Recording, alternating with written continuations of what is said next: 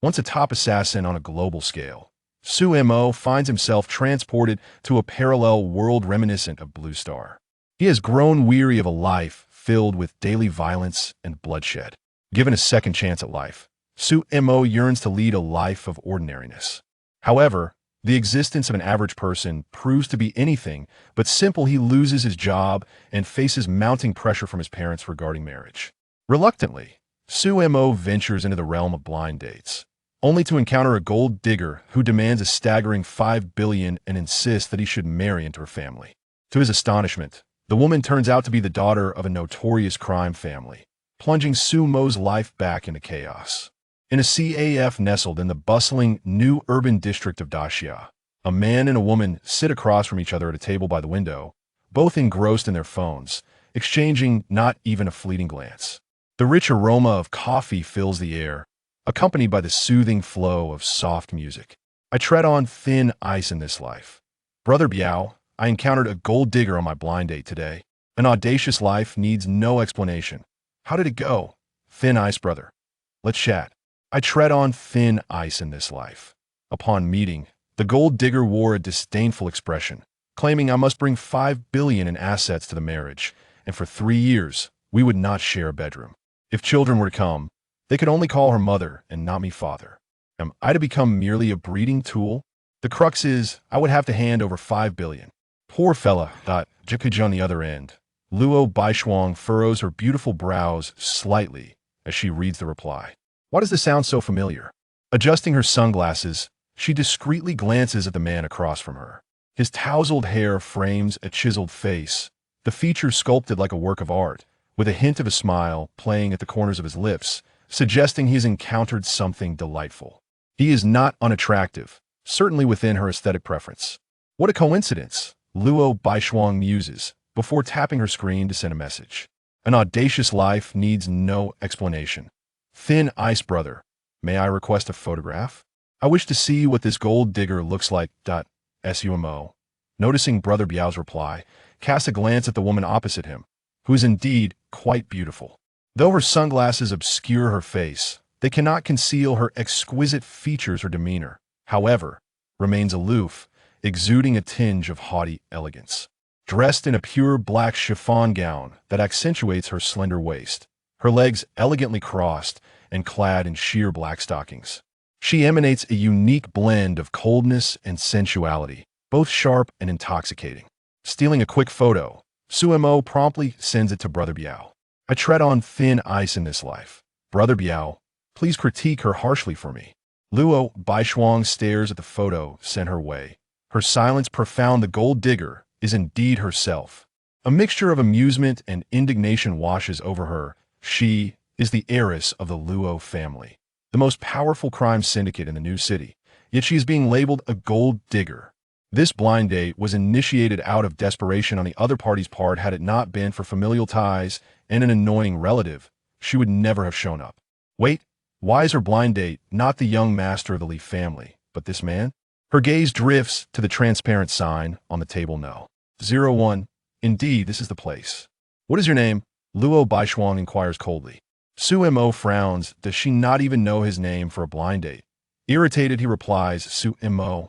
Luo Baishuang nods slightly before returning her attention to her phone. Interesting, she muses. It seems fate has intertwined their paths more than once. They had met in a gaming context, where they exchanged barbs about each other's poor skills, boasting of a future face-off. Luo Baishuang had exaggeratedly claimed that she wielded a watermelon knife, slicing her way from South Street to East Penglai Road without batting an eye. Su Mo, on the other hand, boasted of countless kills, pursued by 3,000 international policemen in helicopters, unfazed and unaware of what a worthy opponent was. As they added each other as friends, their banter continued unabated. At this thought, Luo Baishuang's cheeks flushed slightly. They had always been online acquaintances, yet here they were face to face. This won't do. He knows too many of her secrets. She must find a way to eliminate him. Noticing Brother Biao's delayed response, Su Mo begins to stir his coffee out of boredom. In truth, Su Mo is a time traveler, having dwelled in this parallel world akin to Blue Star for over 20 years. However, his past profession is hardly glorious. he was an international assassin of the highest caliber. How high, you ask? At one point, 3,000 international policemen pursued him with helicopters. He was gunned down on the spot. Don't ask about the outcome, suffice it to say, there were many of them. But then again, who would choose to be an assassin if not compelled by circumstances? Su Mo wishes to forget his past life, now content in a warm and nurturing family. With protective parents and an older brother above and a younger sister to tease below, he feels fulfilled if only his parents would stop pressuring him about blind dates. Recently, he was unceremoniously dismissed from a law firm, and today was supposed to be dedicated to job hunting if he does not secure employment soon. He and his cat will find themselves in dire straits next month. Yet, he must fulfill his mother's request, and since the woman opposite him is a gold digger, he can return home with a satisfactory excuse. "Excuse me, it appears I am at the wrong table." A man clad in a white suit, with striking features, approaches Su Mo and speaks softly. Su Mo pauses, hurriedly checking the message from his mother. No. 10. That he glances at the sign on the table, which reads number 10. After a moment of silence, he silently rotates the sign, facing it toward himself, now reading no. 01. Feeling somewhat embarrassed, Su Mo rises and apologizes to the man. Before leaving, he casts a glance at Luo Baishuang, then pats the shoulder of the suited young man, letting out a long sigh. Alas, what a ridiculous sigh! Luo Baishuang seethes at the sight, her teeth clenched, certain that this scoundrel is concocting stories about her. The suited young man, Lin Nansheng, had received stern instructions from his father prior to this meeting, emphasizing the paramount importance of this blind date for the future of the Li family in the new city. No matter the demands posed by the other party, he must acquiesce, with plans to gradually navigate the situation later.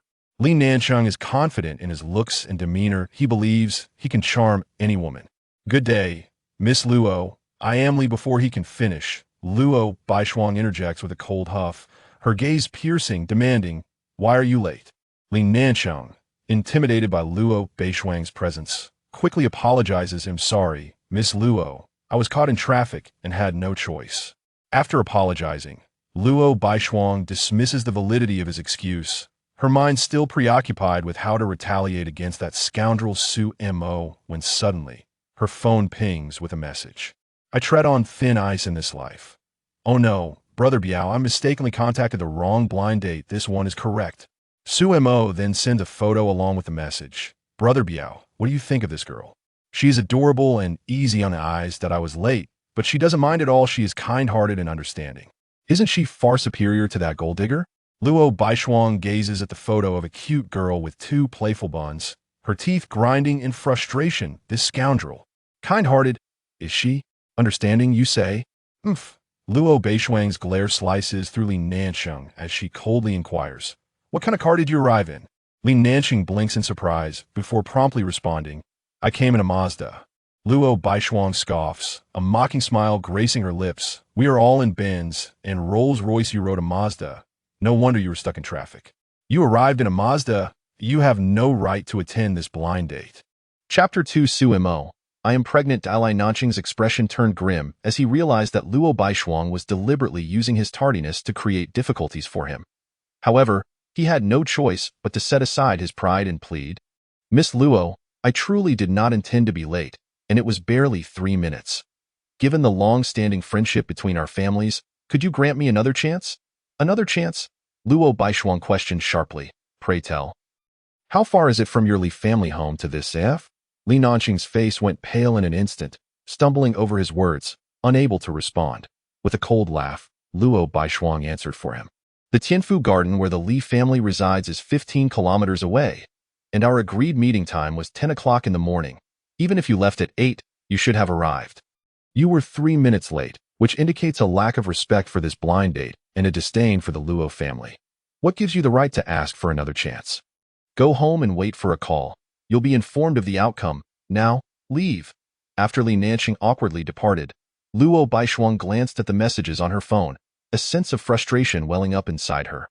After a moment of hesitation, she quietly sat down behind Su Mo's table, pondering for a while before deciding to respond to her own actions. "You mentioned that you mistook the blind date, which implies that the girl's words were not directed at you. Perhaps there is a reason behind it. One should not hastily label others as opportunists. After a considerable wait, Suemo finally replied. And upon reading it, Luo Baishuang nearly lost her composure. Why life feels like walking on thin ice. Brother Biao, you've changed. You used to be so thoughtless. A robust life needs no explanation. Damn. Luo Baishuang gritted her teeth in frustration, pressing her finger on the screen as if she might shatter it. Why life feels like walking on thin ice. This is truly my brother Biao. Speaking bluntly, all right, enough of this. It's all in the past, and I am currently on a blind date. Past? Who allowed you to move on? You still want to pursue this blind date? Luo Baishuang struggled to suppress her urge to throttle Suemo right there. She must resist. She absolutely could not let him discover that she was brother Biao. However, with Luo Baishuang present, did he really think he could succeed in this match? Not a chance. Suemo silenced his phone and tucked it into his pocket. Gazing at the sweet smile of the girl across from him, letting out a side-eye in his most helpless years, he had encountered the 1396th girl he wished to cherish for a lifetime. Miss Lin Kiki, the situation is as follows. The information my mother provided you is somewhat outdated. I am currently not an intern lawyer at the Red Circle due to certain reasons. And I was expelled without obtaining my practicing certificate. I am effectively in a semi-blacklisted state within the industry, rendering me unemployed. I have not disclosed this to my mother as I fear it would cause her worry. If you feel deceived, I sincerely apologize. Please state any requests, and I will do my utmost to fulfill them as a gesture of my regret. Luo Baishuang furrowed her brow, wondering why one would so readily expose their shortcomings at the onset. It was well known that few were honest in the current blind date market. Could it be that this young man was never truly interested in the arrangement? The girl opposite, Lin Kiki, shook her head gently. Her voice tender. It's all right. I'm just glad you came. Lin Kiki's kindness and understanding significantly increased Sumo's fondness for her. Miss Lin Kiki, you need not comfort me. Please feel free to make any requests. Or else I will feel remiss. Lin Kiki hesitated briefly before smiling sweetly. Then I shall call you Suemo, and you can call me Kiki. Does that sound good? This girl truly has a good heart. Suemo couldn't help but smile. Luo Baishuang clicked her tongue. This rascal Suemo was undoubtedly falling for her. With a grin, Suemo nodded. All right, I shall address you as Kiki from now on. Kiki, you are a wonderful girl, but my current situation is that, having left law, I possess no other talents. For the foreseeable future, I may not secure a decent job, earning merely 2,000 to 3,000 a month, making it difficult to support myself.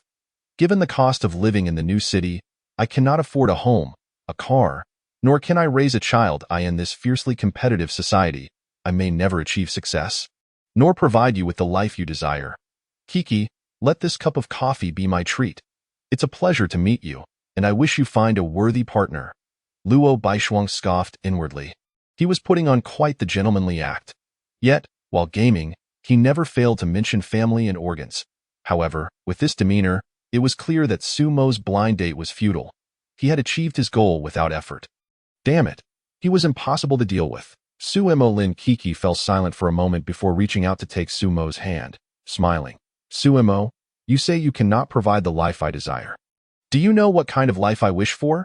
For me, being able to live a stable life with someone I love is already a great happiness. If 2,000 to 3,000 a month makes it difficult to settle here, then we shall move to a smaller city. If we cannot afford a home, we will rent. If we cannot buy a car, we will take public transport. When we are capable of providing a stable home for our child, we can then choose to bring them into this world. Perhaps our lives may not be glamorous, and there will be no romantic flowers in our daily lives. We shall bicker, argue, and worry about the trivialities of life. Yet, in the midst of this ordinariness and noise, we will find a happiness that belongs solely to us. Not everyone must achieve greatness. As long as we are together, even the smallest loaf of bread can fill our stomachs. Both Suemo and Luo Baishuang were left speechless, wondering if they had fallen under some enchantment. They instinctively pinched their thighs, feeling the pain. Impossible. Absolutely impossible. How could such a wonderful girl exist in this world? It must be a trick. I refuse to believe it. As a former assassin, Sumo's instincts told him that something was amiss, that it was unreasonable. Indeed, to a great extent. The other party was simply too perfect. There was never such kindness without a reason. Although they had just met, what was the purpose behind her words? What could she possibly gain from him? Luo Baishuang furrowed her brow, to be honest. Even she felt compelled to kick Su Mo to the curb after hearing those words. Who could resist such a splendid girl? Even if Su Mo's initial intention was to reject the blind date. Faced with such a girl, even a hardened heart could be softened. Could it be that the moment for my entrance has finally arrived? Hee. Luo Baishuang smirked, her eyes narrowing slightly, a cunning smile akin to a little fox plotting mischief. You wish to succeed in your blind date? In your dreams. She stood up and gracefully approached the two. Sumo sensed someone drawing near and instinctively turned to look, his brows knitting together in confusion. What was she doing here? Luo Baishuang gently caressed her abdomen with her right hand. A look of grievance on her face, her lips pursed into a delicate smile. Sumo, I am pregnant.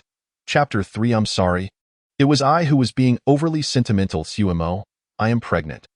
Those 6 short words detonated like a bomb in Sumo's mind, leaving him dazed and blank. For a moment, the air around the three of them seemed to freeze. Sumo opened his mouth, attempting to defend himself, but inexplicably blurted out, "What does your pregnancy have to do with me?" The moment the words left his lips, Sumo realized the gravity of his statement. Was this not the quintessential remark of a scoundrel before the matter was clarified? Stealing a glance at Lin Kiki, he noticed a fleeting look of disgust cross her face, quickly replaced by a mask of innocent bewilderment. These two women exuded an air of peculiarity. Upon hearing Sumo's words, Luo Baishuang stifled a laugh internally, though her expression grew increasingly aggrieved, tears welling in her eyes as her voice trembled. Yes.It has nothing to do with you. I'm sorry, Sumo. It was I who was being overly sentimental. Perhaps this child should not have come into this world. Baby, it's mommy's fault for being useless and not being able to keep daddy. Bah, scoundrel! The girl sitting nearby erupted with indignation, splattering her coffee onto Sumo, while the boy beside her hastily restrained her, apologizing profusely. Sumo was at his wits' end, bewildered at the absurdity of it all. What had he done to deserve this? Seeing this, Lin Kiki produced a tissue and handed it to Sumo, her tone filled with concern. Are you all right? After receiving the tissue, Sumo stared blankly for a moment. Observing the girl's outrage alongside Lin Kiki's kindness, feeling even more muted in this situation, why would Lin Kiki still concern herself with him? This was too much. Something was off with both women. Seizing the opportunity before the situation escalated, he needed to remove this slanderous individual. Kiki, I need to address some matters. I apologize. Having said that, Sumo grasped Luo Baishuang's wrist, gritting his teeth with anger. Let us go. We need to talk privately, mother of the child. Luo Baishuang noticed the warning in Sumo's eyes, her lips curling into a smile, a glimmer of amusement in her gaze. All right, dear father of the child. Outside the CAF, in a red Mazda sports car, Li Nanqing wore a sullen expression, feeling dejected. His late departure was a consequence of a night spent frivolously with a woman. However, the true weight of his concern lay in the fact that his blind date was with Luo Baishuang, a member of the notorious Luo family known for their ruthless reputation in the underworld.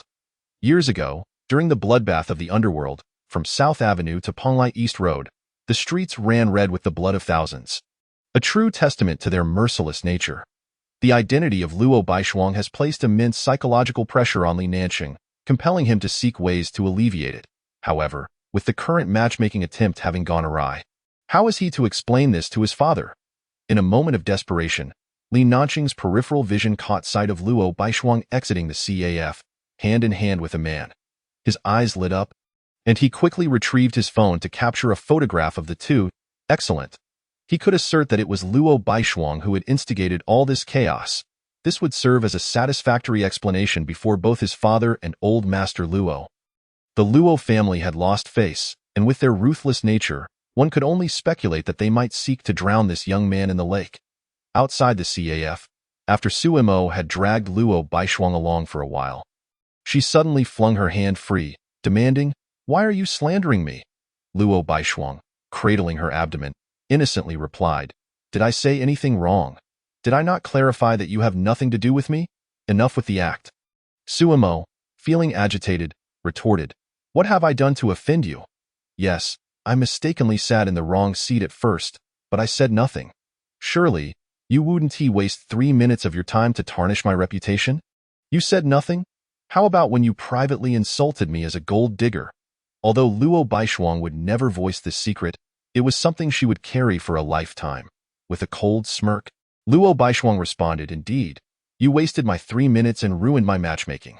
Thus, don't expect to fare any better." Su Mo gasped in shock, "Your matchmaking failure is not my fault. What man would agree to your twisted conditions?" "Never mind. It's pointless to reason with a woman like you." She waved her hand in exasperation, sighing, "I understand. I was wrong, fine. Now that both our matchmaking attempts have flopped, we're even. Let us each return to our respective homes and mothers." "Okay." Luo Baishuang crossed her arms, contemplating for a moment, her anger subsiding. Losing such a wonderful girl must have left him feeling utterly miserable. How delightful buzzing. Su Mo's phone vibrated. It was her mother, Jiang Jingyun. Calling, "Son, how did it go? That girl seems nice, right?" After a brief silence, Su Mo replied, "Mom, did you perhaps stumble upon some shady matchmaking website and pay a fee?" Cough. "No. Was the girl not good?" Jiang Jingyun's voice sounded somewhat awkward on the other end. Detecting something amiss, Su Mo pressed, "How much did you pay?" The introducer mentioned that there was a girl with exceptional conditions. Many parents were vying for her information. Since your profile seemed good, they introduced you first. Charging only a small fee, just 100. Sumo questioned again. "That's not right. How much was it really?" 1,000. "That's still wrong. Just 1,000. I'm your mother. If you keep prattling on, when you get home, I'll deal with you." After receiving her mother's forceful response, Sumo helplessly said, "Mom, is my brother nearby? Please hand the phone to him. I need to talk to him." After explaining the situation to her brother, Su Ming, while omitting certain details, Sumo voiced her suspicion, "Big brother, it seems that Lin Ku is a scammer masquerading as a matchmaker. Not only do they collect a fee online, but they also send people to maintain the relationship offline to prevent exposure. If they encounter an inexperienced young man, they manipulate him with sweet words and emotional control to spend money. It's a classic pig butchering scam." On the other end, Su Ming responded, "I'll clarify the situation with Mom and try to recover the losses." "All right, big brother, please persuade Mom not to constantly seek matches for me. I'm hanging up now." Beep, beep, beep. Sumo ended the call, exhaling deeply. Feeling that the situation had been satisfactorily resolved, she anticipated a considerable reprieve from her mother's matchmaking pressures. Today, she would first return home to take a shower and then browse online for job opportunities. As she turned, she noticed Luo Baishuang glaring at her with fury. Sumo disdainfully remarked, "You haven't left yet? How infuriating." This scoundrel must have known all along that the other party was a scammer, which only meant she had made a fool of herself at her own expense. It was absurd. How could there be such a perfect girl in this world? Old grievances lingered while new animosities brewed. Luo Baishuang ground her teeth, her expression one of utter loathing directed at Sumo. Ignoring her, Sumo walked past Luo Baishuang and headed straight for the exit. Luo Baishuang followed closely behind, her heated gaze nearly piercing the back of Sumo's neck. Walking ahead, Sumo took out her phone and began typing. "My life feels like walking on thin ice. Biao Gu, what should I do? That gold digger has now transformed into a love-struck stalker following me. Should I lose my dignity? Please bear witness that I did try to resist." Wo.jpg. A life of bravado requires no explanation. Chapter 4. There's a pervert. Seeing the message from Sumo, Luo Baishuang nearly choked in disbelief. This scoundrel was fabricating stories about her again. Her fists clenched tightly, she was tempted to rush over and give this person a good beating. Yet, she decided to bide her time, observing where this person lived so she could plan a few rounds of retribution with her friends later on. The two walked in this manner for quite some time. With Luo Baishuang wearing high heels, her ankles began to ache. Was this scoundrel intentionally taking a longer route? Sumo, however, was not taking the scenic route. The distance to her rented room was simply this far, and she had no intention of shaking Luo Baishuang off. If she wished to follow, so be it. The road wasn't solely hers. After a while, Sumo finally arrived at the door of her rented room. Just as she unlocked the door, a figure suddenly darted inside, shedding her high heels and collapsing onto the bed. Luo Baishuang lay on the bed, letting out a deep sigh of relief, then began to massage her aching ankles, nearly ruining her feet. Sumo frowned, scolding, "You're trespassing. Get out." Luo Baishuang surveyed her surroundings and chuckled lightly. "Trespassing? This place is smaller than my family's bathroom, and you call it a home? Su Mo's rented room was merely a dozen square meters, consisting of a table, bed, wardrobe, and a tiny bathroom. This was all there was. Meow! Lying on the bed, Luo Baishuang suddenly perked up, turning towards the source of the sound. A small cat with a mix of yellow and brown fur was curiously gazing at her. Luo Baishuang casually picked it up and cradled it in her arms. You have a cat? That's my home. Can you not be so familiar? Put the cat down, Su Mo exclaimed in frustration, regretting not having shaken her off earlier. She anticipated this person to lack any sense of boundaries. After all, she was a girl, yet here she was, barging into a stranger man's home. Was she insane? What's the cat's name? Luo Baishuang inquired, rubbing the cat's paws. Faced with Luo Baishuang's brazen behavior, Su Mo replied helplessly, a cat is just a cat. It doesn't have a name. Luo Baishuang frowned slightly. How can one have a cat and not name it? Let us call it Xiaochun. Meow! The cat, annoyed by the rubbing, protested. Luo Baishuang held up the cat's paw, showcasing it to Su Mo. Look, Xiaochun agrees. Su Mo felt a strange sensation. It was as if this person treated her like an old acquaintance, completely disregarding her as a stranger. This place is surprisingly tidy and odor-free. Are you a feminine guy or a gay? Which one are you? Luo Baishuang teased as Su Mo shot her a glance, but chose not to engage. Having been splashed with coffee by a girl at the CAF, she felt sticky and uncomfortable. I'm going to take a shower. You need to leave. Luo Baishuang, still toying with the cat, scoffed. Go ahead. Why would a big man fear exposure? I'm the one who fears needles. You little rogue. Su Mo muttered under her breath, worried that this person might cause trouble in her absence.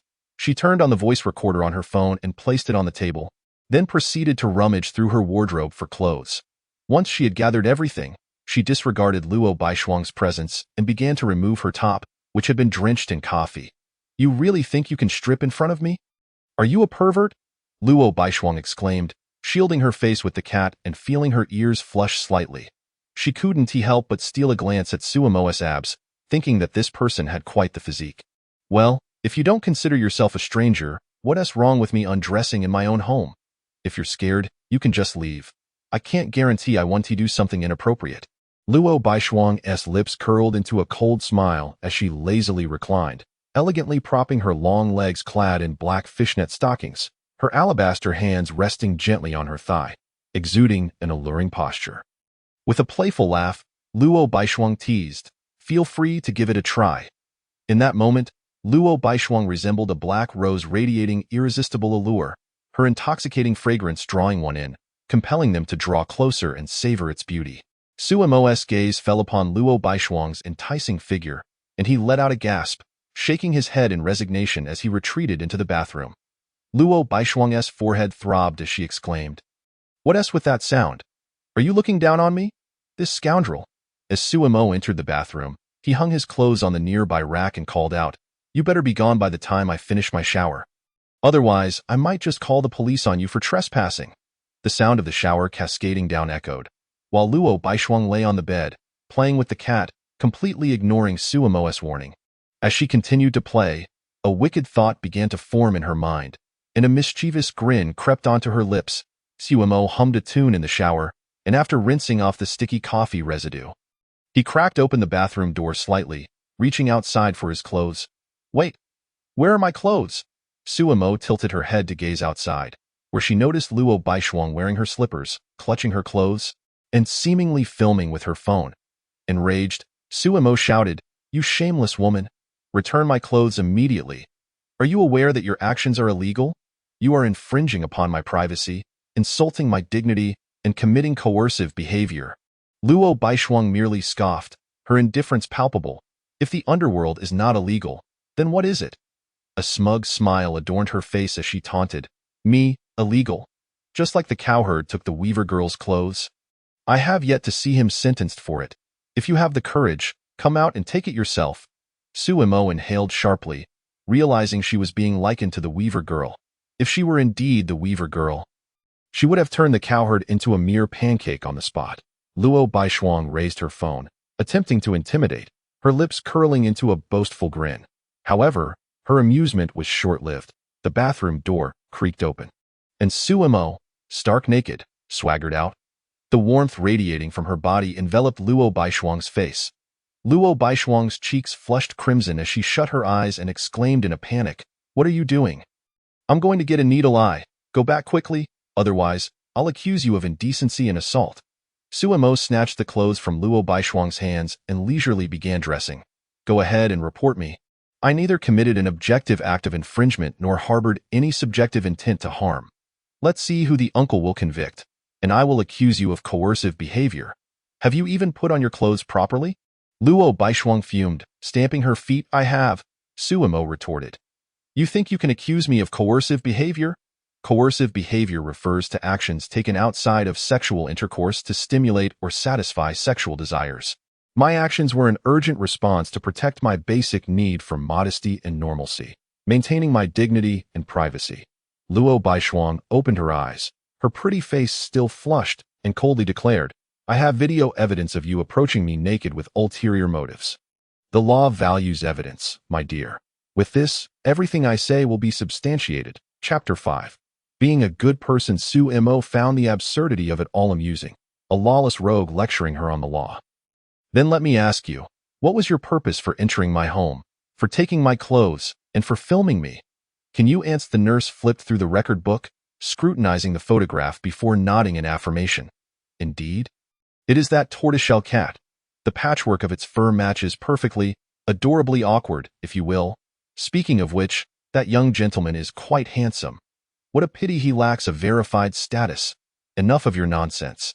The female doctor shot the nurse a disapproving glance. Beside them, Luo Baishuang was momentarily taken aback and curiously inquired, "Could you elaborate on Xiao Chun's specific condition?" The female doctor nodded, taking the record from the nurse and displaying it to Luo Baishuang. "A month ago, Mr. you brought Xiao Chun in.at that time. It was estimated that Xiao Chun had not eaten for over 10 days, and it was truly on the brink of death. Prolonged starvation led to dehydration, gastric ulcers, renal and hepatic failure, among other ailments, which made our treatment quite challenging. We estimated the treatment costs for Mr. to be around 10,000 at the very least, with no guarantee of survival. Our recommendation at the time was euthanasia. To be blunt, tortoiseshell cats like Xiao Chun, with their mixed fur patterns, are quite common on the streets and hardly worth the trouble. Yet, Mr. Su insisted on treatment, seemingly borrowing 5,000 over the phone to cover the expenses. Fortunately, Xiao Chun has shown remarkable resilience and pulled through. By the way, are you that Mr. Su's girlfriend?" Luo Baishuang was taken aback for a moment and quickly denied. "Who is that man's girlfriend? He's a grumpy and stubborn fellow, destined to remain single for life. Is that so?" The female doctor squinted her eyes, assuming the two were a couple who had just had a spat. While examining Xiao Chun, she remarked, "Though tortoiseshell cats may appear scruffy and fierce due to their mixed coloration, their temperament is genuinely gentle, making them one of the most approachable types of cats. Much like some individuals who seem cold and harsh at first glance, yet harbor an inner softness that they struggle to express." Luo Baishuang listened quietly, aware that the doctor was alluding to her without contradiction. She recalled how this man had mentioned during their blind date that he had lost his job, and perhaps he had thought he couldn't provide for the cat, intentionally leaving it to her care. Why couldn't he communicate properly? If he had simply asked, she wouldn't he have been opposed to helping.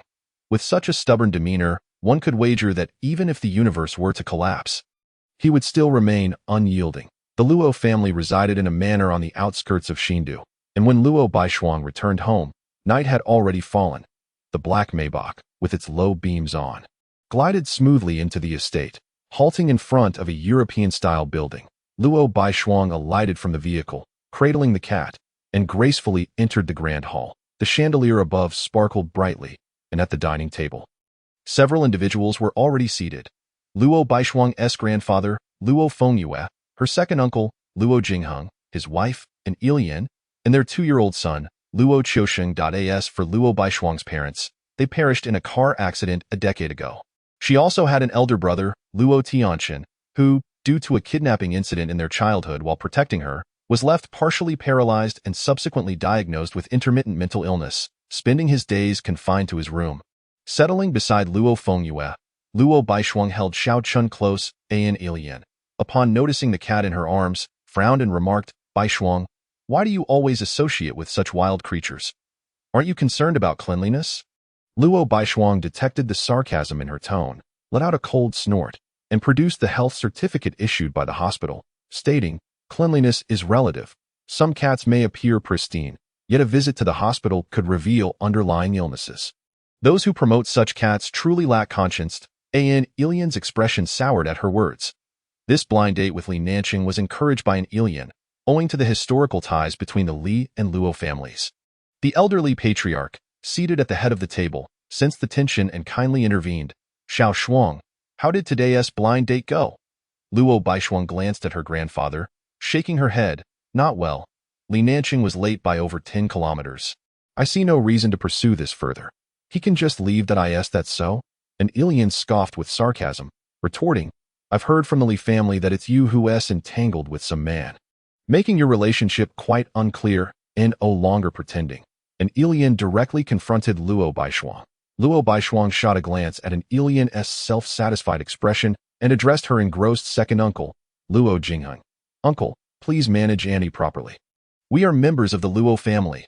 Some matters can be discussed privately without letting outsiders overhear." Luo Jingheng set down his chopsticks, sighed heavily, and said to an Ilian, "You should return to your room. I'll have the maid serve dinner for you." An Ilian's expression shifted, and she sprang to her feet, exclaiming, "Luo Jingheng, I am your wife. It is she who is in the wrong, entangled with other men.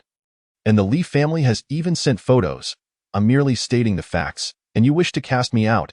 After the mask was torn off, the atmosphere turned sour, and even little Luo Choshing began to cry. Luo Jingheng stood up, his gaze icy as he fixed an Ilian with a stare, raising his arm. Smack. A resounding slap landed, and an Ilian clutched her reddened cheek, her eyes wide with disbelief. "Luo Jingheng, how dare you strike me for the sake of a niece? You hit your own wife." Facing the man's calm, unyielding expression, an Ilian swallowed the words divorce.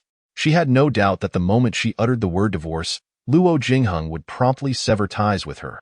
An Ilian couldn't comprehend why, after 5 or 6 years of marriage, she had never witnessed this side of him. He had always been docile and compliant, particularly attentive to her wishes.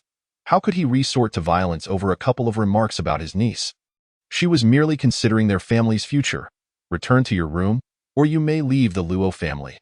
Luo Jingheng issued his final ultimatum, then resumed his meal. An Ilian, with tears welling in her eyes, bit her lip in indignation and exited the dining area, cradling the wailing Luo Choshing. After her departure, Luo Baishuang quietly apologized. "I'm sorry, uncle." Luo Jingheng shook his head, acknowledging that her interference had indeed been excessive. "And a lesson would do her good. We are the Luo family. When she truly regards herself as one of us, she will understand my stance. Better to contend with a fierce tiger than to quarrel with a pack of wolves." This was how the underworld forces of Xindu characterized the Luo family. Family unity was the foundation of the Luo family's standing in Xindu. Members could compete but must never harm or insult one another. Thus, Luo Baishuang felt no concern for repercussions.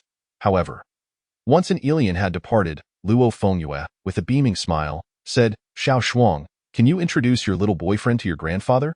Chapter 7. I am not in a relationship with him. Luo Baishuang's expression was one of resignation.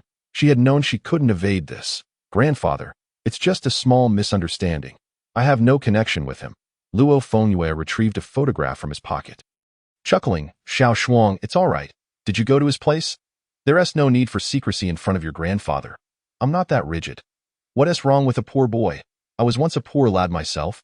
Your grandmother chose me and refused to marry anyone else. I've seen the photo. This lad is half as handsome as I was in my youth. No wonder you're drawn to him. Bringing him home as a decorative piece wouldn't be a bad idea."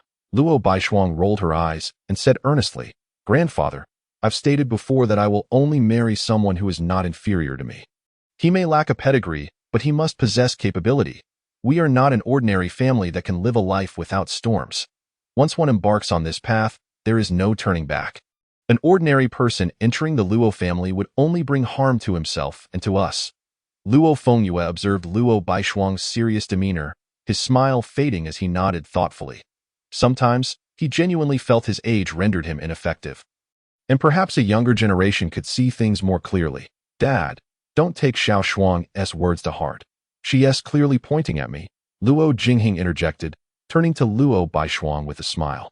"Your second aunt is an ordinary person, easily swayed by others. Our love is sufficient in marriage. What matters is weathering storms together, not calculating interests. Hearing Luo Jingheng's romantic notions, Luo Fengyue burst into laughter. Jingheng understands me well. Xiao Shuang, take your uncle's advice. Overthinking can lead to baldness. Haha. Listening to her grandfather's contradictory statements, Luo Baishuang could only smile helplessly. Luo Fengyue continued, Xiao Shuang, when you have the opportunity, invite him over for dinner. We can all enjoy a meal together. Grandfather, I've told you countless times, I have no relationship with him. I'm not discussing this with you any longer. I'm quite fed up, Luo Baishuang exclaimed in exasperation. Leaving with Xiao Chun in her arms, who has a romantic connection with that guy. After Luo Fengyue instructed the maid to bring the meals over, only he and Luo Jingheng remained in the hall. Luo Fengyue sighed, I truly feel like a failure as a parent. If Jingqing and his wife were here, Xiao Shuang might have more freedom. Although Xiao Shuang's thoughts are somewhat extreme, her concern for the family is commendable. After offering some words of comfort, Luo Jingheng continued, should I investigate that young man's background? Luo Fengyue gazed at the photograph of Luo Baishuang's smiling face and replied, no need. Let them develop freely for now. Sometimes, happiness outweighs everything else. And there's one more thing. Dad. Luo Jingheng's countenance was grave as he spoke in a low voice. Ever since Mayor Jiang fell ill and withdrew from his duties, certain individuals have begun to stir restlessly. Upon hearing the name Jiang, the elder's expression shifted through a spectrum of emotions, hatred, fear, nostalgia, before ultimately dissolving into a long, resigned sigh. Are we to endure yet another round of bone-deep cleansing? He lamented. The Luo family truly cannot bear the weight of his blade any longer. Meanwhile, Luo Baishuang arrived at the door of a room and knocked twice. I asked that you, Baishuang? Came a muffled yet gentle male voice from within. Luo Baishuang nodded, softly replying, yes, brother, may I come in? I apologize, Baishuang, he responded, but I wish to rest. If there is anything you need, you can speak with your brother. Luo Baishuang stood outside the door for a considerable time before finally speaking. Nothing, brother.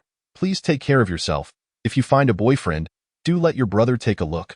I will keep an eye on him for you, he teased. Luo Baishuang's body stiffened, and she retorted indignantly, did grandfather or uncle say something to you? Ha ha. Luo Baishuang stomped her foot in frustration and departed, pondering why everyone seemed eager to associate her with romantic entanglements. Was there truly no room for pure friendship between men and women? Inside, a pale, somewhat sickly young man stood straight by the window, gazing at a photograph of Luo Baishuang beaming with joy. His lips pressed together, a gentle smile gracing his features, before he could eliminate Jiang Tianzheng. He needed to ensure everything was arranged for his younger sister.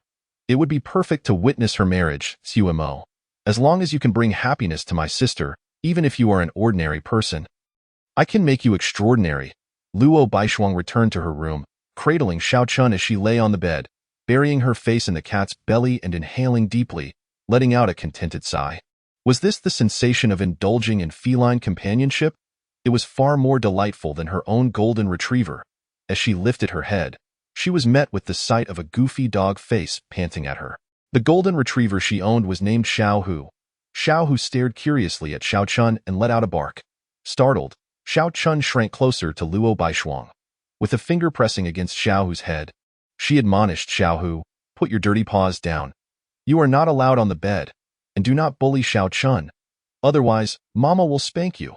Xiao Hu looked reproachfully at Xiao Chun, as if to question why it could not lie on the bed. Reluctantly, he lowered his paws and curled up dejectedly in his corner. Buzz, Luo Baishuang retrieved her phone, noticing a message from that scoundrel, why life feels like walking on thin ice. Brother Biao. Brother Biao, let us log in. What nonsense. The mere sight of this brat infuriates me. It's one thing for Sumo to be angry with me, but why do my family members insist on pushing our relationship towards romance? Am I that desperate to marry? No, I must find a reason to berate this scoundrel. A bold life requires no explanation. Not in the mood, not logging in. My life feels like walking on thin ice. Then I will log in. A bold life requires no explanation. You are not allowed to log in. If I am not logging in, you are not allowed to play. My life feels like walking on thin ice. Brother Biao, your temper today resembles that of a gold digger I encountered earlier. Upon reading the message, Luo Baishuang's heart raced. a flutter of anxiety coursing through her. Surely she would not be recognized? Impossible. She had filled out her gaming profile as male and had never spoken on the mic. There was no way to be identified. And this guy had the audacity to call her a gold digger. It infuriated her. A bold life requires no explanation. What are you talking about? A true man has a temper. And didn't we agree not to casually label others as gold diggers? Men who lack respect for women are nothing but lowlifes. I, Biao, disdain to associate with them. My life feels like walking on thin ice. Okay. I also declare my severance from lowlifes and revoke their male identity. Is that satisfactory? A slight smile tugged at the corners of Luo Baishuang's mouth as she contemplated the events of the day before typing. I just viewed the photos, and while the second girl is indeed lovely, her performance seems rather exaggerated. Her inner self is undoubtedly not as innocent as she appears. My life feels like walking on thin ice. Impressive.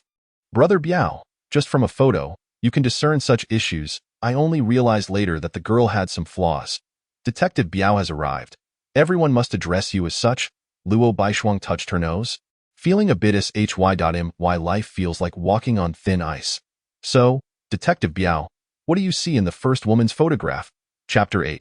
Remember to be cautious when walking on the night road tomorrow. Luo Baishuang stared at Sumo's question, hesitating for a long time, unsure how to praise herself subtly. Forget it. Beauty is a gift I cannot forsake. What's wrong with praising myself a little more? A bold life requires no explanation. The girl in the first photo gives me the impression of being stunning.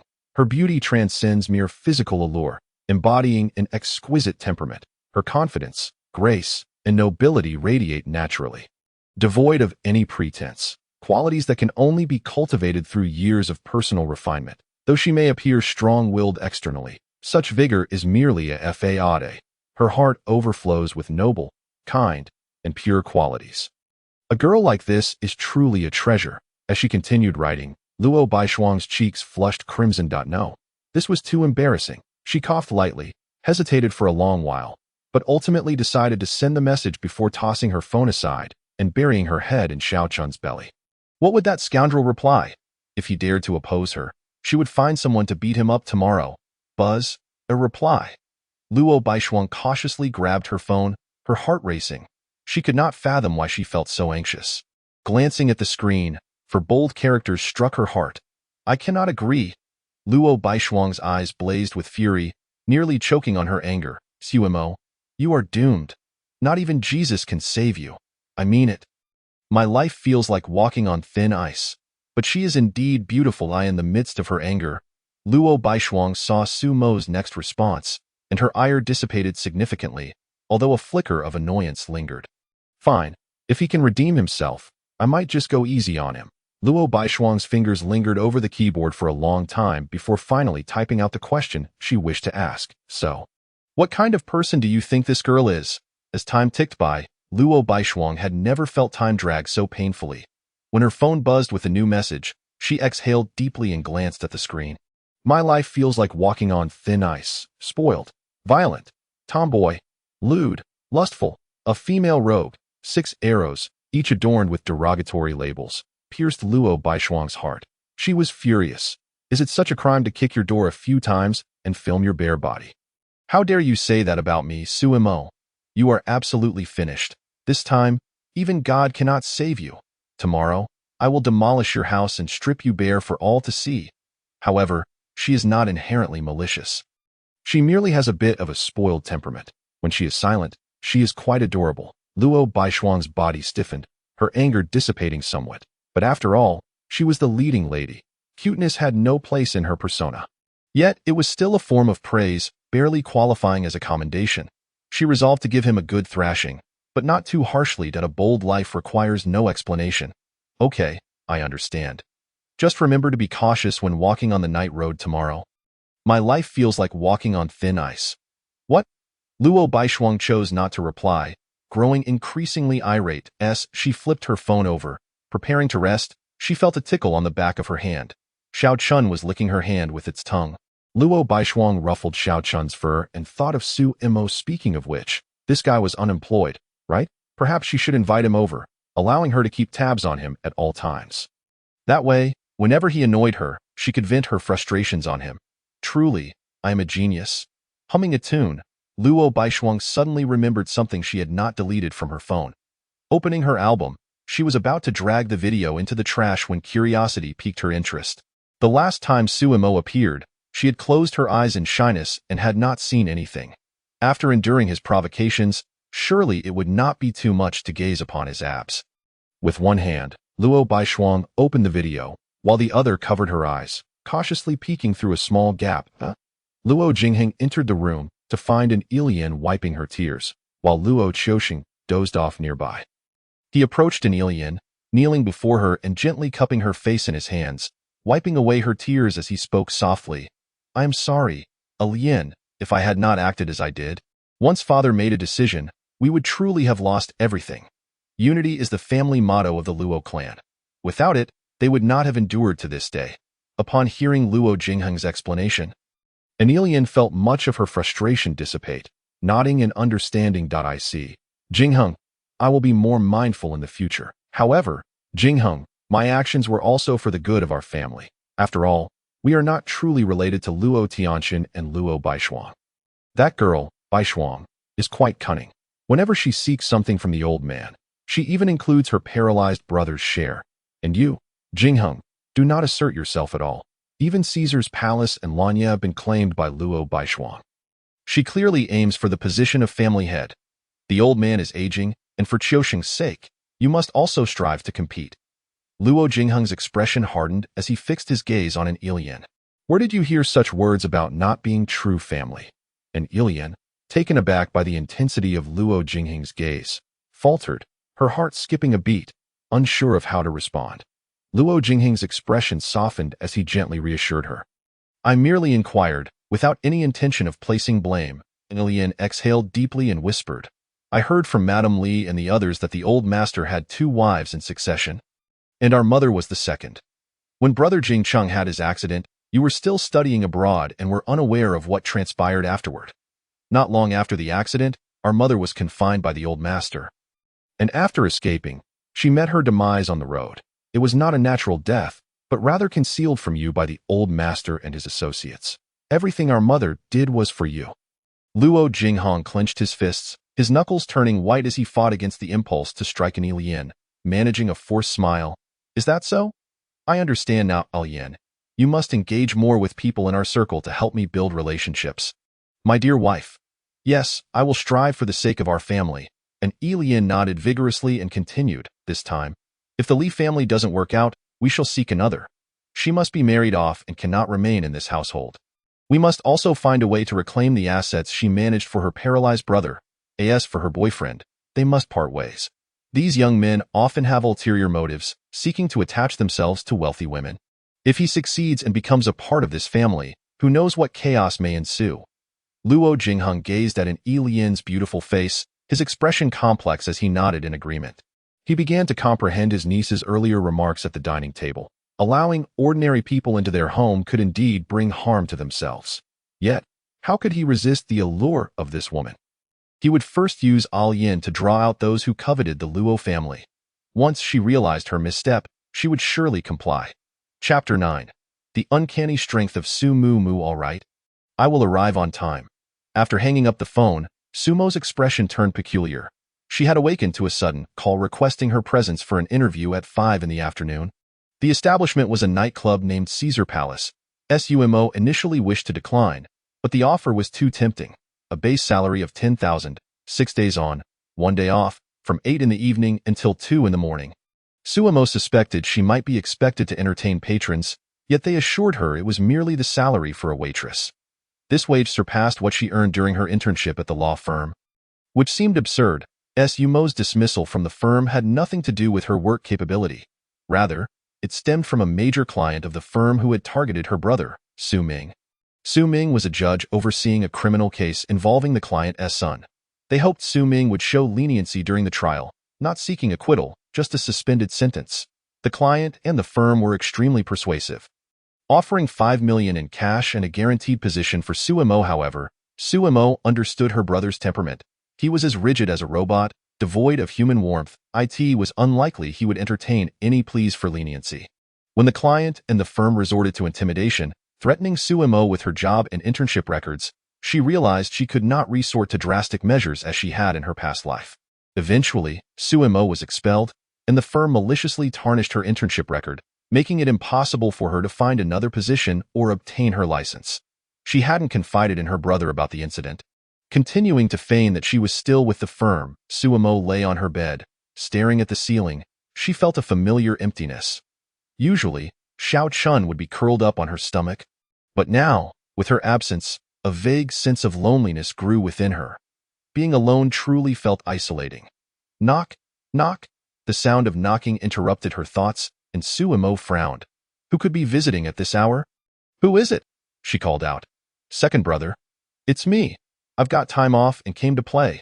Quickly bring your cat out. Upon hearing that familiar voice, Sumo's lips twitched. It was her younger sister, Sumu.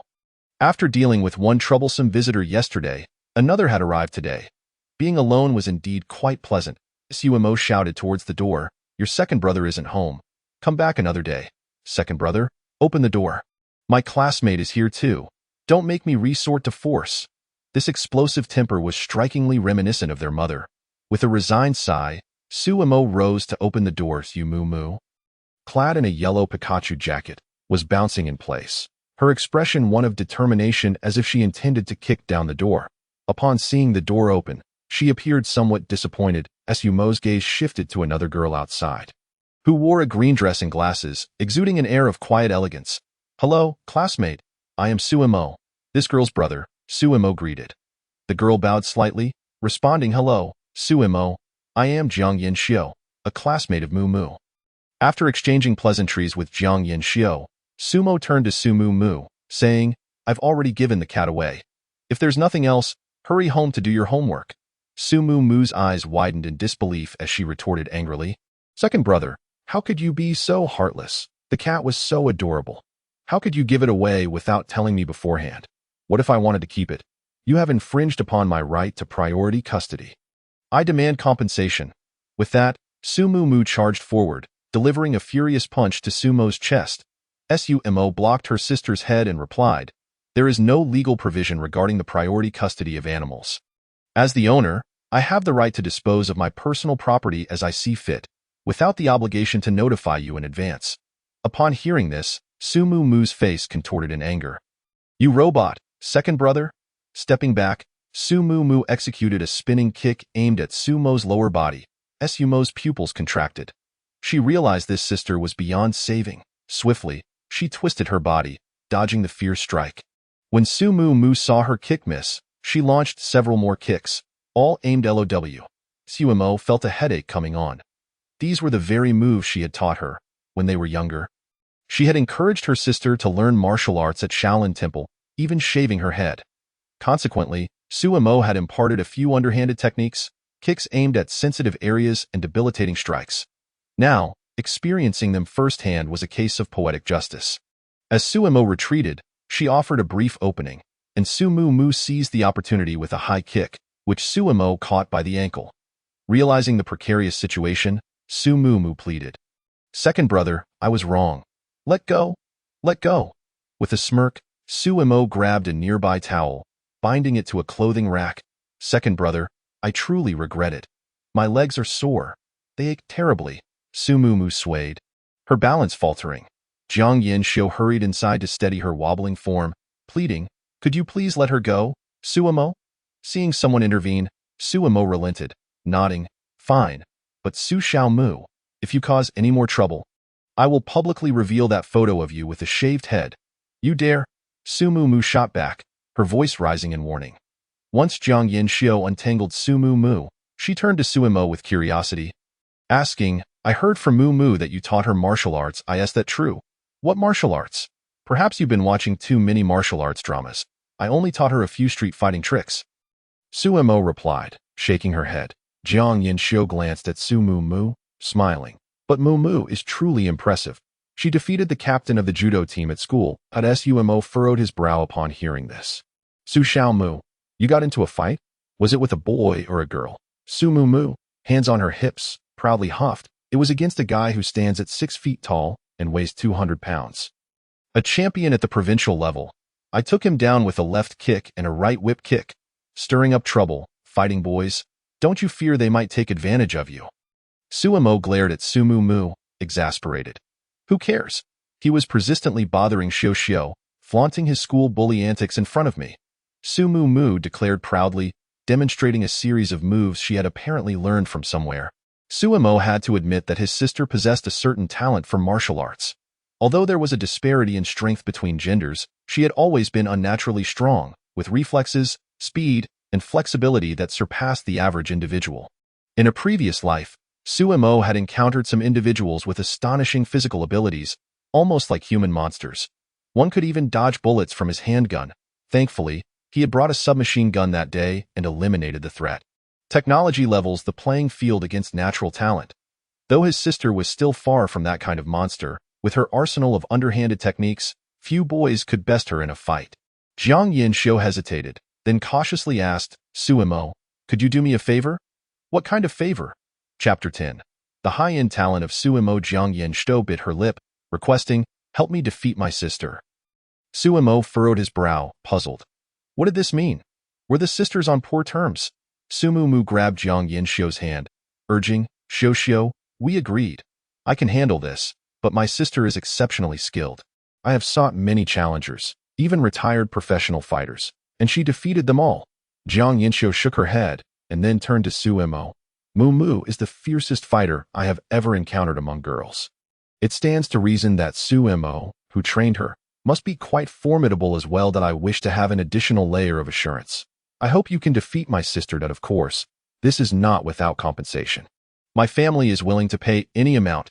If even a professional fighter cannot prevail against her, then I certainly stand no chance. Suemo shook her head in refusal, asking, moreover, what is the reason behind your desire to defeat your sister? Is your relationship strained, or does she bully you? Jiang Yanxiu's brows knitted in contemplation as she shook her head and replied, neither. Actually, my sister went missing when I was quite young, around 7 or 8 years old. Our family searched for a long time, and we only found her last year. She has been wandering for years and has refused to acknowledge us. Yet, she has set up a challenge, stating that whoever can defeat her may request one favor from her. Suemo frowned deeply, pondering the rationale behind her sister's behavior. After years of hardship and deprivation, one would think she would seek solace in a loving family, especially when it was not a case of abandonment. It seemed illogical to refuse such warmth. Suemo, not being a party to the events, found it difficult to judge, suspecting that Jiang Yanxiu might be concealing certain truths. During her time as a trainee lawyer, she had encountered many cases where the relatives of the involved parties omitted crucial details. Jiang Yanxiu's sister's situation could be categorized as a family dispute, which often obscured the true circumstances. Defeating her sister would hardly resolve familial tensions, even if one were to succeed. An encounter with cold expressions would merely lead to mutual disdain. Observing Jiang Yanxiu's earnest expression, Suemo offered a word of advice. Do you know how your sister went missing all those years ago? Jiang Yanxiu shook her head. I don't know. I was too young. Suemo was uncertain whether Jiang Yanxiu truly lacked knowledge or was pretending ignorance. Having provided her counsel, she felt she had done her part. Suemo shook her head, saying, I apologize, but I truly cannot fight. And you, Su Xiaomu, are not allowed to engage in any fights either. Otherwise, I will inform our elder brother. Su Xiaomu scoffed dismissively. If you're scared, just say so. Standing up for one's sister is my principle. Even if our elder brother were to come, I wouldn't be afraid. Hey, elder brother. Oh no. Second brother. Stop. Su Xiaomu rushed over, seizing Sumo's phone to prevent her from making the call. The phone rang with Su Ming's steady voice. Xiaomo, what's the matter? Nothing, elder brother. I'm just playing with second brother. I'm calling to check in. Seizing the opportunity, Su Xiaomu hastily pressed the hang-up button and then indignantly declared, Second brother, you truly have no shame, always reporting me. Are you still going or not? Suemo threatened. Su Xiaomu glanced at the dejected Jiang Yanxiu and gritted her teeth. I am going. This is for my sister's family. You can call elder brother. From now on, I will no longer recognize you as my second brother. This spirited little girl was rather loyal, and Suemo sighed before addressing Jiang Yanxiu. When do you plan to challenge her? I would like to come and witness it. We plan to challenge her next week. By the way, what is your sister's name? Jiang Yanxiu hesitated for a moment before replying. My sister is named Jiang Suzhen. People around her have even given her a nickname. The Bridge Hole Princess, Su Xiaomu, was quite heartless. Upon discovering that there were no cats at Sumo's home, she refused to stay and play. However, Sumo was equally uninterested in entertaining her and called a taxi to send her on her way. Second brother, who did you give the cat to? Can we bring it back, please? Su Xiaomu lamented from the car. Still preoccupied with thoughts of the cat had already found a new home. There was no use dwelling on it.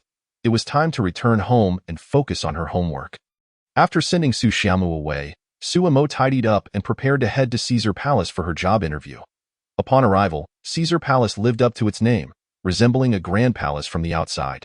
The main structure was vast, with intricately carved Roman columns supporting the entrance, and the golden revolving door stood out against the cooler tones of the exterior, exuding an air of opulence.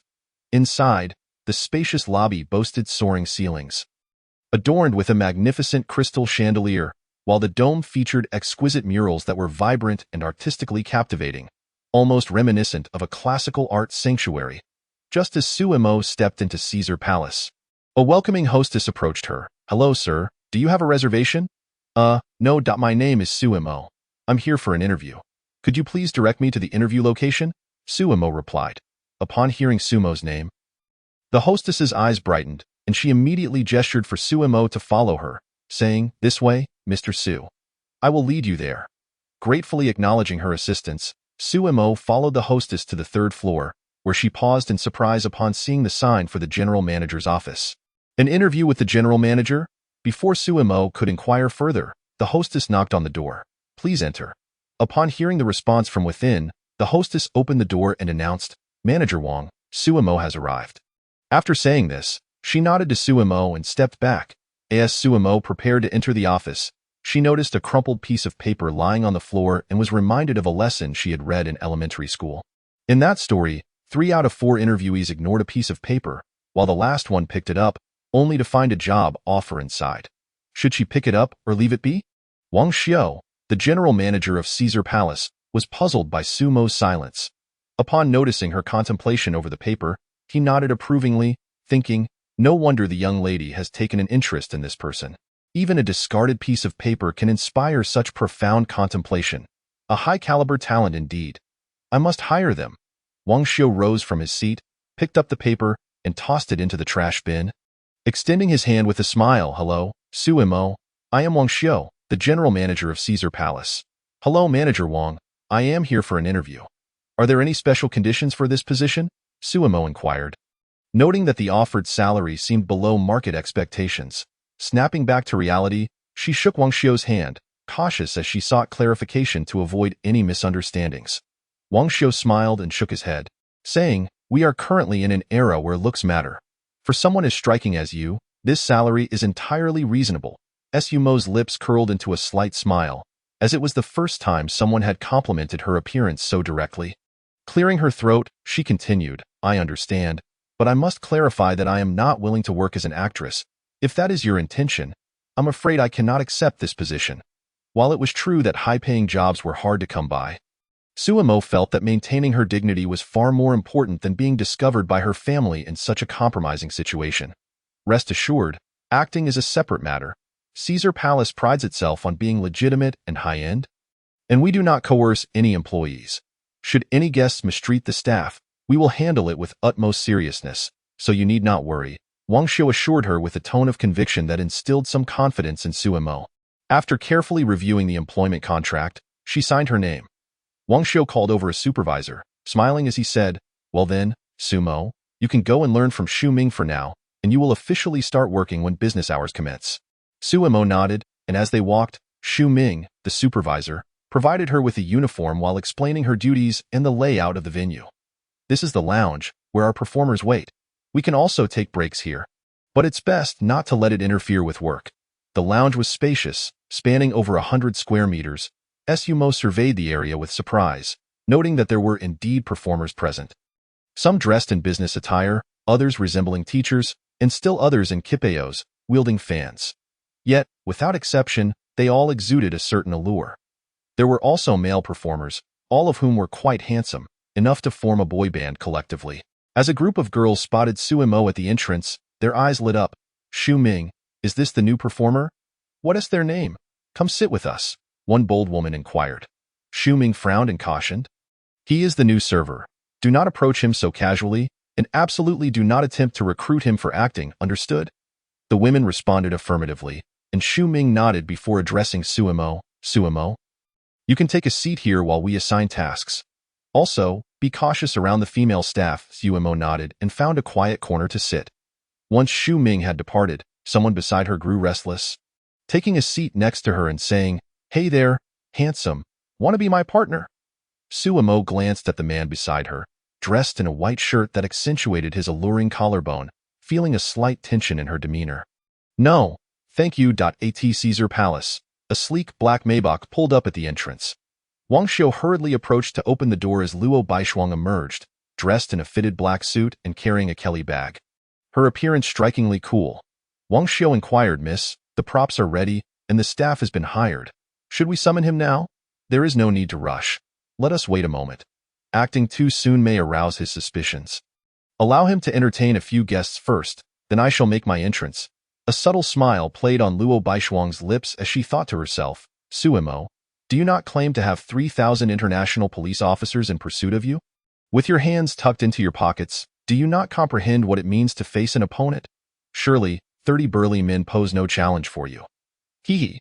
By the way, Uncle Xiu, has there been any trouble in the establishment lately? None at all. Mississippi, everything is proceeding smoothly. There have been no disturbances, and our clientele remains stable. Caesar Palace has firmly established itself in the new capital, Wang Xiu replied. Nodding in acknowledgement, Luo Baishuang cautioned, now that other factions have grown wise. They will not act overtly, but we must remain vigilant against their covert tactics. Pay particular attention to the performers. We must not allow the establishment to become a venue for illicit transactions. Understood, Miss, Wang Xiu affirmed. As Luo Baishuang followed Wang Xiu into Caesar Palace, a silver ghost parked beside a Maybach. Inside the vehicle, a pallid young man perused the documents in his hand, bemused. Has my sister truly lost her temper? Sending 30 people to confront a single Suemo. She must learn to temper her disposition. Perhaps I should intervene, if only to ensure Suemo leaves with a positive impression, and then bring him into our world. The young man was none other than Luo Tianqian, Luo Baishuang's elder brother. He had conducted an investigation into Sumo's background and found it to be remarkably unblemished. His parents were employees of a state-owned enterprise. His elder brother Su Ming a judge, and his sister-in-law a police officer. Suemo himself graduated from the law department at New Capital University. TOA criminal family, Sumo's lineage was too pristine, to the point that they would prefer to keep their distance, fearful of being reported as a merit for someone else. However, in Luo Tianqian's eyes, Sumo's impeccable background was the best shield. In this world, pure-hearted individuals and the most nefarious villains are ultimately in the minority. The vast majority tread the line between good and evil, ensnared by the trivialities of life and the entanglements of self-interest. Luo Tianqian believed that once Suemo witnessed the truth of society, he would choose to join the Luo family in the KTV corridor. Suemo was preparing to dispose of a garbage bag when Xu Ming approached. Grasping Sumo's arms, Suemo, could you please take a fruit platter to room 777? I'll handle the trash, of course. Suemo nodded, promptly retrieving a fruit platter from the kitchen. These special numbered private rooms, as Xu Ming had mentioned, were primarily reserved for one-on-one encounters, frequented by seasoned patrons who were invariably affluent. After all, excluding any additional expenses, just the room fee alone was 3,000 to 4,000. An ordinary person could hardly afford such luxury. Knocking on the door, Suemo opened it only to hear a customer inside call out, "Bring in a new batch." The performers descended the stage in droves. And Suemo sidestepped, frowning slightly. That voice sounded oddly familiar. Setting down the fruit platter, she cast a glance at the customer seated on the sofa, nearly gasping in shock before quickly lowering her head. How is it possible to encounter this ruffian everywhere? Luo Baishuang, observing Sumo's desperate attempt to hide her face, smirked and remarked, "Manager Wang, this batch leaves much to be desired. Do you have any other performers? In such a large establishment, it seems you have none worth watching." Wang Xiu played along, replying, "I sincerely apologize, esteemed guest. That was indeed our last batch of performers." As Suemo turned to discreetly exit, a teasing voice rang out behind her, "I think this one is quite good. Let him stay." Suemo froze in her tracks, reluctant to turn around. Wang Xiu continued the charade. Miss Luo, he is our new server and cannot accompany you. Is that so? Very well, then I shall not return to Caesar Palace. Luo Baishuang chuckled lightly. Miss Luo, please wait a moment. Let me discuss this with him, Wang Xiu said, his voice tinged with urgency. Wang Xiu pulled Suemo aside.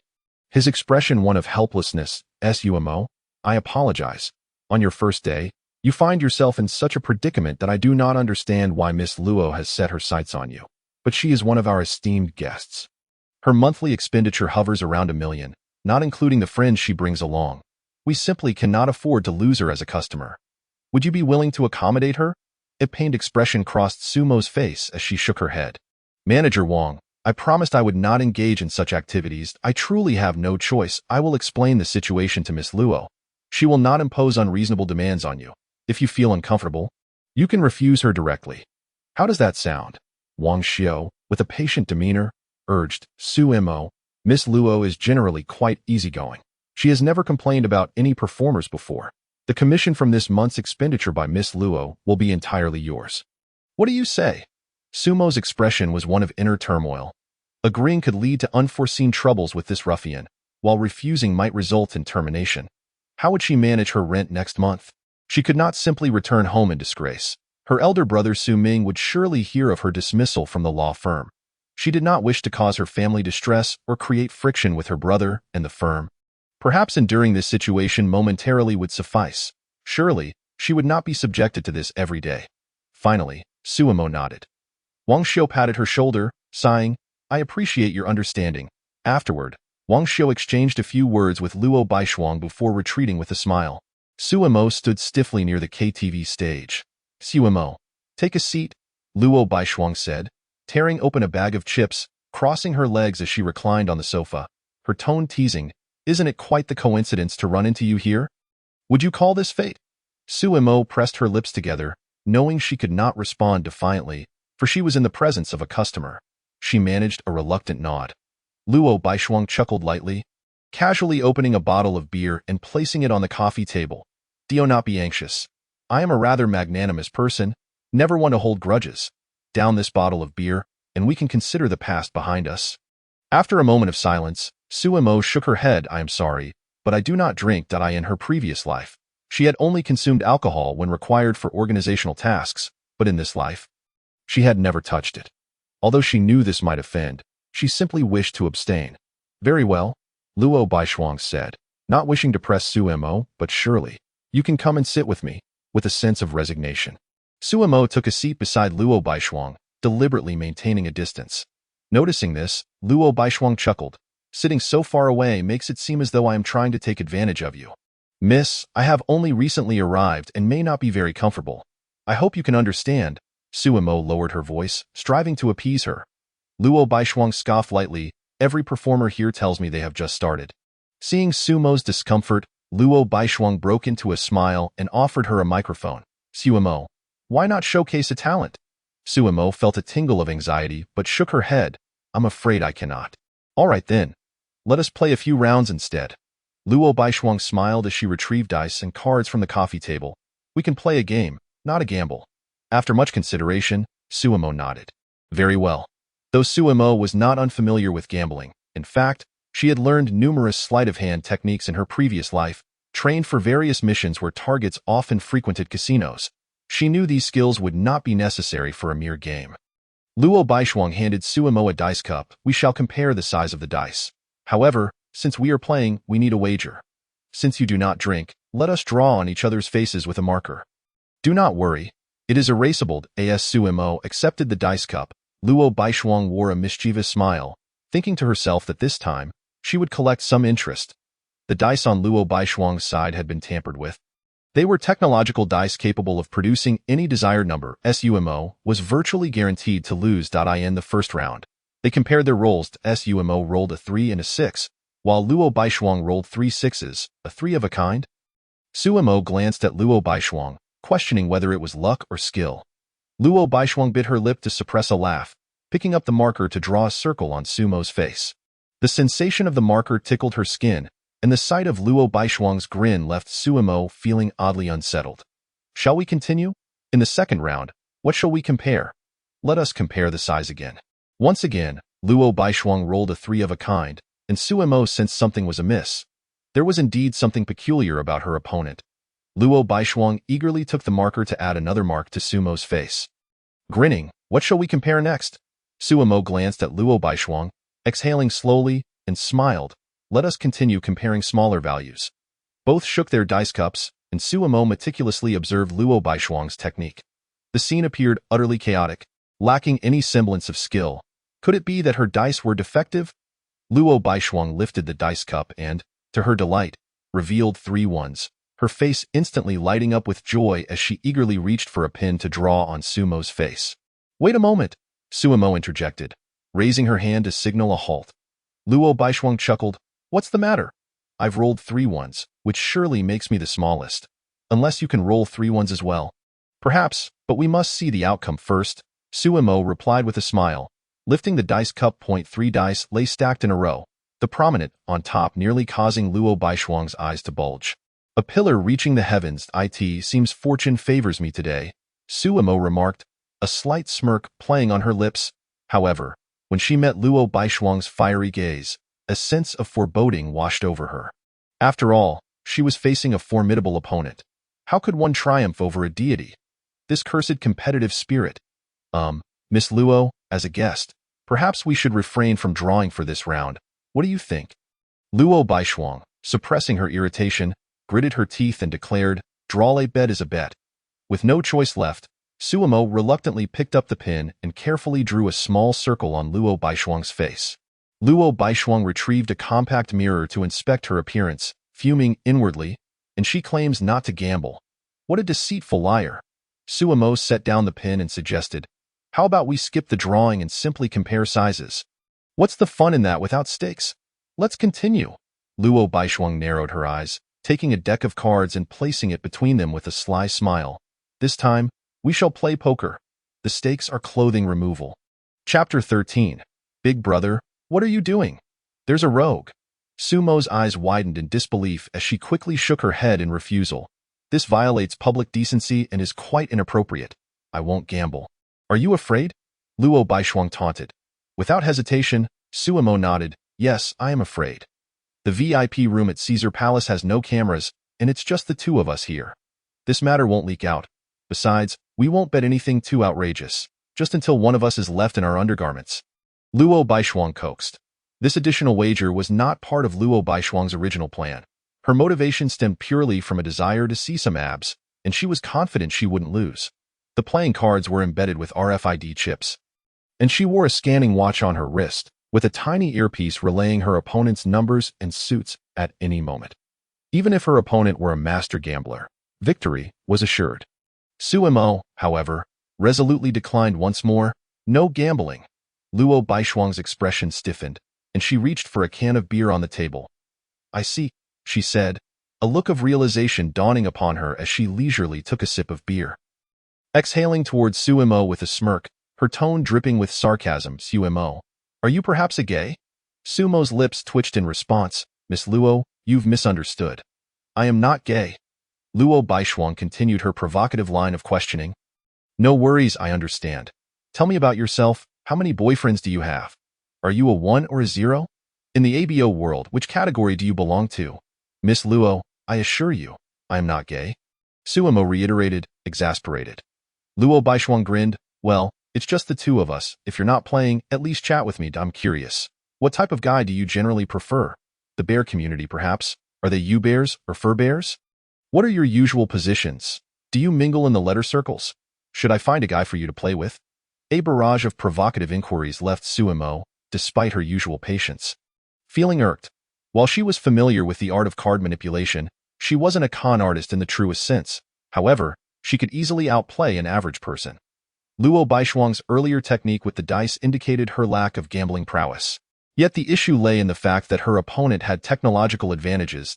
An old con artist had once advised them that if one were to face another skilled gambler, it was wise not to place a bet until fully understanding the opponent's methods, even with a knife to one's throat. One should not gamble, Miss Luo. I will say this one last time. I am not gay, and I will not accept this wager. If you wish to continue, Drawing a turtle would suffice. Luo Baishuang, feeling disheartened, pondered why her provocations failed.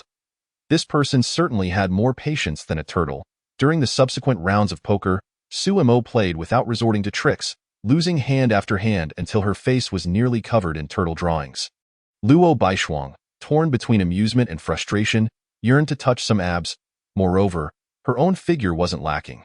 Did this person truly possess no desires? It was becoming tedious.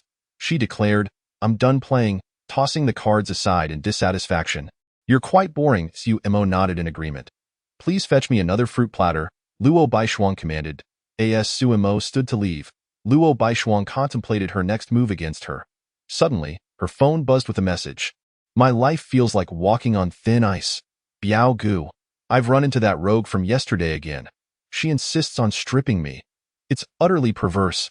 Thankfully, my willpower is strong, and I didn't let her succeed."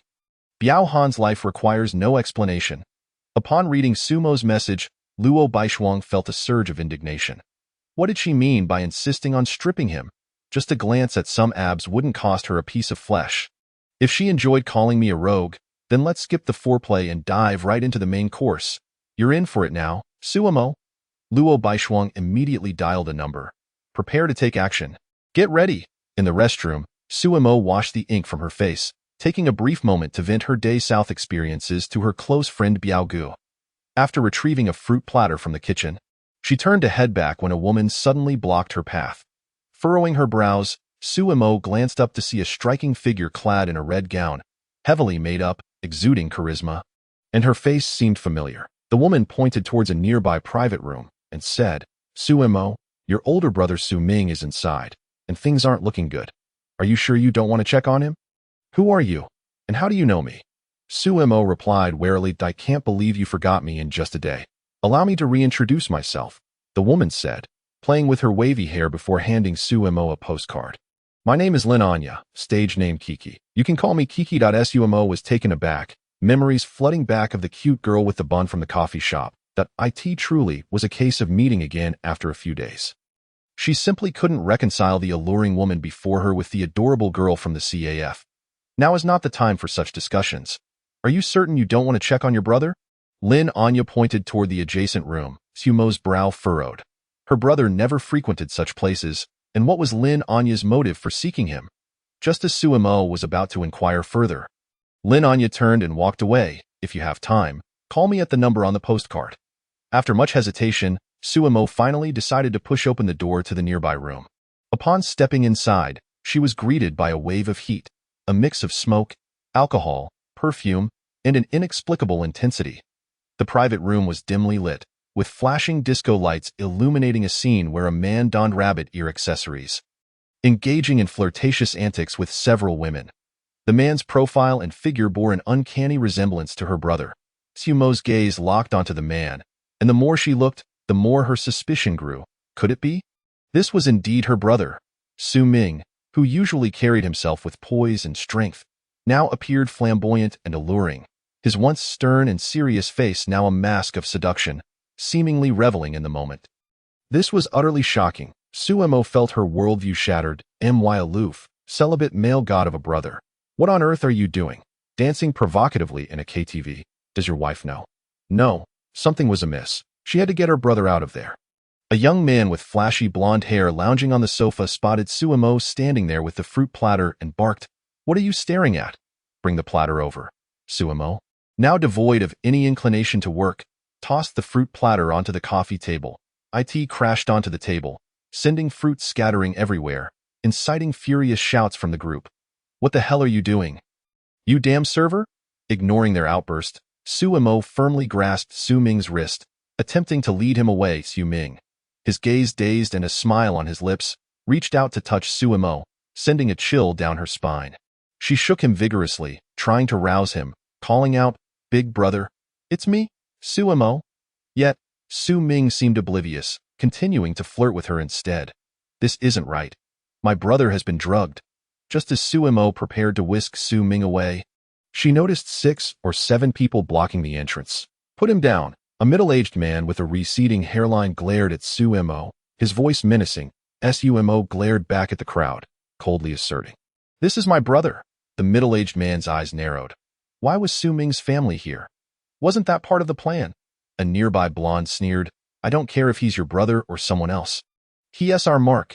If I don't let him go, not even the king of heaven could take him. In room 777, 30 burly men clad in suits stood with their hands clasped behind their backs, wearing sunglasses and forming a perfectly aligned row. Luo Baishuang lounged on the sofa, arms crossed, her brow furrowed in impatience. What on earth is taking Su Mo so long? She wouldn't have sensed danger and fled. Would she? Luo Baishuang called Wang Xiao, instructing him to check the surveillance footage to ascertain Su Mo's whereabouts. Miss, Su Mo just entered room 633 and has yet to come out, Wang Xiao reported. Luo Baishuang rose, a cold smile spreading across her face as she commanded, Let's go. Time to teach someone a lesson. Chapter 14. Is a doctor such an inconvenient being at this moment? Su Mo wore a face of exasperation. If it were just him, he could simply resort to physical force, but with his elder brother present, causing a commotion would tarnish his brother's reputation if they were taken to the police station. Just then, Su Ming climbed up Su Mo's waist from behind, his heated breath scorching Su Mo's ear. Goodness, brother. Don't do this. Listening to Shui. It's HOD, uncomfortable. Su Mo desperately shoved him away. But alas, Su Ming was his elder brother, and he couldn't muster the strength to push too hard.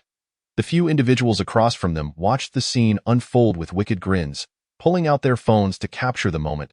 It's that instant. A sharp voice rang out from outside the private room.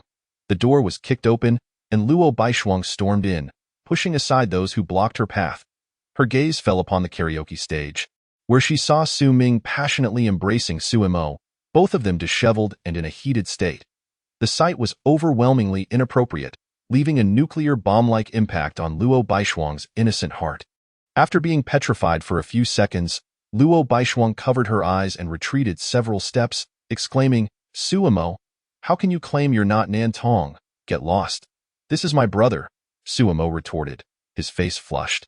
Upon hearing this, Luo Baishuang became even more agitated, declaring, You're actually involved with your brother. This is incest. After a moment of utter disbelief, Su Mo calmed himself and said solemnly, Look closely. My brother has been drugged. Luo Baishuang was taken aback, lowering her hands and focusing on Su Ming, who appeared dazed and disoriented. Her expression instantly turned cold. Miss, at that moment, several burly men burst in from outside. The leading man looked at Su Mo and quietly asked, Miss, shall we take action now? Luo Baishuang shook her head and turned to a nearby yellow-haired man, who looked terrified and forced a smile, saying, Miss Luo. Luo Baishuang slapped him hard across the face. Gripping his throat, her voice icy, You thought it acceptable to drug someone in Caesar Palace? Didn't your father teach you how to write the word death? Having said that, she kicked the yellow-haired man aside and turned to the burly man, coldly commanding, I want to see the guests in this room leave Caesar Palace on stretchers. Understood. The burly man nodded and immediately called his companions to action. Luo Baishuang glanced at the still entangled Su Mo and Su Ming, the scene remaining painfully inappropriate, and said angrily, Let us move to another room. I'll call a doctor for you. With that, she turned to leave. Meanwhile, a middle-aged man with a receding hairline hurriedly approached, tugging at Luo Baishuang's sleeve. Miss Luo, I'm from the Shindu court. Slap, a resounding slap landed on the middle-aged man's face, leaving him dazed, disgusting. Take better care of this person, Luo Baishuang said, brushing off her clothes. Then glancing at Su Mo, hurry up and leave. In room 777, Luo Baishuang watched the two entwined figures with growing disdain and huffed. Can't you two separate for a moment? I can't help it. Su Mo replied helplessly. His brother mistook him for his sister-in-law, and once pushed away, he clung back on, if Su Ming weren't his brother, he would have thrown a punch by now. The doctor arrived, a white-haired elder carrying a medical bag, taking a seat beside Su Ming. Seeing Su Ming's posture, Su Mo hurriedly embraced him, causing Luo Baishuang's eyelid to twitch. After examining Su Ming, the old doctor administered several injections to the back of his neck, and Su Ming gradually calmed down. Su Mo, witnessing this, felt a surge of hope. Is he cured? After finishing the injections, the old doctor turned to Luo Baishuang and said, Miss, I examined the drug he ingested. Its primary effects are hallucination and arousal. With low addictive potential, I've helped regulate his blood circulation. If he rests adequately after this episode, he should be fine. Thank you, Doctor. Suemo expressed his gratitude repeatedly. The old doctor shook his head. Not so fast. There's one more issue. The potency of this drug is quite intense. This gentleman is still in the hallucinatory phase, and under stimulation, his lower organs will remain engorged. If this continues, there could be irreversible damage. Suemo was alarmed and quickly pleaded, Doctor, is there a way to save my brother's lineage? The old doctor stroked his goatee and nodded. Currently, his lower region is still in a normal physiological state of engorgement.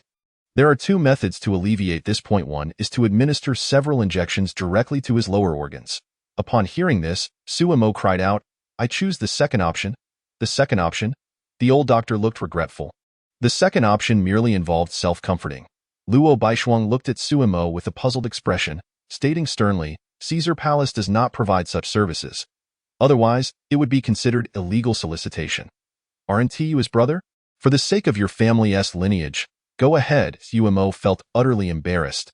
Even if they were brothers, that was something he simply could not do. Clearing his throat, he sought an excuse. Assisting in self-comfort under the current circumstances constitutes a medical act. I lack a medical license, so it would be illegal for me to proceed.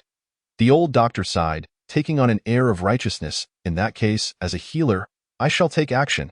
In the horrified gazes of Luo Baishuang and Suemo, the old doctor reached for Su Ming's belt. Suemo's eyes fell upon the doctor's rough, tree-bark-like hands. Struggling to fathom the torment that awaited Su Ming, Suemo promptly grasped the old doctor's wrist, exclaiming, Doctor, you're a man.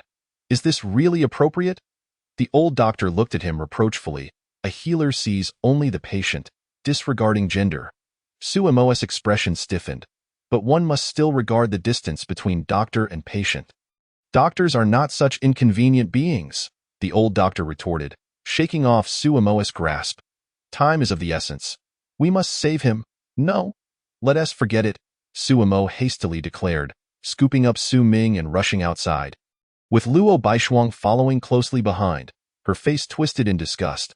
Once outside Caesar Palace, Suemo prepared to call a vehicle to head to his brother's home, letting his sister-in-law handle the situation. Luo Baishuang caught up, offering, Where are you going? Let me drive you. After a moment of silence, Suemo nodded and entered the nearby Maybach with Luo Baishuang, giving the address. During the drive, Suemo remained silent, while Luo Baishuang, unable to withstand the awkward atmosphere, explained, Caesar Palace doesn't engage in such illegal trades. Your brother was drugged by a guest accompanying him that I know, Suemo replied with a nod. His elder brother, Su Ming, was a serious and uptight individual. He would never voluntarily come to a karaoke establishment. Someone must have led him there, and that person was likely someone he knew well. Perhaps even trusted. Otherwise, Su Ming would never have gone along. While in the private room, Suemo distinctly heard the middle-aged man with the receding hairline mention the Shindu court. The one who drugged Su Ming was undoubtedly a colleague or superior of his. What could their motive be? To embarrass him or to seek leverage against him? As they traveled, Suemo spotted a brightly lit adult store and, after some hesitation, spoke, Could you please stop the car? I need to buy something. Chapter 15. Lubricant? Not long after, Suemo clutched an item tightly in his hand as he re-entered the car. Luo Baishuang glanced at what he held and scoffed. You re quite thoughtful for your brother. Already bought the taste. Suemo coldly snorted and remained silent, gripping the item even tighter. Luo Baishuang frowned, mistakenly thinking Suemo was upset about his brother's predicament. As they neared Su Ming's home, Su Ming began to fidget restlessly again. Wrapping around Suemo exasperated, Suemo pushed him away, saying irritably, Brother, don't do this. We're almost there. Go find your wife to sort this out. Luo Baishuang distanced herself in disgust. Miss, we've arrived, the driver announced as he parked. Luo Baishuang quickly urged, Get out fast. This is revolting. Suemo, still holding on to Su Ming, prepared to exit, but in the process, the item slipped from his grip and fell onto the seat. Suemo froze and Luo Baishuang's gaze fell upon the small bottle of lubricant, her face instantly turning red. With a swift kick to Sumo's rear, she sent the item flying. Shameless. Once the car drove away, Suemo picked up the lubricant, wiping the bottle with a cloth. Ha! I won't let anything stop the birth of the Su family's great-grandson. Ridiculous. listening to Sumo murmured as he maneuvered around Su Ming's outstretched neck. Almost there, you're listening, Shui is coming soon. Ascending the stairs, Sumo knocked on the door. Moments later, Su Ming's wife, Shen Tingxue, opened the door, momentarily stunned upon seeing Sumo supporting Su Ming. Little Imo, why did you bring a Ming back? It was midnight, yet Shen Tingxue remained in her police uniform, clearly worried about her husband and unable to rest. It must be said, Shen Tingxue was exceptionally beautiful. Standing beside Su Ming, they resembled a perfect couple. Regrettably, both Shen Tingxue and Su Ming shared a serious demeanor, leading them to appear quite alike. Sumo recalled their wedding photos, which resembled ID pictures, stern and meticulous. Capable of warding off evil spirits, sister-in-law, I won't say much, I'm handing him over to you. Take this. Sumo hurriedly passed Su Ming into Shen Tingxue's arms, shoving the lubricant into her pocket. Having spoken, Sumo turned to leave, feeling that further discussion about her brother's situation would only lead to awkwardness. Observing Sumo's intention to depart, Shen Tingxue hastily called out, "It's quite late, Xiaomo. Where are you headed? Why not share a bed with your brother tonight?" "I can take the sofa." Sumo's eyes widened, a sense of alarm coursing through her. Lubricants were not meant to be used in this manner. She coughed several times, shook her head, and then, as if recalling something significant, said earnestly, "Sister-in-law, no matter what others may say or send you in the future, please trust in your brother. He loves you dearly and would never betray you." However, his unwavering sense of justice often attracts criticism and resentment, leading some to conspire against him. With a deep breath and a gentle smile, Sumo added softly, "But please rest assured, I will ensure such incidents do not happen again." With that, Sumo hurried downstairs, leaving Shen Tingxue in a daze, clutching Su Ming in place. Tingxue. Tingxue. Shen Tingxue felt a rush of warmth envelop her ears, a fiery breath igniting her earlobes, causing her cheeks to flush. The strong scent of alcohol that clung to Su Ming made her sigh deeply, and she led him into the bathroom to help him remove his soiled clothing. Just as Shen Tingxue retrieved a towel, before she could take any action, Su Ming leaned against her, refusing to let go. Tingxue, hot, uncomfortable. Su Ming mumbled incoherently, his heated breath cascading over Shen Tingxue's neck, his intensity almost setting her aflame, quickening her heartbeat. His hands wandered restlessly over her body. Ming, calm down, please. With a slight tilt of his head, he gently nibbled on Shen Tingxue's ear, the brief touch sending an electric jolt through her, making her shiver uncontrollably. Her body succumbing to weakness. She had never seen Su Ming so fervent and unrestrained. Even during their intimate moments, he had always been cautious, gentle, and respectful, adhering strictly to propriety in the eyes of others. Su Ming was always the epitome of a gentleman, composed and wise, akin to the cold, bright moon hanging in the night sky, evoking admiration. Shen Tingxue respected and admired him deeply, yet at times, she yearned to break free from the constraints of decorum. However, she feared that such a version of herself would not be to Su Ming's liking, and thus she had conformed to his ways. Yet now, gazing at Su Ming, whose presence radiated a dangerously scorching aura, the flickering flame of desire within her ignited, though she still clung to her last thread of composure. "This place isn't suitable. Let's go to the room." Suddenly, a small bottle of lubricant slipped from Shen Tingxue's pocket, rolling a few times before coming to a halt. Downstairs in the community, a silver ghost parked by the roadside. Inside the car, Luo Tianqian perused the documents submitted by his subordinates on his phone. Letting out a faint smile, he had not anticipated that someone would take the initiative to punish Sumo without him needing to intervene, which was preferable as it kept him from exposing himself in front of his sister. Interestingly, Sumo's brother was responsible for the trial of the young heir from the Longxing Association. In a wonder things had escalated. If he handed this information to Sumo, how would she choose? Would she accept the harsh reality, or would she reveal her fangs to protect her family? Sumo emerged, her expression dark as she descended the stairs, intent on confronting those scoundrels at Caesar Palace about the conspiracy against her brother. Across the street, a silver ghost slowly approached her. As they brushed past each other, the window rolled down, and Luo Tianqian, donning a silver half-mask, slightly turned his head and addressed Sumo, "Friend, you appear to be troubled." Sumo halted, looking at the young man. After a moment of silence, she shook her head, saying, "Apologies, but I do not engage in fortune-telling. Luo Tianxin's lips twitched as he observed Su Mo's intention to leave. Skipping the pleasantries, he said, Su Mo, would you like to know why your brother has been set up? Su Mo furrowed her brow, looking at Luo Tianxin with suspicion. Did you orchestrate this? Luo Tianxin felt a pang of exasperation. If I had, would I be here confessing to you? He replied tersely. Get in the car. I will explain everything. Chapter 16. The conditions of the master of Caesar Palace. Su Mo entered the car and immediately inquired. Are you the master of Caesar Palace? Do you intend for me to be your pawn? Luo Tianxin was momentarily taken aback, quickly realizing why she had jumped to that conclusion. Driving a luxury car, knowing Su Mo's identity, and being aware of her brother's situation made him the most plausible suspect. Indeed, Luo Tianxin was the master of Caesar Palace, although he typically left the management to Luo Baishuang. I am somewhat involved, but you have misunderstood. I do not wish for you to be a pawn. It is merely to prevent any unnecessary misunderstandings. You need not explain yourself to one of my employees. Su Mo replied coolly.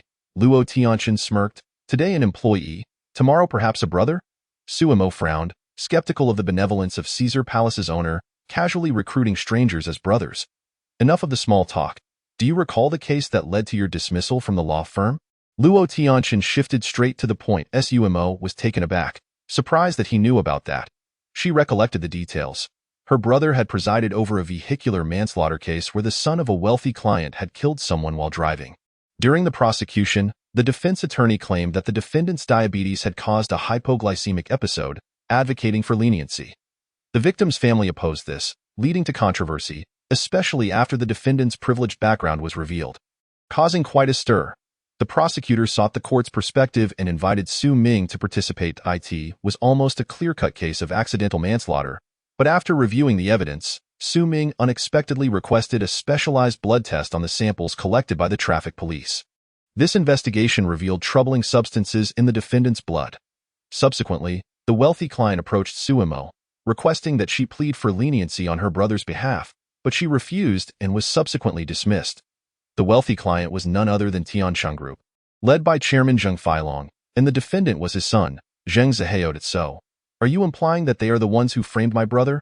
Su Mo questioned, her brow furrowed. Luo Tianxin nodded, indeed, but I do not possess conclusive evidence. You may continue to dig for the truth. I must warn you, however, that behind Tianshang Group lies a criminal organization known as the Longxing Association, led by Zheng Feilong. My contacts have informed me that photographs of your brother at the KTV have already been sent to Zheng Feilong and his associates. They may use these images to threaten him. Su Mo's expression darkened, a chilling aura emanating from her like an iceberg. Luo Tianxin smirked as he continued. Zheng Feilong is ruthless, if your brother remains steadfast in his principles. It is hard to predict who might suffer next. Luo Tianxin's words further ignited the flames of vengeance within Su Mo. First, it had been herself, then her brother. Who would be next? Her younger sister? Her parents? Su Mo turned to Luo Tianxin, her voice cold. Then tell me, what is your aim in all of this? Do you want me to kill Zheng Feilong? It seemed he had no intention of backing down. Luo Tianxin chuckled, not answering her directly. Su Mo fell silent. If it were just her, she would not hesitate to concede, but her brother was obstinate. She could guarantee that upon learning he had been drugged and threatened, her brother's first action would be to report it to the authorities, leaving no room for negotiation.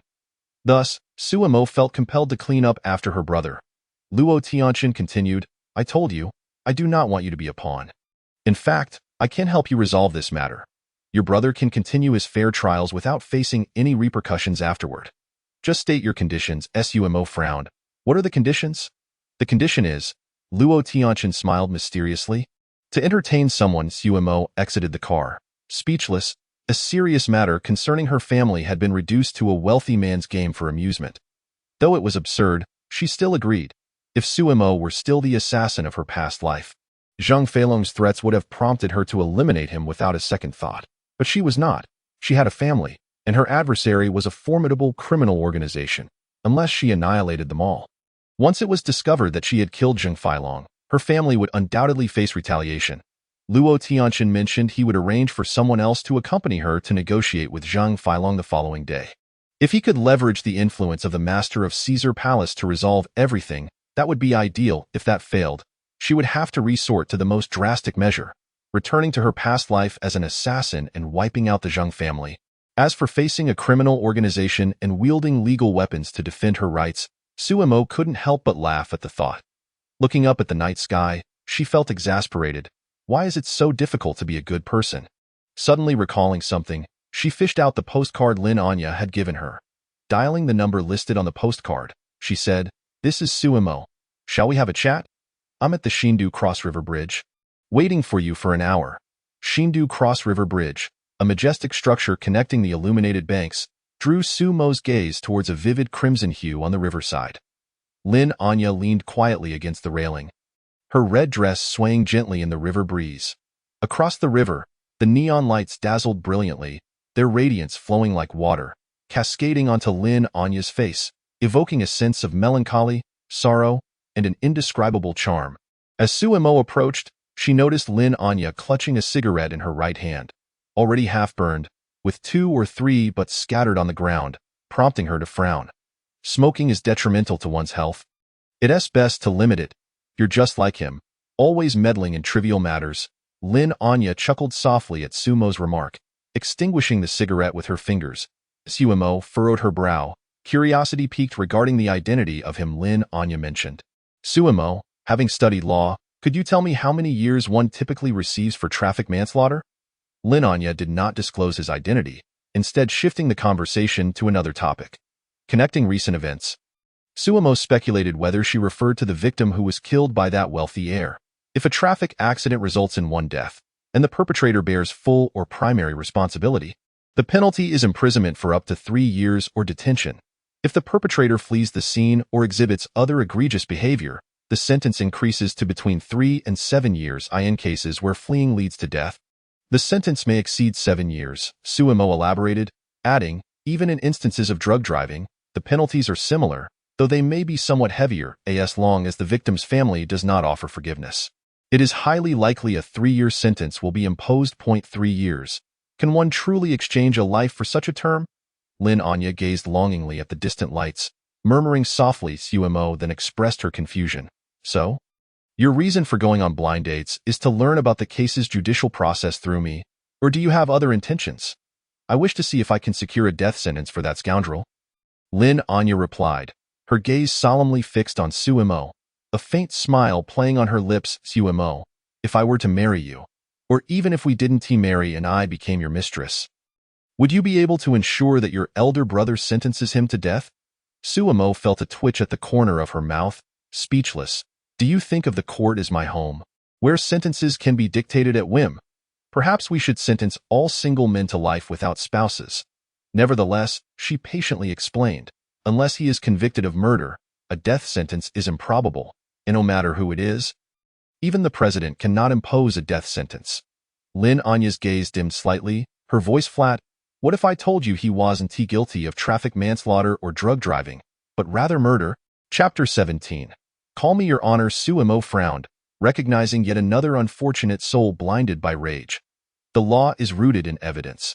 One cannot accuse another of murder based solely on a fleeting emotional response. We cannot measure the fairness of the law with our own values. I possess evidence, Lin Anya asserted firmly. Suemo's brows tightened further. Then you should present it to the prosecutor. Discussing it with me here serves no purpose. Lin Anya shook her head. I cannot submit it, at least not at this moment. Suemo assumed Lin Anya feared that there might be corrupt individuals among the prosecutors and suggested, you could present it directly to my brother. Provided the evidence's authenticity is verified, I assure you, he will pursue the utmost justice within the limits of the law. That is not the issue. I cannot present the evidence to anyone right now. Lin Anya replied. Suemo, perplexed, asked, what is the reason? I cannot disclose that. Lin Anya responded once more with a shake of her head. Suemo was at a loss. How can I assist you if you refuse to share anything? Frustrated, she continued. Without submitting the evidence, he can only be charged with traffic manslaughter. Lin Anya's tone turned furious. But Zheng Zihao has committed numerous heinous acts. Shouldn't the law punish the wicked and protect the innocent? Yet, there must be evidence. Suemo replied helplessly.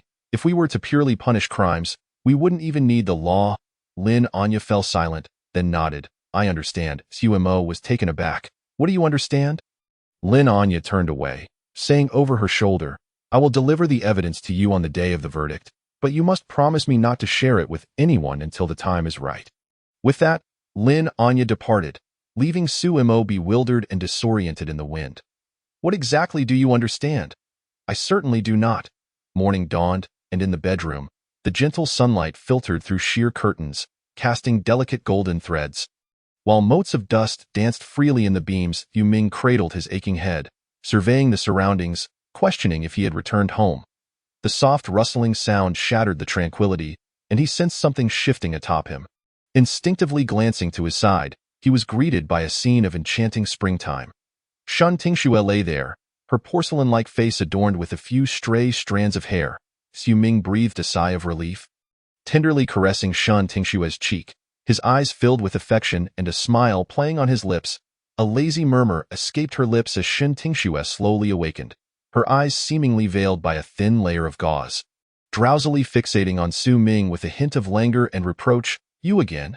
Before she could finish, she leaned in closer, her warm, soft lips gently pressing against Su Ming's. The sudden intimacy left Su Ming frozen, his mind a blank slate.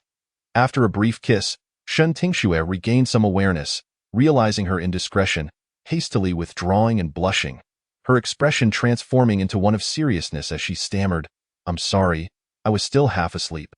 "It's all right," Su Ming responded, feigning calmness. Suddenly, a wave of intense pain surged through his head, akin to being struck by a heavy hammer, causing him to gasp. Shun Tingxue promptly rose, "I'll get you some water." She hastily donned a white shirt and hurried to the kitchen, that moment. A message arrived on Su Ming's phone, and upon reading it, his expression darkened. It was a vide before long. A sleek black Kian came to a halt before Su Mo, its window rolling down to reveal a man whose eyes sparkled with warmth and amusement as they scrutinized her. The man appeared to be in his 30s, clad in a tailored black suit that accentuated his tall and imposing figure. Exuding an air of distinction, "Get in, Su Mo," he beckoned. Once inside the vehicle, Su Mo nodded and greeted, "Hello? Indeed, I am Luo Jingheng. You may refer to me as Uncle Air," he replied with a smile. Su Mo's expression turned slightly perplexed. While he was indeed old enough to be her uncle, addressing him as Uncle Air seemed rather peculiar. Moreover, the surname Luo conjured thoughts of a particularly formidable woman. It occurred to her that, to this day, she remained unaware of that woman's full name. Why dwell on that woman? Surely, they could not possibly be from the same family. Or perhaps, most likely not. "Have you had lunch yet?" Luo Jingheng suddenly inquired out of the blue. Checking the time on her phone, which read just before 10:30, Su Mo could only reply with a hint of bemusement, "Not yet." "Then after we conclude our business, would you honor me with a meal?" he asked with a grin. After a moment's hesitation, Su Mo nodded. One could not seek favors without extending courtesy in return. "Very well, thank you." Luo Jingheng nodded, a smile playing on his lips as he gazed out the window. Mission accomplished. Upon arriving at the towering edifice housing the Tianshan Group, Su Mo disembarked alongside Luo Jingheng. She noticed a red carpet laid out at the entrance, and a scrolling display above announced, "Welcome, Mr. Luo Jingheng, to our company."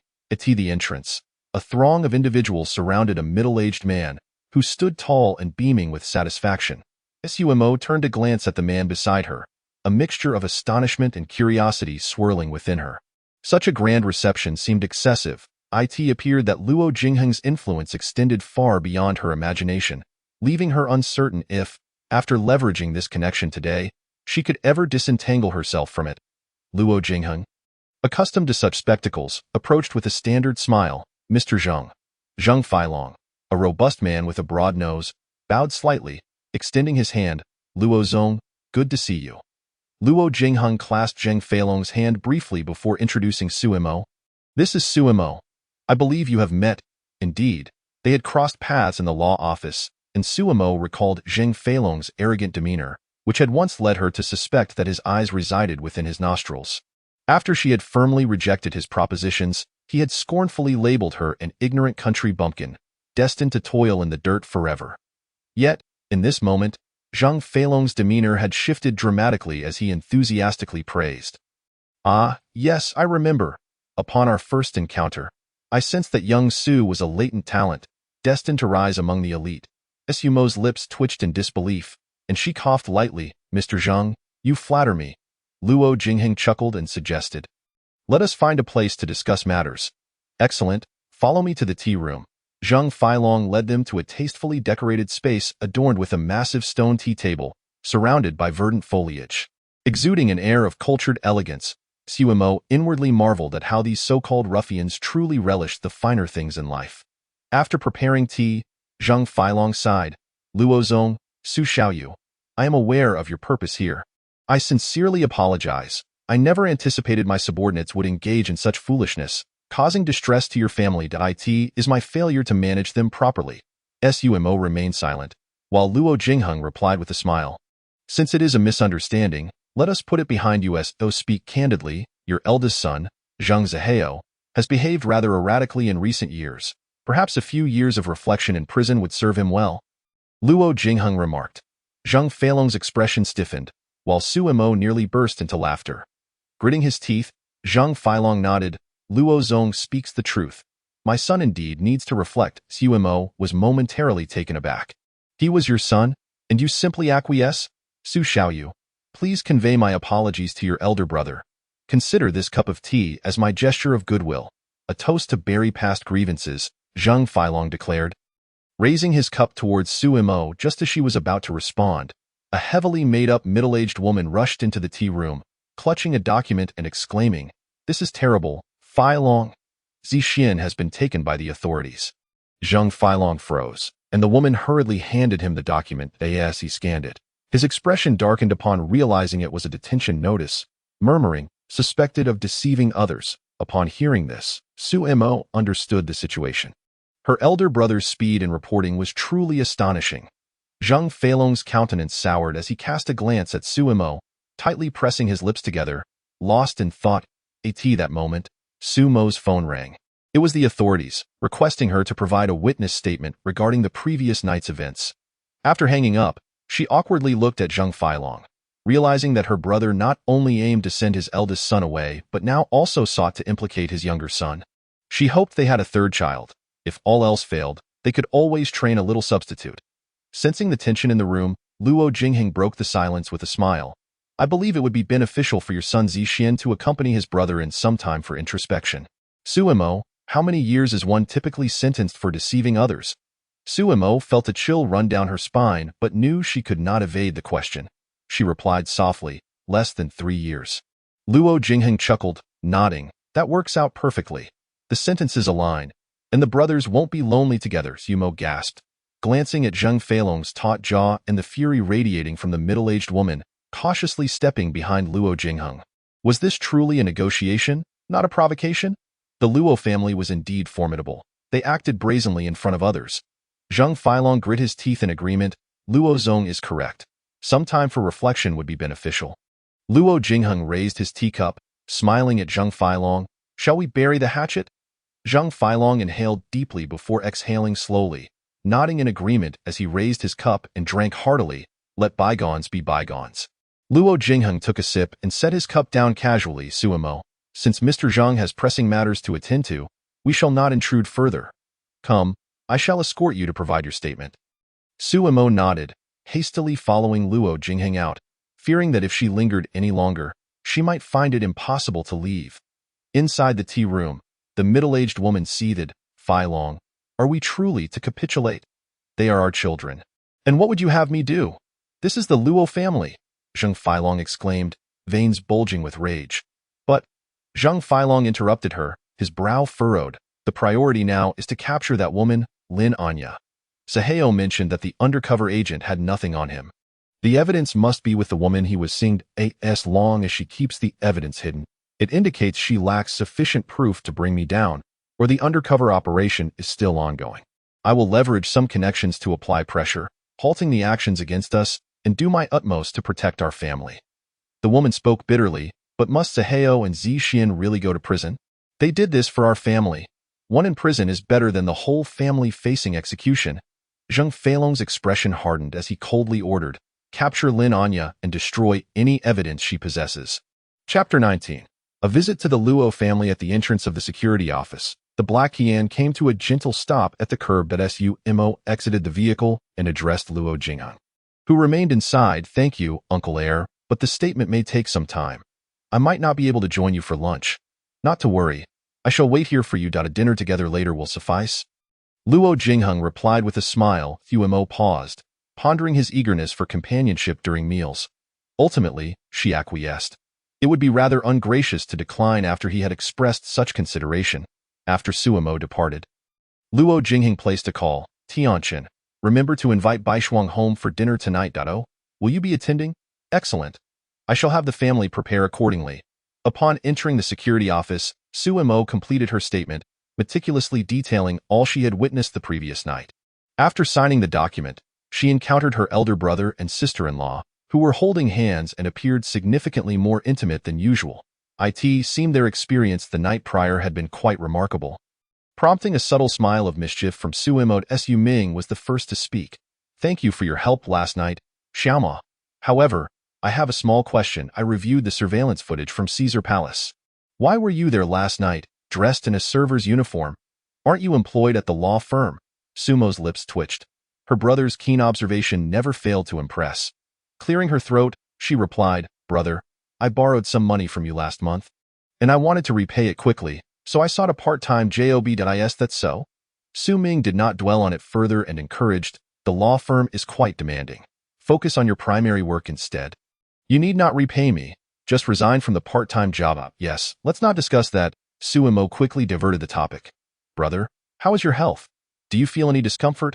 Su Ming, feeling a tickle in his palm, maintained a facade of calm as he replied, I feel fine. If you're free tonight, shall we return to our parents' house for dinner? Suemo shook her head apologetically. I'm sorry, brother, but I have plans tonight. Is that so? Upon witnessing this, Su Ming felt it inappropriate to press further. He and his wife escorted Suemo to the entrance of the Public Security Bureau, where they saw her board a black Yan parked by the roadside. Su Ming furrowed his brow involuntarily. Was that a friend of Xiaomo's? Luo Jingheng, observing the two individuals outside the car, smiled and asked, Who are those two? My brother and sister-in-law, Suemo replied. Luo Jingheng chuckled lightly, opened the door beside him, and said, Allow me to greet them and explain the situation.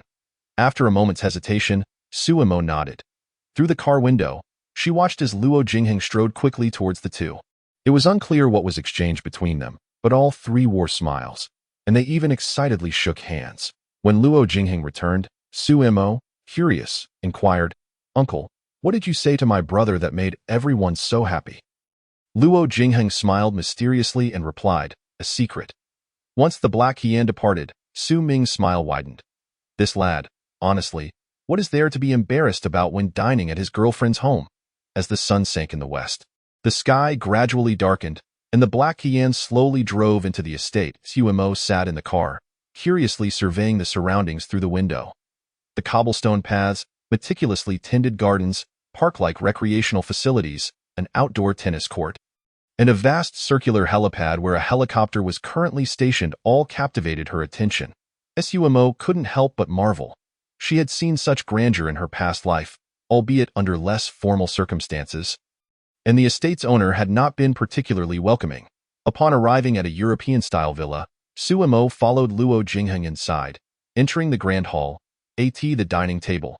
An elderly man clad in a red tang suit, sporting a goat-like beard, exuded vitality, while a young man sat in a wheelchair, pallid yet smiling at Suemo the moment she laid eyes on him. She couldn't help but associate him with the masked man from the previous night. As their auras were strikingly similar, Dad, our guest has arrived, Luo Jingheng addressed his father, Luo Fengyue. Luo Fengyue nodded and smiled, Young friend, please take a seat. The dishes will be ready shortly. Suemo hadn't anticipated this gathering to be a family dinner. But now she could only think, now that I'm here, I might as well stay. Just as she was about to choose a more distant seat, Luo Fengyue gestured to the spot beside him, saying, Young friend, sit here. Let's have a chat. With some reluctance, Suemo complied, greeting him politely, Hello, Grandpa Luo. Luo Fengyue chuckled, No need to be formal. Consider this your own home. If you desire anything to eat, just let me know, and I can have it prepared fresh. Suemo replied graciously. Thank you, Grandpa Luo. I am not picky. Perhaps I should defer to your expertise, as your knowledge is vast, and dining with you is surely a delight. Upon hearing this, Luo Fengyue burst into hearty laughter, waving for the server. Prepare a plate of squirrel fish, braised sea cucumber, and peony jelly. While they awaited the meal, Luo Fengyue continued, you are quite handsome. I imagine many young ladies pursue you. Have you been in a few relationships? Suemo felt a pang of discomfort at the question, a common inquiry from elders. He quickly shook his head. I have remained single since birth and have no plans for romance. Indeed, he had never dated, as he had been 30 when he faced execution in his past life, making it implausible to engage in youthful affairs. Before university, he had passed on all opportunities. As for university, it was largely due to the fact that the female students there were studying marital law. This situation stemmed from a legendary senior, Lu Ruyan, who majored in marital law and had a 4-year-long relationship with her boyfriend, Ji Boda, eventually marrying into wealth. However, after her return from overseas, she presented Ji Boda with divorce papers, compelling him to sign and subsequently absconding with a significant portion of the Ji family's assets. Leading to their downfall, Lu Ruyan then shamelessly cohabitated with 5 other suitors. Consequently, many female students began studying marital law to safeguard their own interests. Returning to the Luo family, Luo Fengyue asked, have you never considered pursuing a romantic relationship? Suemo candidly admitted, I have thought about it, but if it were merely for the sake of dating without genuine passion, what remains after the initial fervor fades is often merely ruins, a separation that hurts both parties. In such a case, it is better to forego the endeavor.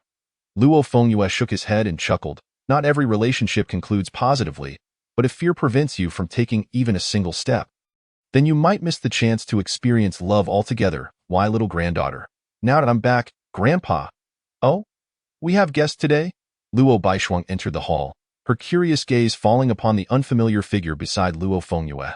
Upon hearing that familiar voice, Suemo turned stiffly, and Luo Baishuang's expression instantly froze. In unison, they exclaimed, It's you?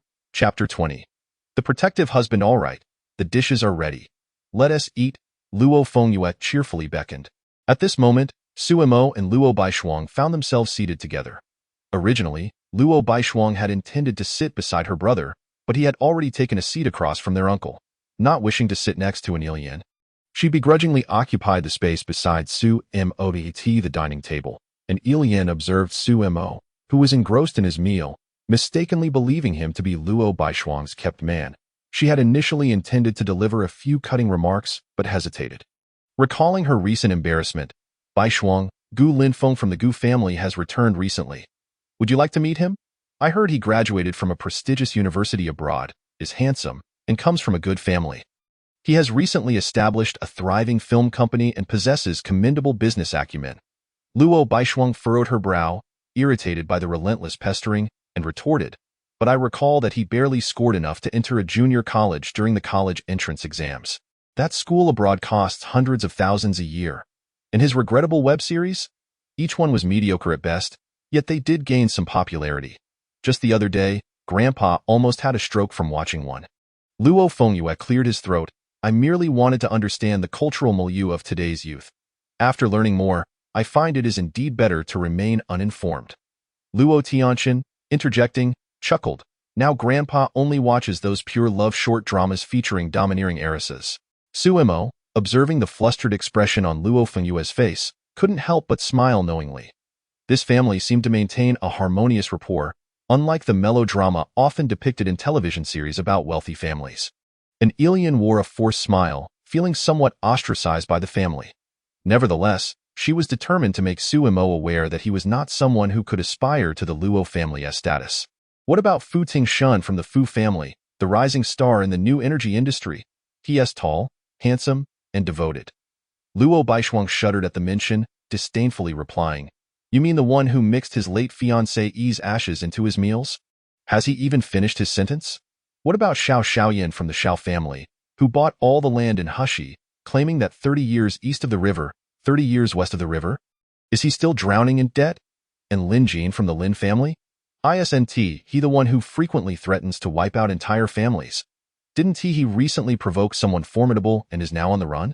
Suemo, listening intently, thought it was high time to mention the Su family. However, the table fell into an unexpected silence, leaving him somewhat disappointed. Was the illustrious Su family truly without successors? And Ilian never anticipated Luo Baishuang to be so sharp-tongued. It was evident that Su Mo held significant importance in her eyes. This sentiment was echoed among the other Luo family members present. Luo Baishuang felt a wave of satisfaction. After having been on the receiving end of Su Mo's barbs numerous times, she finally relished a moment of triumph. "Fish!" exclaimed Luo Qiuxing, his innocent voice breaking the table silence. Seeing Luo Qiuxing pointing at the squirrel fish before her, Luo Baishuang took an empty bowl and placed some fish in front of him. Despite her ongoing feud with an alien, Luo Qiuxing was still a child of the Luo family, and at merely 2 years old, he was blissfully unaware of the adult squabbles. Luo Fengyue remarked. "Qiuxing is almost 3. It's time for him to start kindergarten," An alien, beaming at the mention of her child, replied, "Father, we have a teacher at home, and I'm also here. There's no rush.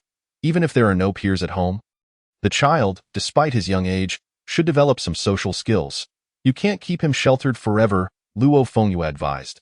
An alien nodded, though reluctant, understanding that her son couldn't be tethered to her side indefinitely. Just as she was about to discuss potential kindergartens with the family, a sudden coughing fit erupted from the little one beside her. Concerned, an alien asked, "What's wrong with Qiuxing?" As Luo Qiuxing's cough intensified, an alien's anxiety escalated, prompting the Luo family to rise and quickly gather around him. Su Mo furrowed his brow and approached to inspect, noticing that after a couple of coughs, the child's face flushed crimson, and he began to wail, struggling to breathe in an irregular pattern. Luo Fengyue remained composed, instructing the nearby servants, "Quickly call Dr. Yun." An alien, witnessing her son's distress, was overcome with panic and tears, her emotions in disarray.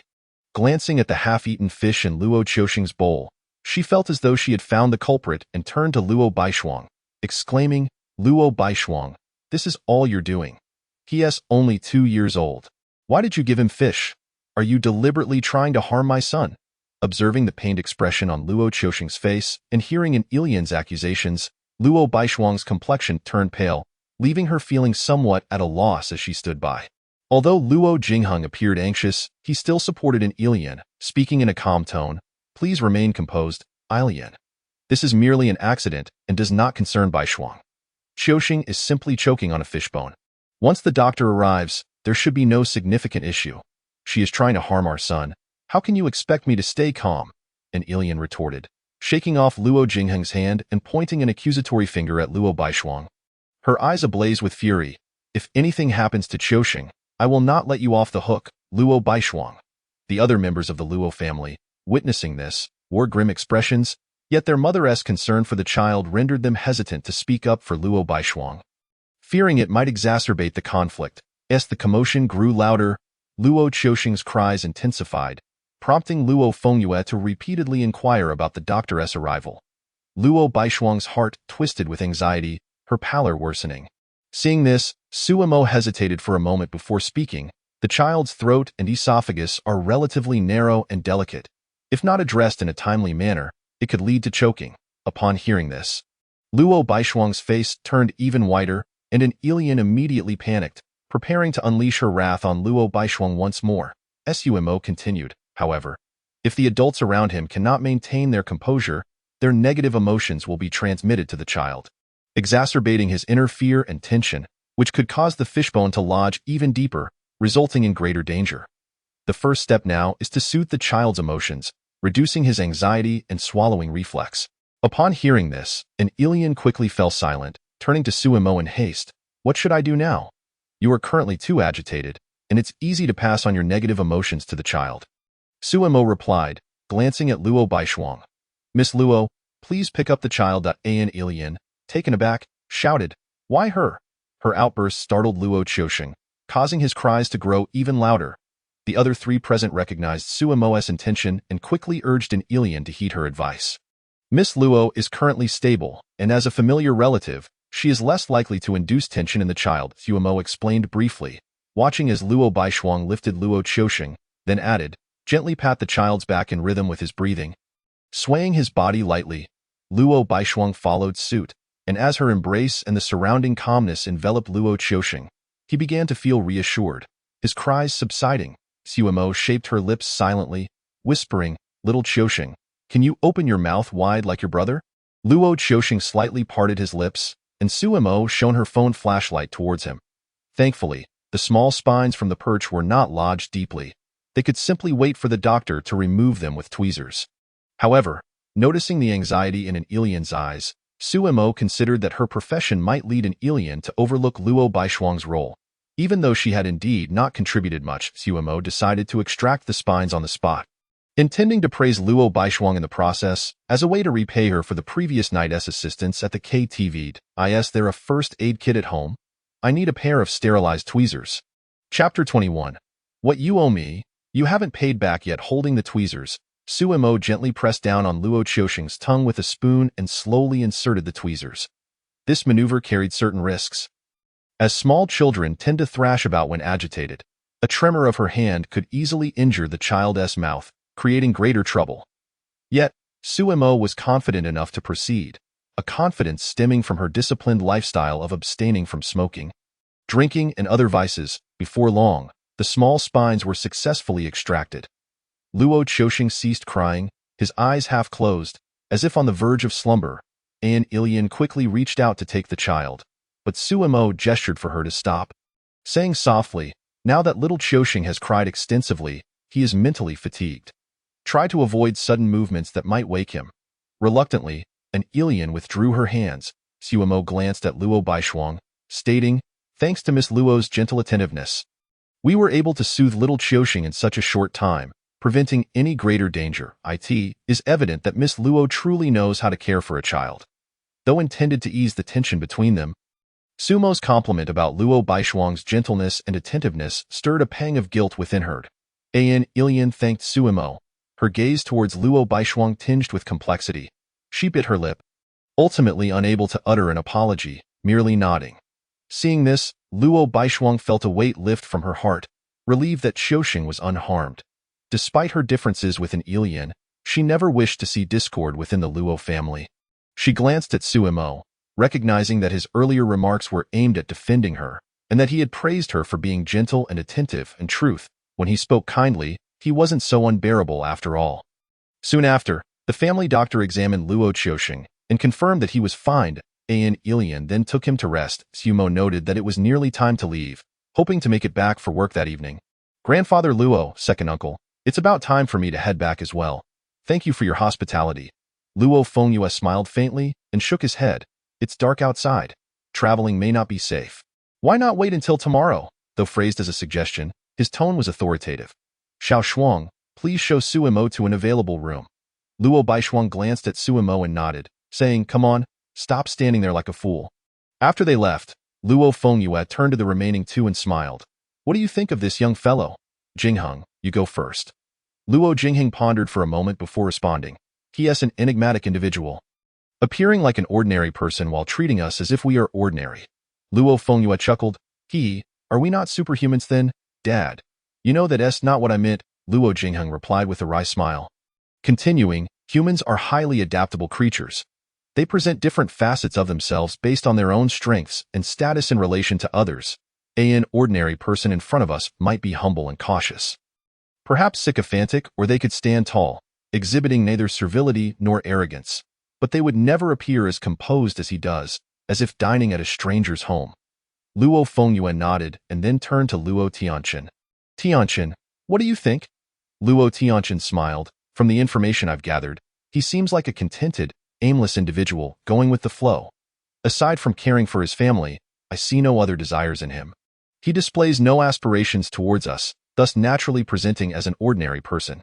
Yet, it cannot be denied that there is a particular confidence that allows him to remain so composed." Luo Fengyue burst into laughter. "It seems my granddaughter's husband is quite extraordinary." Luo Tianchen sighed. "Grandfather, I've already stated that he harbors no desires, not even towards my sister. His demeanor is too detached." Luo Jingheng nodded in agreement. "Indeed, it's not that one fears a person with great desires, but rather one fears a person devoid of any. This indicates that the family cannot support Baishuang. If Baishuang truly develops feelings for him, she may face considerable hardships."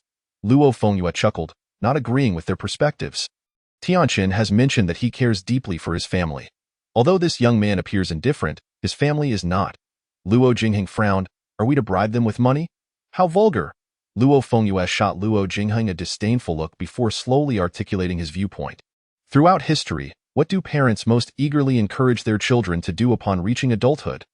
The two exchanged wide-eyed glances, a look of realization dawning upon them. I see. Luo Fengyue stroked his goatee thoughtfully. As the saying goes in military strategy, to capture the leader, first capture the horse. As they traversed the lengthy corridor, Suemo curiously examined the artistic paintings adorning the walls. Luo Baishuang led the way and, after a moment of hesitation, expressed her gratitude. Thank you for today. You helped me yesterday. I merely returned the favor. You aiding me in a predicament counts as one, escorting me and my brother home counts as another. So I owe you one more now. The next time you need my assistance, feel free to ask directly, and we will be even, Suemo replied with a shrug. Luo Baishuang's expression stiffened at her words. Feeling a sense of displeasure for reasons she could not quite articulate, with a cold snort, she retorted, Then what about me adopting your little chun, feeding him, clothing him, and providing him shelter? How does that compute? Suemo paused, taken aback, before responding, I don't want him anymore. Luo Baishuang halted, turning to face Suemo with her arms crossed, smirking, So you are abandoning the cat. While it may not be a crime, I consulted my family's legal counsel. If the abandoned pet causes harm to others, the original owner bears the responsibility for compensation. I have no obligation to care for Xiaochun, but to prevent harm to others' interests. I chose to look after him. This is called benevolent management without cause. Sumo's lips twitched as she interjected, benevolent management without cause. Yes, exactly. So you still owe me a favor, Luo Baishuang insisted. Don't even think about shirking. Suemo felt a prickling sensation at the back of her neck. What sort of convoluted logic was this? In a certain sense, their relationship indeed constituted benevolent management without cause. To sever such a relationship is quite simple. It entails Luo Baishuang informing Su Moyan, who then insists that she abandon Xiaochun. Should Luo Baishuang continue to care for the creature, the management of their connection would inevitably shift, relieving her of any responsibility towards Xiaochun. However, Suemo ultimately lacked the heart to be so cruel, viewing it as a form of compensation for the abandonment of Xiaochun. As they walked, Luo Baishuang suddenly realized they had approached her room. After a moment's hesitation, she opened the door and said to Suemo, Come in, let me show you Xiaochun. Chapter 22. The past of the Luo family. Suemo hesitated for a moment before declining. I won't go in, just bring Xiaochun to the doorway and I can take a look from there. Why not come in? My room isn't messy. What harm is there in seeing a cat? Luo Baishuang said. Her brows furrowing slightly, Suemo shook her head. I fear someone might see and misunderstand. Luo Baishuang recalled her grandfather and the others. If Suemo entered her room, it would inevitably lead to some teasing. Very well, I shall bring Xiaochun out. Luo Baishuang called out a few times within her room, but to her astonishment, Xiaochun was nowhere to be found. She remembered that when she left, Xiaochun and Xiaohu had been confined within. While Xiaohu lay comfortably in its nest, where could Xiaochun have gone? Xiaochun? Xiaochun? After several calls yielded no response, she turned back to Suemo at the doorway, her expression tense. Not under the bed. Not in the wardrobe, not in the corners. Where could it have gone? Panic began to set in for Luo Baishuang. Unsure of how to explain to Suemo, could it have run outside? If it's not found? So be it, Suemo remarked from outside. Luo Baishuang did not reply. The housekeeper was forbidden from entering her room, and all doors and windows were locked, making an escape impossible. Had Xiaochun simply vanished into thin air? Watching the peacefully sleeping Xiaohu beside her, she felt an inexplicable surge of frustration. Your mother is frantic with worry, and here you are, sleeping soundly. Luo Baishuang tugged at Xiaohu's ear, exclaiming, You rascal! Where is Xiaochun? As a senior member of the household, can't you keep an eye on it? Xiaohu shook its head and flopped back down. Luo Baishuang intended to ignore it, but as she stood, she heard a faint meow, her brows knitting together. She nudged Xiaohu, but it showed no inclination to move. Moments later, Luo Baishuang emerged with Xiaochun in her arms, placing it into Sumo's embrace. Her expression somewhat awkward. I shall discipline this rebellious child. You take Xiaochun for a stroll, and I will find you later. With that, Luo Baishuang shut the door, and a cacophony of chaos erupted from within. You little rascal! EX curry stick! Wang Wu. Xiaochun looked up at Suemo, nuzzling into her embrace and meowing a few times, seemingly expressing its dissatisfaction. Suemo stroked Xiaochun's head, and caught a glimpse of Luo Tianqian sitting in a wheelchair at the end of the corridor. After a moment's contemplation, Suemo approached and inquired, "Is there something you need?" "Accompany me for a walk," Luo Tianqian said. Maneuvering his wheelchair toward the door, Suemo glanced at his legs, recalling that he had been wearing leather shoes when she last saw him. Generally, individuals with disabilities do not wear such footwear. Noticing Sumo's gaze, Luo Tianqian covered his legs and remarked, "The disability was temporary. I have improved, but I prefer to keep it private. You are among the few who know this secret?" "Not even my sister is aware." Sumo's brows furrowed slightly, pondering the implication of his words. Was he attempting to forge a closer relationship? Luo Tianqian continued, "Suemo, what is your impression of our Luo family?" Suemo hesitated before responding, united and friendly. The familial atmosphere is quite pleasant. Luo Tianqian smiled faintly and nodded. "But do you know how we are perceived by outsiders?" "What kind of image?" Suemo asked. Intrigued, a strange smile crept across Luo Tianqian's lips as he spoke in a chilling tone, "Vicious, bloodthirsty. In the tumultuous past, our Luo family had perpetrated massacres, igniting bloody conflicts in the underworld. From South Street to Ponglai East Road, a 10-mile stretch claimed countless lives, rivers of blood flowed." Suemo's lips twitched, feeling a sense of eerie familiarity. "Do you kill without flinching?" Luo Tianqian's demeanor shifted, and he asked with genuine curiosity, "I wonder why you appear unafraid upon hearing this?" Clearing her throat, Suemo explained, "Perhaps I possess a certain emotional detachment. Additionally, as a law student, I tend to value evidence. If you cannot provide proof, I must conclude you are merely boasting." Luo Tianqian chuckled softly. Upon reaching the courtyard, the moon hung high in the night sky, stars twinkling, with the occasional sound of insects chirping. Luo Tianqian's laughter gradually faded into silence as he spoke in a low voice. "In the beginning, our Luo family was just an ordinary family business." Suemo sensed the onset of a story. Her ears perked up in anticipation of a dramatic tale of familial strife. While they had engaged in some morally ambiguous dealings, overall, they maintained a relatively clean reputation. At that time, our Luo family was not yet established in Xindu, a city that was far from its current prosperity. One could say it was rotten from the very roots. Eventually, a mayor named Jiang Tianzheng arrived in the city, leading a thorough cleansing of Xindu. Hundreds of officials fell from grace, and internal systems were reformed. Yet this was merely the beginning. Xindu needed development, needed an economy, but lacking policy support, the mayor had to devise his own strategies. During this time, Jiang Tianzheng approached our Luo family, seeking investment in the city's construction. My grandfather, having heard of Jiang Tianzheng's reputation and admiring his tenacity, consented, and our family relocated to Xindu. Xindu and the Luo family flourished in unison, entering a period of prosperity. We even renovated Xindu University, establishing generous scholarships and grants that continue to this day. Suddenly, Suemo recalled that her own family had also moved once, during a time of layoffs and hardship. Her parents had heard of Xindu's economic growth and, with her brother being accepted into Xindu University, they decided to make the move. However, Jiang Tianzheng was acutely aware that Xindu's prosperity was merely superficial. For true resurgence, all the rotten roots needed to be eradicated. Yet some remained that he could not touch due to his position. He persuaded my grandfather to develop a commercial district in the Hudong area, promising to open doors for him on the policy front. Once the district was established, the Luo family would fully integrate into Xindu, ascending into the ranks of the influential my grandfather was tempted, and thus began the Luo family's descent down a treacherous path.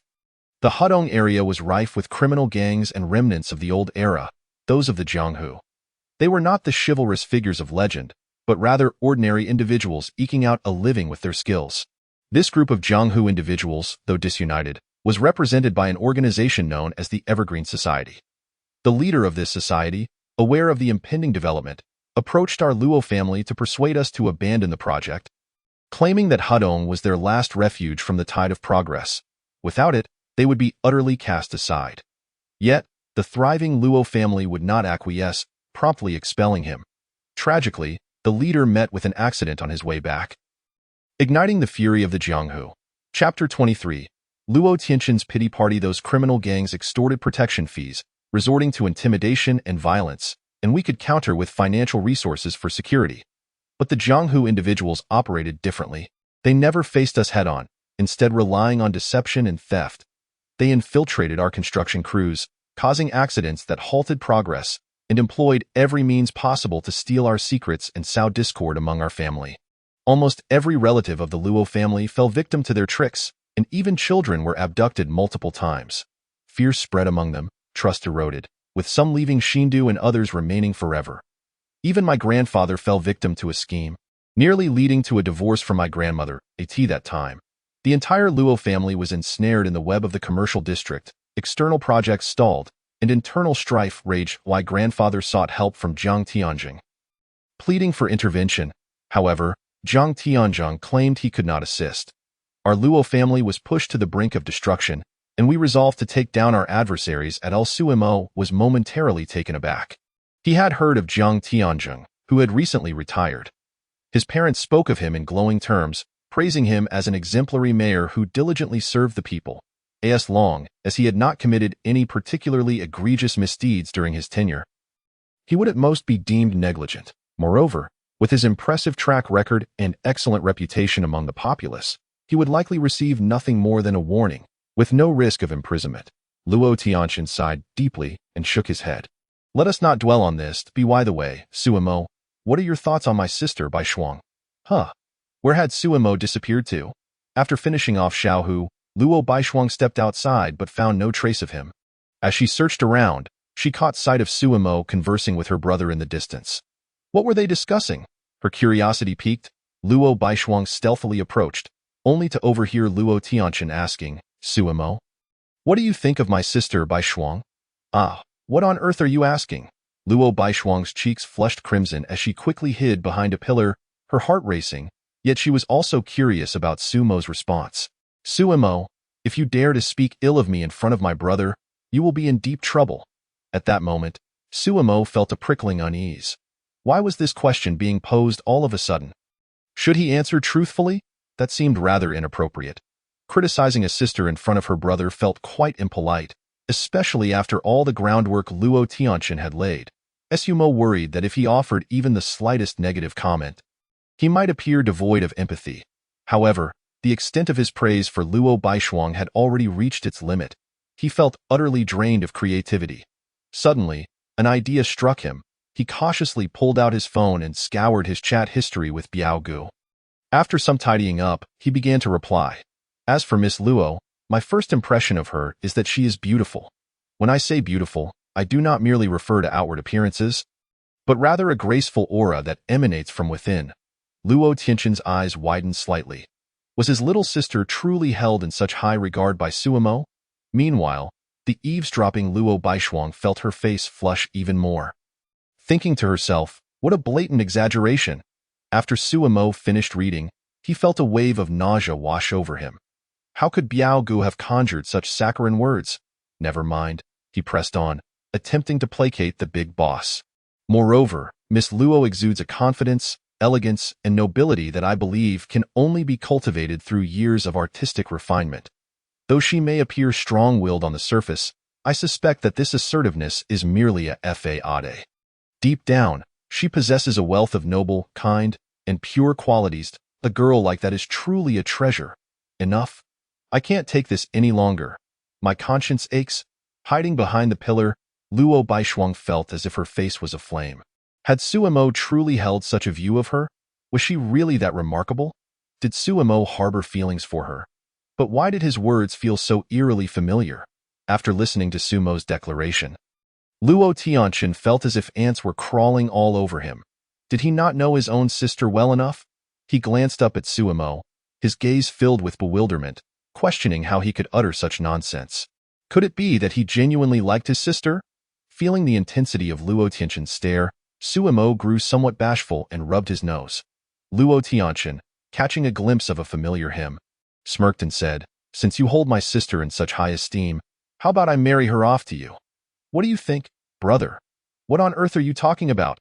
Luo Baishuang's cheeks burned as if they were boiling water. Her mind racing with thoughts, Suimo widened his eyes. So, you were waiting for me here all along. What a cunning Luo Tianqian. Was he trying to sell his sister off, knowing that she was too willful and domineering to find suitors, while simultaneously fishing for compliments? If he were to refuse or speak poorly of Luo Baishuang, Would that not be akin to slapping his own face? Hastily, Suemo waved his hands. No, no. I am far too lowly to be worthy of Miss Luo. Luo Tianqian smiled and replied, Our family does not place importance on status or position. As long as there is mutual affection, what does it matter if one is a beggar? My sister and I were kidnapped during our childhood. An ordeal that left me disabled. Bai Shuang, in her kindness, chose to forego her education to care for me. From elementary school through high school, she had no classmates or companions, spending her days not only absorbing knowledge from textbooks but also managing family affairs. After our parents passed away, she matured rapidly, yet I have observed that she has not truly grown since that time. Therefore, all we desire is for Bai Shuang to find happiness. Everything else is beyond our consideration. Luo Baishuang felt a mix of emotions upon hearing her brother's words, touched yet slightly guilty. Aside from taking care of her brother, she had not devoted much thought to her studies, instead spending her time gaming. Luo Tianqian, too, felt a twinge of guilt. He was acutely aware that his sister had not been particularly focused on her studies, often overhearing her hurling insults at opponents in her games as he passed by. However, he also recognized that this was a coping mechanism for the immense pressure she faced. Yet, he had to persist in his sob story. Suemo furrowed his brow. Had Luo Baishuang's childhood truly been so tragic? Yet, why did it not quite feel that way to him? Chapter 24. Suemo, I despise you. Suemo felt a headache coming on. What to do now? The other party had already laid it on thick with the sob story. How could he politely decline? After much deliberation, he devised a plan, allowing a sorrowful expression to wash over his face as he spoke in a low, hoarse voice. Boss Luo, while you may not mind issues of status, I certainly do, for the chasm of reality lies here. You reside in a world that I can scarcely touch even on tiptoes. Luxurious restaurants, exquisite travels, limited edition gifts. These are merely at your fingertips, yet for me, they remain an unattainable dream that requires every ounce of effort to experience even once. I cannot provide for her as you do. Perhaps you might say that you can accommodate my lifestyle. But what I truly desire is for Miss Luo to find happiness because of me. Should I enter a relationship with her, I would constantly fear that she deserves a better life and should encounter better people. And yet here I am, extinguishing all those possibilities. If I know I cannot give her what she deserves, how could I dare take her hand? I dread disappointing a virtuous person, and even more so, I fear that one day she may look back and regret having chosen a person with nothing to offer. That would be a pain far greater than losing her. If possible, I would prefer to be friends with Miss Luo, standing on the periphery of her world, blessing her from afar. For in that way, I would not be completely empty. A single tear slipped from Sumo's eye, mingling with the heavy night air. An impeccable performance. Upon hearing Sumo's heartfelt speech, Luo Tianqian felt an unexpected pang of emotion. He was at a loss for words, unsure how to console him, fearing that further insistence would bruise the man's pride. However, he soon furrowed his brow, wondering why this sentiment seemed so out of character for Suemo. You brat, are you putting on an act?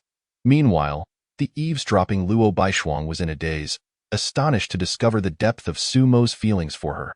A swirl of emotions, joy, gratitude, heartache, sorrow, intermingled within her, taking root in her heart like seeds that lie in the courtyard. The atmosphere grew quiet. Luo Tianqian felt it was time to end the conversation and, after a brief pause, spoke up. All right, we've talked enough for now. It is time to rest. Startled, Luo Baishuang quickly revealed herself and feigned calmness as she asked the two, Brother, Suemo, what are you doing here? Luo Tianqian chuckled, not exposing Luo Baishuang's little secret. It's getting late. Baishuang, please show Suemo to a guest room for the night. Luo Baishuang nodded, her gaze shifting to Suemo, her cheeks slightly flushed as she instinctively averted her eyes. Turning her back to him, she said, Come on. I'll take you to your room. Suemo smiled and nodded at Luo Tianqian before hastily following Luo Baishuang, relieved to have navigated the situation.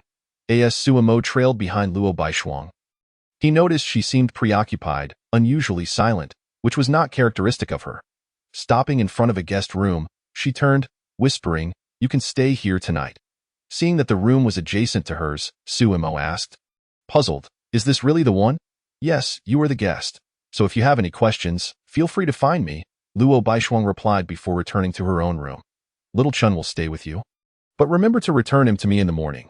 She added. Sumo nodded and opened the door, ready to step inside, when Luo Baishuang suddenly called out, Sumo. What? Sumo turned back.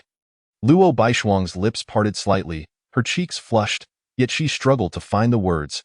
Finally, she managed to utter, good night, good night. Sumo, taken aback, hugged little Chun as he entered the room, puzzled by her newfound politeness. Luo Baishuang hid behind the door, exhaling deeply as she slid down to sit on the floor. The words Sumo had spoken to her brother echoed in her mind, and a faint smile crept across her face as she retrieved her phone. Although this fellow could be quite irritating, since he seemed to harbor feelings for her, perhaps she could grant him this opportunity.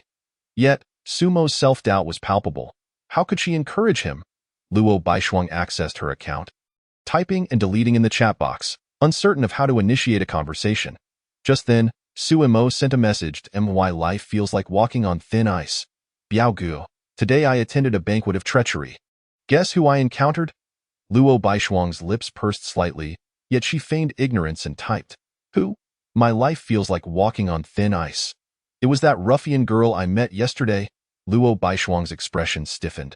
Was this a reluctance to express her feelings in front of a stranger? Why not speak plainly? It seems that Sundra attitude has faded. A life of valor requires no explanation. It appears you two are quite fated. My life feels like walking on thin ice. What fate? It's all resentment. I kindly helped her family out of a predicament, and her brother repays my kindness with a demand for me to marry that ruffian. How malicious. Luo Baishuang's face darkened, her fists clenched tightly. Sensing something amiss, she hastily typed, What do you mean? My life feels like walking on thin ice. While chatting with the ruffian's brother, he revealed that his sister's tomboyish nature makes her hard to marry off.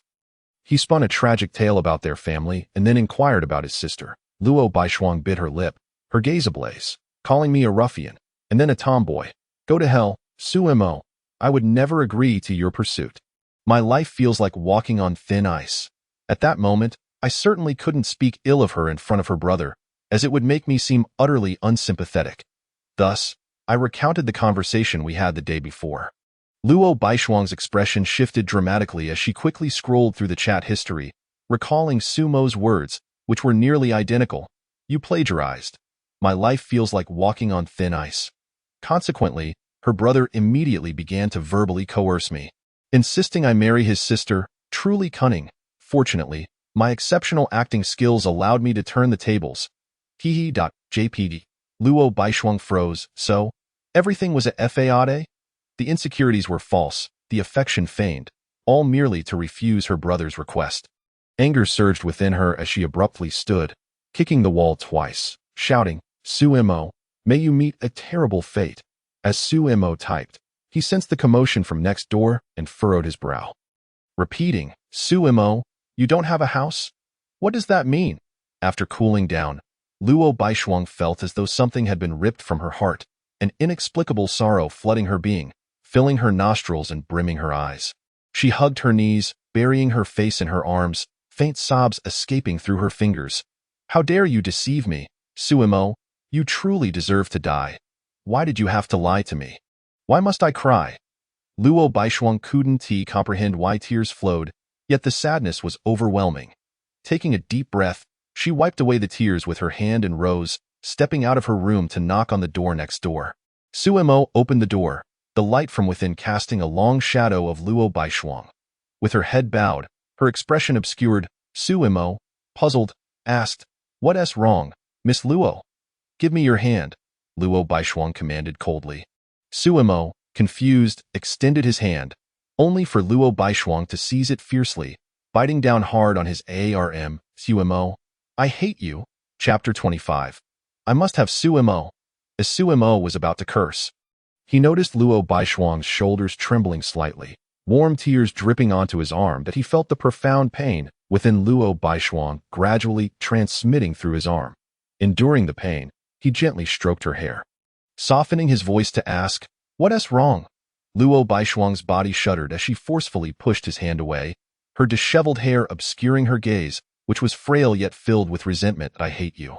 Leaving those words behind, Luo Baishuang stormed out, slamming the door behind her. Sumo stared at the two deep bite marks on his arm, frowning.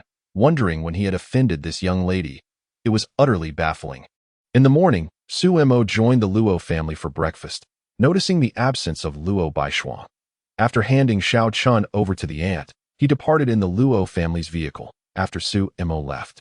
At the villa entrance, Luo Fengyue frowned and asked Luo Tianchen, "Has Xiao Shuang not woken up yet?" Luo Tianchen nodded. "It seems something happened. I'll go check." Seated in his wheelchair, Luo Tianchen approached Luo Baishuang's room and knocked on the door.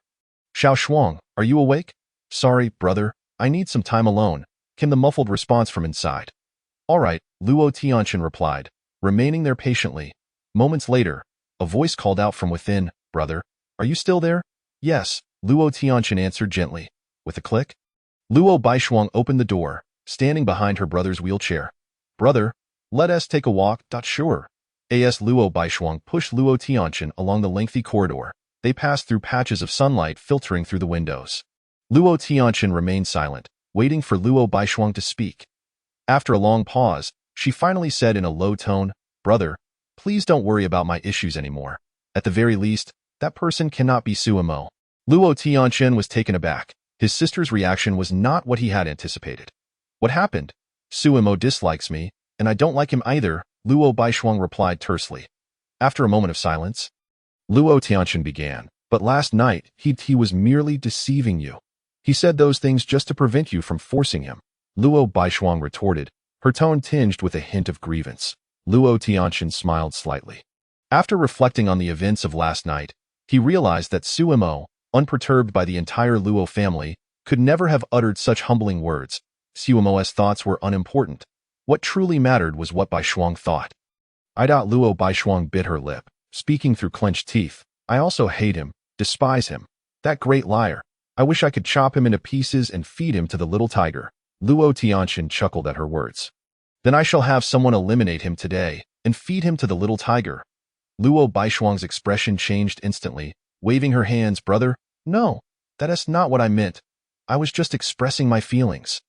"Baishuang, you're smitten, aren't you?" Luo Tianchen inquired. "No. How could that be?" Luo Baishuang blurted out, her face reddening as she vehemently denied it, arguing, "It's just that Su Mo lied to me. I'm very angry. But I don't want to kill him." Luo Tianchen chuckled softly. "You're angry because you care?" Luo Baishuang stiffened, hastily refuting, "Brother, I'm not that angry. Let us just cut ties with Su Mo from now on." Luo Tianchen raised his hand for her to stop, then turned his wheelchair to face her, speaking gently, "Baishuang, I will only ask you one thing. Between possessing Su Mo and destroying him, which would you choose?" Luo Baishuang's lips parted slightly, her cheeks flushed, her expression torn for a long while before she shyly replied, "Possess." Luo Tianchen's lips curled into a smile as he nodded, "As long as Baishuang, you wish to have him, your brother will certainly help you fulfill that wish." Luo Baishuang spoke again, "Brother, I don't want to resort to violence to make him submit." Luo Tianchen chuckled, "Don't think of your brother as a brute. Baishuang, just wait patiently. We will arrange everything. 3 days later, at Caesar Palace, Su Mo, dressed in a server's uniform, finished cleaning up the refuse in the private room and headed toward the back door with a trash bag in hand. Ever since Luo Baishuang had bitten him that day, she hadn't returned to torment him. Caesar Palace had not assigned Su Mo any tasks, relying solely on his initiative, which he found quite easy, earning money with little effort. The trial date for Zheng Zihao, the heir of Tianshan Group, was in 2 days. He recalled Lin Anya mentioning that she would deliver the evidence to him post-verdict, allowing Su Mo to reveal it at an opportune moment. To be honest, it felt like a hot potato that Su Mo was reluctant to handle, having just negotiated with the Luo family and Zheng Feilong. If that evidence could indeed bring down Zheng Zihao, how could Zheng Feilong possibly let Su Mo and his family off the hook? Yet, if he assisted Zheng Feilong in destroying the evidence, he couldn't reconcile that with his conscience. After all, he had previously vowed to be a good person. Moreover, during the incident involving his elder brother, she had helped him. He couldn't repay kindness with ingratitude. He decided to wait and see what the evidence entailed. If it proved troublesome, he could discreetly discard it at the entrance of the Public Security Bureau and leave the rest to fate. As Su Mo opened the back door, preparing to toss the trash into the bin, a shadow suddenly darted from a dark corner. Lunging at him, Su Mo's eyes sharpened, his body instinctively recoiling, swiftly creating distance. Then delivering a side kick toward the shadow. Upon recognizing the figure, He halted immediately. It was Lin Anya. What's the matter, sister? Are you out of your mind, lurking by the trash can at this hour? I am being hunted. In the dim alley. The moonlight bathed Lin Anya, who clutched a small red wooden box. Her hair was disheveled, her appearance disheveled, and numerous abrasions were visible on her long, fair legs. Suemo frowned. Is it Zheng Feilong's men? Lin Anya nodded, grabbing Suemo's wrist, pleading earnestly, help me. I'll do anything you ask. After a moment of silence, Suemo shook his head. Sorry, I can't help you. I am just an ordinary person and cannot stand against the entire underworld. You might as well give up, surrender the evidence. Perhaps it could save your life. Lin Anya was taken aback, her grip on the wooden box tightening before she slowly relaxed her hold. Placing it into Suemo's embrace. You should keep it. Open it only on the day of the verdict. I think it would be best if you didn't give it to me. I want to hand this over to my elder brother. Suemo declined with a wave of her hand. I understand your concerns. Please trust me. When the day comes for the evidence to be revealed, Zheng Feilong will also be captured, and your family will not be implicated, Lin Anya stated solemnly. Search over there. A voice echoed from the depths of the alley. Thud. Suddenly, Lin Anya knelt on the ground, bowing deeply before Suemo 3 times. The skin on her forehead, damaged, began to ooze blood, and a few disheveled strands of hair clung to the wound, drooping around it. Please. Chapter 26. The thief King Li Bukong. Lin Anya departed, leaving Suemo with the red wooden box, and ultimately, she acquiesced, though she only promised to keep it safe. Just as Suemo was about to return to work, a phone call came in. It was from Luo Tianchen. Hello, Boss Luo? Is there something you need? Suemo, I prefer it when you call me elder brother, Luo Tianchen teased from the other end. Suemo felt a wave of discomfort wash over her. Boss. Can we refrain from joking around? All right, Suemo, do you remember the promise you made to me? Luo Tianchen chuckled. Suemo's expression stiffened. Of course, she remembered clearly that Luo Tianchen had requested her to accompany someone for entertainment. She could easily guess who that person was, and initially thought that Luo Tianchen had forgotten about it since he hadn't contacted her in days. It seemed, however, that there was no escaping it. Fine, let the torment commence, she relented. I remember. Boss Luo. Luo Tianchen detected the reluctance in Suemo's tone, his smile widening. Then it's settled for 2 days from now. I'll send someone to fetch you, and you'll spend the day with my sister. Very well, Suemo nodded. Just after hanging up, another urgent ringtone interrupted her. Answer? The phone. Turtle's second brother. Suemo covered her nearly deafened ears. When she moved out of the house, Sumumu insisted on setting this personalized ringtone for her. Hello, Su Xiaomu. Is there something happening at home? Hee. Second brother, guess what we won in the shopping mall lottery? Sumumu's playful voice chimed through the phone. What did you win? 3 tickets to a scenic area. Mom and Dad and I are planning to go out on Saturday. Are you coming? But you'll have to pay for your own ticket. Sumo frowned. Saturday was just 2 days away, and she had just promised Luo Tianchen that she was busy and had to work overtime. Why is everyone so busy? Elder brother said there's a court session, and sister Shui said she has a shift. Why do you, second brother, also have something on? Can't you take a day off? Su Mumu complained. Sumo retorted irritably. If I take a day off, are you going to support me? Just give all your pocket money to second brother, and I'll take the day off. Beep beep beep. Su Mumu hung up quickly, not giving Suemo the chance to finish. Suemo returned her phone to her pocket, gazing at the wooden box in her arms, then casting her eyes towards the direction Lin Anya had departed, her expression heavy in the Luo family mansion. In the reception room, 2 elderly men were engrossed in a game of chess. Nearby, Luo Tianchen ended the call and turned to Luo Jingheng. Uncle, are the venue and personnel prepared? Luo Jingheng nodded. The scenic area has just completed the transfer of management rights. The venue and props are set up, and the staff has nearly finished rehearsing. Luo Tianchen responded with an his gaze shifting to the elderly man playing chess against Luo Fengyue, smiling. Fourth master. There won't be any issues on your end, will there? The elderly man known as fourth master appeared aged, his beard grizzled, dressed in a black Zhongshan suit, his fingers, wrapped in skin, gripping the chess pieces, their knuckles thick and discolored. He turned to Luo Tianchen with a chuckle. Young Master Luo, I rely on my skills for a living. If I mess this up, I'll have them change careers immediately. Luo Fengyue, fixated on the chessboard, frowned in displeasure. Li Bukong, there are only a few pieces on the chessboard. If you remove 3, do you truly think I'm senile? Just a slip of the hand. Li Bukong awkwardly chuckled, returning the white jade piece to its place. Luo Tianqian chuckled lightly. In the past, you would have lost a finger for that. Li Bukong's expression changed, quickly waving his hands. Not to that extent. Luo Tianqian smirked casually. How about this? I'll keep note of your finger. If anything goes awry on your end, I'll ensure it's severed from you. Li Bukong, startled, immediately stood up and complained to Luo Fengyue. Luo Yi? Look at this kid. How can he joke like this with his elders? Luo Fengyue, casting a glance at Li Bukong without offering any leniency, laughed. I agree that some pressure is warranted, and besides, I truly wish to collect the finger of the thief king Li Bukong. Li Bukong, observing the predatory gazes of the Luo family members around him, swallowed hard, clearing his throat. Ah, I just remembered I left the gas on at home. I should return to check with that. He swiftly dashed out of the Luo. The burly man forcefully swatted away his subordinate beside him, fuming, Get lost, you brainless fool. Do you not realize that we are engaged in serious matters? After reprimanding the subordinate, the man turned his gaze back to the barefoot woman, his expression growing increasingly menacing. I warn you, do not make me repeat myself a third time. Step aside. Lin Anya bit her lower lip. Observing the encroaching members of the Longxing society, aware that she could not evade her fate today. Though she had failed to fulfill her final wish, she had entrusted the item to Su Mo. One day, the truth would be revealed, but regrettably, she would not be there to witness it. This matter did not concern her. Do not make it difficult for her. Do you not desire the item? I will go with you. Lin Anya stepped out from behind the barefoot woman, but as she took her first step, she felt a sudden grip on her wrist. Turning to see the barefoot woman holding her firmly, Lin Anya furrowed her brows and demanded, Let go of me. The woman locked her gaze onto Lin Anya and inquired, Why is the Longxing society after you? Did you not hear what I said? Let go.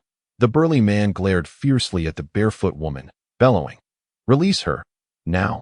As Lin Anya sensed the man's fury intensifying, panic surged within her, fearing for the woman's safety. Yet, the barefoot woman remained unfazed, continuing to press. Please answer me. Why are they pursuing you? I am speaking to you. The man's forehead was veined with fury as he kicked a nearby plastic barrel. The fish within flopped onto the grass. Then, with a few splashes, leapt back into the river. The barefoot woman calmly watched the fish escape, slowly raising her head, her gaze sweeping over the surrounding members of the Longxing society, a meaningful smile curling at her lips. She interlaced her fingers and pressed down firmly, the joints cracking crisply, then slowly opened her mouth, her tone as frigid as a winter's gale, articulating each word. The reason is now established. What?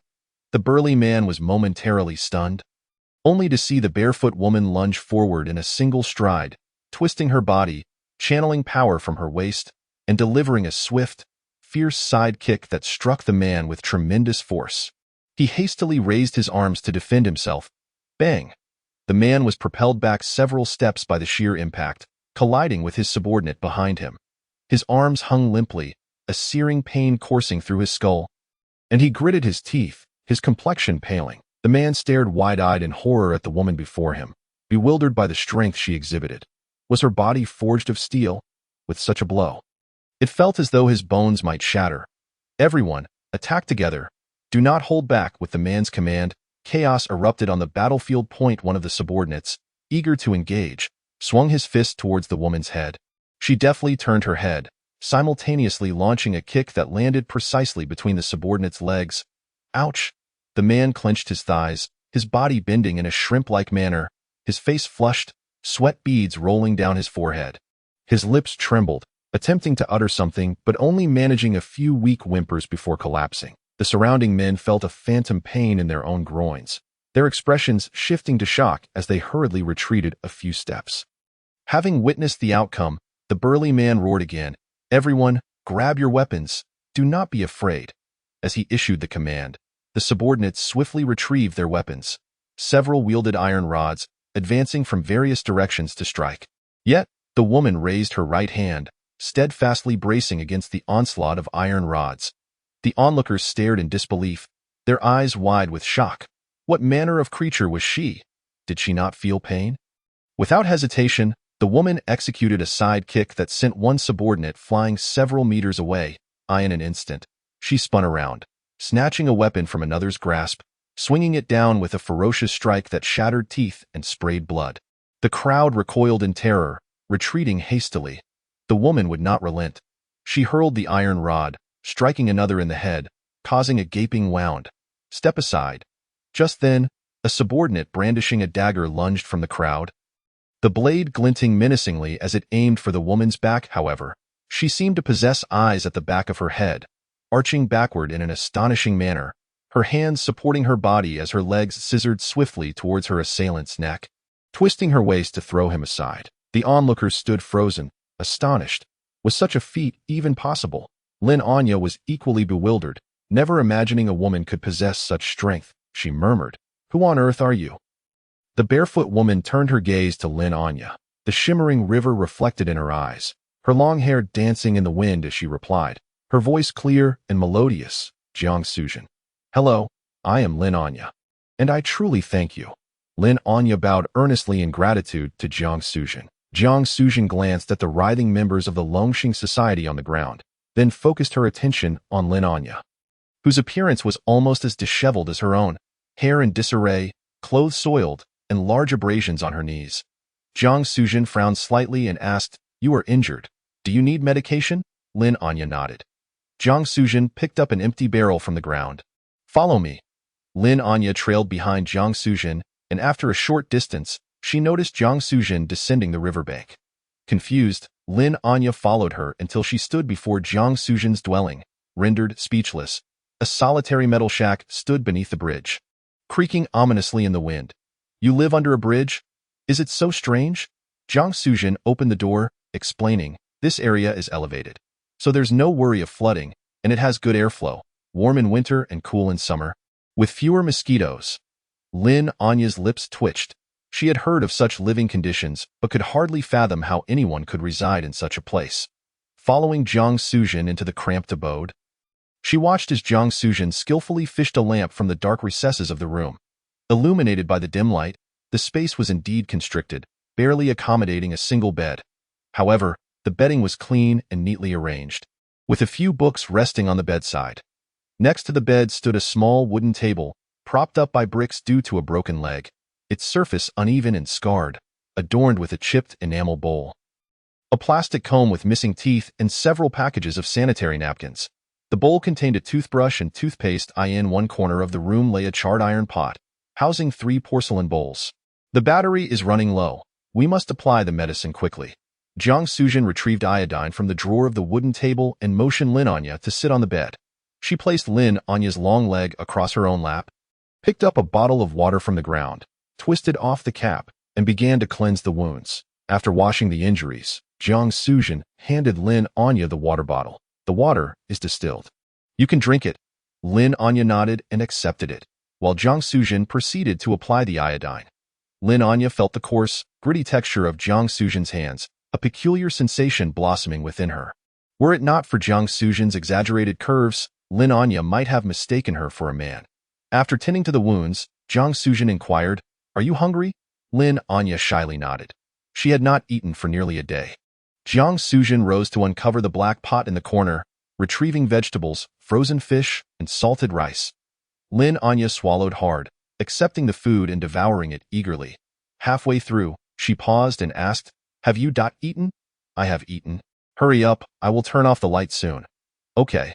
After the meal, Lin Anya hesitated. "Could I stay for another 2 days? I truly have no place to go, and those people will surely come after me.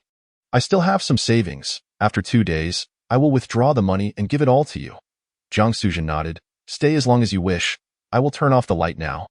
With that, Jiang Suzhen extinguished the lamp, plunging the surroundings into darkness. Lin Anya felt a wave of unease as she sat at the foot of the bed. "What are you sitting there for?" Jiang Suzhen asked, puzzled. Lin Anya explained, "The space is a bit cramped. I am afraid I might disturb you. I can sleep while sitting." As she spoke, she suddenly felt herself being pulled down onto the bed. Gasping in surprise, "Why are you shouting?" Jiang Suzhen asked, bewildered. "I was a bit startled." "Yes, the space is small. Do not move around." Lin Anya found herself enveloped in Jiang Suzhen's embrace, feeling the warmth radiating from her like a blazing sun. Along with the warm breath on her neck, intensifying her strange feelings. Was she being flirted with? Fearful. Why is the Longxing Society after you? Jiang Suzhen's sudden question drew Lin Anya back from her thoughts. And she fell silent. Jiang Suzhen had helped her and even dealt a blow to the Longxing Society members, so she surely would not side with them. It was safe to confide in her. My boyfriend was killed by Zheng Zihao, the son of the Longxing Society's leader, in a car accident, falsely claimed to be due to drug driving. However, I possess evidence of his deliberate murder, which is why they are after me. Jiang Suzhen pressed further. Did you not submit the evidence to the authorities? It is not yet the right time. Lin Anya shook her head. Jiang Suzhen furrowed her brows. Do you intend to extort the Zheng family? I do not. Lin Anya exclaimed, her emotions flaring. I wish the entire Zheng family would perish. Apologies. Jiang Suzhen remained silent for a long while before slowly speaking. Was your boyfriend an undercover agent? Lin Anya's body stiffened. Incredulity lacing her voice. How did you guess that? Intuition. You have already been pursued by the Longxing Society, yet you neither compromised by handing over the evidence to them nor sought refuge with the authorities. Certainly, it is also possible that you feel there is insufficient evidence for revenge. I merely speculated one of the potential scenarios. Did your boyfriend not provide you with the contact information of your superior? Lin Anya shook her head, and Jiang Suzhen, with a tone of mockery, remarked, This is what men are like. Their missions will always take precedence over their own women. No, he simply does not wish for me to be embroiled in this. Lin Anya urgently defended herself. Dio, you truly believe what you just said. He has never trusted you. Undercover work is inherently perilous. If he truly loved you, he would certainly have shared the contact details of your superior with you, enabling you to seek help in dangerous moments, allowing you to safely hand over evidence and subsequently accept protection, living a carefree life with a substantial sum of money. Enough. Do not speak any further. Lin Anya bit her lip, her body trembling uncontrollably. Jiang Suzhen sighed. Hand over the evidence. Regardless of whom you give it to, you will survive. I refuse. Lin Anya's eyes brimmed with tears, her body shaking even more violently. I have long been without parents or relatives. He is my only anchor in this world. My existence now is solely for revenge. I have already disposed of the evidence if on the day of the verdict the law fails to grant me justice, then I shall personally send him to hell. Jiang Suzhen gently caressed Lin Anya's hair, speaking softly. Do not act foolishly. Calm, all right. Let us trust Mr. Zhou once. Chapter 30. The Ancient Town of Lutang. Not long after entering the ancient town, Su Mumu and her companions stumbled upon a wild tour guide named Ying. Wearing a sun hat and holding a microphone, Ying began to explain to the trio. The ancient town of Lutang dates back a millennium. There are unofficial historical records that recount a legend about Lutang in a world of 3,000 realms. There existed a great emperor who transformed into myriad forms, traversing the mortal realm and bending countless fated souls to his will. Eventually, he attained enlightenment in this very place. The emperor's surname was Lu. Thus this locale is also known as the ancient town of Lutang. Up ahead lies one of the town's renowned attractions, the snow-covered Long River. This mesmerizing sight can only be witnessed in the month of April, as the willow catkins drift down like winter snow, blanketing the river's surface. Following the guide's gesture, they beheld scattered willow catkins fluttering, accumulating beneath the bridge and creating a unique spring vista on the bridge. Pedestrians wandered in small clusters. At that moment, a striking figure caught the trio's attention, as if a spirit had emerged from the snow, gliding gracefully across the bridge. What a beautiful sister! Su Mumu exclaimed in awe. Zhang Yinxiu nodded, but upon closely observing the figure's face, she was taken aback. It was Sister Baishuang from the Luo family. Was she here on vacation as well? On the bridge, Luo Baishuang turned around, taking Su Mo's hand as she cheerfully descended the bridge. Who is that man? His attire is as plain as air Ge's. Su Mumu squinted, then her eyes widened as she pulled Jiang Jingyun beside her, exclaiming, Mom, look quickly! That person is Air Gu, the phony Air Gu. He claimed he was working overtime, yet here he is, frolicking with a beautiful woman, favoring romance over family. Just wait until I tell Dad. Just as Su Mumu was about to chase after them, Jiang Jingyun grasped her wrist, saying sternly, Stay here, do not disturb your brother, or I shall cut off your allowance for a year. How can you be like this? Su Mumu complained. Jiang Jingyun shot her a disapproving glance and took out her phone to snap a picture of the couple. then gently said to Zhang Yinxiu, shall we explore other places? Of course, Zhang Yinxiu nodded. Her curiosity piqued about why Mumu's brother was with Sister Baishuang. Were they a couple? After conferring with the guiding Ying, Zhang Jingyun altered their itinerary. Each person harbored their thoughts as they pursued the couple. Meanwhile, Luo Baishuang complained to Su Mo, why are you walking so slowly? If you don't hurry, it will be dark soon. Su Mo nodded and quickened his pace, though he felt something was amiss. Today, Luo Baishuang was acting quite strangely, not deliberately making things difficult for him. It wasn't that he wanted to feel uncomfortable. But the situation felt too peculiar, as if a conspiracy was brewing. Moreover, the frequency of glances directed at him was unsettling to It that moment. Across the street, a middle-aged man pedaled a bicycle laden with candied hawthorns toward them. Stopping in front of the duo, he smiled at Su Mo, saying, young man, would you like to buy a skewer of candied hawthorn for the lovely lady beside you? Su Mo paused, glancing at the glistening candied hawthorns, then at Luo Baishuang, but he sensed something odd about the man's words, but still asked Luo Baishuang, do you want some? Luo Baishuang glanced at the man, who discreetly gestured to her while holding a skewer. She nodded and took a skewer from the man's hand, saying, I'll take this one. Su Mo replied with an then pulled out his phone to scan the payment, asking, Sir, how much for these candied hawthorns? 200. Sumo's eyes widened in disbelief. Wait, sir, are these made of gold? Is the hawthorn dipped in gold? Selling a skewer for 200. Are you trying to rob me? This violates consumer laws, the man, clearly displeased, retorted, young man, that is not fair. Look around. Where else can you find candied hawthorns in this scenic area? These are handmade. If you think it's expensive, I think it's overpriced too. Su Mo was tempted to smash the candied hawthorn stand, turning to Luo Baishuang to suggest returning it. But Luo Baishuang had already taken a bite from the skewer, chewing while looking at him with her innocent big eyes. The vendor, seeing this, smugly declared, if you're dissatisfied, feel free to report me to the management of the scenic area. I'm selling for 200. What is wrong with that? Luo Baishuang pulled out her phone, saying, how about I pay for it? Su Mo hesitated, realizing he was supposed to be enjoying his time with Luo Baishuang. Whether they argued or let her suffer this expense, it would be against his intentions. With a sigh, he transferred the money, leaving him with just 800 for the month, a rather tight situation. Thank you for your patronage. The vendor left with a beaming smile, leaving Su Mo feeling frustrated yet powerless. Luo Baishuang held up the remaining 3 candied hawthorns. Smiling, all right, don't be upset, I'll give you the next one. It's very sweet. Su Mo looked at the candied hawthorn she was holding, feeling a bit shy. However, since each piece was 50, it would be a shame not to try it. All right, thank you. He bent closer, taking a bite, and the moment he did, a wave of sourness surged through him, nearly distorting his features. He almost cursed aloud. This was what they called candied hawthorn. The acidity was overwhelming, causing saliva to pour uncontrollably. If it hadn't cost 50, he would have spit it out on the spot. After swallowing, he turned to confront that scoundrel vendor, but a soft, smooth hand reached out to him. Why are you eating a candied hawthorn and drooling? Luo Baishuang teased, wiping the corner of his mouth with a handkerchief, her smile playful. Su Mo felt embarrassed, but a strange thought crossed his mind. Was Luo Baishuang possessed? She seemed like a completely different person. The one I just ate was absurdly sour. Really? I thought it was quite sweet.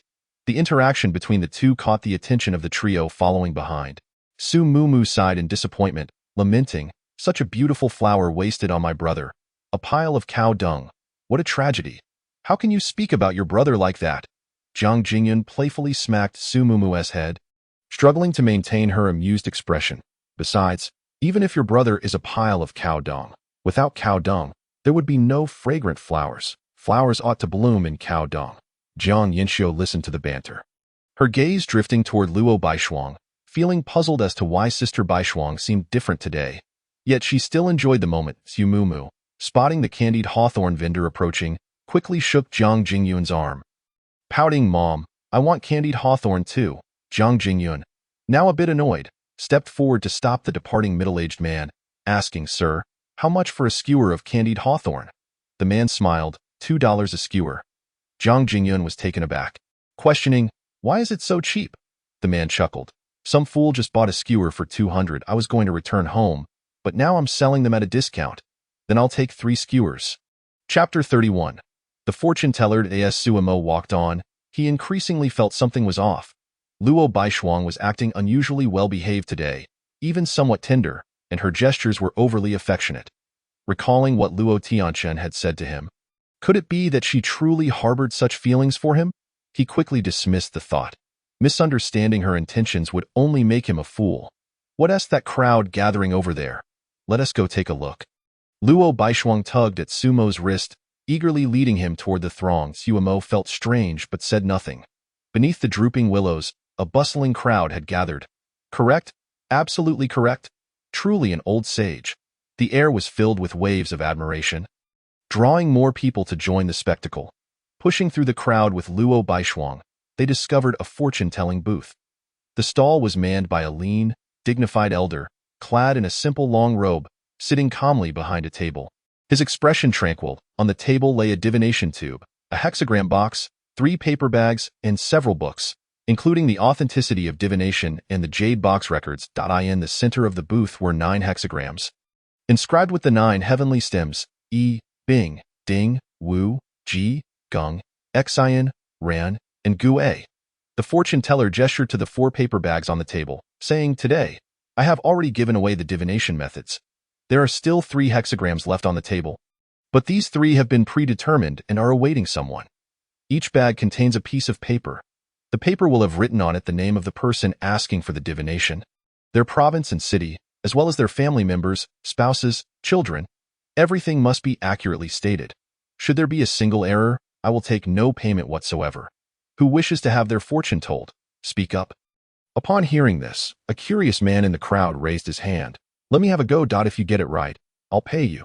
This hexagram does not apply to just anyone. We only read for those whose hexagrams are present. If there is none, I won't read for you even if you pay." The fortune teller looked at the man, lifting the divination tube, continuing, "If you wish to know whose hexagram is present, this bamboo tube in my hand can reveal it. There are 3 small sticks inside. If one is drawn, then a hexagram exists." After the fortune teller finished speaking, he closed his eyes and shook the divination. However, after a considerable time of shaking, not a single stick emerged. There was no sign pertaining to you. The man furrowed his brow, feeling helpless, and pushed through the crowd to leave. Luo Baishuang nudged Suemo and whispered, "Why not have a reading to see if there's one for you?" Suemo smiled faintly, leaned closer to Luo Baishuang's ear, and whispered, "These are all deceptive tricks. They've already hired accomplices. Did you not notice that the man eager for good fortune was not being read for?" The warm breath of Suemo brushed against Luo Baishuang's ear, causing her cheeks to flush. They were too close. "This young friend, are you conspiring against me?" The fortune teller suddenly interjected, his gaze fixed on Suemo, smiling as he inquired. Suemo was taken aback by his keen perception. Luo Baishuang grasped Sumo's wrist and quickly shook her head, saying, "No, we have not conspired against you, sir. We were merely contemplating whether to come for a reading. Then why not give it a try?" The fortune teller suggested, lifting the divination in his hand with a smile. Luo Baishuang pulled Suemo closer and nodded. Then, "Sir, please help us see if there's a sign for me." The fortune teller nodded, then shook a few times, and in no time, a stick was drawn, indicating there was indeed a sign for you. Suemo was momentarily stunned, casting a puzzled glance at Luo Baishuang. Was she an accomplice? "Young friend, would you like to have a reading as well?" The fortune teller asked again, lifting the. After a brief silence, Suemo nodded. "Yes, let us do it." The fortune teller nodded and shook out another stick, declaring that both of them were fated to this divination booth. Upon saying this, he picked up a paper bag from the table and said, "Within this bag lies your fate. Everything concerning your life is contained within." "Should I take it out now?" Suemo asked, perplexed. The fortune teller shook his head, replying, "Not yet. I have set up this booth not only for livelihood, but also to build my reputation. If I were to reveal it now and any details were incorrect, I would have no way to prove it. I possess a wooden board. Please use chalk to write your name, age, the province and city you hail from, whether your parents are alive, how many siblings you have, and if you have a spouse and children. Once you have extracted the divination slip from the bag, if the characters on the slip match those on the board, I will then read your lifelong matters to you. As for the fee for the divination, you may give me whatever you deem appropriate." After speaking, the fortune teller handed a piece of the wooden board to each of them, then stepped back. Folding his hands behind him, Sumo took the board and, with chalk, wrote, Sumo, age 22, from Gue Province, Tianhai City, with both parents alive, one elder brother, one younger sister, no spouse or children. After finishing, Sumo placed the board on the table. Not long after, Luo Baishuang completed her writing as well. Sumo inquired, Can we take a look now? The fortune teller shook his head again. Just a moment. Not far away, on the loft, Li Lanlan leaned against the window, her feet resting on the sill, playing with a small knife as she watched the two below, snickering lightly naive. She sheathed the knife and rose to leave. Inside the room, several young men were gathered around a table. Engrossed in something, one of them, spotting Li Lanlan leaving, called out, Lanlan, where are you going? It's not our turn yet, we need to stretch our limbs. Sitting here will make us stiff. Lanlan descended the stairs, glanced at the divination booth, and then walked in the opposite direction, muttering, After all these years of honing my skills, to waste them on a mere farce for a bit of money, what a bunch of spineless fools. If you all enjoy acting, let us make it a more convincing performance. Li Lanlan had already learned from Li Bukong about the upcoming plans of Luo Tianqin and the others.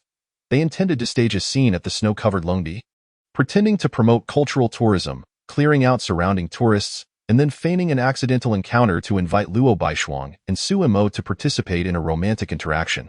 Just thinking about it made her feel nauseated. After this charade, it would be time for her to meet with Jiang Jingyun and the others. Subsequently, this group of thieves would make their entrance, stealing from Jiang Jingyun's party, and then arrange for Luo Baishuang to catch the thief. After they had been caught, everyone would merrily enjoy the second half of the event.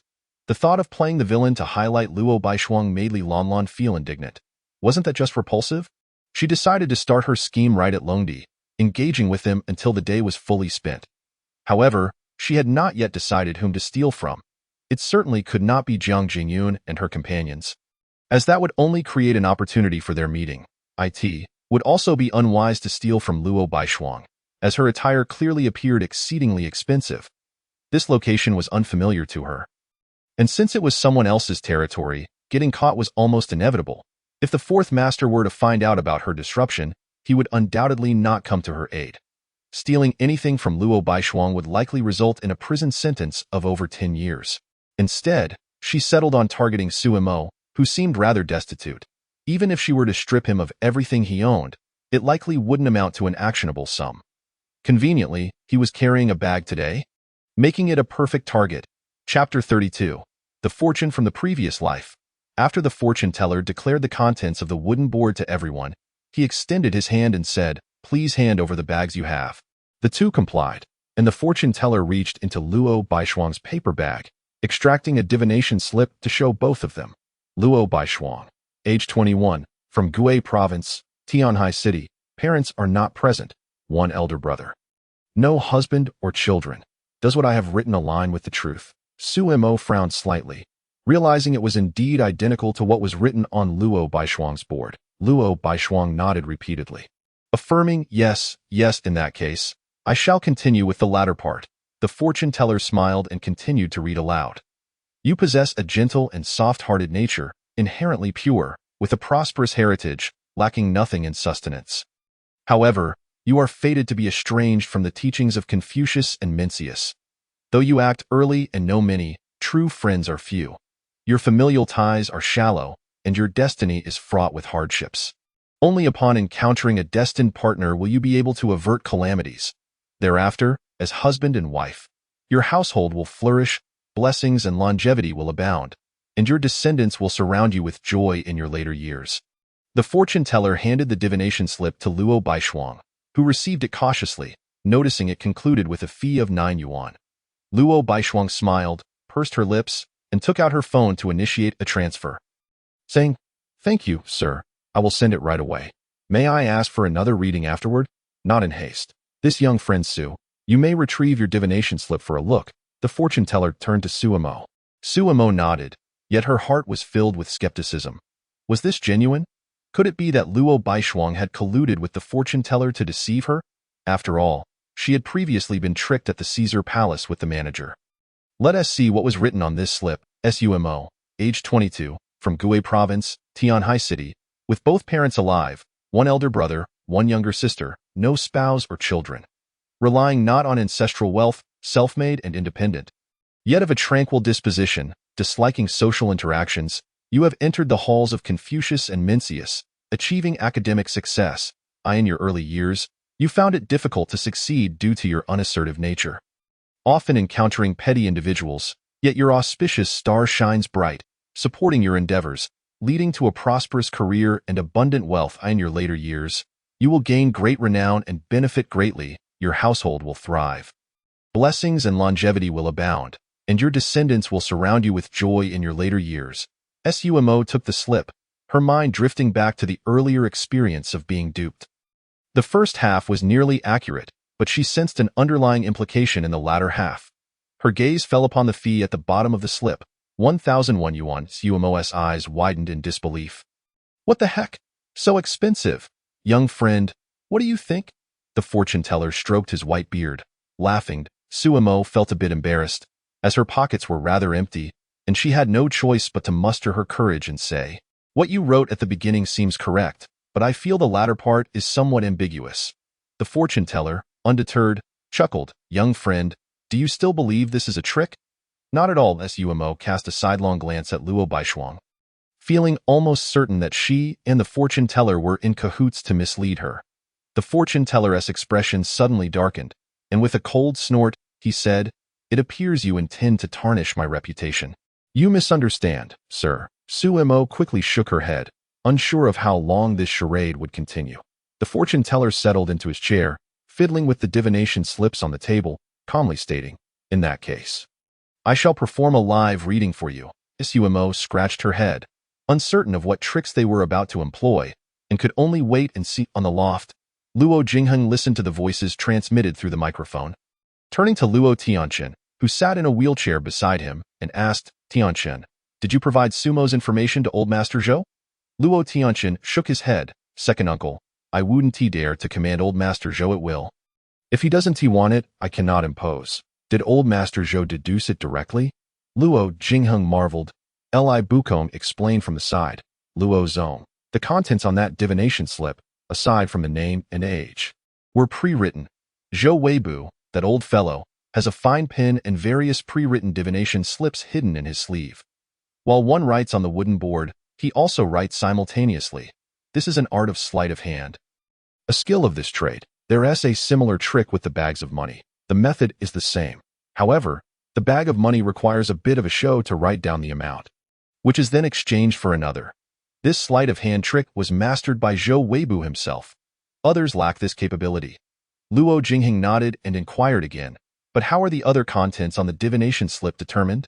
Li Bukong replied with a smile, "Luo Zong, that involves Yaowang Eba Baohuang, which are also methods used in this line of work. By merely observing an individual's attire, manner of speech, and handwriting, one can glean a substantial understanding of their character, past experiences, and familial background. Employing somewhat ambiguous language may lend credence to the initial assertions, yet the latter conclusions may require some time to ascertain their validity." Luo Jingheng furrowed his brow and remarked, "Isn't Mr. Zhou reputed for his genuine skills? Why then resort to such trickery? It is indeed true that Zhou is quite astute, yet society tends to favor the illusion over reality.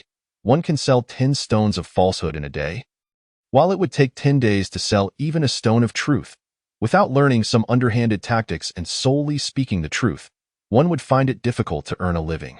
Li Bukong sighed and then smiled, stating, "However, a single deceitful reading cannot sustain for long before it spoils, but possessing true skill is an entirely different matter. The so-called deceit combined with sharpness is a competition of the divine. It seems Mr. Zhou is about to showcase his true abilities." At that moment, at the fortune-telling stand, Zhou Weibu stared blankly at the divination symbols on the table, puzzled. What was happening? Why did the signs indicate the absence of this person? He cast a grave look towards Sumo, who, feeling the intensity of his gaze, timidly inquired, "Sir, what does this mean?" After a moment's hesitation, Zhou Weibu responded solemnly, "For some reason, I cannot decipher your fortune." Sumo's heart tightened. Why would he say such a thing? Logically, he should have alluded to something relatable to instill confidence. If he could not discern it, then so be it. How about I pay half of the divination fee? Zhou Weibu remained silent and shook his head. Please wait a moment. I will fetch something. He retrieved a tattered old book from beneath the table. The entire volume was tightly bound with golden thread, its cover haphazardly inscribed with the character for human. Upon opening it, the pages revealed a mix of the old and the new. Zhou Weibu turned to a page depicting a divination board, aligning the symbols in his hand onto it, and then began to manipulate the symbols upon the board.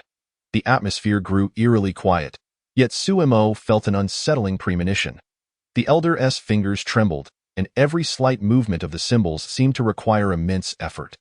Perhaps it would be best not to proceed, Suemo suggested. Zhou Weibu appeared oblivious to the counsel and, after a lengthy pause, finally lifted his gaze, locking eyes with Suemo. An immediate chill ran down Sumo's spine. The elder's expression was devoid of warmth, his gaze as vacant as that of a corpse. Extend your hand, Zhou Weibu instructed slowly, his voice as frigid and rigid as ice scraping against stone. Reluctantly, Suemo complied, extending his hand. Zhou Weibu grasped Sumo's wrist with one hand while inscribing characters into his palm with the other, slowly uttering, "You once were a as." Suemo felt the characters being inscribed in his palm. His eyes widened in alarm, and he swiftly withdrew his hand, staring at Zhou Weibu with trembling eyes. What he had written was, "Murder, Chapter 33. Snow falls on the long causeway." Zhou Weibu remarked, "My calculations are limited. I cannot determine your fate, but does this render you a believer?" Suemo swallowed hard and nodded. Zhou Weibu acknowledged, "Then please settle the divination fee." Suemo quickly nodded. A mere 1,000 was trivial to him. Even if today he was expected to pay 1,000,000, he would manage. Yet, he found himself lacking the 1,000 at that moment, glancing towards Luo Baishuang, about to ask for a loan. Luo Baishuang offered her divination slip. Smiling, "Let me cover your fee, and you can pay mine. One reading for each of us. How does that sound?" Without hesitation, Suemo agreed. Zhou Weibu produced his phone, and upon seeing the transfer of 1,010 yuan, a flicker of a smile broke through his previously cold demeanor as he recited his usual phrase. "A perfect match, flawless in every way." Suemo turned to Luo Baishuang, now entirely convinced of the divination's implications. Having grasped the fortune-teller's hints, the Luo family, no matter how formidable, could hardly summon a true divine being. Yet, would Luo Baishuang truly become his wife? Luo Baishuang bit her lip, unable to conceal her shyness and joy. As onlookers witnessed the conclusion of their reading, they hurriedly approached, eager to speak, but were met with Zhou Weibu's gesture to dismiss them, stating, "I am rather fatigued today. I will not be reading any further. I am closing up." The crowd, somewhat dissatisfied, grumbled before dispersing. "Shall we depart?" Luo Baishuang grasped Sumo's wrist, wary of revealing too much. With a serious expression, Suemo bowed slightly to Zhou Weibu before taking his leave. Once Suemo and Luo Baishuang had departed, Jiang Jingyun and the others approached Zhou Weibu. Jiang Jingyun inquired curiously, "Master, what fortune did those two children receive?" Zhou Weibu regarded the newcomers with a gentle smile. "It was an exceedingly good reading. Their signs are harmonious, truly a match made in heaven." "Is that so?" Jiang Jingyun's smile widened. Meanwhile, Su Mumu, standing nearby, muttered in discontent, "Can anyone genuinely believe in such nonsense these days?" "Do not speak disrespectfully of the master," Jiang Jingyun scolded, lightly tapping Su Mumu's head. Turning to Zhou Weibu, he added apologetically, "Master, forgive the child's thoughtless words. Might you still be offering readings today? I will not be reading any further. I am closing up. You may leave." Zhou Weibu waved his hand. Jiang Jingyun nodded in gratitude before ushering the others away.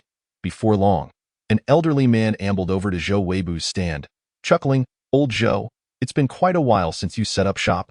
Yet your skills remain undiminished, leaving people in a daze." Zhou Weibu nodded wearily.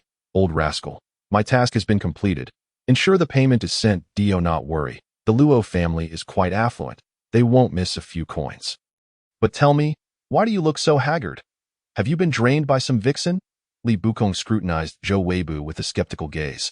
Zhou Weibu scoffed, retorting, "I have honed my skills for 80 years. Who is like you, a wilted cucumber? All right, help me pack up. I shall take a nap. I still need to set up for selling fried noodles tonight. Will you be joining? Not a chance. With such a hefty sum, I can afford to feed those little ones for a while." Li Bukong shook his head. Good. That saves others from indigestion. The earnings won't even cover the losses. Since the reading, Suemo had been somewhat distracted. Frequently sneaking glances at Luo Baishuang beside him, he still could not comprehend why it was her. Was this indeed the fabled karmic relationship? Had he committed too many sins in a past life? And was she his retribution? Sensing Su Mo's gaze upon her, Luo Baishuang's heart was already brimming with joy. Grandfather Zhou was truly remarkable, having ensnared Su Mo so effortlessly. Now, if she could just win over Su Mo's mother and sister, he would be unable to escape her grasp, allowing her to relish in this moment for an extended time. The upcoming scene, known as Snow Falls on the Long Causeway, filled her with excitement. Her heart raced, recalling that this act required a degree of intimate interaction. Stealing a glance at Su Mo, she found herself walking with a lighter step. Just then, a middle-aged man wearing a sun hat and a blue tank top obstructed their path. Luo Baishuang bit her lip to suppress a laugh. Here he comes. Sumo furrowed his brow and asked, "Hello, may I inquire what you need?" The middle-aged man nodded with a smile. "Greetings, handsome duo. I am Lu Bachin, the director of the new Capital Cultural Tourism Promotion. We are currently filming a promotional short for Luteng Ancient Town, but have been unable to find suitable actors. Upon seeing you two, your looks and demeanor perfectly align with our requirements. May I take a moment of your time to assist with a brief appearance? It will only take about an hour, and the compensation is 1,000. Su Mo felt a flicker of interest, yet he turned to Luo Baishuang. As he was accompanying her today, he quietly asked, "Miss Luo, would you like to participate?" Luo Baishuang feigned hesitation before reluctantly replying, "I suppose that would be acceptable, then follow me."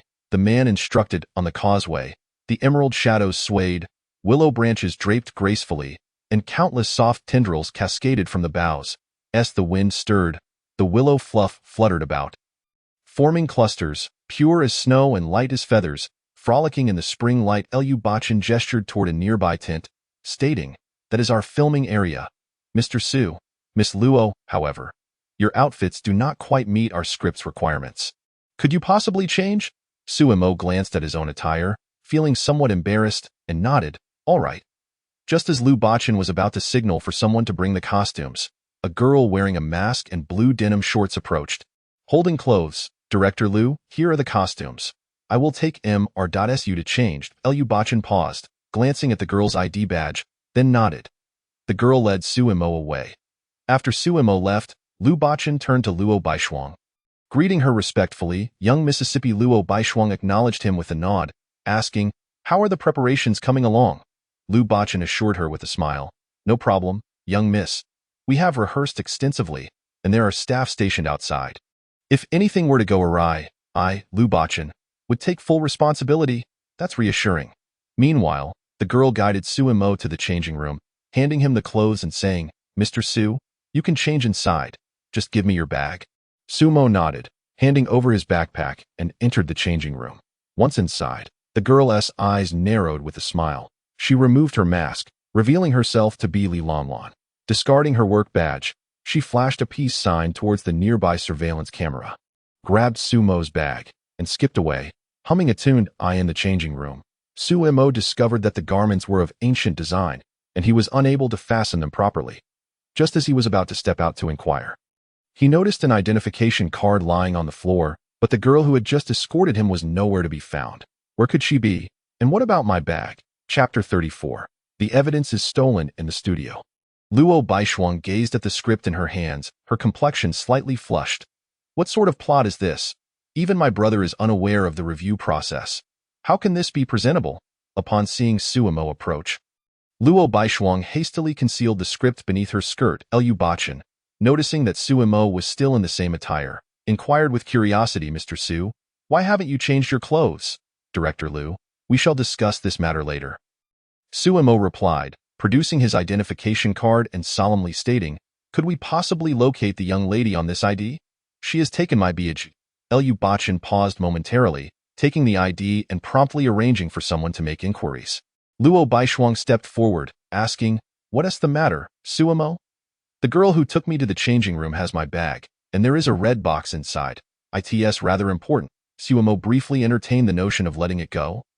Yet he had promised to safeguard it at that moment, so he felt compelled to retrieve it.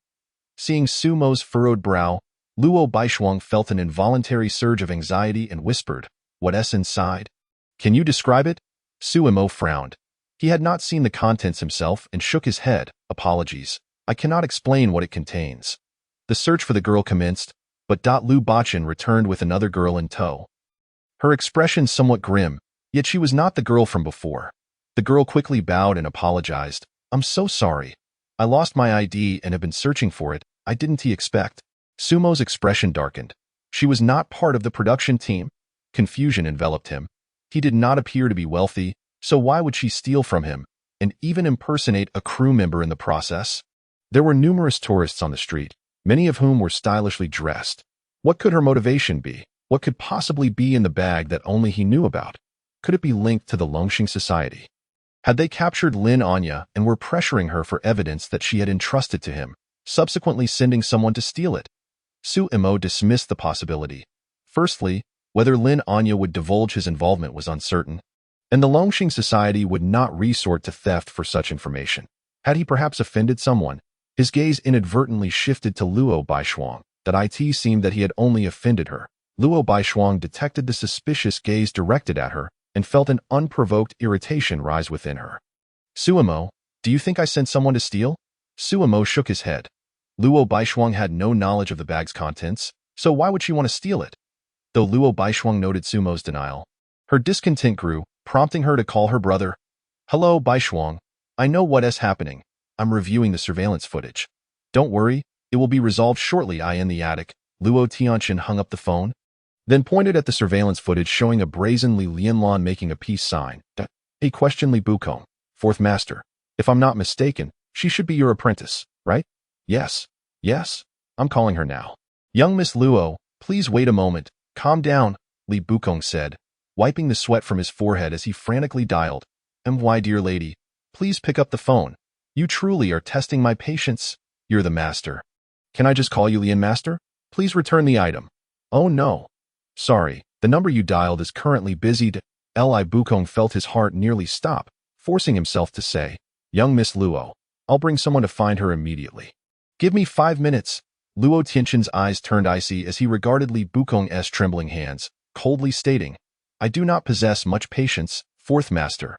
If I do not see her within 5 minutes, I shall take your fingers as collateral. Of course, young Miss Luo.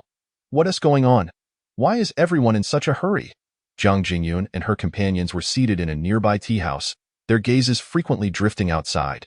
Sumu Mu, with her keen eyesight, wondered aloud, "Why is my second brother returning? Is he coming here?"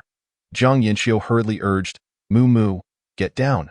Jiang Jingyun also crouched down, and Sumu Mu expressed her dissatisfaction.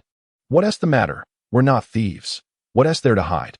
If anyone should be afraid, it's my second brother, considering his proclivity for favoring beauty over kin." Jiang Jingyun shot a glare at Sumu Mu, reprimanding, "Keep it down. If your brother finds out, I'll deduct your allowance for the month." At that moment, a girl carrying a gray bag passed by, casting a glance at the trio, smirking softly before ascending the stairs. The girl was none other than Li Lianlan, who had taken the opportunity to scout the area while Sumo and Luo Baishuang were preoccupied. She had carefully mapped out the optimal route to avoid all surveillance. As for why she dared to stroll so brazenly in public, it was because the fourth master had advised that 2 traits were most detrimental to a thief: a shifty appearance and lewd behavior. The more clandestine the activity, the more one must present a facade of benevolence. One must walk with confidence, of course. Those who lacked the skill to scout were exceptions. They walked openly, merely awaiting capture. Li Lianlan settled in a private room upstairs, seated by the window, observing the flurry of activity below, reveling in her triumph. Take your time searching on the bustling street. Sumo ambled slowly, occasionally stopping to observe his surroundings. Luo Baishuang trailed behind, noting Sumo's grave expression, assuming he had lost something of great value. Anxious, she hesitated for a moment before cautiously saying, "I'm sorry." Sumo replied, puzzled by her apology. Luo Baishuang, flustered, quickly clarified, "It's just, if you hadn't come today, you wouldn't have been robbed." Sumo was left bewildered. Why was Luo Baishuang being so considerate today? It wasn't his fault, so there was no need for her to take the blame. He reassured her, then glanced towards the tea house in the distance, smiling. Moreover, I believe I have an inkling of where the thief might be." Although he was uncertain of the thief's intentions, her choice to steal within a tourist area from a cultural and tourism production team, while specifically misusing staff credentials, indicated a well-conceived plan rather than a spur-of-the-moment decision. Now that the crew had dispatched personnel to review the surveillance, the thief would undoubtedly anticipate this and would likely traverse areas devoid of cameras. For someone like Su Mo, who had once been an assassin, finding such a route was exceedingly simple. After all, being a thief and an assassin were akin. Both involved clandestine dealings. Chapter 35. An encounter as Su Mo and Luo Baishuang entered the tea house. Preparing to approach the counter, Su Mo caught a glimpse of three individuals at a window-side table, their faces obscured by menus, displaying a furtive demeanor. He paused momentarily. At that moment, Su Mu, hiding behind her menu, revealed only her eyes, and upon meeting Su Mo's gaze, quickly lowered her head, muttering, "You didn't see me. You didn't see me." After a moment's hesitation, Su Mo walked towards the trio, with Luo Baishuang following closely. "Mom, Su Mu, it's really you, and classmate Jiang. What brings you here?" Su Mo approached the table, his brows furrowing. Jiang Jingyun smiled awkwardly, contemplating how to explain, while Su Mu, quick to react, interjected with hands on her hips, "We won tickets to the scenic area, and second brother, didn't you say you were working overtime? What are you doing here?" Sumo's expression froze. He had completely forgotten about that detail. What terrible luck to run into his mother and sister. Luo Baishuang, standing behind Su Mo, couldn't help but notice Zhang Yinxiu's presence. Zhang Yinxiu waved her hand from below, flashing a smile, and greeted Luo Baishuang, then pointed at Jiang Jingyun beside her. Luo Baishuang's gaze shifted to Jiang Jingyun, only to meet his curious stare. Jiang Jingyun grinned. "Let us not focus on that. Su Mo, quickly introduce us to this young lady." Luo Baishuang felt her cheeks warm slightly, glancing at Su Mo, who appeared even more stiffened. How could he explain? Traveling with a girl instead of his family. "She's a colleague. We are here for work," Sumo blurted out, seizing upon an excuse. The others exchanged glances, incredulous at the lack of premeditation in his lie. Su Mu pressed on, "Second brother. What kind of work? There are confidentiality agreements in our industry." Sumo shot back defiantly. "Then what about you, sister? Aren't you and my brother colleagues?" Su Mu persisted. Luo Baishuang felt a twinge of frustration. Was he really so concerned about family misunderstandings? Was she not worthy of being acknowledged? Suddenly, she felt Su Mo's hand clutch hers, his expression pleading. Luo Baishuang suppressed a smile, deciding not to make things difficult for him, and nodded, saying, "Hello, I'm Luo Baishuang. I work with Su Mo." Su Mu's irritation flared. Why were they both so adamant? Did they wish to continue this charade? Sumo quickly diverted the conversation. "Have you seen a girl carrying a gray bag, about this tall, wearing blue short denim pants, pass by here?" As he spoke, Su Mo gestured to indicate the girl's height. Su Mu scoffed. "Second brother, you're still thinking about the one in the pot while eating from the bowl. What does that have to do with anything? That girl stole my belongings. I'm trying to find her." Su Mo retorted. Su Mo replied with a hint of annoyance. Zhang Jingyun and Zhang Yinxiu exchanged glances, shaking their heads, but Su Mu raised her hand and declared, "I just saw her. She came up the stairs from that direction." Su Mo, taken aback, responded with curiosity, "Surely you aren't trying to deceive me, are you? Mom and Jiang didn't see her, yet you did." Su Mu huffed proudly. "Humph, not only did I see her, but I also know her measurements. 93. 61. 92. Height, 171. Leg length, 112. Leg circumference, 53. When it comes to beauties, I take my observations seriously." The corners of everyone's mouths twitched, and Zhang Jingyun pinched Su Mu's waist, while Zhang Yinxiu nervously wrapped her clothes around herself. Su Mo, disinclined to linger further, turned to Luo Baishuang and said, "Miss Luo, could you please wait here for a moment? I will go upstairs to take a look with that." Su Mo conferred with the tea house owner and instructed a staff member to guide her upstairs. Luo Baishuang stood awkwardly in place, feeling somewhat out of sorts. This was not part of the plan. What should she do now? Zhang Jingyan quickly took Luo Baishuang's hand and sat her down. Beaming, "Come, Miss Luo, sit and have some tea."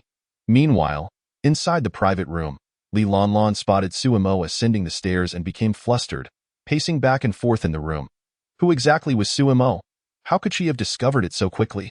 Did she have a tracker in her bag? That seemed rather sinister. There was no time to change clothes, and the only way out was down the stairs, where someone was already waiting. Knock, knock. Miss, are you inside? This gentleman has something to discuss with you. Two figures appeared at the door. Lon furrowed her brow, glancing out at the street. There was no other option but to jump from the window. She couldn't afford to be captured now. As Suemo stood outside, she heard a sudden commotion from within, followed by a cacophony of startled cries from the street. Without a moment to think, she burst through the door, only to find the room empty. Approaching the window, she spotted a girl holding a bag, standing on the street, playfully making a face at her before disappearing into the crowd. Suemo clicked her tongue and leaped out of the window. The group sitting by the window were startled by Li Lanlin's sudden descent, and another jump startled them further. Upon recognizing Suemo, Luo Baishuang froze momentarily. Did the contents of her bag matter so much that she would leap from a 4-meter-high building? Xiaomo, what on earth are you doing? Did you hurt yourself? Jiang Jingyun exclaimed, snapping back to reality. Suemo had no time to explain, as she immediately chased after Li Lanlon fled, glancing back at Suemo, her heart racing. What could possibly be in her bag that prompted such a relentless pursuit? After running for a considerable distance, she anxiously sought an escape route. Just as panic set in, a large hand suddenly gripped her shoulder. Li Lanlon shuddered, instinctively twisting her waist and kicking backward, only to be forcefully shoved back by a powerful kick. She cried out in pain, feeling herself yanked backward with such force that she lost her balance and fell to the ground. Looking up, she was met with a pair of icy eyes. A chill coursed through her, akin to being doused with cold water, and in a flurry, she scrambled to her feet, only to freeze in her tracks. Before her, a group of security personnel in uniform swiftly closed in. Li Lanlon stood frozen, choosing to surrender. The elder in security attire seized the bag from her grasp and handed it to Suemo, saying, "This belongs to you, right? Please check if anything is missing." Suemo nodded, accepting the bag and opening it to reveal a wooden box. After a moment of silence, she remarked, "There was 10,000 yuan inside that is now missing." Upon hearing this, Li Lanlin's expression shifted to one of panic as she retorted, "You must be joking. I haven't even opened the bag." Silence. Return the money to her. The elder scolded that I didn't take it. I swear I haven't even looked inside. Li Lanlin's face flushed with anger, glaring daggers at Suemo as if she wished to consume her whole. Suemo remained impassive, quietly observing Li Lanlin's demeanor. The elder reiterated sternly, "Produce the money." Li Lanlon trembled all over. She had never been so wronged before, not even by the fourth master, with tears welling in her eyes. She indignantly exclaimed, "Fine, I'll strip off all my clothes for you to see if there's any money." With that, she began to remove her clothing. Suemo swiftly interjected, "All right, I've misremembered. Take her to the security office." The elder, upon hearing this, quickly apologized. "We will immediately escort her to the security office. I sincerely apologize for the unpleasant experience you've had during your visit." Sumo nodded. Generally, when someone is wrongfully accused, their first instinct is to clarify the truth, and observing Li Lanlin's reactions, it was clear she hadn't touched the box. After the elder led Li Lanlon away, Suemo brushed her fingers over the red wooden box, sighing. This item was indeed troublesome. Luo Baishuang was still with her mother and the others. She must ensure they do not misunderstand anything. As Suemo returned to the tea house to rejoin the group, she noticed a middle-aged man in a sun hat rushing towards her. It was Lu Bachan. Panting heavily, Lu Bachan glanced at Luo Baishuang beside him, swallowed hard, and implored Suemo, "I'm so relieved to find you both. I hope the earlier agreement still stands." Chapter 36 Hemph. What agreement? What agreement?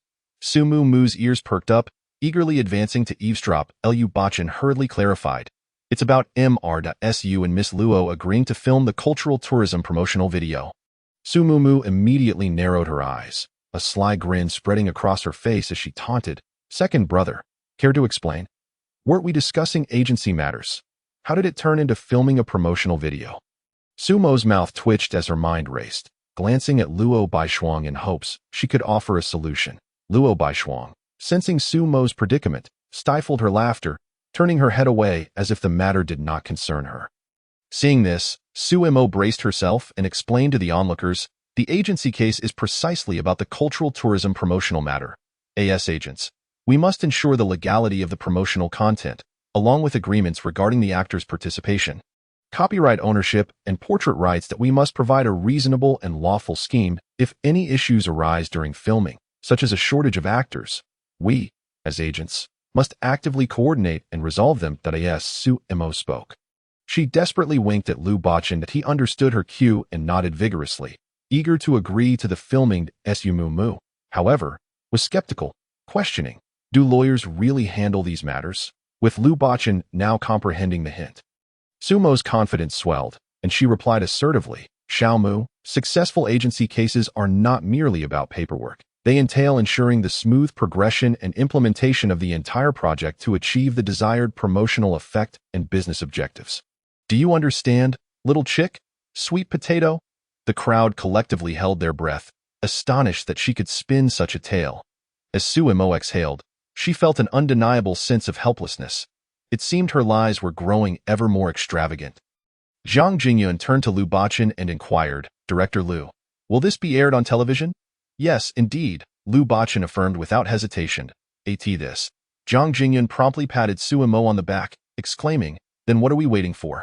Go on, son. Su Mo wore a resigned expression, nodding in agreement. Then, Director Lu, could I have the script? I need to see how to perform. Of course, Lu Bachin hurriedly handed the script to Su Mo. She skimmed through it. But as the realization of what she had just read dawned on her, it was too late. She gasped, this is history. She had not expected the cultural tourism script to be based on the local legends of this ancient town. The narrative recounted how the celestial figure Lu Dadi transformed into many forms, one of which was born in an ordinary town named Lu Ruyan. One day, a traveler named Ji Boda came to the town and met Lu Ruyan on a snowy embankment. They subsequently came to know each other and eventually married, with Lu Ruyan becoming pregnant. However, at that moment, Ji Boda strayed. He had an affair with Shun Yuchu, who bore a striking resemblance to Lu Ruyan. Unable to withstand the loneliness, all while professing his undying love for Lu Ruyan. But how could Lu Ruyan, being as astute as she was, not uncover the truth? In a fit of heartbreak and despair, she ended her life by drowning. Ji Boda, filled with regret, realized too late the gravity of his actions. At that moment, Lu Ruyan awakened the memories of the Dadi, discovering that everything was a ploy orchestrated by her rival Shindadi. It turned out Shin Yuchu was the incarnation of Shindadi, luring Ji Boda to undermine Lu Dadi's cultivation. Yet, this was not even the most outrageous part. In the end, Lu Ruyan chose to forgive Ji Boda. She lived out her life as a mortal alongside Ji Boda before ascending. They referred to this as the sentiment of the Dadi. Oh dear. After reading, Su Mo felt overwhelmed, exclaiming that she required a pair of eyes that hadn't seen the script. May I ask, Director Lu, do you harbor some grudge against the scenic area? What kind of values are you attempting to convey with this script? Regretting the flow of tears is not something one should indulge in. Lu Bachin chuckled, explaining, I heard that young people are quite fond of this sort of thing. Su Mo was at a loss for words. The youth did not deserve such treatment. She quickly declined. I can't perform this script. Please, find someone more suitable. How about just performing the first half? Lu Bachin hurriedly grasped Sumo's arm. Su Mo glanced at the script, then at the slightly blushing Luo Baishuang, shaking her head, and said, the first half contains too much suggestive content. I refuse to perform. Those suggestive parts are merely shot from different angles. If it truly bothers you, you can request changes. Lu Bachin urged again. Su Mo furrowed her brow, stepping closer to Luo Baishuang, whispering, I sense something amiss with this cultural tourism film crew. Luo Baishuang's spirit jolted. She cast a glance at Lu Bachin and feigned confusion. What seems to be the problem? I can't quite articulate it, but at the very least, there must be some mental shortcomings for a script like this to pass. Perhaps we should reconsider performing. Su Mo advised. Luo Baishuang shrugged indifferently. I don't mind, but how will you explain to your mother and sister? Once a lie is told, it cannot be taken back. Su Mo felt a sudden headache. Indeed, how could one retract a lie? So, shall we perform? I don't mind at all upon reaching the snowy long dike. As Su Mo completed her makeup, the eyes of the other women brightened, clad in a dark long robe. With a bronze sword at her waist and a jade crown adorning her head, Sumo's brows and eyes exuded a cold elegance reminiscent of frosty stars on a wintry night. Her lips a delicate hue akin to spring peach blossoms, subtly curling into a captivating smile. In that moment, she resembled a noble scion from an ancient lineage. Upon seeing Sumo's attire, Su Mu Mu exclaimed, "Seductive vixen, second brother? A total scoundrel." Sumo's lips twitched, yearning to deliver a playful reprimand to Su Mu Mu. Jiang Jingyun observed and nodded in agreement. The genes of the old Su family were indeed remarkable, producing two handsome boys, each more striking than the last. Just then, Luo Baishuang emerged from the changing room. Dressed in a flowing snow-white gown that cascaded like frost, the moon-white sash gently cinched her slender waist, the neckline slightly revealing a neck as fair as snow. Her skin was flawless, and a single red plum blossom adorned her lips, while her nose was as delicately sculpted as if crafted from mutton-fat jade. Her eyes and brows artfully shaded like an ink painting. At the end of April, willow catkins danced like snowflakes, settling upon Luo Baishuang's shoulders, enhancing her ethereal and noble beauty. Su Mumu's eyes sparkled. "Beautiful sister, I want to kiss you." Jiang Jingyun felt an immense joy, thinking that if her son could win over such a stunning girl as a daughter-in-law, she would be honoring the ancestors of the Su family. As a member of the old Su family herself, Su Mo could only concede to their shared aesthetic appreciation, her mind unwittingly recalling the fortune-teller's hints, stirring within her an unusual sensation. Luo Baishuang subtly curved her lips, stealing a glance at Su Mo's reaction, and upon seeing Su Mo lost in thought, a sense of pride and shyness blossomed within her. "All right, we are about to start filming. Please prepare yourselves," Lu Bochuan called out from the side. Sumo and Luo Baishuang walked side by side towards their designated positions, with Luo Baishuang softly complimenting, "You look quite good today." Sumo nodded in response. "You're also very beautiful." Luo Baishuang's lips could not help but lift. Chapter 37. The Veteran Actor Scene 1. The encounter. Willow branches hang with snow, spring's essence abounds. Delicate fingers gently twine the long silk. Who knows the heart of a woman? As the wind carries a hidden fragrance, geese fly with the clouds, drifting leisurely, timidly inquiring of the sandalwood gentleman, "How long do you cherish me?" On the long dike, Luo Baishuang strolled gracefully, her emerald fingers brushing against the drooping willows, catkins dancing with her soft melody. "Miss, I hope you don't mind my audacity, but may I inquire the title of the tune you just hummed?" Sumo approached until just a step behind her, softly speaking with a warm tone. Luo Baishuang slowly halted and turned, her bright eyes sparkling, the corners of her lips curling into a gentle smile, as she replied, "It has no name. It is a song I sing for my beloved." Sumo's gaze dimmed slightly, but after a moment, a warm smile graced her lips. "So, the lady has a beloved. Then I wish you well." Luo Baishuang shook her head gently, her eyes glimmering with mirth. "You misunderstand. I sing for the one who will be my beloved." Sumo was momentarily taken aback, then broke into a chuckle. "Then may I be fortunate enough to hear it a few more times?" Luo Baishuang let out a light, melodious laugh, turning gracefully away from Sumo, her voice carried by the wind. "That depends on my mood. If you are sincere, just follow me, and if I am in a good mood, I shall sing." With that, Luo Baishuang's figure gradually faded into the distance. Scene 1. And in the studio, Su Mumu and Jiang Yinxiu busily massaged Luo Baishuang's shoulders and legs. Su Mumu, brimming with excitement, exclaimed, sister, when will you debut? Are you interested in aiming for the Oscars?" Luo Baishuang smiled gently. "I want to settle down for a few years first." Lu Bochuan pointed at the computer screen, astonished, and shouted to those around him, "Did you see that? One take. This is what it means to be a seasoned actor." Jiang Jingyun, beside Sumo, offered her water. "Little Imo, why does it seem like you didn't quite catch that first scene?" Sumo rolled her eyes. "It was just 2 or 3 lines. That suffices." Jiang Jingyun retorted sternly, "You can't say that. Even without lines, you must convey presence and show some professionalism. We absolutely must do better in the next scene." Sumo glanced at the script for the next scene, filled with ambiguous and suggestive actions, wondering how she was to perform. "How am I supposed to act?" Scene 2. The acquaintance. The drooping willows swayed gently, their tender green silk dancing with the breeze, as if in a whimsical spring dream. Luo Baishuang took a few playful steps back, her eyes sparkling with mirth. "Why do you always follow me?" "Because I wish to hear you sing," Sumo replied softly, her lips curving into a tender smile. Luo Baishuang's lips curled upward, revealing a hint of dimples, and she pouted. "It's too cold today. I shan't sing." "You may leave. Then I shall follow you, in case the weather warms and I fear others might hear your song," Suemo countered with a smile. Luo Baishuang teased. "How selfish of you." Suemo tilted her head contemplatively, then gazed deeply at Luo Baishuang, smiling. "Perhaps it is because love is inherently selfish." The blush on Luo Baishuang's porcelain face deepened, her shyness evident as she chided. "How dare you utter such bold words about love? A rogue like you, I could meet 1,000 in a year. Then I hope I am among those 1,000. Suemo retorted playfully, a smile dancing on her lips. Luo Baishuang burst into laughter, her laughter ringing like silver bells in spring, gradually fading with the wind.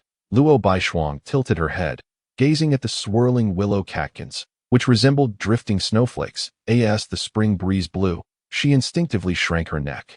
Sighing, "It is already April. Why is it still so cold?" These catkins look no different from the frost and snow of winter, making it hard to distinguish between spring and winter, Suemo quietly observed Luo Baishuang. Smiling softly, "It is actually quite simple to differentiate. The days when I can see you are like the catkins born in the warm sunlight of spring, whereas the days without you are akin to the frost and snow drifting in the harsh winter winds." Luo Baishuang's cheeks flushed crimson, akin to the glow of the evening sky, as she playfully scolded, "You speak so shamelessly. I shall not converse with you." Though she claimed not to engage, she did not turn away. Leisurely continuing to step back, time seemed to slow under the gentle spring breeze, flowing softly. Just as Luo Baishuang was about to speak, her foot caught on something, causing her balance to falter as she began to fall backward. Sumo's pupils dilated in alarm. In a frantic moment, she grasped Luo Baishuang's wrist and pulled her back, cushioning her with her body. In that instant, their gazes locked, the distance between them so close that they could hear each other's rapid heartbeats, their warm breaths mingling in an intimate, ambiguous atmosphere. Luo Baishuang murmured, "Why did you save me?" Suemo raised her hand, gently brushing Luo Baishuang's hair, her voice tender, "Because I fear pain." Luo Baishuang lightly bit her lip, a glimmer of amusement flashing in her eyes as she teased. "Then you shouldn't have saved me if you fear pain." Suemo gazed intently, a slight smile gracing her lips. "If you are hurt, my heart will ache immensely." Luo Baishuang's ears flushed red, her voice delicate as a whisper. "How much pain would that be?" Everyone gasped. That line wasn't in the script. Sumo's lips curled into a smile, her gaze so deep it seemed capable of drowning one. "The pain of a mountain of knives and a sea of flames is nothing compared to the slightest chance of losing you. Even being dismembered is preferable." Luo Baishuang's heartbeat raced, her mind swirling in confusion, her face slightly lowered, her gaze trembling as it drew closer to Sumo's pupils constricted, her heart quickening ever so slightly. And just before their lips were about to touch, she turned her head away. Scene 2. In the studio, Su Mumu lay on a stretcher, while Jiang Yinxiu fanned her with a handheld fan. Su Mumu grasped Jiang Yinxiu's sleeve with her right hand, struggling to speak. "Xiuxiu, insolent." "Quickly." Luo Baishuang, nearby, was fanning herself, her face as red as a ripe shrimp, mortified by what she had just said and how she had ended up in the scene. Lu Buochuan pointed at the computer screen, shouting in shock to those around him, "Did you see that scene? That was improvised. An excellent actor should possess the ability to transcend the confines set by the script. That is what it means to be a veteran actor." Suemo gulped down the water Jiang Jingyun handed her, feeling a strange sensation within her, as if something were scratching at her heart. Her gaze frequently drifting towards Luo Baishuang. Jiang Jingyun directed, "Son, that performance was good. You've improved, but why did you tilt your head at the end? It wasted the brilliance of your earlier acting." "Wasted? If I hadn't tilted my head, we would have almost kissed." Suemo cast a sidelong glance, her tone laced with irritation. Jiang Jingyun, standing nearby, coaxed, "If it's just acting, why be so concerned? As an actor, one must possess a spirit of dedication. Whether it's with a stunning lady or even a pig, if the director commands you to kiss, you must do so passionately and deeply. Do you understand? You mustn't make such mistakes in the next scene." A sense of dread washed over Suemo. The burdens of an actor should not extend to this extent, surely not. Glancing at the script for the third act in her hands, she scratched her head, feeling somewhat stuck after the unexpected turn of events in the second act. Act 3. A Promise. Chapter 38. From now on, You shall only cherish me in the gentle embrace of spring, with its tender caresses. The slender willow catkins danced in the breeze, stirring the ground covered in delicate, snow-like fluffs that it was as if a gentle dream had descended upon the spring day. Sumo followed Luo Baishuang, listening to the melodious strains that filled the air, and softly inquired, after singing for so long, "Have you found your beloved, my lady?" Luo Baishuang paused slightly, feigning contemplation, her expression a mixture of difficulty and thoughtfulness. Not yet. Then why not choose someone from this place? Su Mo teased with a sly smile. Luo Baishuang turned, her lips pressed together in a half-smile, casting a sidelong glance at Su Mo. In this place. It's just the two of us. What are you scheming? Su Mo met her gaze with unflinching honesty, declaring, "I wish to be the one you cherished." A faint blush crept across Luo Baishuang's ears, her pearly teeth nibbling at her lower lip. After a moment, she murmured, almost shyly, "Well, that's not impossible." That a smile blossomed on Su Mo's face, his tone earnest. "Then let us choose an auspicious day, and I shall come to marry you." "Why must it be an auspicious day?" Luo Baishuang arched her brows, her eyes shimmering. That is today not suitable. Su Mo hesitated, pondering her question. Wouldn't that be a bit hasty? They say true feelings in this world are as fleeting as morning dew, vanishing in an instant. Luo Baishuang stepped closer, her gaze fixed intently on Su Mo, each word striking like a hammer. "What if tomorrow I no longer like you? What if tomorrow you grow tired of me?" Su Mo nodded gravely, responding, "In that case, I shall marry you today." "Wait." Luo Baishuang raised her hand, slowly shaking her head. "My parents passed away early, and I am left with no one in this world. If you wish to be my beloved, you must meet my conditions." "What conditions, may I ask?" Su Mo inquired, slightly bowing his head. Luo Baishuang looked steadfastly at him, her eyes sparkling with mirth as she listed her requirements. "My demands are quite simple. From now on, you shall only cherish me. You must pamper me, love me, trust me, and never deceive, scold, or bully me. You must have eyes only for me, a heart solely for me, and in your dreams, there should be only me. When I am happy, you must share in my joy. When I am not, you must cheer me up. If I do well, you shall praise me, and even when I err, you must still commend me. Should anyone dare to bully me, you must protect me at once, and every word you utter must come from the heart. Can you do that?" Su Mo was momentarily taken aback, then chuckled, "Such a multitude of requests. What if I forget them?" Luo Baishuang shot him a playful glare, akin to an irked kitten, turning away with a light huff. "If you can't remember, then it seems we are destined to be strangers.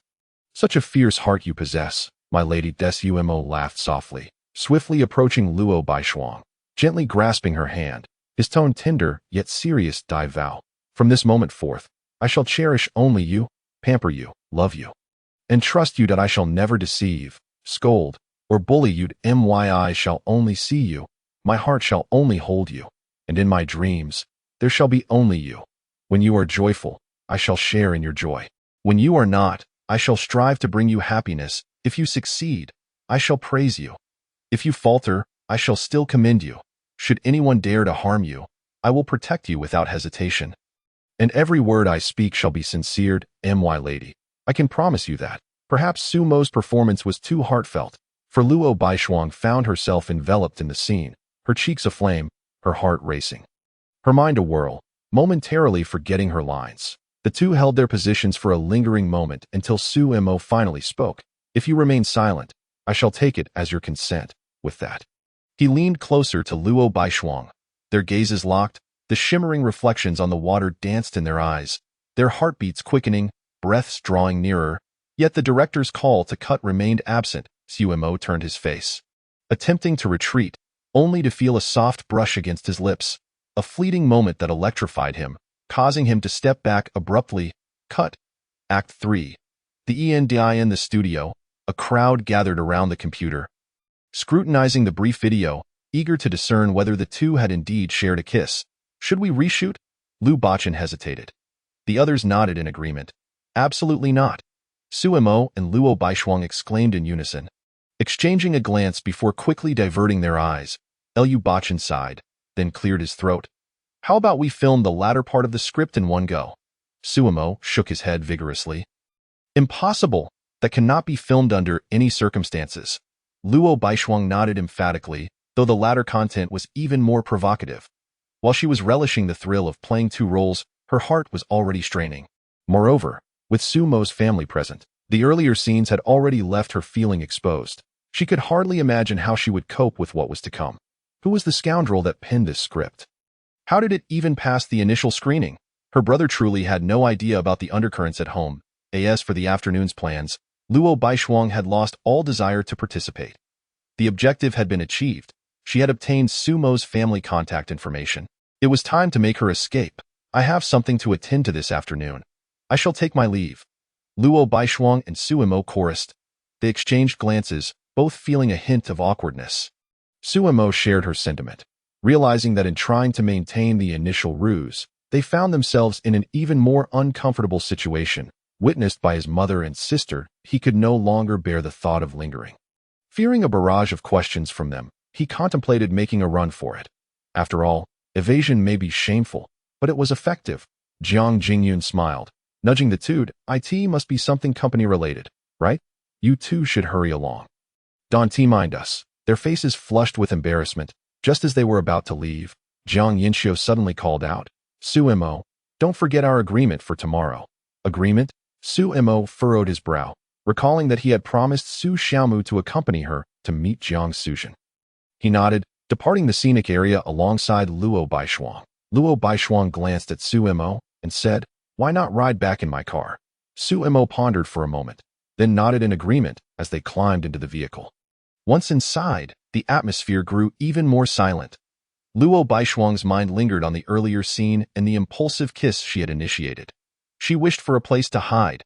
Her ears flushed crimson, and her cheeks burned uncontrollably. Su Mo gazed out the window, breaking the silence. If my acting earlier offended you, Miss Luo, I sincerely apologize. Luo Baishuang's cheeks deepened in color. Are you implying something? It was merely acting. There's no need to take it to heart, but Su Mo was momentarily taken aback, then after a pause, nodded in agreement. Understood. Suddenly realizing her words may have been misinterpreted, Luo Baishuang quickly changed the subject. By the way, what was your agreement with Xiuxiu for tomorrow? Xiuxiu? You mean Zhang Tongxue? You know her? Su Mo asked, puzzled. Luo Baishuang nodded. We've known each other since childhood, though we haven't been in touch much lately. She used to call me sister, Su Mo replied. Then you must know her sister, Jiang Suzhen. Luo Baishuang's eyes widened as if she had heard an extraordinary name. Grabbing Su Mo's arm, she asked anxiously, are you saying Sister Suzhen is in Xindu? Yes, tomorrow my sister is meeting Jiang Suzhen, and I plan to accompany her. Then I shall go with you? Luo Jingheng fell silent, seemingly lost in thought, before breaking into a smile and saying, Dad, just now. Baishuang messaged me insisting that we conduct a thorough investigation into the person who provided the script. What should we do? A hint of embarrassment flickered across Luo Fingyue's face as he replied. I thought young people these days were all about it. I merely copied a version online that we must not let Xiao Shuang find out. Luo Jingheng nodded with a smile, then composed himself, his expression turning serious as he stated. Dad, a piece of news has surfaced recently. Zhang Feilong is currently seeking connections and favors from various quarters, apparently because the authorities are preparing to take action against him. Some of his subordinates have already begun to secretly liquidate assets. So, what do you think? Should we intervene? Luo Fengyue shook his head. We shall not intervene. Zhang Feilong is likely a bait set by Jiang Tianjing, aiming to disrupt the balance of power in Xindu and lure out the fish. There is no need for us to get involved. Let us preserve our own safety. Luo Jingheng furrowed his brow. Dad, do you think Jiang Tianjing might want to involve us as well? Luo Fengyue chuckled lightly and shook his head. No, at least not for now. He once told me that while villains act without limits, there are boundaries even for good people. He needs us to maintain the bottom line of the underworld in Xindu. But we have indeed grown somewhat complacent over the years. This recent purge likely serves as a warning to us. Enough of this talk. When is the next project? Are we buying an amusement park for Xiao Shuang? Or an art gallery? After escorting Su Mo to the courthouse, Luo Baishuang returned home, only to be momentarily taken aback by the scene unfolding in the living room. Li Lanlan was being held down, kneeling on the floor, while Li Bukong continuously pleaded on her behalf beside Luo Tianxian. Luo Baishuang approached her brother and spoke. Brother, you're back. Luo Tianqian turned off the video on his tablet and nodded. Yes, I just returned that I've caught the thief. How shall we deal with her? Should we cut off her hand, or leave her crippled? A shiver ran through Li Lanlan, her eyes wide with fear as she protested. You are committing a crime. Even if I stole something, you can only send me to the Public Security Bureau. It is a crime, but I have 1,000 ways to avoid prison. If you believe that current laws can convict me based solely on your testimony, feel free to try. Besides, since you wish to retaliate, I still think it would be better to kill you. Rest assured, the Luo family will burn paper for you during festivals. If you desire anything, you can ask for it in your dreams. Luo Tianqian let out a cold laugh, then turned his gaze to Li Bukong. Fourth master, how did you raise such a Navi child?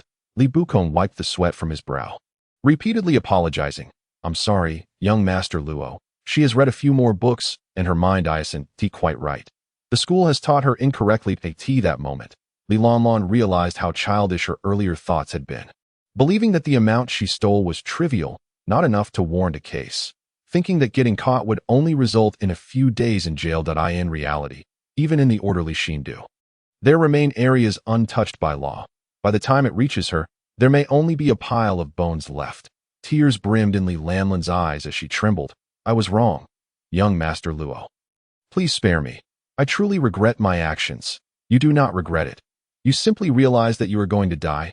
Luo Tianqian scoffed, raising his hand to signal. Seeing this, Li Bukong was taken aback and hurriedly intervened. Young Master Luo, please give Lanlan a chance. She is still just a child. She is now an adult. She should know what can and cannot be provoked. Luo Tianqian's gaze turned icy as he fixed his stare on Li Bukong, his voice rising in anger. And back then, no one cared that we were children when those old scoundrels let us go. Li Bukong's expression darkened at the mention of past grievances, gritting his teeth as he said, Then can I offer my right hand in exchange for Lanlan's life? You can? Bring a knife?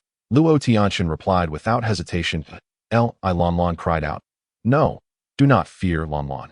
It is just one hand. Li Bukong managed a strained smile, trying to comfort her. With tears streaming down her face, Li Lanlan shook her head and shouted at Luo Tianqian. This is unfair. This is unfair. I was also in the hands of those old scoundrels back then. Why is it that after you were rescued, you can live in a big house and sleep in a soft bed, with love and care, while I have none? I have no father or mother and can only live with a thief. I do not want to steal, but what can I do? I am with a thief. All I know is to steal. Luo Tianqian scoffed. Fourth master, you certainly have taken in an ungrateful disciple. Li Bukong's face turned bitter. He was wise to her provocation, yet his heart ached. Lanlan, enough? Have you all made enough noise? It's driving me insane. Luo Baishuang interjected, her brow furrowed in irritation as she glared at everyone, her previously cheerful mood ruined by their quarrel. Get out! Hurry up! Luo Baishuang shoved aside those holding Li Lanlan, pulling her up and pushing her toward the exit. Li Bukong, recognizing Luo Baishuang's gesture of mercy, quickly nodded in gratitude and led Li Lanlan out. Once they had left, Luo Tianqian sighed. Baishuang, you are far too merciful. This, Luo Baishuang interrupted him mid-sentence, demanding, enough of that. Brother, why didn't you tell me when Sister Suzhen returned to Xindu? She is the one who saved both you and me all those years ago. And yet she now lives under a bridge, and you didn't even inform me. Luo Tianqian's expression froze, turning his head away to avoid her gaze. After leaving the Luo family estate, Li Lanlan timidly followed behind Li Bukong, reaching out to tug at his sleeve in a familiar attempt to charm him, a tactic that had previously earned her forgiveness when she angered the fourth master. However, just as her hand brushed against him, Li Bukong suddenly swatted it away, striking her with considerable force. Smack! Li Lanlan's face turned red from the slap, and with tear-filled eyes, she sought to plead with him, only to be met with his indifferent gaze. Li Bukong's eyes were cold as he pronounced each word with deliberate emphasis. From this day forth, you, Li Lanlan, are no longer my disciple. He simultaneously expelled her from the Rong family, forbidding her from stealing or using the Rong family's skills to join any other faction. Otherwise, I, Li Bukong, will personally sever your hands. Chapter 40. Stuffed and idle Suimo returned to her rented room, which was dim and desolate. She hung her bag on the wall and sat on the edge of the bed, lost in thought, her mind involuntarily drifting back to the moment when Luo Baishuang had kissed her during the shoot. That a smile crept onto her lips.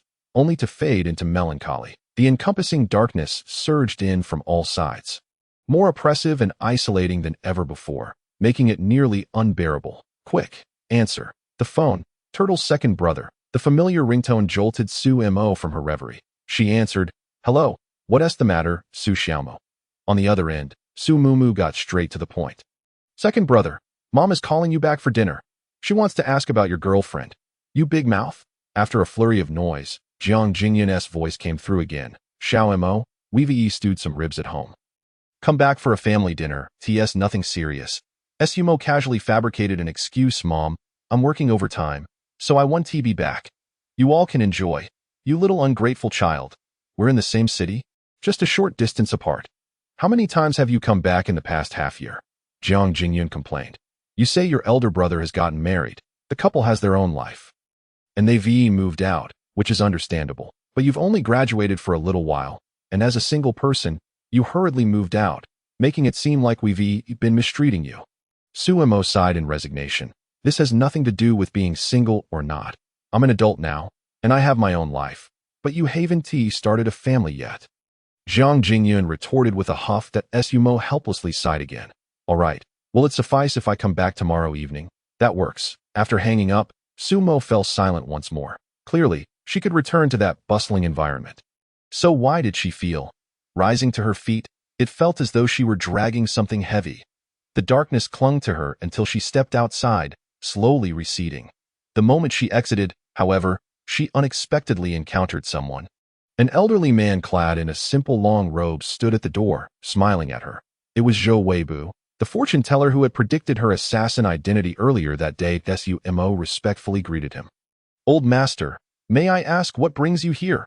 A sense of trepidation filled Sumo at the thought of this man who had uncovered so many secrets about her.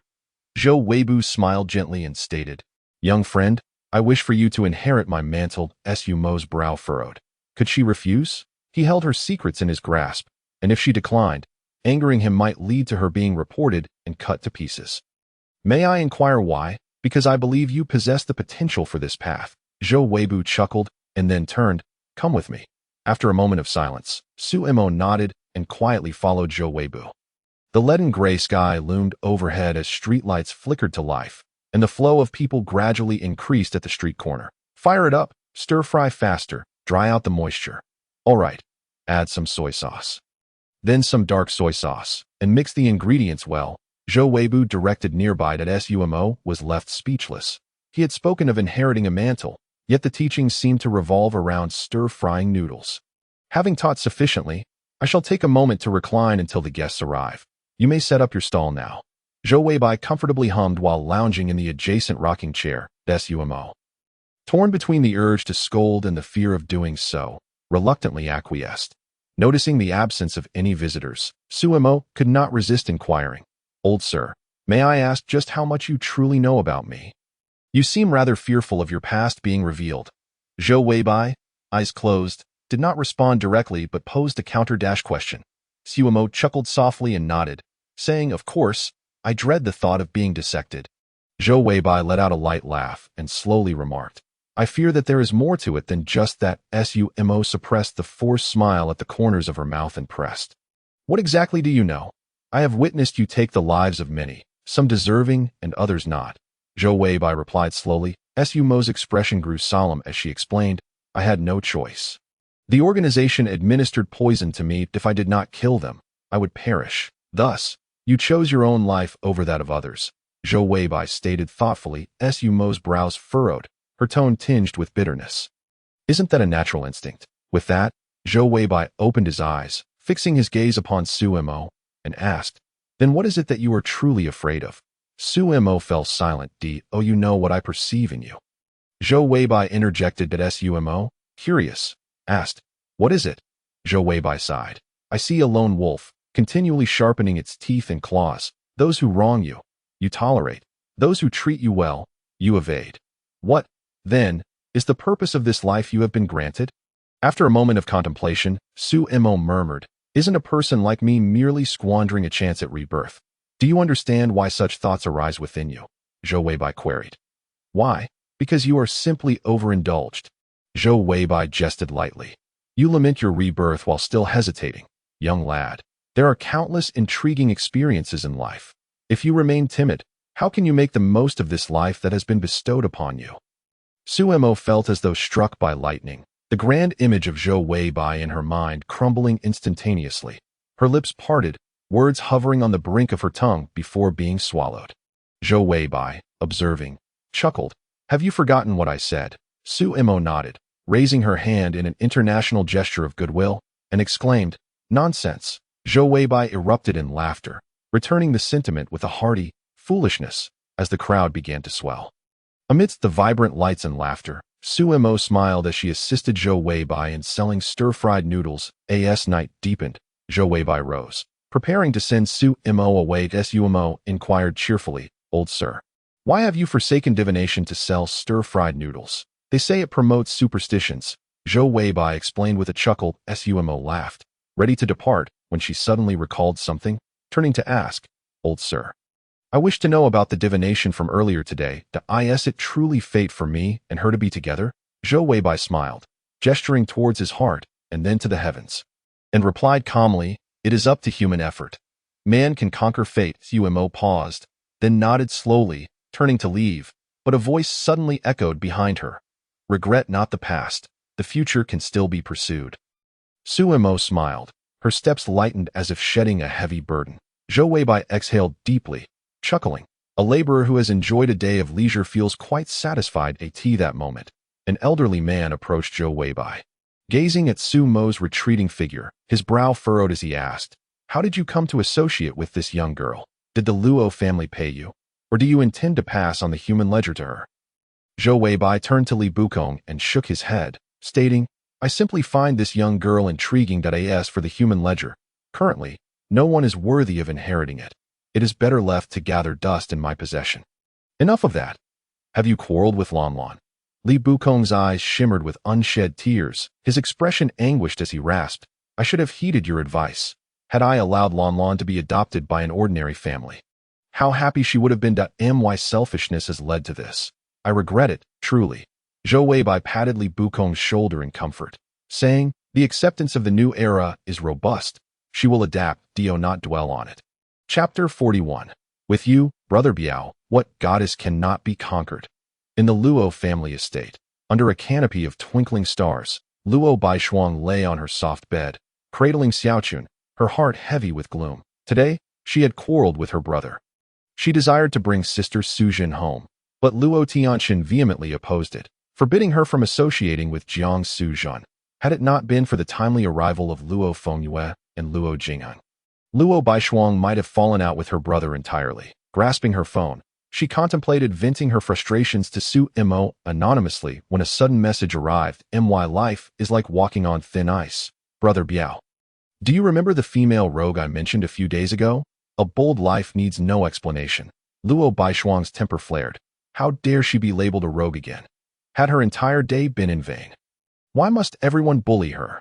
With a sense of grievance swelling within her, she was about to hurl insults at Suemo when another message popped up. My life is like walking on thin ice. I seem to have developed a bit of a liking for her. Just to clarify, I am not suffering from Stockholm Syndrome. Sumo's unexpected confession caused Luo Baishuang's cheeks to flush crimson, her heart racing like a startled deer, nearly causing her phone to slip from her grasp. However, recalling how Suemo had previously sent her into tears, Luo Baishuang resolved to make things difficult for him, allowing him to truly experience the trials of pursuing a beloved. A bold life needs no explanation. Wasn't it your brother who wanted you to marry her sister? But you refused. Are you regretting it now? Let me tell you, it's too late for regret. After sending the message, Luo Baishuang felt a surge of pride, eagerly anticipating Sumo's heartfelt apologies. My life is like walking on thin ice. Some events have transpired, and my impression has shifted. I cannot say I regret it. If it cannot be, then so be it. Luo Baishuang sprang from her bed in a panic, realizing she had misstepped. Frantically, she typed, what do you mean by if it cannot be? Then so be it? You haven't even pursued her yet, and you're casually saying it can't be. You can't just sit back and wait for her to come to you. After sending, Luo Baishuang felt a twinge of anxiety, worried that she might have spoken too harshly. My life is like walking on thin ice. Brother Biao, you are right. Luo Baishuang let out a sigh of relief, her fingers dancing across the screen. Typing. And if you like her, stop calling her a rogue all the time. My life is like walking on thin ice. What should I call her instead? A smirk crept across Luo Baishuang's lips as an idea flashed through her mind. She swiftly typed, you could refer to her as a goddess. Ah. The moment the message was sent, Luo Baishuang felt as if she had touched something hot, tossing her phone aside and diving into Xiaochun's soft belly. Overcome with embarrassment, such an embarrassing title was likely unacceptable to Su Mo, but she still yearned to hear him call her a goddess. Lost in thought, a silly smile crept onto Luo Baishuang's face. Buzz, Luo Baishuang jolted back to reality, grabbing her phone. Upon reading the message, her smile nearly reached the heavens. My life is like walking on thin ice. All right, brother Biao, didn't you once say you were a master in matters of love? Teach me how to pursue a goddess. Ha ha ha. Luo Baishuang rolled around on her bed in excitement, her infectious laughter startling Xiaochun into jumping off. Once her emotions settled, she lay on the bed, her small legs crossing and swaying cheerfully as she typed. With you, brother Biao, what goddess cannot be conquered? Though it was a boast she had once made herself, it was a call for someone to pursue her, with her safety guaranteed. What was there to fear? Luo Baishuang's mind was already filled with fantasies of how to captivate Su Mo. Morning arrived at the Luo family estate. In the dining hall, the Luo family sat around the table, all looking curiously at the grinning Luo Baishuang. With each bite she took, she chuckled, as if afraid others would remain oblivious to her joy. Luo Fengyue inquired with interest, Little Shuang, what has you so delighted? Share it with Grandpa. Luo Baishuang swallowed her kanji, shaking her head and smiling. It's nothing much. I just think people should smile more, that a cheerful demeanor invites good fortune. Observing the uncontainable smile on Luo Baishuang's face, the others exchanged knowing glances, certain it had to do with Su Mo. After finishing her breakfast, Luo Baishuang stood and proclaimed, Grandpa, second uncle, big brother, please refrain from interfering in my matters with Su Mo from now on. The room fell silent, faces filled with shock and confusion. Luo Jingheng frowned and asked, Baishuang, are you certain you can handle this? Luo Baishuang nodded resolutely, declaring, yes, I have considered it. The bond between two individuals cannot be forged through scheming. That I wish to develop a normal relationship with Su Mo. And from here on, I ask that you all step back. The others exchanged skeptical glances, their eyes filled with disbelief, wondering why she had not realized this sooner. Was she now ready to feast alone? Believing the dish was perfectly prepared, as the realization dawned upon them, they regarded Luo Baishuang with a mix of admiration and incredulity, making her feel a bit bashful. Luo Fengyue cleared his throat, saying, Little Shuang, Grandpa remembers teaching you that eating alone is not advisable. Grandfather, I am unable to comprehend what you are saying. Luo Baishuang feigned ignorance and quickly retreated, saying, by the way, I have matters to attend to today, so I shall take my leave. After speaking, Luo Baishuang briskly exited the door. Luo Fengyue snorted in irritation, exclaiming, when the cunning rabbit dies, the hound is cooked. Just as we have devised our plans, little Shuang wishes to distance herself from us, which is truly disheartening. Luo Jingheng chuckled, however. From Baishuang's demeanor, it appears she has already discerned Su Mo's feelings for her. Our objective has been achieved. That won't do, Jingheng. If you have matters to attend to, go ahead with them. In any case, I am determined to stay and savor the dishes. Luo Fengyue laughed lightly, then turned to Luo Tianxin, asking, and what about you, Tianxin? Luo Tianxin, gazing intently at the video on the tablet, replied gravely, I sense that Su Mo is rather extraordinary. Luo Jingheng furrowed his brow, inquiring, what do you mean, Tianxin? Luo Tianxin presented the video on the tablet to everyone, stating, Su Mo pursued Li Lanlan, leaping directly from a 4-meter-high building, and subdued her with ease. Such remarkable skill is not ordinary, is it? It's merely a matter of good athleticism. Luo Jingheng shook his head dismissively. Luo Tianxin countered, jumping from a height of 4 meters is not simply a matter of athletic ability. Without professional training, one could easily sustain severe injuries. I have examined Su Mo's background, and he has never won a single award in sports competitions, nor has he participated in any athletic clubs. Moreover, would an ordinary person choose such an extreme method to chase down a thief? Even if he possesses exceptional skills, it does not necessarily imply anything. Tianxin, what exactly are you trying to convey? Luo Fengyue asked, puzzled. Luo Tianxian smiled and replied, when I first met Su Mo, I informed him that Zheng Feilong had framed his elder brother.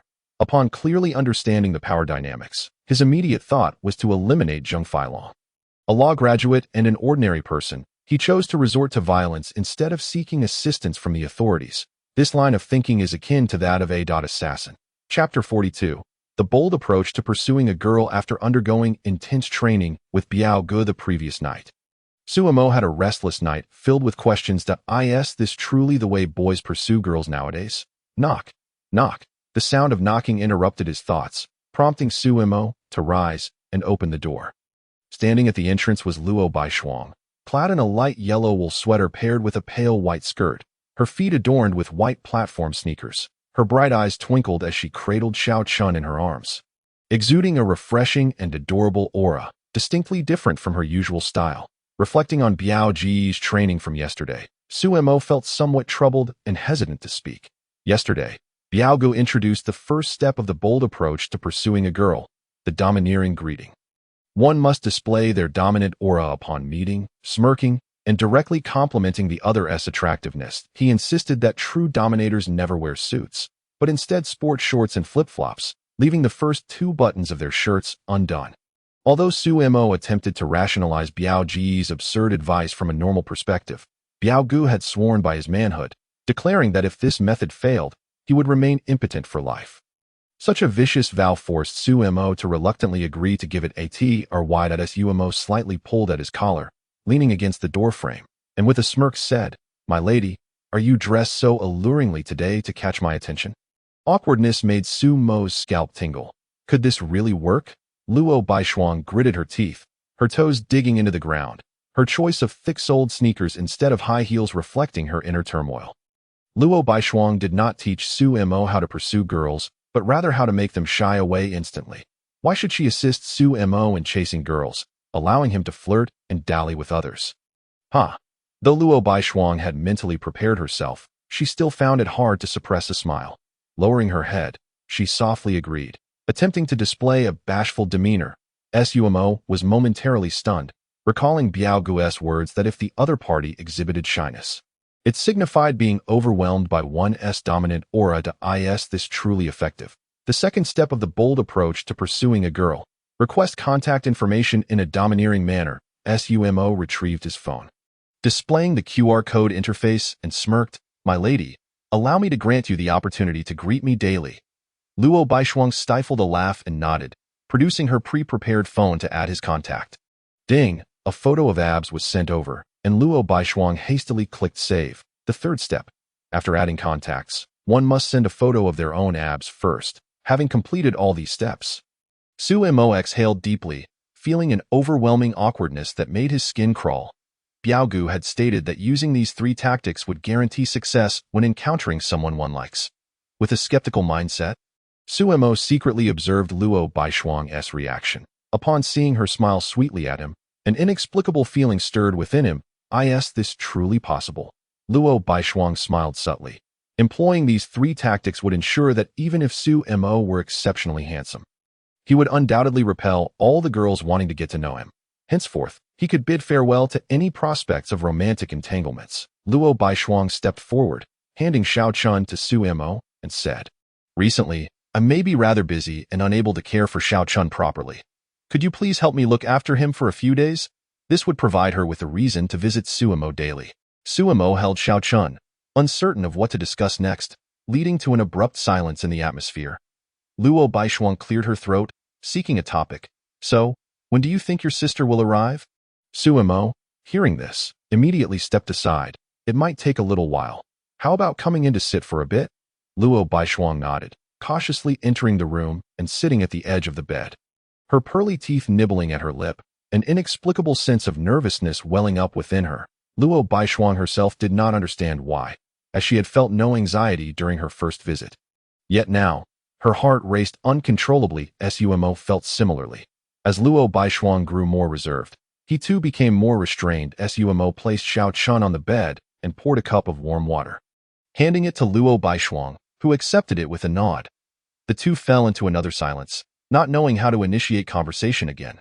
Luo Baishuang cautiously directed her gaze at Suimo before shifting to other areas of the room.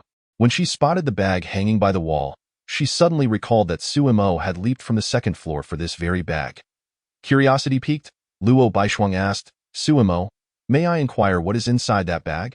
It seems significant to you. Suimo paused, opening the bag to reveal a red wooden box. This is something someone entrusted me to safeguard. I am unaware of its contents, and you know this person as well? As he spoke, Sumo's expression turned peculiar, recalling the scene from their first meeting when Luo Baishuang had claimed to be pregnant, disrupting his blind date. Now, reflecting on it, it felt rather absurd that I know them. Who are they? Luo Baishuang asked, puzzled, wondering if there was someone in their social circles they both knew. Sumo's expression shifted slightly before he smiled, saying, it's a girl named Lin on you, known by her stage name Kiki. The one who was on the blind date with me during our first encounter. Blind date?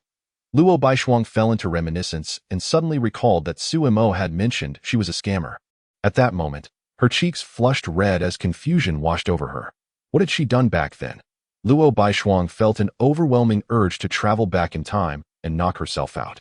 Back then, Luo Baishuang attempted to explain, but was at a loss for words. Suimo, noticing her embarrassment, thoughtfully said, actually, I felt that Miss Luo, at that time, was quite spirited and straightforward. Luo Baishuang bowed her head, internally scoffing at the deceitful words, recalling how Suimo had thought she was a shallow girl, a female deviant, or a rogue. Changing the subject, Luo Baishuang asked, do you still have contact with her? Suimo shook his head, replying, no, her initial intention in approaching me was related to a case involving my brother. As for the details, it concerns someone else's privacy, so I cannot disclose it. Regarding this wooden box, she entrusted it to me for safekeeping, intending for me to pass it to my brother or the authorities at the right moment. Hence it is quite significant. Luo Baishuang nodded, feeling relieved, and then casually remarked, speaking of which, we have known each other for some time. We can be considered friends now. Please refrain from calling me Miss Luo. Just call me Baishuang. Sumo's expression flickered, his lips twitching as he awkwardly murmured, Baishuang. The tips of Luo Baishuang's ears flushed with a faint hue, and being directly addressed by her name stirred an indescribable, ticklish sensation within her, with the establishment of this new form of address. The once quiet room felt thick with tension, as an undercurrent of subtle intimacy silently unfurled like creeping vines. Chapter 43. Confrontation. Brother, I'm here. A crisp and resonant voice shattered the tranquility of the room. Suimo, dressed in a white training outfit, burst in, startling both of them into standing abruptly. Upon noticing Suimo and Luo Baishuang, Suimo paused for a moment before narrowing her mischievous eyes, a sly smile creeping across her face as she teasingly remarked, it seems I've arrived at an inopportune moment. Should I step out for a bit? Luo Baishuang's cheeks flushed crimson, while Sumo's lips twitched. Momentarily at a loss for how to respond, a rather awkward moment, Sumo's gaze caught sight of the yawning Xiaochun sprawled on the bed, her eyes suddenly sparkling with delight as she dashed over, exclaiming, it's a kitty. Simultaneously, Zhang Yanxiu entered from outside, further intensifying the awkwardness between the two. Maintaining her composure, Zhang Yanxiu smiled and asked, Sister Baishuang, are you also going to visit my sister today? Luo Baishuang nodded, responding softly, yes, it has been quite some time since I last heard from Su Jinjia. I just learned that she has returned to Xindu. With everyone gathered, Suimo suggested, then let us set off. Suimo chimed in, lifting the still-absorbed Xiaochun from the edge of the bed, saying, no more dawdling here. Let's put Xiaochun down first and play with her later. Suimo shook her head, refusing to let go of Xiaochun, and curiously asked, Xiaochun? When did you name her, brother? Sumo's expression stiffened at her words. Suimo glanced at Suimo and then at Luo Baishuang, as if she grasped something, letting out a prolonged oh. Subsequently, she broke free from Sumo's grasp and ran outside, calling out loudly, today, I will take care of Xiaochun. Let us go. Luo Baishuang tugged at Sumo's sleeve, softly suggesting, shall we leave? Suimo nodded. Suimo joined Zhang Yanxiu in one vehicle, while Suimo boarded Luo Baishuang's car. On the way, Suimo inquired with curiosity, I remember Zhang classmate mentioned that her sister went missing years ago. Baishuang, do you know the reason? Luo Baishuang's expression turned grave as she shook her head, replying, I am not clear on the specifics. 10 years ago, my brother and I were abducted by traffickers. It was Sister Su Jinjie who rescued us. Sustaining a severe injury in the process that I only recall that after she saved all the children, she completely disappeared. Sumo fell silent before asking, how old was Jiang Suzhen back then? 15.at the riverside in the outskirts of Shindu. The cool river breeze swept through. As Sumo alighted from the car, she gazed at the lush riverbank and sighed inwardly, appreciating the scenery. However, her brow soon furrowed as a group of individuals clad in city management uniforms descended upon the riverbank. Turning to Zhang Yanxiu, she noted the anxiety on her face as she hurriedly urged Su Mumu to descend from the embankment. Let us go take a look. Luo Baishuang appeared tense as well.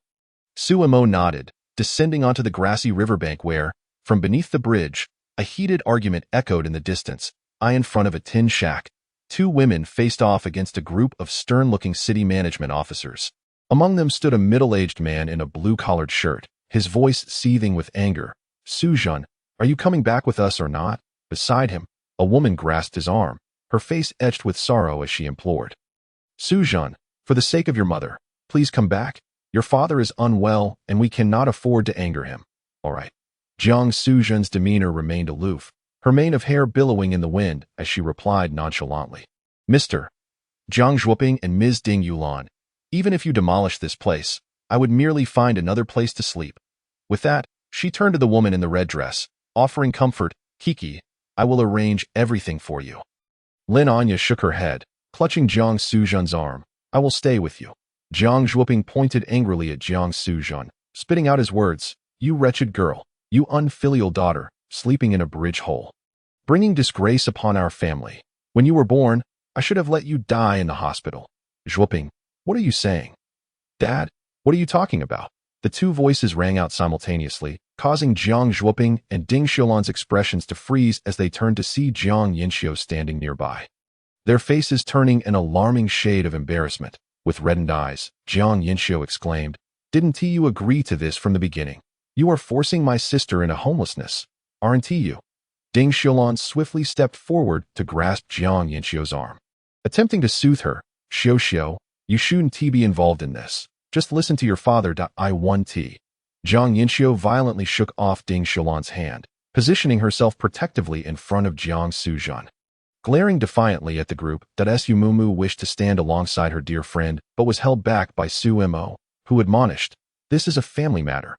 What are you rushing in for? After speaking, Su Mo's gaze shifted to Lin Anya, puzzled as to why she was there and why she stood with Jiang Suzhen. Lin Anya noticed Su Mo, but, after a fleeting glance, diverted her gaze without exchanging words. Su Mo's attention returned to Jiang Suzhen, and in that very moment, Jiang Suzhen seemed to sense something, abruptly turning her head to stare intently at her. In that instant, Su Mo felt a chill run down her spine, the sensation of danger akin to staring down a ferocious tiger. Jiang Suzhen's brows knitted tightly, a slight chill creeping along her forehead and neck, as if pressed by a sharp instrument. Yet she quickly shook off such thoughts, addressing the crowd coldly. Either we settle this with a proper fight, and if you win, I will grant you any request. Or you demolish this place, and I will leave. Jiang Zhuoping huffed disdainfully, pointing to a nearby patch of vegetables. First, clear that land for me. Dad, Jiang Yanxiu, in a fit of anger, was forcibly pulled back by Ding Xiulan. Second brother, let go. I cannot stand by as my sister's elder sister is bullied. Su Mumu broke free from Su Mo's grasp and charged forward. Su Mo, exasperated, thought to herself, what good is rushing in when it's their family matter?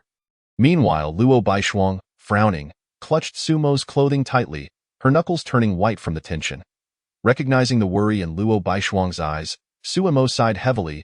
Let us go take a look. At that moment, Su Mumu had already dashed to the vegetable patch, positioning herself defiantly before the city management officers, declaring, You shall not pass. The leading officer scoffed, threatening, Little girl, step aside.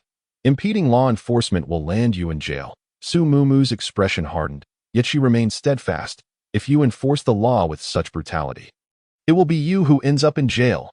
Su Mo stepped beside Su Mumu, casting a cold gaze at the officers, firmly warning them. The officer turned to Jiang Zhuoping, sneering, The riverbank belongs to the state. Without approval, any cultivation or construction is illegal. We are demolishing in accordance with the law. Obstructing us is impeding law enforcement. The Public Security Bureau is nearby. Should you continue to interfere, we will have you all arrested. Chapter 44. No privileged entities can transcend the law. This matter does not concern you. Jiang Sujan's brows furrowed as she reprimanded, then turned to Su Mo and the others, saying, "You should all leave. Do not get involved." Had this been in the past, Su Mo would have likely turned away with Su Mumu and Luo Baishuang. But now, she felt a strong urge to intervene. Stepping forward, she fixed her gaze on the city management officer.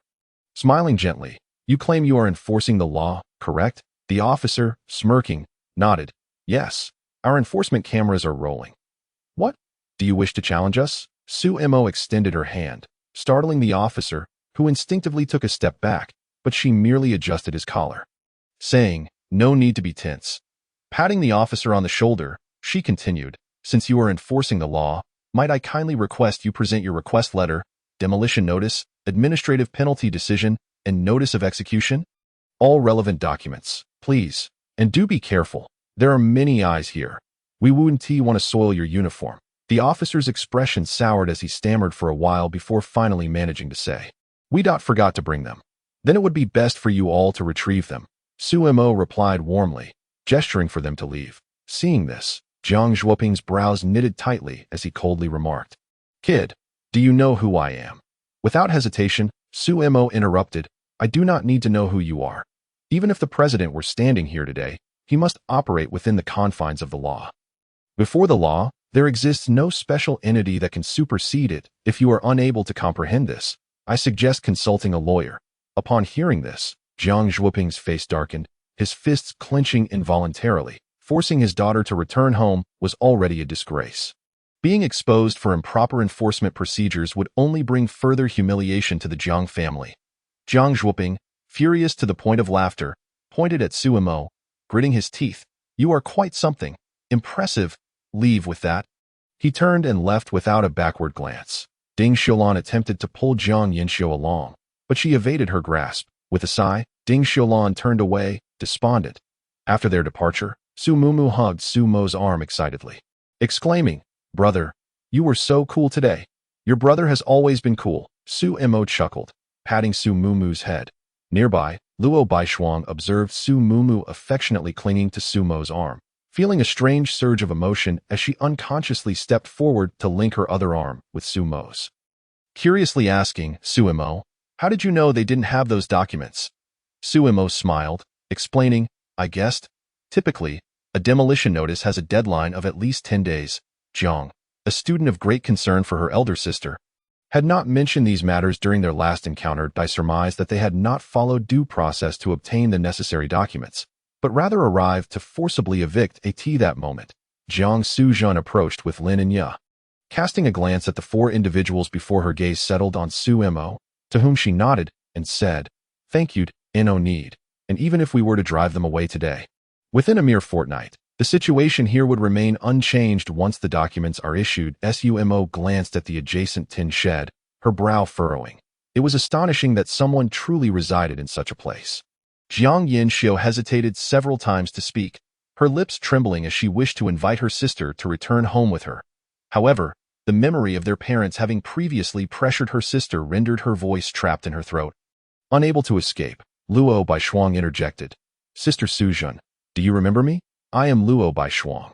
You and this elder sister can stay at my home. I have plenty of vacant rooms." Hearing this, Jiang Suzhan turned her gaze towards Luo Baishuang, a smile gracing her lips. "Baishuang, I cannot believe how much you have grown in the blink of an eye." Luo Baishuang's eyes turned slightly red. She reached out to grasp Jiang Suzhan's hand, only to be evaded. "My hands are dirty." Jiang Suzhan shook her head with a chuckle, then turned her attention back to Su Mo. "Is this your boyfriend? May I ask for an introduction?" Upon hearing this, Luo Baishuang's cheeks flushed crimson, and Su Mo became flustered, hastily shaking her head. "No, we are not. Sister Suzhan, my name is Su Mo. It is a pleasure to meet you." Lin and Ye surveyed Luo Baishuang, then regarded Su Mo, unexpectedly declaring, "But I recall that Miss Luo is carrying your child, is she not?" At this pronouncement, silence enveloped the room. "Oh my!" Su Mumu was the first to exclaim, immediately retrieving her phone from her pocket and dialing rapidly. "Hello, Mom. Suimo, regaining her senses, swiftly covered Su Mu Mu's mouth, disconnecting the call. It was then that Luo Baishuang recognized that the woman in the red dress before her was none other than Lin Kuku. The individual Suimo had been set up with at the CAF. Why is she here? Luo Baishuang's mind spiraled into confusion. How could she explain? Should she admit to attempting to sabotage Sumo's blind date or claim it was merely a jest? Jiang Suzhan furrowed her brow, grasping Luo Baishuang's wrist, checking her pulse before shaking her head. She is not pregnant, Suimo. Did you force her to terminate it? Lininya dropped another bombshell. The crowd collectively gasped, their eyes fixated on Su-Mo. Misunderstanding. Misunderstanding. It is all a misunderstanding. Su-Mo flailed her hands in a frantic attempt to clarify. We were merely joking. Baishuang and I are completely innocent. Nothing untoward occurred. Luo Baishuang nodded vigorously, her cheeks aflame with embarrassment. She wished desperately to return to the past and silence her reckless self. Jiang Suzhan waved her hand, her expression calm. Enough. Since this matter is a misunderstanding, let us not dwell on it further. Furthermore, Baishuang, I wish to discuss something with you. Would you be willing to provide shelter for Kuku at your home? Luo Baishuang readily agreed. Of course, Sister Suzhan. You and this, Sister Kuku are both welcome to stay at my house. Jiang Suzhan shook her head. I am sorry, but I cannot come. I have my own matters to attend to. Then I shall not go either. I will follow you. Lininya chimed in from the side. Jiang Suzhan's brow furrowed. You are with child? You cannot wander aimlessly with me. The mention of pregnancy triggered sensitive reactions among the four present. Luo Baishuang was the first to glance towards Suimo, followed by Su Mu Mu. And finally Jiang Yin Xiu.Sumo felt her scalp prickle under their scrutiny. So, it seems I am the sole male here, and thus am responsible for everything. Lininya shook her head at Jiang Suzhan. You promised I could accompany you in the future. Therefore, if you do not go, I shall not either. Su Mu Mu, unable to contain her curiosity, blurted out. Where is the father of the child? Suimo swiftly covered Su Mu Mu's mouth. Truly, why must she always bring up the wrong topic? He is dead. The two simple words escaped Lin and Ya's lips with an unsettling calmness. And upon hearing this, Su Mu Mu felt an overwhelming urge to slap herself. Jiang Suzhan sighed, nodding gently as she addressed Luo Baishuang. Baishuang, if your family does not mind, I shall impose for a while. Not at all. I will handle any situation, Luo Baishuang assured her quickly. Su Mu Mu, relieved, thought to herself that at least the outcome was satisfactory. Otherwise, uttering the wrong words would have haunted her for a lifetime. Suddenly, Su Mu Mu realized she seemed to have overlooked something important. Turning back, she noticed Jiang Yanxiu gazing at Jiang Suzhan with a face full of grievance and disappointment, tears welling in her eyes that, oh no, I came here to stand up for my sister. Wait, Su Mu Mu stepped forward, and in the midst of the confused gazes directed at her, she planted her hands on her hips, pointing at Jiang Suzhan with a tone of bravado. Sister Suzhan. Today I, Su Mu Mu, challenge you. Chapter 45. Jiang Suzhan's past. As Su Mu Mu's words fell, all eyes turned towards her. Jiang Yanxiu stepped forward, grasping Su Mu Mu's arm, shaking her head. Let it go. Mu Mu. Seeing our parents pressuring sister like this, I believe her choice to leave home is the right one. No, I am not asking Sister Suzhan to return home, that Su Mu Mu declared, pulling Jiang Yanxiu to stand before Jiang Suzhan, resolutely stating, Sister Suzhan, if I win today, you must reconcile with Xiu and acknowledge her as your sister. The wrongdoing lies with our parents. Not with her. You cannot vent your resentment towards the Jiang family on Xiu. Jiang Suzhan cast a glance at Su Mu Mu, then turned her gaze to Jiang Yanxiu. Seeing her red-rimmed eyes, she sighed, I have never held Yanxiu accountable. If this is the sole reason for your challenge, there is no need for a contest. Sister, Jiang Yanxiu bit her lip, her voice trembling. Su Mu Mu shook her head. It is not merely about blame. I want Sister Suzhan to cherish and protect Xiu as her younger sister. Jiang Yanxiu clutched Su Mu Mu's arm.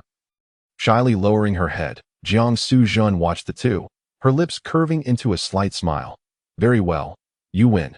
Jiang Suzhan placed her hand on Jiang Yanxiu's head, ruffling her hair. Jiang Yanxiu responded like a cat having its fur smoothed, her expression bashful. Su Mu Mu hesitated, scratching her head. Although the outcome was achieved, she felt as though she had contributed nothing. Su Mu Mu suggested softly, how about we compete for real? Suemo stepped forward and pressed down on Su Mu Mu's head. Compete for what? Do you crave a beating? Who said that? I would win for sure. Su Mu Mu protested. Sumo's gaze shifted to Jiang Suzhan. From her, Suemo perceived echoes of the monstrous figures from her previous life. To say that Su Mu Mu's meager skills could prevail was highly dubious. Just then, Lin Enya approached and inquired, Suemo, do you still have my belongings? Suemo nodded, retrieving a wooden box from her bag and offering it to Lin Enya. I have not examined its contents as I deemed it troublesome. What is your plan for it now? Just hand it to me. I know whom to give it to. Jiang Suzhan stepped forward, taking the wooden box from Sumo's hands. Sumo glanced at Lin Enya, who nodded, thus refraining from further comment, effectively passing on a hot potato. Once the matter was settled, the group began assisting Jiang Suzhan in packing her belongings in the vegetable garden. Jiang Suzhan distributed the majority of her produce. While some were prepared for a large stew to be cooked on site, Su Mu Mu and Jiang Yanxiu went to the supermarket to procure additional ingredients, while Luo Baishuang stayed by Lin Enya's side. Lending a hand, Jiang Suzhan went fishing by the river and called Suemo to join her. The two sat in silence for a long while before Suemo could no longer contain her curiosity and asked, Miss Jiang, why did you leave the Jiang family, and why return to the new capital, yet refuse to go back to the Jiang family? Jiang Suzhan remained silent for a moment before responding with a question of her own. Are you aware of the grievances between the Luo and Jiang families? Suemo suddenly recalled the story Luo Tianchun had shared with her and nodded. Baishuang's brother mentioned it to me. Upon hearing this, Jiang Suzhan turned to Suemo, a smile gracing her lips. It seems Luo Tianchun holds you in high regard. Suemo rubbed her nose, feeling slightly bashful. However, it would be wise for you to keep your distance from him. He is embroiled in a perilous endeavor. The unexpected warning left Suemo bewildered, and she furrowed her brow. Is he seeking revenge against the Jiang family? This is but a small part of it. Jiang Suzhan's gaze remained fixed on the river's surface, her voice low. He also intends to ally with external forces to unify the underworld of the new capital, and his ambitions extend far beyond that. Sumo's lips twitched. Was this the emergence of a villain? She pondered for a moment, but still felt compelled to defend Luo Tianchun. Surely there must be some misunderstanding between you. Baishuang's brother cannot be so foolish. We live in a society governed by law. Unifying the underworld, wouldn't tea that invites oppression. Jiang Suzhan turned to regard Suemo, her eyes piercing. Consider it a misunderstanding if you wish. It will not tarnish your relationship with Baishuang. Please, could you elaborate? Suemo urged, her greatest aversion being individuals who speak in half-truths. Jiang Suzhan shook her head, her gaze once more drifting to the river. I will now address your first and third questions. Prior to the abduction of Luo Tianchen and Baishuang, Jiang Tianzheng had learned of the kidnapping plan through his informants.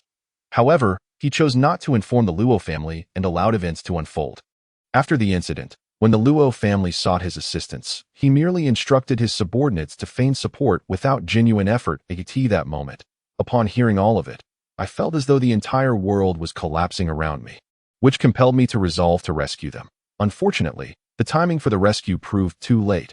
A bloody confrontation between rival factions ensued, resulting in heavy casualties on both sides that I, too, succumbed to severe injuries and fell into unconsciousness, only to be saved by an elderly beggar. Reluctant to return to the Jiang family, I chose to wander the world alongside the old beggar. After a brief silence, Suemo inquired, why do you bring me this information about Luo Tianchen uniting external forces to seek dominance over the underworld of Xindu? Jiang Suzhan smiled faintly, refraining from directly answering Sumo's question, and instead retorted, if one day the Luo family were to fall into utter ruin, and Baishuang were to lose everything she holds dear, would you still choose to stand by her side then? After a moment of silence, Suemo replied resolutely, I would. Jiang Suzhan nodded. This was precisely why she confided in Suemo. You exude an aura of extreme danger, and I believe you possess the ability to protect Baishuang amidst the impending chaos. As ripples danced across the river's surface, Jiang Suzhan rose with decisive grace. Lifting her line with a flourish, a large fish leaped from the water, droplets of shimmering liquid cascading from its scales as it soared. We've caught a fish. Let's go, she declared. Suemo nodded and was about to rise when a flurry of questions erupted in her mind. How did Jiang Suzhan come to know of Luo Tianchen's schemes? Setting aside the enmity between the Jiang and Luo families, why would Jiang Suzhan, aware of Luo Tianqin's plans, still choose to reside with the Luo family? Was she not afraid of being eliminated by him? Was Jiang Suzhan's return to Xindu motivated by the intention to thwart Luo Tianqin? If so, what justification did she possess for such actions, for the sake of justice? How perplexing to Su Mo's instincts rarely led her astray.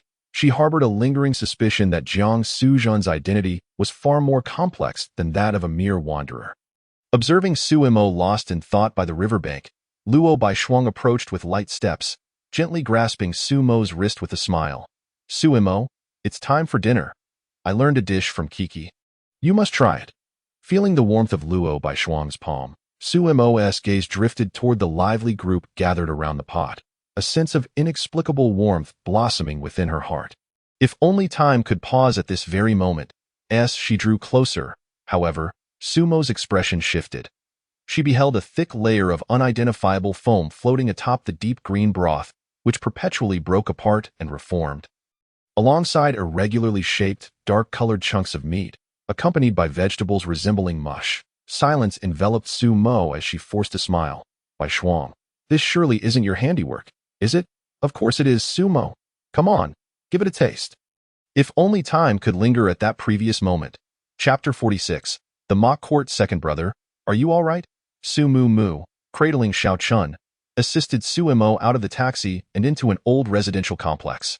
Su Mo waved a hand dismissively, settling down beside a flower bed while clutching her rumbling stomach. I'm fine. Really? Su Mu gave Su Mo a thumbs up, sister by Shuang's bowl of what can only be described as a culinary weapon. And you drank it all by yourself, did I? Su Mu, hereby declare you a true man of the present age.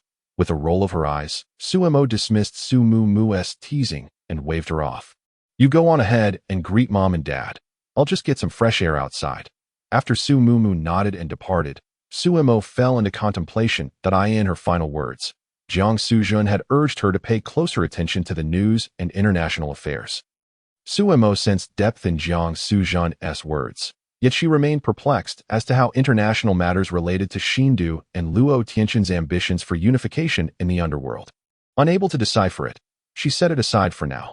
Once her stomach felt a tad better, she ascended the stairs. As she stepped through the door, her mother, Jiang Jingyun, emerged from the kitchen. You're back. Su Mo nodded, and Jiang Jingyun presented a fruit platter. Here, take this to your elder brother and sister-in-law. Brother and sister-in-law are back too, Su Mo exclaimed in surprise. Jiang Jingyun shot her an exasperated glance. Scoffing, well, that is certainly more than can be said for you, my ungrateful child. The moment they heard you were coming home, your brother and sister-in-law immediately took leave, insisting that the family should gather. Feeling slightly embarrassed, Su Mo smiled awkwardly, taking the fruit platter into the living room, where everything felt as familiar as ever. Su Ming and their father, Su Chengyun, lounged on the sofa, engrossed in the television news, while Shen Tingshui and Su Mu played with Xiao Chun. Upon noticing Su Mo's arrival, Su Ming's eyes reflected a hint of exasperation as he pursed his lips and remarked, "It seems everyone is here. Let the games begin." Suddenly, a loud bang reverberated as the door behind Su Mo slammed shut. Jiang Jingyun blocked the entrance, arms crossed. Wearing a sardonic smile, Su Mu and Shen Tingshui hurriedly moved chairs and set up a series of nameplates on the coffee table. Su Mo stood frozen in confusion. What on earth are you all doing? Su Chengyun rose and produced a laptop and a voice recorder, placing them on the table with a solemn expression. I hereby announce the court's regulations. During the trial, all participants must comply with the court's directives that we now call Judge Su Ming to the stand. Regarding the case of Jiang Jingyun versus Su Mo concerning the confirmation of a romantic relationship with Luo Baishuang. The court is now in session. Please summon the plaintiff, Jiang Jingyun, and her legal representative, Shen Tingshui, to the stand. The defendant, Su Mo, is also called forth. Su Mo, bewildered, was pressed into her seat by Su Mu, only to find a sign before her proclaiming, defendant. Stunned into silence, she felt overwhelmed by the absurdity of the situation. Su Ming occupied the judge's seat, with their father, Su Chengyun, serving as the clerk, while their mother, Jiang Jingyun, and sister-in-law, Shen Tingshui, sat as the plaintiffs, and Su Mu occupied the witness stand. Shen Tingshui chuckled softly. Little Mo, it It's my first time as a lawyer. Please go easy on me. Sumo rolled her eyes in response. She wished they would show her the same consideration. Su Ming, plaintiff's representative, please maintain silence. Shinting Shui promptly fell silent, though her amusement was barely concealed. Su Ming, does the defendant wish to request a recusal? Sumo raised her hand. I request a full recusal. Su Ming. Request denied. Sumo. That's Su Ming. Plaintiff, please state your claims and the basis for your lawsuit. Jiang Jingyun stood, holding the complaint. Your Honor, I wish to accuse my son, Sumo. Just a day ago, I witnessed him and a girl named Luo Baishuang enjoying themselves in a scenic area. Their behavior intimate and suggestive. I suspect they share a romantic relationship, yet he has failed to disclose this truth to his parents, which has deeply wounded me as a mother. I now demand that Sumo admit to his romantic involvement with Luo Baishuang in court, provide regular updates to his parents regarding the development of their relationship, and bring her home for dinner within a month. Your Honor, my statement is complete. Su Ming nodded, turning to Sumo, defendant. Please respond to the plaintiff's claims. Sumo rose, exuding a sense of helplessness. Your Honor, my relationship with Luo Baishuang is purely professional. We visited the scenic area for work, to film a video for the Xindu Cultural Tourism crew. After Sumo completed her defense, Shunting Shui raised her hand. Su Ming, plaintiff's representative, please speak. Shunting Shui, the defendant claims to have a professional relationship with Luo Baishuang, yet a professional relationship does not preclude a romantic one. They could very well be both colleagues and lovers. Your Honor, my statement is complete. Su Ming, does the defendant have any additional remarks? Sumo inhaled sharply, realizing her sole point of defense had been acknowledged, leaving her with no valid argument. No. Su Ming, we will now proceed to the evidence presentation and cross-examination phase, starting with the plaintiff. Plaintiff, please present your evidence one by one, explaining the specific facts each piece of evidence aims to prove. Defendant, during the cross-examination, please comment on the authenticity, relevance, and legality of the plaintiff's evidence. Shunting Shui pulled out a tablet, presenting it to everyone. Your Honor, this is raw footage provided by the Cultural Tourism crew, which clearly demonstrates the couple's relationship. I ask the court and all present to review it carefully. Sumo's eyes widened in horror. This was tantamount to a public execution. She sprang up, attempting to cover the tablet. This is promotional footage filmed by the Cultural Tourism crew. Everything is scripted and holds no relevance to this case. It cannot serve as valid evidence. Su Ming, silence. Defendant, please return to your seat. The court will review the video material before making a determination. Reluctantly, Sumo sank back into her seat, watching as Shunting Shui began to play the video. Overwhelmed by the strain, Sumo squeezed her eyes shut and covered her ears. Yet the sounds from the video still infiltrated her consciousness. From this moment on, I shall love only you, cherish you, trust you, never deceive you, scold you, or mistreat you. You shall be the sole occupant of my gaze, the only one in my heart and the only one in my dreams. Stop it already. I want to die. Sumo felt her body go numb, her forehead thudding against the table, wishing to bury her head in the ground. After the audience had savored the video to its conclusion, Sumo felt as though her skin had been flayed, collapsing into her chair. Su Ming, stifling laughter. Defendant, do you acknowledge the authenticity, relevance, and legality of the video evidence provided by the plaintiff?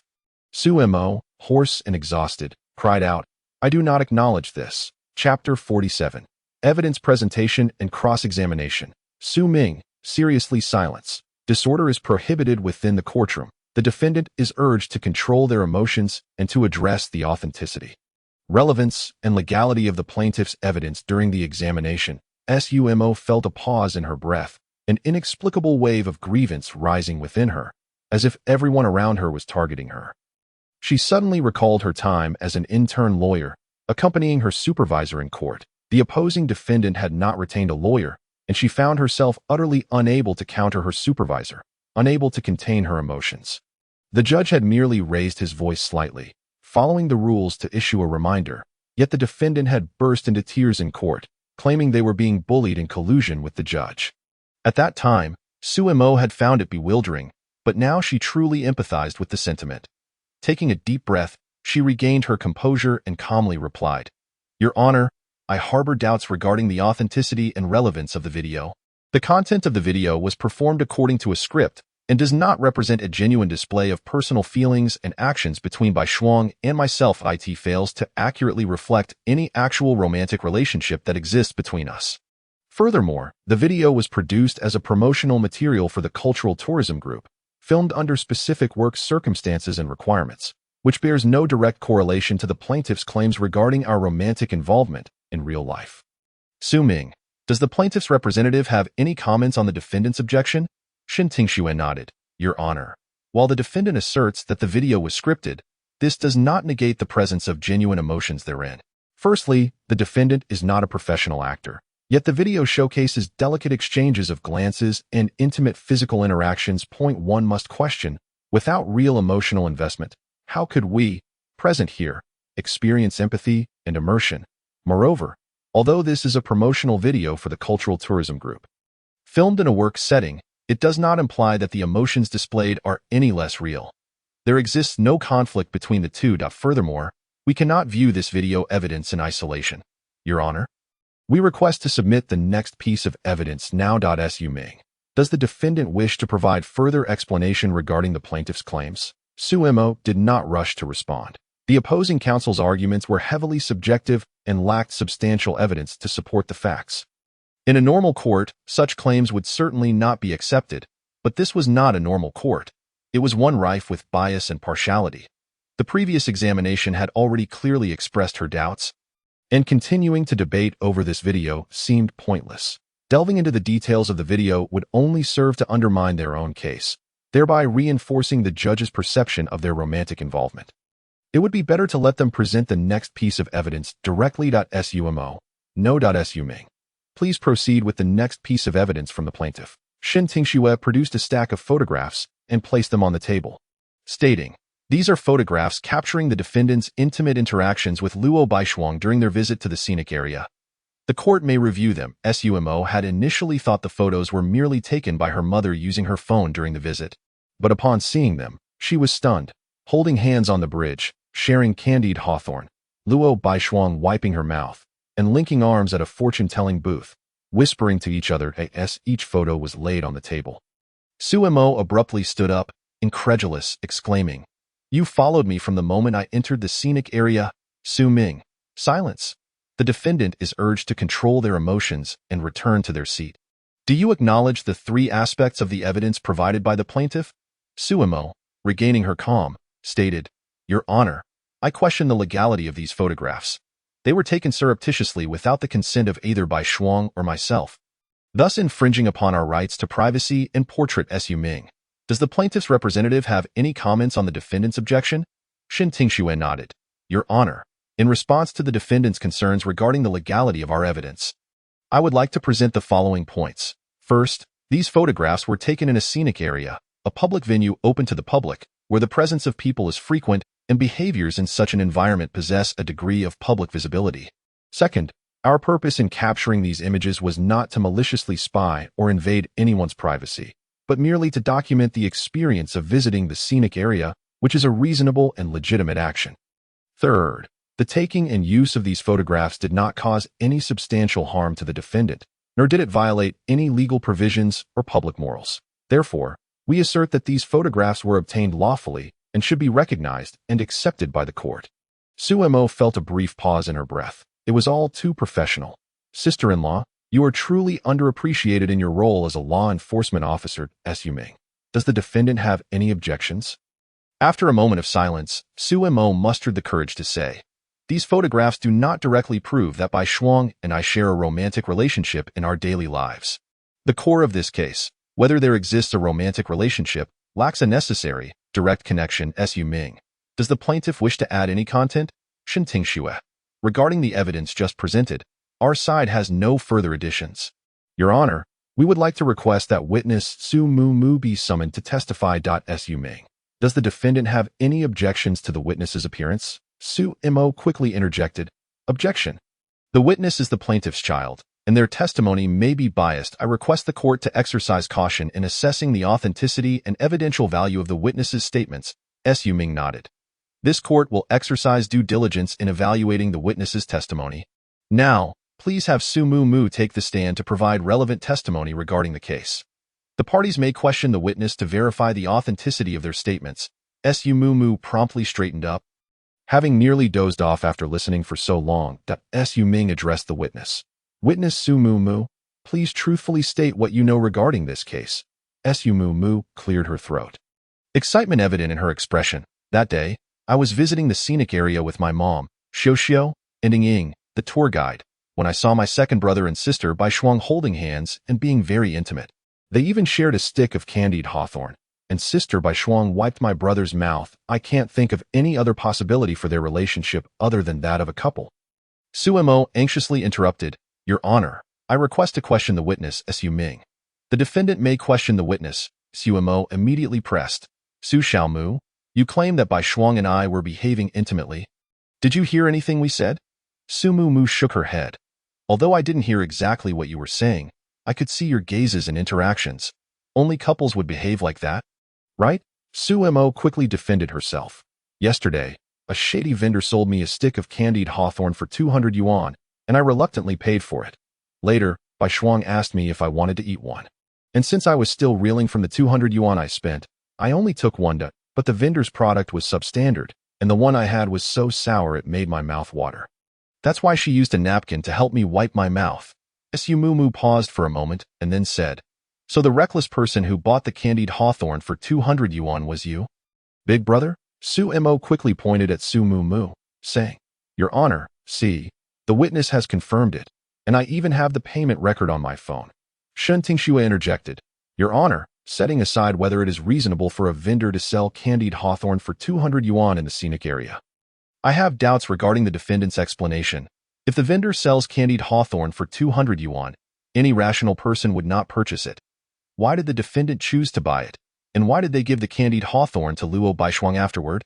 If the two were merely acquaintances, why would the defendant purchase such an expensive treat for Luo Baishuang?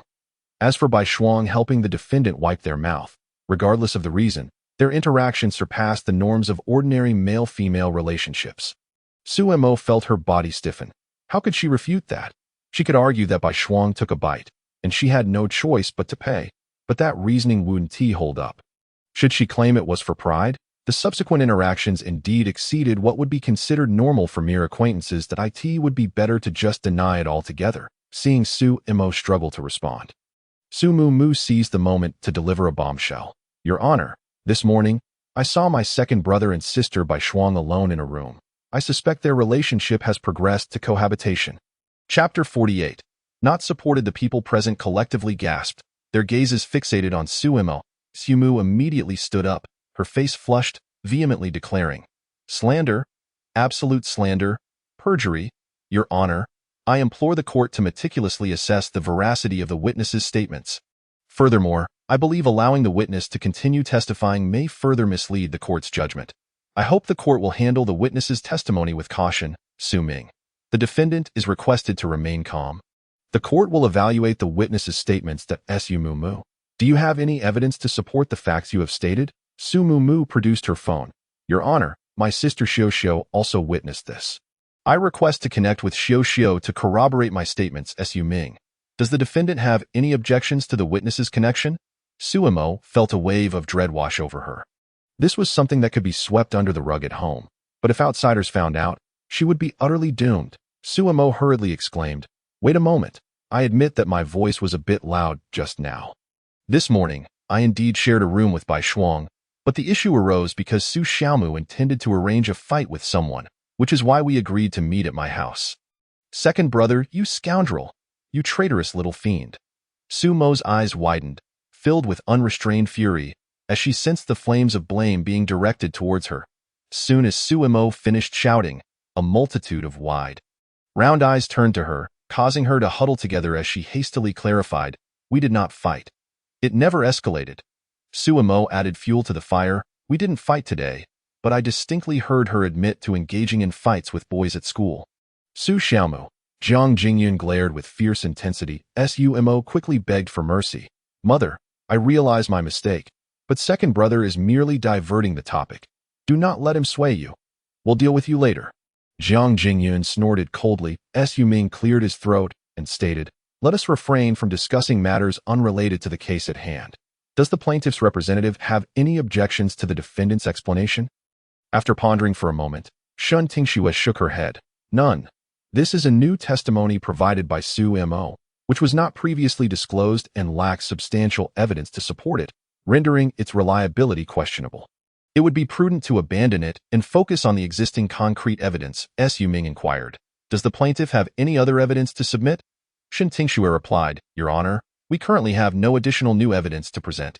Su Ming then turned to the defendant's side. Sumo rolled her eyes and remarked, You haven't given me time to prepare. How can I possibly have evidence? Your Honor, I have no new evidence either. Sumo continued, We shall now enter the courtroom debate phase, where both sides may engage in thorough discourse regarding the facts, evidence, and legal applications pertinent to this case. I end the ensuing debate segment.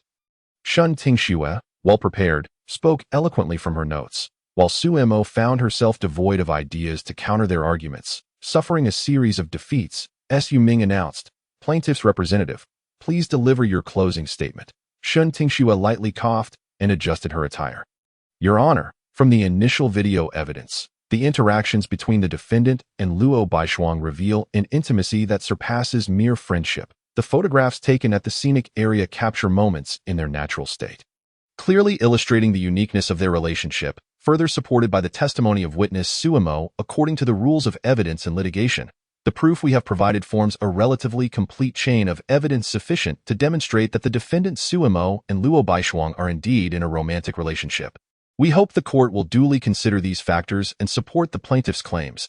Su Ming then addressed the defendant. Defendant, please present your closing statement. Su Mo sighed heavily and weakly stated, Your Honor. And esteemed members present, whether you believe it or not, I assure you that Baishuang and I are not in a romantic relationship. And no matter how brilliant the plaintiff's representative's speech may be, I trust that justice will prevail and the law will grant me fairness. My statement is concluded, Su Ming remarked. Before we proceed to the court's recess for deliberation, given the peculiar nature of this case, I urge both parties to carefully contemplate the possibility of mediation. If both sides agree to mediate, we can temporarily halt deliberation and enter into the mediation process. So, do either of you have a willingness to mediate? Su Mo quickly raised her hand, declaring, Yes, I wish to mediate. However, Shen Tingxue and Jiang Jingyun immediately spoke in unison. We refuse mediation. Su Mo nodded, tapping her fingers lightly on the table. Now we will take a recess while the panel deliberates. The court will reconvene at 7:00 p.m. after dinner to announce the verdict. Once the session concluded, Su Mo slumped into her chair, utterly drained, as if she had been parched. Su Ming stood and patted Su Mo's shoulder, sighing, It's just a game. Don't overthink it. Ha, soup's on, Jiang Jingyun announced, bringing chicken soup to the table, soon followed by a lavish feast. Su Mo gazed at the aromatic soup before her, her stomach growling with hunger. Yet her face bore a bitter countenance. Noticing Su Mo's reluctance to drink, Jiang Jingyun frowned. Why aren't you drinking? Do you suspect I poisoned it? Su Mo, perceiving the moment, giggled. Today, Sister Baishuang made a bowl of soup that could be deemed a culinary weapon.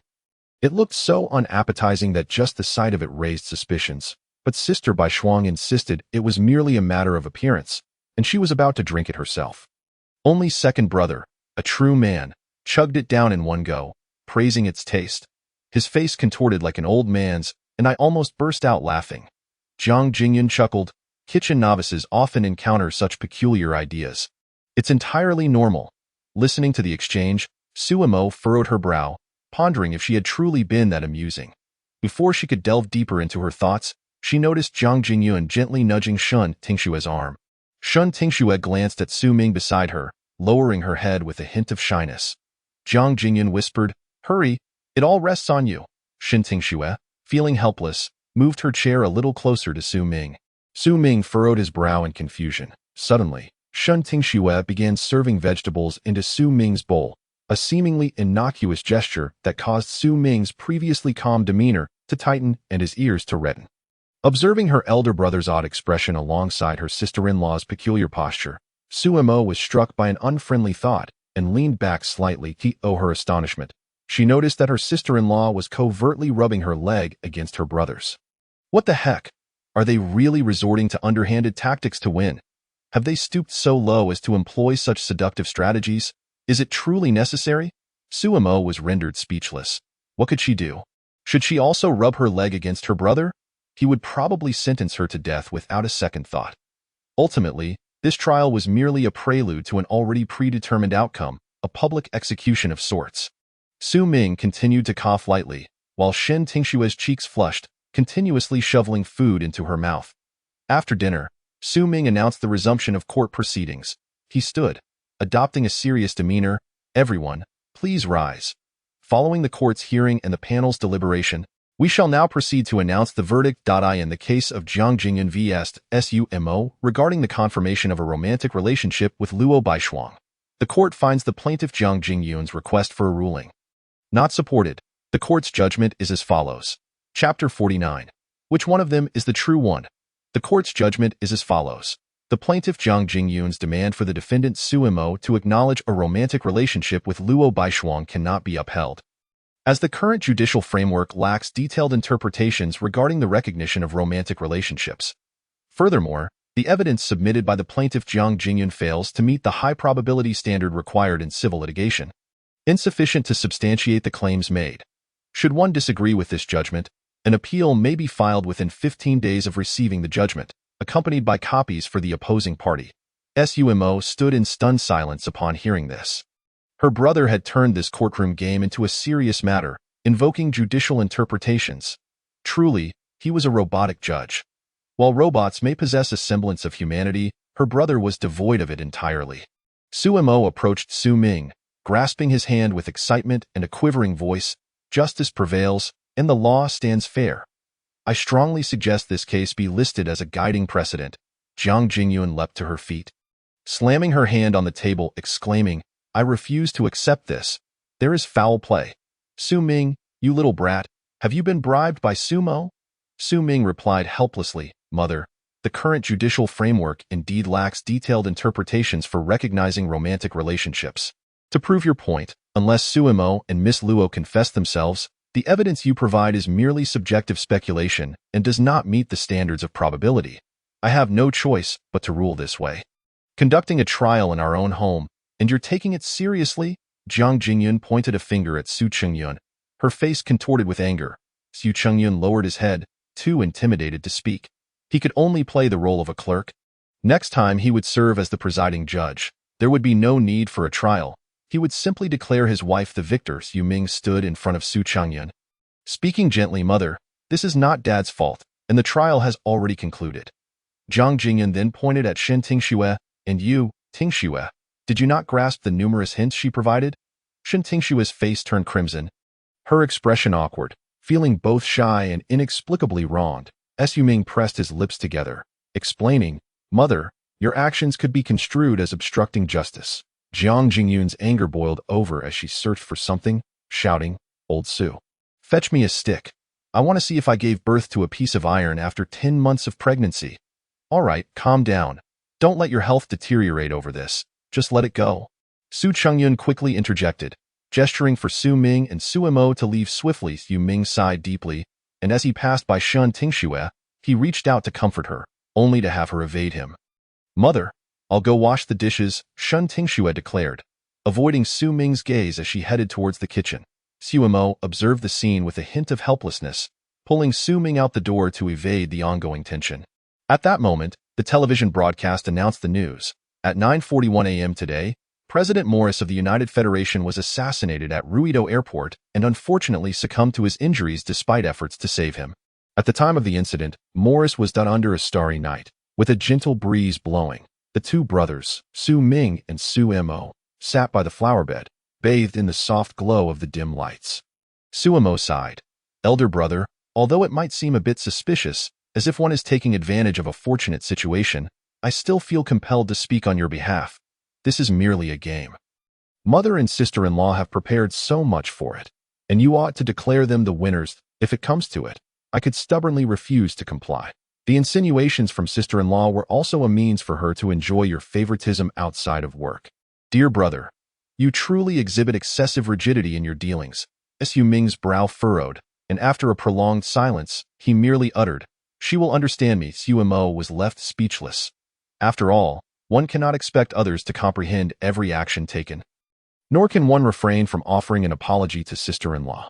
Upon hearing this, Su Ming nodded and then inquired, "What about you? Are you dating Miss Luo?" Su Mo immediately became vigilant, glancing around cautiously. "Elder brother, are you certain this isn't a conspiracy between you and our parents to extract information from me?" Su Ming was momentarily taken aback before bursting into laughter. "You've always been so cautious." "I shan't pry further." "Very well." Having said that, Su Ming rose to his feet, and after a moment of silence, he spoke again. "Miss Luo comes from a well-off family, and they may not be able to assist you significantly." "I apologize." Su Mo frowned deeply, irked by Su Ming's apology. "What are you talking about, elder brother? Leave the apologies to sister-in-law. My affairs should not concern you any longer." After Su Ming departed, Su Mo's expression turned grave. Reflecting on the information revealed during the court session, his instincts had been persistently warning him that something was amiss with the recent occurrences. Why was it that Mother and Su Xiaomu could win a prize merely while shopping? And how coincidentally did they obtain 3 tickets to a scenic spot? Even if it were sheer luck, why was Bai Shuang's chosen destination also at the scenic spot, and why on the very same day? Moreover, why did Mother and the others encounter him the moment they entered the scenic area? The absurd pricing of goods, the fortune-telling booth that conveniently had predictions for both himself and Bai Shuang, and the thief who specifically targeted him, a penniless wretch. The more Su Mo pondered, the more silent he became. The image of Luo Bai Shuang's sweet smile gradually tainted by a shadow. He opened his phone and searched for Lutang Ancient Town through the Cultural Tourism Market app. Upon seeing the name Luo listed as the operating entity, Su Mo extinguished the screen. Everything became clear. In retrospect, his employment at Caesar Palace might have been part of her scheme all along. He had merely delayed her by 3 minutes, and she was willing to claim her pregnancy, sacrificing her reputation to sabotage his arranged match. Was her subsequent act of undressing before him, exposing herself, and ejecting him from her home merely a means of deliberate revenge? Thus, she had cunningly deceived him into coming to Caesar Palace, gradually ensnaring him to develop feelings for her, to toy with him, to watch him humiliate himself. Indeed, could a normal person truly concoct such a nefarious dish, a veritable culinary weapon? Once she tired of the game, she would surely relish witnessing his despair, his anguish. It made sense. Otherwise, why would a wealthy young lady take a liking to someone as destitute as himself? It was merely a trap for retribution. Such a twisted sense of humor. Yet, why did the fortune-teller imply that he would marry her? Could the seer, who claimed to see into their past lives, also be deceiving him for financial gain? Unlikely. Such a celestial being could not possibly be so. What did the fortune-teller mean by stating that man proposes, but heaven disposes? Was it a warning against trusting him? Scenes of moments spent with Luo Bai Shuang flashed through his mind. Her gentle smile, her tears, even the kiss she had pressed against him. Were those moments truly fabricated? Were they mere performances? Su Mo's heart ached, as if a small piece had been excised, leaving an endless void within. The emptiness deepened, yet the images of Luo Bai Shuang became increasingly vivid. I cannot discern. Which version of her is the true reality? Chapter 50. Whatever. Come and try my grilled fish, bitter melon stew with ribs, and dragon fruit scrambled eggs. How does it taste? In the hall of the Luo estate, Luo Bai Shuang placed 3 sumptuous dishes on the table, eliciting a subtle twitch from the corners of the eyes of those present. An Lian cleared her throat, grasping the lively little hand of Luo Qiuxing, and reproached, "Qiuxing, why do you always feel sleepy at mealtime?" "Father, I will take Qiuxing downstairs to rest. I will have the auntie bring the food over." Without waiting for a reply, an Lian hurriedly carried Luo Qiuxing away. Luo Bai Shuang glanced at the guests who hesitated to pick up their chopsticks and reassured them, "These ingredients are exceptionally fresh. The fish was just caught by Sister Su Zhan from the river, and the bitter melon was also grown by her. The dragon fruit, eggs, and ribs were all purchased today by the kitchenette." Of course, the presentation might leave something to be desired, but the taste is undoubtedly exquisite. Luo Fengyue looked at the 3 dishes with a benevolent expression and remarked, "In my youth, I traveled extensively and tasted many renowned dishes, considering myself quite the gourmand. Yet, the dishes crafted by little Shuang still bring a refreshing surprise." "Grandfather, you flatter me," Luo Bai Shuang replied with a joyful smile. Luo Fengyue pointed at the grilled fish and critiqued. "Firstly, this grilled fish exhibits no blemishes. The scales are arranged neatly, indicating that the internal organs are likely intact as well. I believe the chef devised this method to preserve the fish's original flavor. Showcasing meticulous care, I can almost envision this fish writhing on the charcoal fire. Such preparation ensures the flesh is firm and tender. This dish deserves the phrase, great skill and simplicity. The guests nodded in silence. Luo Fengyue then turned his attention to the bitter melon stew with ribs, stating, "Now, regarding this dish, the bitter melon was not simply thrown in whole but rather cut into pieces, retaining the pulp and seeds within. From this, I sensed the chef's utmost respect for the natural essence of the ingredients. The thick layer of froth atop the broth mirrors the harshness of life. Should one sip it alongside the soup, one would surely taste the most authentic flavors of existence that I seem to glimpse the trials and tribulations faced by the Luo family over the past decade in this dish. The chef's approach of recalling hardship to appreciate sweetness is indeed deserving of the phrase. Uniquely ingenious." The guests nodded again in silence.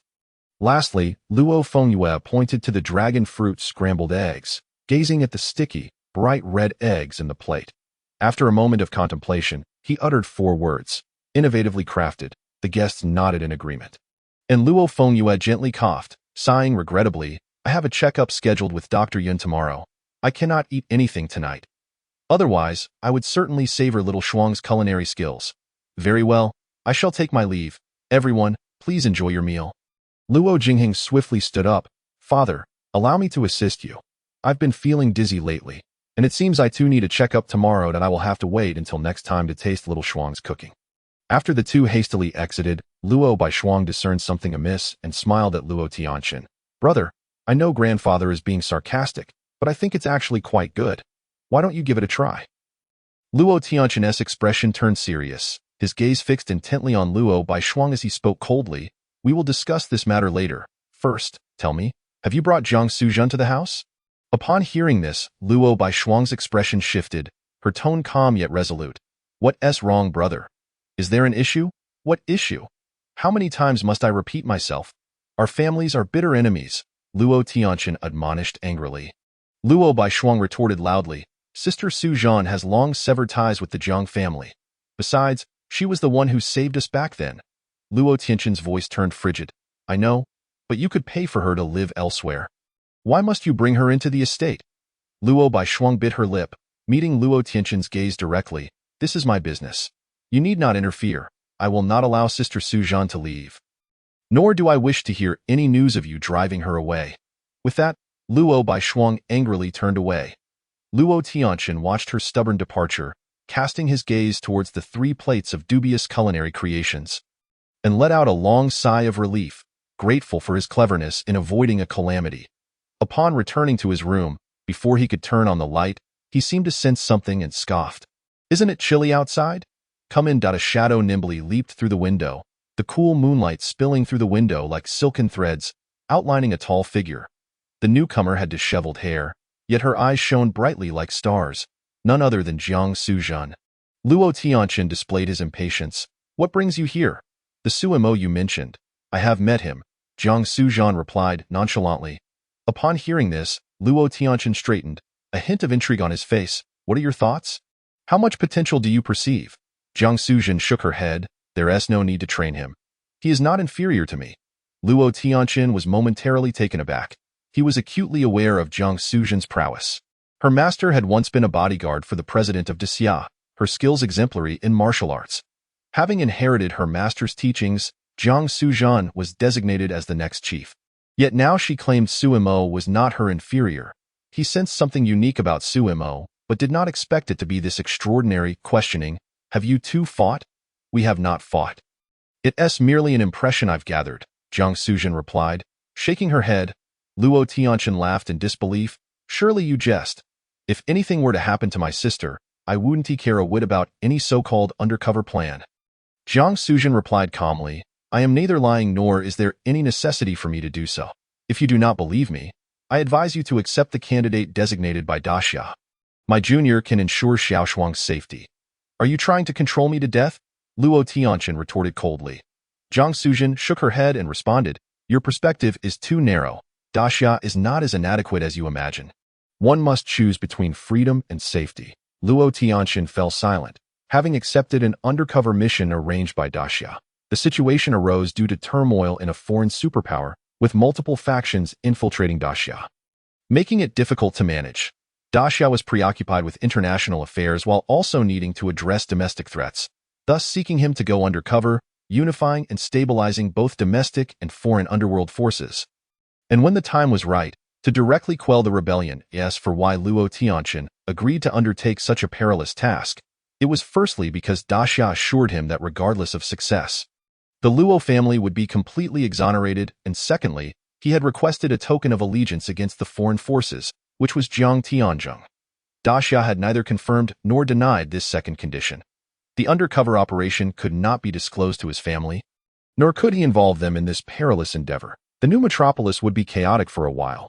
Daxia promised to arrange for someone to enter his family discreetly, protecting them while keeping the plan confidential.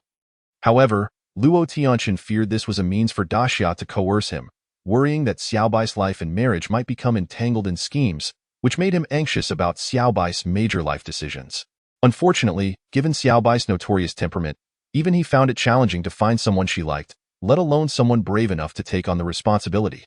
Fortunately, at this moment, Suimo appeared, and Luo Tianqian could see that Xiaobai was quite interested in her. Thus, he endeavored in every possible way to make Suimo fall for Xiaobai, ultimately arranging for Jiang Suzhen to conduct special training for her. However, Jiang Suzhen claimed that Suimo was no less capable than she was, a statement Luo Tianqian could hardly believe, suspecting that Jiang Suzhen merely wished to evade her task. Reluctantly, he allowed her junior to take over. Luo Tianqian said, "Since you assert that Suimo is not inferior to you, then you should have a match with her, giving it your all."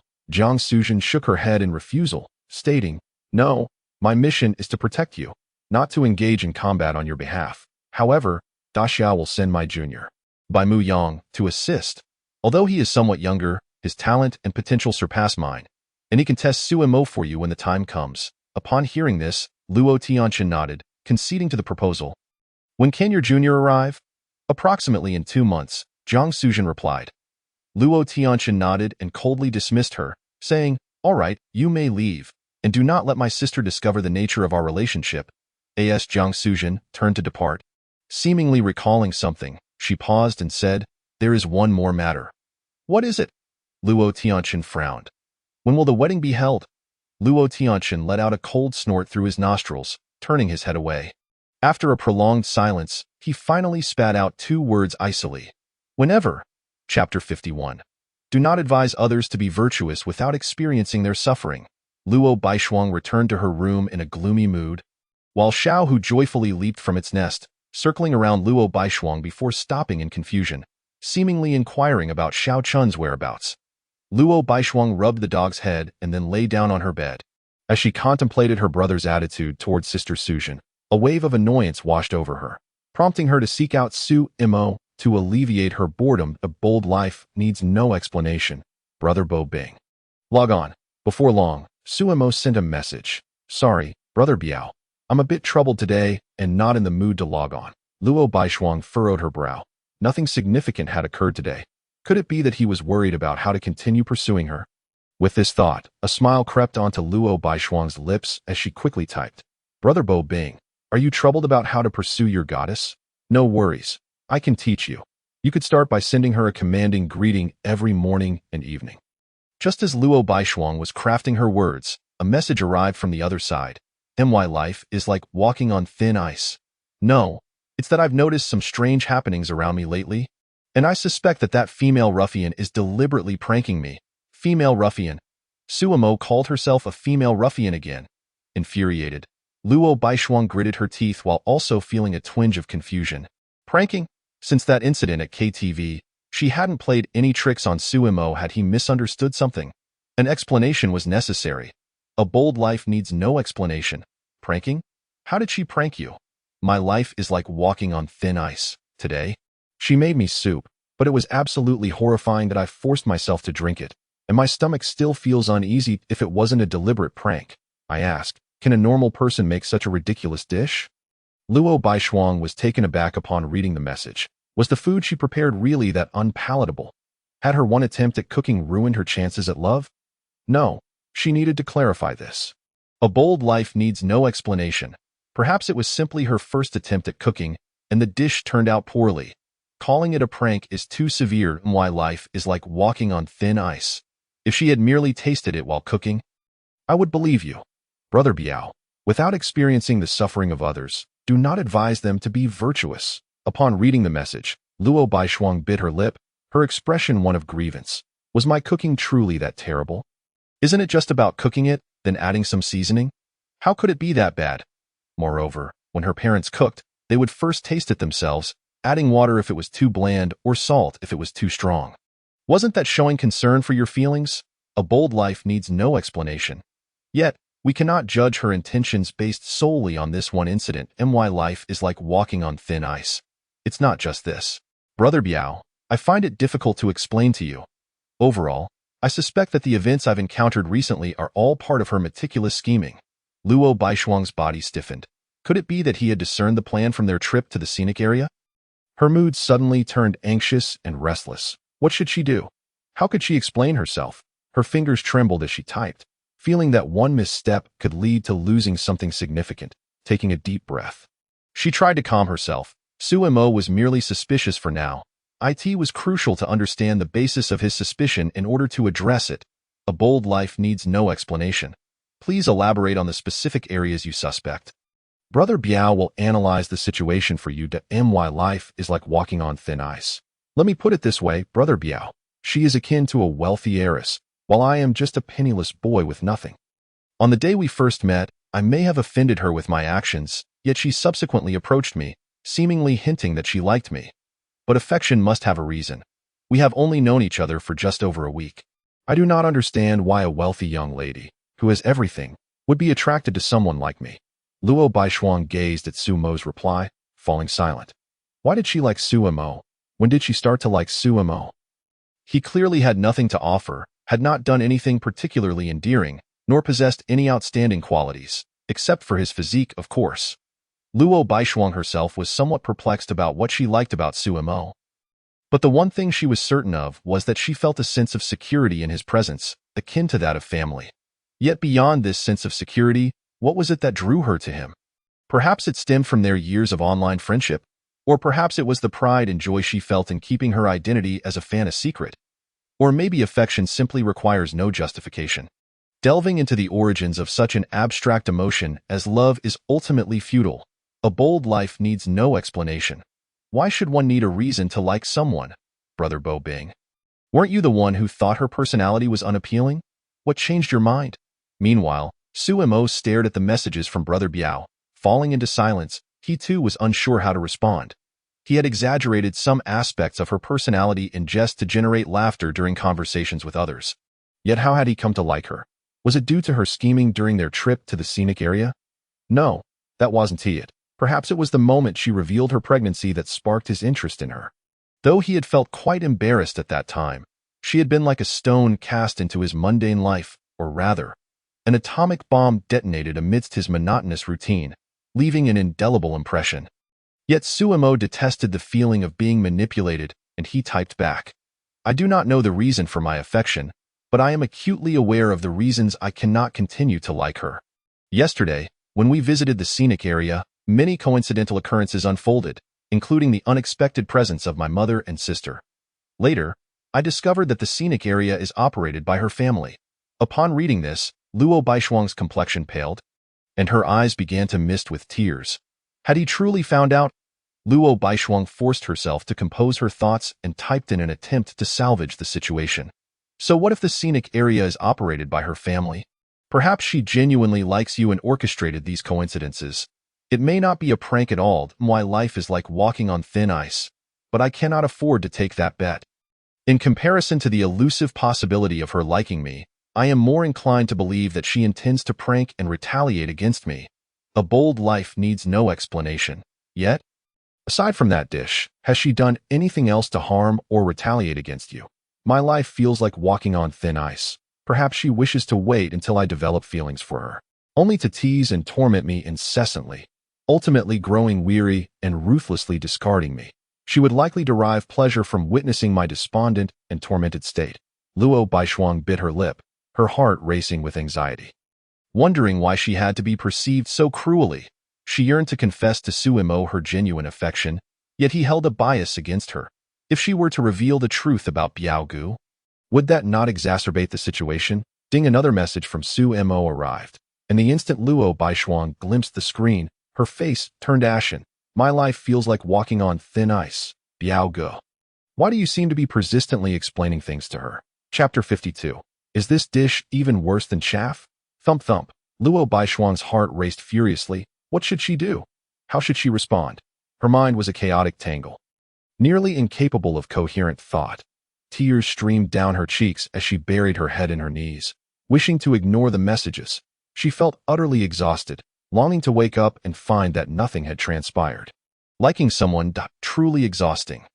Wangwu Luo Baishuang sensed movement beside her and looked up to see Xiao Hu clinging to the edge of the bed, his head drooping, gazing at her with concern.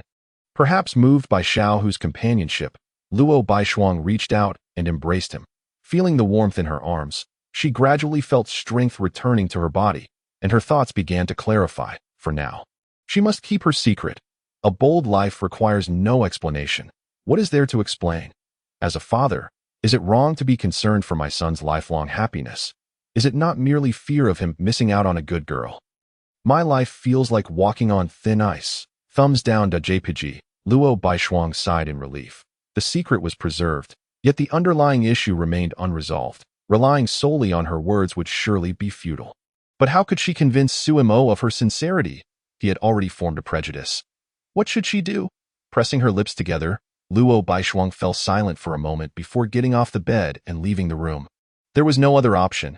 She could only seek help from her grandfather and the others. She arrived at Luo Tianqin's room and knocked on the door. Knock, knock. The door opened, revealing Luo Tianqin, who looked at Luo Baishuang with an indifferent expression, devoid of emotion. Luo Baishuang was aware of their recent quarrel. Biting her lower lip, she appeared aggrieved, her eyes glistening with tears as she said, "Brother, Suimo no longer likes me." Upon hearing this, Luo Tianqin's cold demeanor abruptly shifted, urgency apparent in his voice. What on earth happened? This is the general situation in the hall. After Luo Baishuang explained, she kept her head down, avoiding the gaze of those around her. Luo Jingheng furrowed his brow and asked, "Baishuang, how do you know Sumo's current thoughts?" Luo Baishuang bit her lip, reluctant to share this secret that was uniquely hers, yet fearing her family would not assist her. Just as she was about to speak, Luo Fengyue interjected. "Regardless of how Xiaoshuang knows, our focus now should be on resolving this matter." After saying this, he looked at Luo Baishuang with a smile, teasingly adding, "Xiaoshuang claimed this morning that we should not interfere, asserting that feelings cannot be obtained through scheming. Why the sudden change of heart within a day?" Grandfather Luo Baishuang pouted, playfully protesting, feeling utterly embarrassed, wishing they would cease bringing it up. Luo Fengyue laughed heartily before turning to the two. "Tianqin, Jingheng, what are your thoughts?" Luo Tianqin replied solemnly. "When Suimo begins to harbor doubts, our only course is to be candid. We must uproot the seeds of suspicion. Xiaoshuang can only rely on her own honesty." Luo Jingheng nodded in agreement. "My thoughts align with Tianqin's." After a moment of silence, Luo Fengyue spoke. "However, sincerity is not something one can simply reveal like a heart. Before laying bare her true feelings, we must dispel the doubts surrounding Xiaoshuang's culinary antics with Suimo." "Grandfather, I truly did not intend to prank Suimo," Luo Baishuang explained, feeling wronged. Luo Fengyue lightly coughed, nodding. "I understand. Xiaoshuang's approach to cooking is unique. It is entirely normal for some to misunderstand." Luo Baishuang hung her head. "All right. Grandfather, I know my cooking is subpar. Please refrain from being so indirect in your jabs at me." Luo Fengyue chuckled softly, nodding. "If that is the case, I have a plan that could alleviate Sumo's doubts." "What plan?" the others inquired, puzzled. Luo Fengyue's previously jovial expression gradually turned serious, sighing. "A self-inflicted hardship. A self-inflicted hardship." Luo Tianqin and Luo Jingheng exchanged bewildered glances, seemingly grasping the gravity of the situation, their eyes widening. Luo Jingheng frowned. "Dad, is this sacrifice a bit too much? In comparison to Xiaoshuang's lifelong happiness, what is the sacrifice of a little? Jingheng, you still have Qiuxing and Ilian to care for. Step back a bit." After addressing Luo Jingheng, Luo Fengyue turned to Luo Tianqin. "Tianqin, you are still young and unmarried. You should also step back. I have lived long enough, experienced what I needed to, and am content. Dad, grandfather. Luo Tianqian and Luo Jingheng's eyes glistened with tears. Luo Baishuang, observing from the side, gradually comprehended what they meant by self-inflicted hardship. It was to consume the dishes she had prepared, convincing Su Mo of their inedibility. But why did they seem to approach it like preparing for battle? Luo Baishuang recognized their veiled mockery, her little face scrunching up in dismay, feeling utterly aggrieved. Could it be that they were truly so inedible? The dishes Luo Baishuang had made sat untouched on the table, and no one had instructed the maid on how to handle them, leaving them there. Luo Baishuang glanced at the somewhat cold dishes and suggested, "How about I heat them up?" "No need," the three quickly declined. The dishes had already become outrageous after one round of cooking. The thought of a second attempt was too terrifying to contemplate. Luo Fengyue interjected, "Xiaoshuang, don't you have Sumo's contact? Snap a photo and post it on your social media." Seeing Luo Baishuang nod, Luo Fengyue turned his gaze to the 3 plates of charred culinary creations before him, taking a deep breath. Though his mood remained somewhat unsettled, Luo Jingheng picked up chopsticks, speaking earnestly, "Dad, your health isn't great. Allow me to take this on. Grandfather, I'm still young and can endure." Luo Tianqian also took up chopsticks. Luo Fengyue looked at them with pride, his voice resonating. "This is the courage of our Luo family as sons. Excellent. Let us eat together." "Enough. Have you finished mocking me?" Luo Baishuang stamped her foot, both exasperated and amused, picking up her chopsticks with a huff. "I'll eat it, all right? It's just a self-inflicted hardship. I refuse to believe that if I finish these 3 dishes, I'll end up in the hospital." Luo Fengyue quickly interjected, "If you end up in the hospital, who will inform Su Mo? We will cease our antics. You simply observe." Luo Baishuang pouted, indignantly sitting aside. Luo Fengyue turned to the 2, whispering, "Contact Dr. Yun and the driver. If anything seems amiss, they should take us to the hospital." "What are you whispering about? Are you discussing how terrible my cooking is again?" Luo Baishuang protested unhappily. Luo Fengyue promptly straightened up, clearing his throat. "Ha! How could that be? Back in my day, when I was poor and hungry, I even ate chaff. Can these dishes truly be worse than that?" Luo Fengyue raised his chopsticks high, a look of relief on his face. "The wind is howling and the river is cold."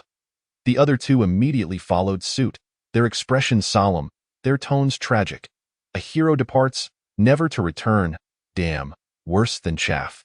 At the new urban center hospital, 3 patients with acute gastroenteritis were welcomed. Chapter 53.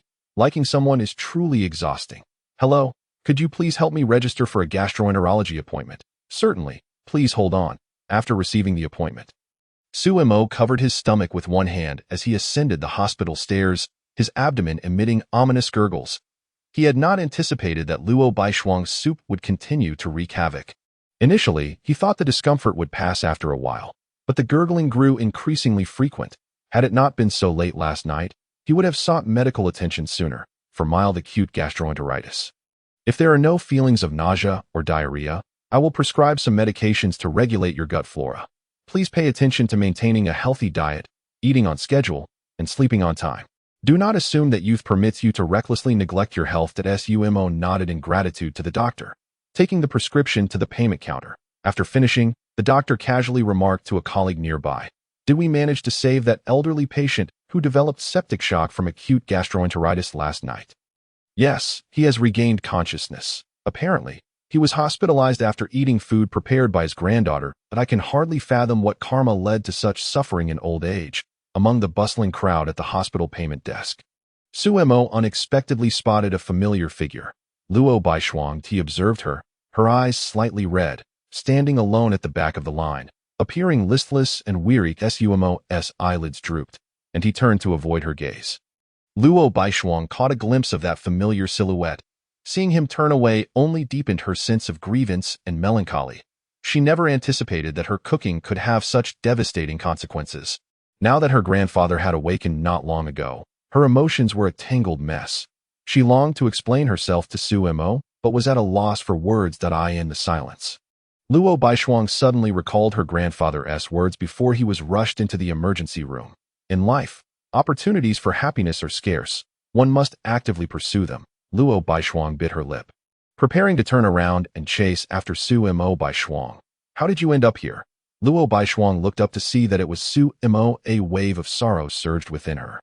In grasping Sumo's clothing, she cried, "My family members all fell ill after eating the dishes I prepared and were admitted to the hospital. My grandfather just woke up from the emergency room this morning."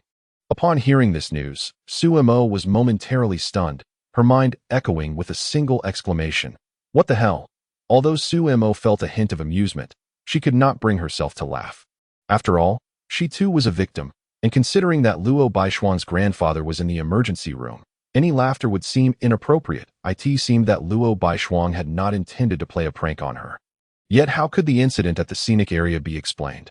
Noticing the redness at the corners of Luo Baishuang's eyes, Su Mo's heart softened, and she spoke reassuringly. "Baishuang, it wasn't your intention. Your grandfather won't blame you."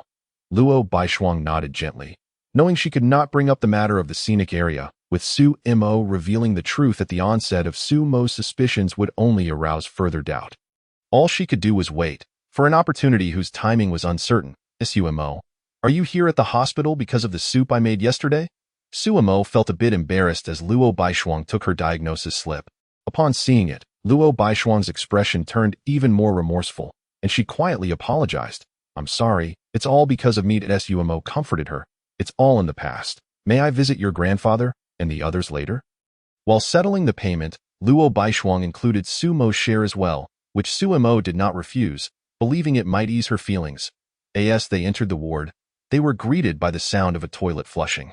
On the 3 hospital beds, Luo Tianqian appeared pale, retching towards the trash can, while Luo Fengyue lay with a nasal cannula and 4 drip, his face devoid of color, looking utterly drained. The 3rd bed was empty, but Su Mo could easily surmise its occupant was in the restroom. Compared to the dire condition of the 3, Su Mo felt fortunate to still be standing upright. Upon noticing Su Mo's arrival, Luo Fengyue raised his hand and weakly beckoned her over. Su Mo hurried to his bedside and sat down, addressing him, "Grandpa Luo." Luo Fengyue managed a faint smile. "Young friend, I heard you also tasted the dishes made by Xiao Shuang." Youth indeed has its advantages. Su Mo smiled awkwardly, her mind drifting back to the soup prepared by Luo Baishuang, and she could only muster 4 words. It was quite challenging. Luo Fengyue paused for a moment before bursting into hearty laughter, causing Luo Baishuang to blush deeply beside him. Once he calmed down, Luo Fengyue continued, "Xiao Shuang's culinary skills are quite innovative. I hope you can understand." Su Mo nodded in acknowledgement. Indeed, it was quite innovative. Though the innovation lay not in the culinary arts, but in the hospital's clientele, as long as you understand. Luo Fengyue chuckled softly before gesturing for Luo Baishuang to come closer, standing beside Su Mo. Luo Baishuang instinctively moved to give her space, but Luo Fengyue held her hand, placing both their hands together without hesitation. Luo Baishuang's cheeks flushed crimson as she nervously clutched the hem of her clothing.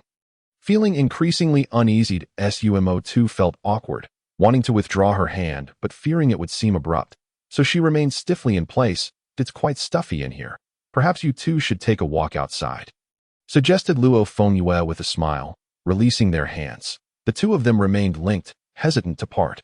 After a moment of silence, Su Mo nodded slightly and took Luo Baishuang's hand as they left. Luo Baishuang followed timidly, and as they were about to exit the ward, she seemed to sense something and turned back. There stood Luo Fengyue, his face beaming with encouragement as he gave her a thumbs up.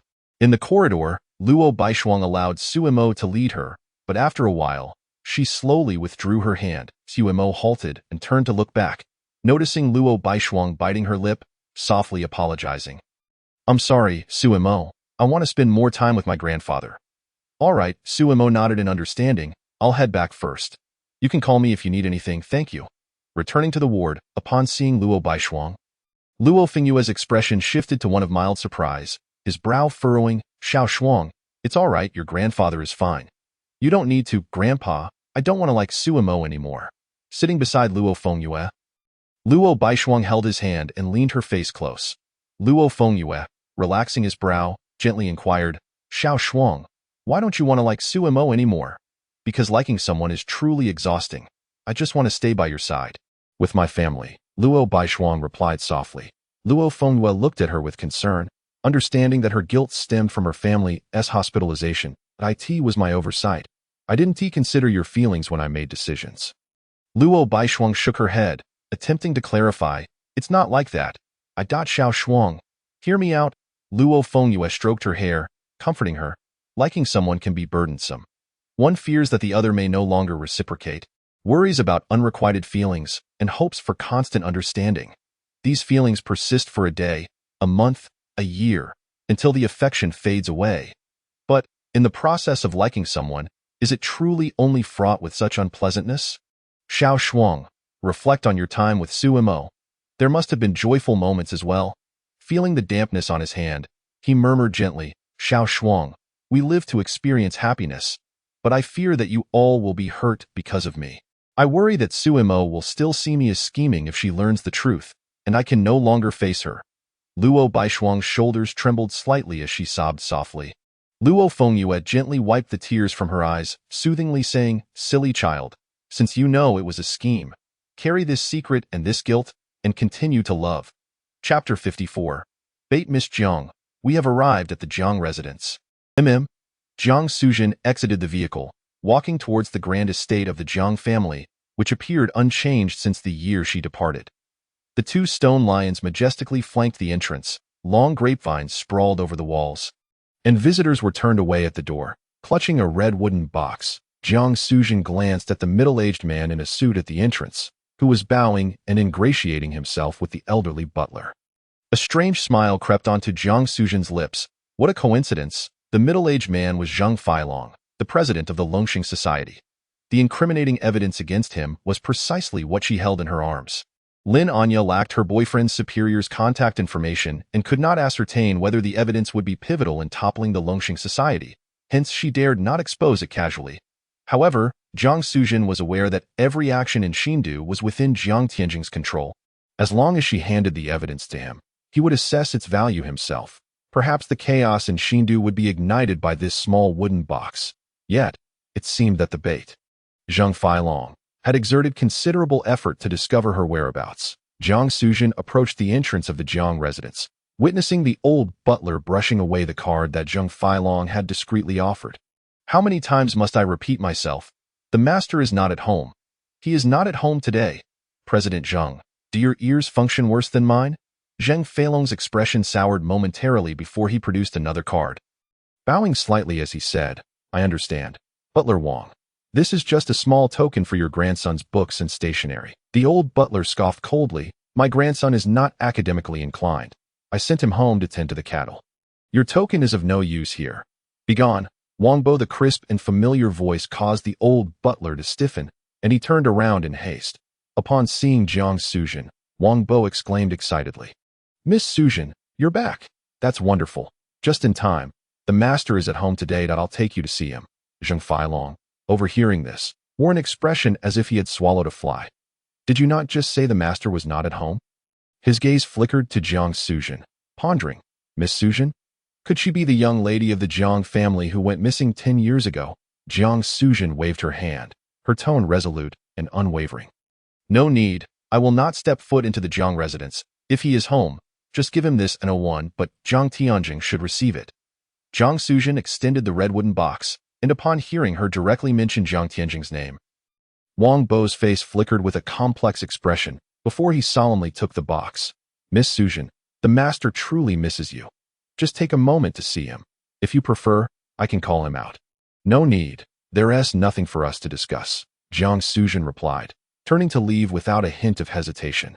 Wang Bo watched her retreating figure, gripping the red wooden box, his eyes reflecting a complicated sentiment. Did no one truly understand the master? Wang Bo get lost? Zheng Feilong, who had been cautiously speaking, was abruptly dismissed by Wang Bo bang. The door slammed shut, and Zheng Feilong's gaze darkened before he quickly composed himself. Glancing in the direction Jiang Suzhen had departed, after some contemplation, he hurriedly pursued her. If he could establish a connection with Jiang Suzhen, perhaps there would still be a chance to meet Jiang Tianjing.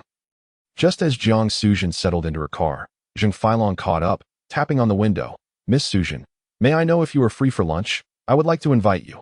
Jiang Suzhen cast a fleeting glance at Zheng Feilong beside her, lowered the car window, and chuckled softly. I am not particularly fond of meals, but I do enjoy a banquet. Whenever your family holds one, kindly reserve a spot for me at the children's table. I shall certainly attend. Uncle Xiao, let us go. Very well, Miss Jiang. Before Zheng Feilong could fully react, he was met with a mouthful of exhaust fumes. Inside the car, Jiang Suzhen slowly closed her eyes and whispered to herself in a voice barely audible to anyone else. Let them all become bait for the Luo family. As the sun gradually sank behind the mountains, its lingering rays began to disperse across the new capital. Sumo arrived at the entrance of Caesar Palace. Speaking of which, she still had a job, albeit one she deemed unnecessary to continue. Regardless of whether the incident at the scenic area was orchestrated by Luo Baishuang, it was evident that Caesar Palace was indeed part of her machinations. Thus, there was no longer any reason for Suimo to remain there. She called manager Wang Xiao and promptly resigned, hanging up before he could plead for her to stay. Following the path etched in her memory, Sumo reached a bustling street corner where several vendors had just set up their stalls. As the workday had just ended, the streets were teeming with people. Among the vendors, Sumo spotted a familiar figure, the fortune-telling elder. Zhou Weibai, with his back turned, handed a package of fried noodles to a customer and slowly spoke. You have finally arrived. Sumo blinked in surprise and asked, Did you know I would come? Elder? Indeed, Zhou Weibai nodded, and then turned to hand her a spatula, his expression solemn. Because you are inherently suited to selling fried noodles. Sumo's lips twitched as she took the spatula, donned a mask, and began preparing the noodles, inquiring, Elder, may I ask your name? Zhou Weibai pulled out a rocking chair from behind the stall, reclined comfortably, and replied casually, Zhou Yi, though my acquaintances from the underworld prefer to call me Zhou Weibai. Claiming I possess the gift of foresight, and I have simply accepted that moniker. Sumo found Zhou Weibai's original name somewhat peculiar, but refrained from further commenting. Elder Zhou, I wish to ask you a question.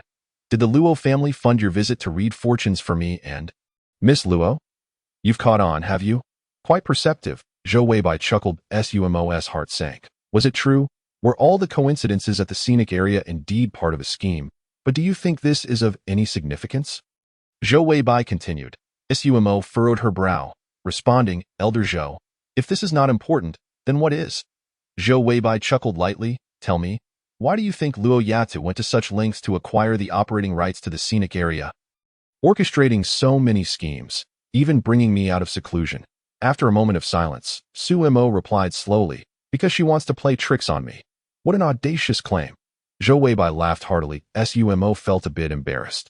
Indeed, to expend such effort merely to prank someone was as absurd as Luo Baishuang's affection for him. Zhou Weibai looked at Suimo again and said, Now tell me another reason for Luo Yata's actions. Suimo bit her lip, remaining silent for a while before finally lying. I don't know that is it truly ignorance, or is it fear of facing the truth? Chapter 55.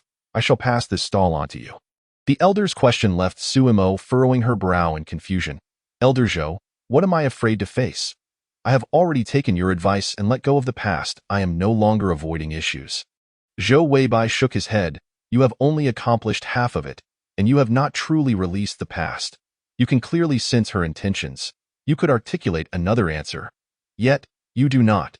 You are plagued by doubts, always feeling unworthy, convinced you do not deserve it. You perceive others through the walls you have built around your heart, naturally seeing only malice. Suimo remained silent for a long time, then asked, But even if she likes me, why not adopt a more conventional approach instead of involving my family in her schemes? Do you think loving someone is a noble and grand endeavor? Zhou Weibai did not answer directly but posed a question to Suimo. She fell silent, unsure how to respond, and finally asked, Then, Elder Zhou, what is your perspective? Zhou Weibai shook his head. These two questions are for you to ponder. Only by arriving at your own answers will you grasp Luo Yata's feelings at that moment. Upon hearing this, Suimo fell silent, then nodded with conviction. I understand. Zhou Weibai chuckled. Good. Now settle your emotional consultation fee. Sumo's expression stiffened, and she coughed once, silently continuing to fry the noodles. As night deepened and the crowd around them thinned, Zhou Weibai signaled for Suimo to pack up, just as she was about to leave. He suddenly spoke. Suimo, having been expelled from the law firm and resigned from Commercial K, have you considered what you will do next? Suimo paused momentarily before responding. I plan to find another law firm and return to being a lawyer. First securing my practice license. Do you think Luo Yatu would approve? Do you believe that on your first day back, she won't become your boss? Zhou Weibai seemed to recall something amusing, chuckling, of course. I am not suggesting that such a subordinate-superior relationship is undesirable. Sumo felt exasperated. Zhou Weibai was once again being frivolous.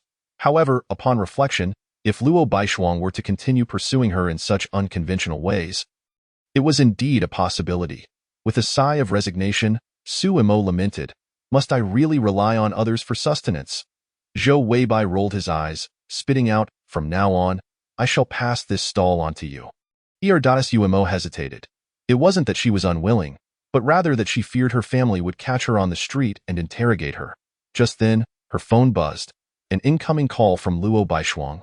Zhou Weibai urged her, "Answer it." "You promised not to evade issues." Sumo nodded and picked up the phone. On the other end, Luo Baishuang inquired, "Sumo, is it true what Uncle Xiao just told me, that you resigned from Caesar Palace?" "Yes," Sumo affirmed. "Could you share the reason?" Luo Baishuang asked cautiously. Sumo glanced at the stall beside her and sighed. "I plan to set up a stall to sell fried noodles," Luo Baishuang hurriedly replied. "If you are bothered by the incident at Caesar Palace or any other matter, I can explain. Sumo shook her head. "It's not that. I don't mind." Suddenly, there was silence on the other end of the line. After a prolonged pause, Luo Baishuang's voice returned. "Horse, could you grant me a chance to talk again?" Sumo was taken aback, sensing that Luo Baishuang seemed quite dejected, though she had said nothing to provoke such feelings. "A chance? What did that mean?" Sumo nodded. "All right. Shall I come find you tomorrow? I will come to you instead. Until then, goodbye." Sumo after hanging up, Sumo furrowed her brow and asked Zhou Weibai, "Elder Zhou, why do I get the feeling that Baishuang seems off? Did I say something wrong? Are you dating her? Or am I? Why do you ask me about every little thing? You might as well pin me to your pocket." Zhou Weibai retorted, rolling his eyes. He then looked toward the front of the stall, frowning. "We have customers. Attend to them." "Excuse me, could you prepare 2 portions of fried noodles? We just got off the plane and are quite hungry." A soft voice requested. Sumo turned to see a girl standing before her. The moment she laid eyes on her, Sumo was momentarily stunned. The girl was tall and strikingly beautiful, with rosy lips and white teeth. Almond-shaped eyes brimming with emotion, dressed in a refreshing light green puff-sleeve dress, reminiscent of spring buds blossoming anew. However, the reason Sumo was taken aback was not solely due to the girl's beauty. It was the inexplicable sense of pressure emanating from her. How strange, Sumo thought, shaking off the thought. It must be due to her recent lack of sleep. At that moment, the girl was also scrutinizing Sumo with a furrowed brow, seemingly sharing the same sentiment. After packing the fried noodles, Sumo handed them to the girl, who was about to leave when suddenly, a group of bloodied figures came tumbling out of a nearby alley. Blocking her path, a loud shout followed. "You bastards! You from the Longxing Society are playing tricks on us, huh? All your goods are counterfeit." A gang of thugs with dyed red and green hair emerged from the alley, brandishing clubs and knives, numbering about a dozen. Sumo frowned at the sight, glancing at the street corner's surveillance camera. Had these people lost their minds? Although it was the early hours, it was audacious to wield knives in public like this. Sumo suddenly remembered Jiang Suzhen mentioning that chaos was brewing in the new capital. Had it already begun? She pulled Zhou Weibai behind her and quietly warned the girl, "Miss, stay back." Yet, the girl remained oblivious, her gaze fixed intently on the 2 opposing groups. One of the bald thugs from the Longxing Society quickly pleaded, "Brothers, I genuinely had no idea. I just stole it from the gang. I didn't expect it to be counterfeit. I've already refunded your money, so please let us go." A red-haired thug, wielding a machete resting on his shoulder, scoffed, "Spare you? In business, it's 100 for 1. We won't ask for more, a flat price of 800,000. Upon hearing this, the bald man's expression turned grotesque. It was a blatant denial of mercy. "Damn it! Let us finish off these little brats." Just as the 2 factions were about to clash, a commanding voice echoed through the chaos. "Stop!" Everyone froze, turning to the source of the voice. A girl standing nearby. Sumo covered her face, speechless. What was a mere girl meddling in such matters? The red-haired thug pointed his knife at her, cursing, "Hey, you little brat, get lost. This doesn't concern you. Don't think I want to slice you just because you're a girl." Yet, the girl showed no sign of fear, retorting coldly, "Consider the consequences of your actions. Wielding a weapon to harm others is a criminal offense. If you don't desist, I will have you escorted to the police station. Blabbering, I'll be the first to chop you. Chapter 56. Why don't I teach you? Su Mo glanced at Zhou Weibai, advising, Mr. Zhou, please step back a bit and be careful, just as Zhou Weibai was about to dissuade her. He noticed Su Mo brandishing a spatula in front of the girl. Zhou Weibai shook his head with a chuckle, muttering, Has this girl misunderstood my intentions? I didn't mean for you to charge ahead with every issue. As he spoke, Zhou Weibai's gaze pierced through the crowd, landing on a long-haired girl seated in a wheelchair by the streetlight. She seemed to sense something and met his gaze. The moment Zhou Weibai saw her face, his brow furrowed, his expression turning grave to a well-rounded forehead, eyebrows finely divided, dragon-like eyes. What an intimidating presence this girl possessed. Meanwhile, Su Mo stood protectively in front of the girl in the green dress, whispering, When they charge at you, run quickly and report to the police. Do they think we're air? The red-haired thug, seeing Su Mo chatting with the girl as if unbothered, was instantly enraged. You lot, keep an eye on them. I'll deal with this meddling fool first. With that, the thug charged at Su Mo. Just as she prepared to make her move, a chill ran down her spine. Su Mo sidestepped, and a figure shot out like an arrow from the side, reaching the red-haired thug in the blink of an eye. The figure spun and delivered a side kick, striking the thug in the chest and sending him flying 7 or 8 meters. Rolling on the ground before finally coming to a stop, Su Mo's pupils constricted. Such power! The surrounding thugs gaped in astonishment, frozen in place, still trying to comprehend what had just occurred. In the midst of confusion and shock, the bald man from the Longxing Society was the first to react. Seizing the moment when the opposing Qing Sha gang members were dazed, he lunged forward, snatching the knife from one of them. What the hell? The bald man, his eyes aflame, was about to plunge the knife into his opponent's body when a dark shadow whizzed by, a steaming bowl of fried noodles landing squarely on his head. Ah, hot! He screamed, instinctively dropping the knife.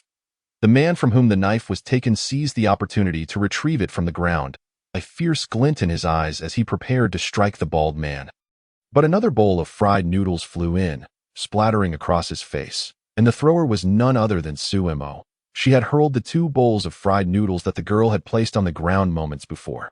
Noticing the girl's gaze upon her, Su Mo quickly raised her hands in apology. Sorry. I'll make you a fresh batch later. Watch out. One thug wielding a stick attempted to ambush the girl, but she deftly ducked, twisting as she delivered an elbow strike to his side. Another assailant approached, and she balanced on one leg, swiftly kicking out to strike his knee, followed by a powerful kick to his face, causing blood to spurt from his nose as he was sent reeling backwards. Su Mo raised an eyebrow, marveling at her impeccable balance. She had barely moved her upper body while delivering those 2 kicks. The group of thugs, emboldened by their numbers, encircled the girl. Seeing this, Su Mo prepared to intervene, only to witness the girl, trapped in the center, exhaling deeply as she lifted the hem of her skirt.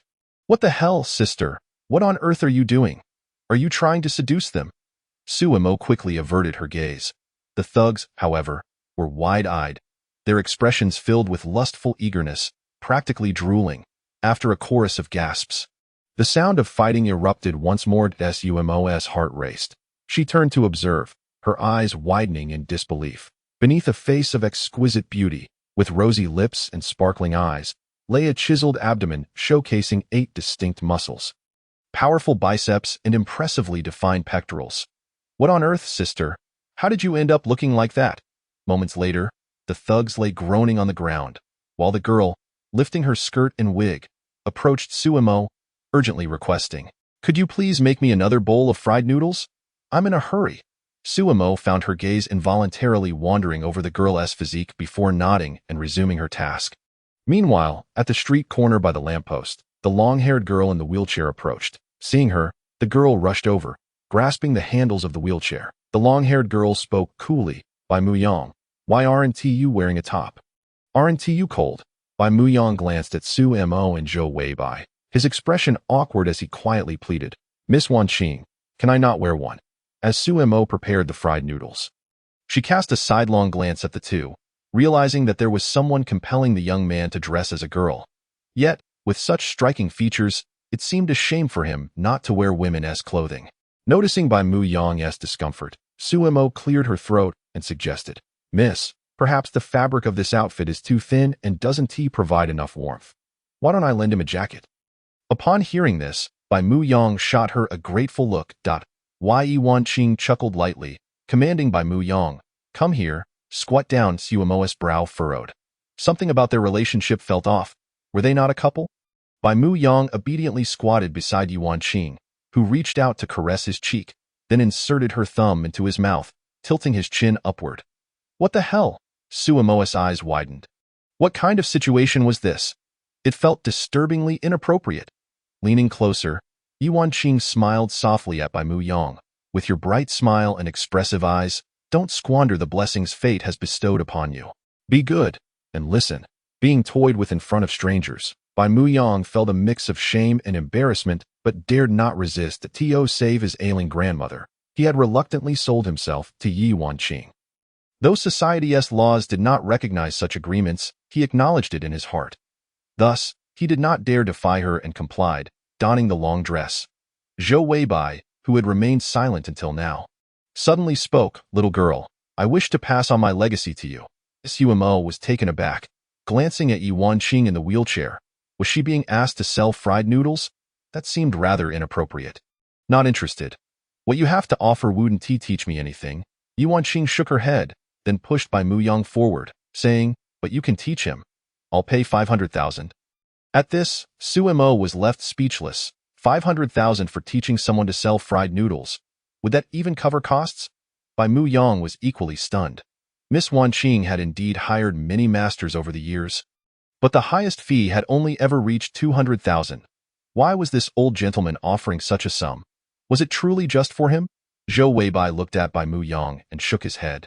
He has learned much, but not enough if he were still a blank slate. I could teach him, but now is not the time. Upon hearing this, Yi Wanqing did not press further, turning to Suemo and asking, "Is the fried noodles ready?" Suemo nodded repeatedly, packaging the noodles and handing them over while casually inquiring, "What if I teach him?" Chapter 57. A confession. The crackdown on organized crime surged. The new city Longxing Society, led by Zheng Feilong, saw 85 members apprehended. In the morning, Suemo awoke to a notification on her phone regarding the news and frowned slightly. The evidence had barely reached Jiang Suzhen 2 days prior, and Zheng Feilong was already caught. Nevertheless, she chose not to dwell on it. What mattered was that the matter was resolved. Last night, Yi Wanqing had agreed to let Suemo teach Bai Mu Yang, stating they would assess the results in 2 months before discussing payment. However, teaching someone to cook fried noodles shouldn't take more than a few days before he could operate independently. Knock, knock. A knock echoed at the door, and Suemo rose to open it, finding Luo Baishuang standing quietly outside. Today, her attire was simple yet elegant, adorned in a pale moon-white spaghetti strap dress, complemented by white heels that showcased her long, smooth legs. With one arm wrapped around herself, she appeared quite frail and vulnerable. After a night filled with worry, she had contemplated using Biao Ji's account to glean information but had hesitated, fearing that speaking too much might lead to mistakes. After discussions with her family, the current strategy was to admit her feelings if Suemo brought up the topic of the scenic area. However, if he did not mention it, she would pretend to be unaware, slowly nurturing their feelings until the right moment to reveal the truth, thereby dispelling the seed of doubt she harbored. If she spoke out now, it would only heighten Sumo's suspicions, making it even more complicated to explain her alternate identity. "Suemo," Luo Baishuang greeted softly, "could you accompany me for a shopping trip today?" "Sure. Let me grab a jacket," Suemo responded with a soft acknowledgement and turned to rummage through the wardrobe for clothes. During the wait, Luo Baishuang bit her lip, her gaze flickering as she involuntarily took a step forward. Suddenly, with a loud bang, the door was shut, plunging the room into darkness. Suemo paused, glancing over to see Luo Baishuang leaning against the door. Her head bowed. The atmosphere in the room was thick with silence. Luo Baishuang parted her lips slightly, speaking in a timid voice. "That day, it was I who asked Uncle Xiao to bring you into Caesar Palace. And the game we played was also my design. I just wanted someone to play with me." After a moment of silence, Suemo nodded and remarked, "So, you cheated at dice that day?" Luo Baishuang's lips twitched upon hearing this. She was perplexed by Sumo's peculiar focus, yet she could only nod in agreement. As Suemo donned her outerwear, she chuckled lightly, "It's all right. I don't hold it against you. I left Caesar Palace to keep an appointment with old Mr. Zhou to help him sell fried noodles, the fortune teller. Luo Baishuang was taken aback. Old Mr. Zhou? Confusion filled her heart.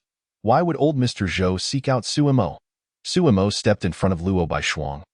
Speaking gently, all right, let us go.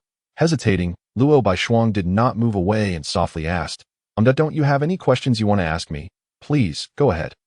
None? Sumo's voice carried a hint of curiosity. A wave of dread washed over Luo Baishuang. Her lips pressed tightly together, her eyes dimming with melancholy. Sumo sensed that something was amiss with Luo Baishuang today. Her mood seemed unusually low. Was she still haunted by the shadow of her cooking skills? Unsure of how to console her, Suemo chose to remain quietly by her side. Luo Baishuang took a deep breath and moved forward. Suemo assumed she intended to open the door, so she stepped back slightly to allow her space. However, in the next moment, a fragrant breeze enveloped her. Before Suemo could react, she felt a tightening around her waist as Luo Baishuang clung to her tightly. Suemo was momentarily taken aback, yet the warmth and softness of the embrace did not repel her. In fact, it stirred unfamiliar feelings within her. Pressing her face against Sumo's chest, Luo Baishuang's voice trembled as she said, Suemo, believe me, I truly mean no harm. Suemo was stunned, thinking that she was still referring to the events at Caesar Palace, despite having assured her that it was fine. But feeling the tremor in Luo Baishuang's body, Suemo realized that her abrupt departure had been rather impulsive, neglecting to consider Luo Baishuang's feelings. Suddenly, Suemo recalled their first encounter. Luo Baishuang then was vastly different from who she was now. She seemed to be afraid, terrified of something. How had she changed so drastically? A wave of sadness surged within Suemo, and she gently stroked Luo Baishuang's hair, whispering, I believe you. Luo Baishuang's body quivered lightly, as if shedding a burden, and she released a sigh of relief, tightening her embrace around Suemo Baishuang. Suemo murmured softly, her chest rising and falling slightly as if reaching a resolution. What is it? Luo Baishuang replied cheerfully. Suemo's heart raced violently within her chest, her voice slightly trembling with nervousness. I will always believe in you, always stay by your side, and always like you. The unexpected confession caused Luo Baishuang to stiffen, her heart soaring with joy only to be crushed under the weight of guilt. She pushed Suemo away, bowing her head as tears streamed down her cheeks. Why confess at this moment? She desperately wanted to confess everything about the scenic area and the small trumpet, but Suemo had said he would always believe her. Would he truly? She was terrified, afraid that Suemo would doubt her again, fearful that her confession would turn into a lie, and terrified of losing him. Bearing this secret and this guilt, she continued to love him. Suemo, seeing Luo Baishuang's tear-streaked face, thought that perhaps she wasn't ready yet. He felt that his confession had been too hasty and should have been more prepared, he cautiously said. I'm sorry if you don't. Before he could finish, Luo Baishuang once again threw herself into his arms, interrupting him. Shaking her head, she blinked her eyes forcefully to push back the tears and smiled up at him. Suemo, you can't go back on your word. If you dare to break it, I will cling to you for a lifetime. I will whisper in your ear every day, calling you a big liar. Suemo gazed at Luo Baishuang's tear-stained face, instinctively reaching out to wipe away her tears. A flicker of heartache flashed in his eyes. He smiled and nodded, then suggested, wipe your tears. Let us go shopping later. Luo Baishuang smiled as she used the back of her hand to dry her tears, turning to open the door. However, as the door swung open, the smile on her face faltered. A girl in a light green puff-sleeve dress stood at the entrance, looking lively. Hearing the commotion, the girl turned to look inside, her gaze appraising Luo Baishuang for a few seconds before shifting to Suemo. The girl smiled brightly and waved at Suemo. Greeting, Master Suemo. Chapter 58.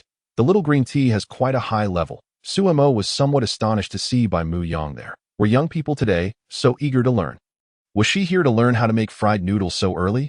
But why was she dressed as a girl? Good morning, little sister. You don't need to call me master, just call me Suemo. He greeted her. Luo Baishuang, standing nearby, was momentarily stunned. Little brother? Brotherly vibes. She scrutinized Bai Mu Yang from head to toe, her eyes practically burning holes through her. The girl had a face like a little vixen, fair and tender, and it was clear she had applied a lot of makeup, yet her chest was completely flat. Pride swelled within Luo Baishuang as she puffed out her own chest. Her figure was a clear win. Bai Muyang smiled slightly. Master Suimo, since I have already become your disciple, I naturally must address you as Master. Master Suimo, who is this? Master. Still wanting to play the master-disciple game? Luo Baishuang instinctively tightened her grip on Sumo's arm. Suimo was taken aback and smiled faintly. This is Diem, her girlfriend. My name is Luo Baishuang. Luo Baishuang boldly declared her claim and then turned to Suimo, asking, Darling, who is this? Upon hearing the title, Sumo's face flushed slightly, and he coughed a few times, introducing, This is a little sister I met last night, Bai Muyang. Bai Muyang bowed slightly, smiling, Hello, sister. Luo Baishuang was taken aback. She was quite polite. But wait, sister. She was called Master Suimo but referred to herself as sister. This little green tea had quite a high level. Miss Bai, may I inquire what brings you to seek my husband? Hearing Luo Baishuang's new title, Suimo coughed again. What on earth? He glanced at Luo Baishuang's slightly flushed ears, and then at Bai Muyang's attire. Suimo realized that Luo Baishuang had surely misunderstood. But her aggression was overwhelming, almost as if the original Luo Baishuang had returned. Bai Muyang, feeling slightly awkward at being addressed as Miss, dared not explain. For being a boy in girl-esque clothing was a rather niche preference that would likely be viewed as perverse in public. Sister, I came to learn from Master Suimo. Luo Baishuang furrowed her brow, pressing further. Miss Bai, what do you wish to learn from my husband? Actually, Bai Muyang. Suimo began to reveal Bai Muyang's true gender, but noticed her shaking her head vigorously. Her eyes pleading. The exposure had been unavoidable, and she was not willing to endure any more disdainful looks. Understanding Bai Muyang's hint, Suimo felt Luo Baishuang's embrace tightening around him. He suppressed a smile. Luo Baishuang resembled a jealous cat whose territory was being encroached upon. Let her misunderstand for a while, he thought, smirking slightly. She is here to learn how to make fried noodles. What? Luo Baishuang exclaimed in shock, her eyes filled with disbelief as she looked at Suimo, her expression questioning the authenticity of his statement. Bai Muyang was momentarily stunned. Was it merely about teaching him to fry noodles? No, he could sense that there was something uniquely special about Suimo. Perhaps frying noodles was not just about the cooking but held deeper significance. Bai Muyang nodded, Yes, I'm here to learn how to fry noodles from Master Suimo. Luo Baishuang's brows knitted together, feeling that something was amiss. After a moment of contemplation, she looked up at Suimo and requested, Darling, I want to learn how to fry noodles too. Suimo was unable to resist the sweetness of her address. His cheeks turning slightly red as he was about to agree, but suddenly recalled Luo Baishuang's culinary skills, causing him to shudder. Baishuang, how about we switch to something else? Let us not learn cooking or anything like that. Luo Baishuang was taken aback, realizing that Suimo was hinting at her cooking skills. She felt a bit wronged and displeased. I just didn't take it seriously. If I really put in the effort, I could definitely do it. Pouting slightly, she complained, then, Darling, what can you teach me? Suimo pondered for a moment, then grabbed a thick book that was about 10 centimeters thick and said, How about I teach you criminal law? Luo Baishuang glanced at the hefty criminal law book, her mouth twitching as she shook her head vigorously. I don't want to learn that. Change it. Change it. Suimo found himself at a loss. Aside from honing the skills from his past life, he hadn't learned any particular talents in this life. He didn't want to impart any lethal techniques to others, but the skills themselves were not inherently wrong. Instead of keeping them to himself, it was better to teach Luo Baishuang some self-defense. How about I teach you some self-defense techniques? Luo Baishuang proudly huffed. Self-defense? I can do that too. Suimo shook her head, explaining that she was teaching a rather unique form of self-defense. However, she added that if they wished to learn, it would mean they would not be able to go shopping today. Upon hearing this, Luo Baishuang turned to Bai Muyang, frowning as she asked, Miss Bai, do you have any plans for the afternoon? Bai Muyang, upon being addressed, quickly shook her head, replying, Not at all. I am free at all times. Wherever my master goes, I shall follow. Luo Baishuang's expression darkened slightly as she said to Suimo, I want to learn, and I want to learn now. She had no desire to venture out and be a mere third wheel. Very well. They found a clear space where Suimo procured a larger wooden board. She sketched a human silhouette upon it, leaning it against a tree. Picking up a few stones, she pointed to her palm and addressed Luo Baishuang and Bai Muyang. Baishuang, the technique I am about to teach you is called Flying Locust Stone. A method of using concealed projectiles. It is divided into two styles.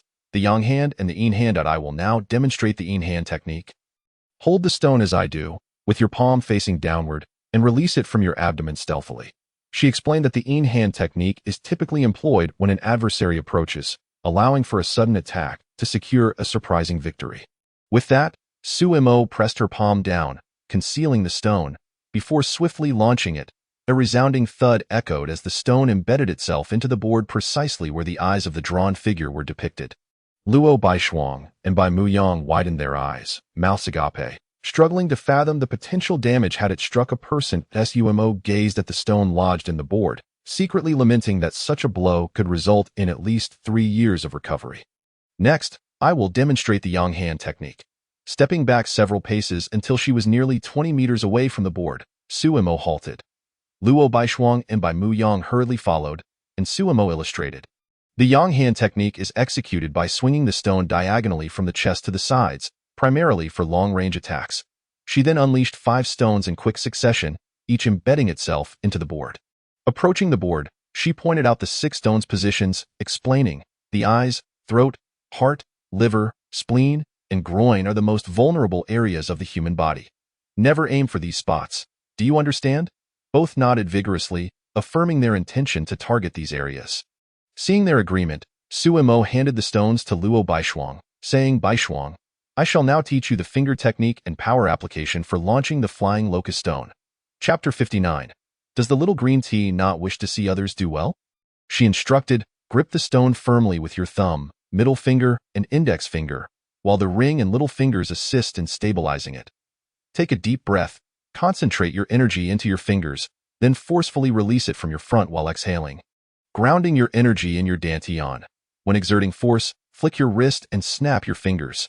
Standing behind Luo Baishuang, Sumo gently held her hand, guiding her through the motions. Feeling the warmth of Sumo's presence so close, Luo Baishuang's cheeks flushed, and she struggled to remember much of the lesson. You need not rush to throw the stones just yet. Practice the throwing motion repeatedly first, attuning to the sensation just before release, and mastering the timing for launching the flying locust stone. Once you have practiced sufficiently, you may throw the stones and observe the deviation between the landing point and the target, adjusting your angle and strength accordingly. All right, you can try it on your own now. Sumo released her grip, and Bai Muyang quickly stepped forward, eager to learn. Master, could you teach me how to use the flying locust stone? Sumo was about to agree when Luo Baishuang immediately positioned herself between them, arms crossed, shaking her head. No way. After refusing for Sumo, she turned to her and said, I still don't quite understand. Darling, please teach me once more. With a fond gaze at Luo Baishuang, Sumo nodded, then turned to Bai Muyang, suggesting, how about you observe from the side? I will endeavor to explain the key points clearly. All right, master, Bai Muyang replied, somewhat disappointed yet understanding.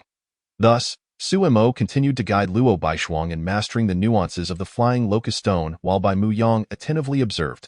Luo Baishuang smirked, throwing a slightly triumphant glance at Bai Muyang, only to be gently redirected by Sumo. After a significant period, Luo Baishuang threw her last stone, which struck the board with a soft thud before bouncing off. She stretched her slightly fatigued arms, her expression showing traces of dissatisfaction. Sumo praised, achieving this level of accuracy in such a short time is commendable, Baishuang. Remember, moderation is key. Let us take a break. Very well, Luo Baishuang beamed at Sumo's compliment, nodding enthusiastically. Bai Muyang hurriedly interjected, Master, may I use the target? Sitting on the grass nearby, Luo Baishuang pouted slightly, irritated by the interruption. Sumo nodded. Go ahead. Afterward, she settled beside Luo Baishuang, her eyes crinkling in a gentle smile as she quietly observed her. Luo Baishuang felt her cheeks heat under Sumo's gaze, acutely aware that her words and actions today had been rather bold.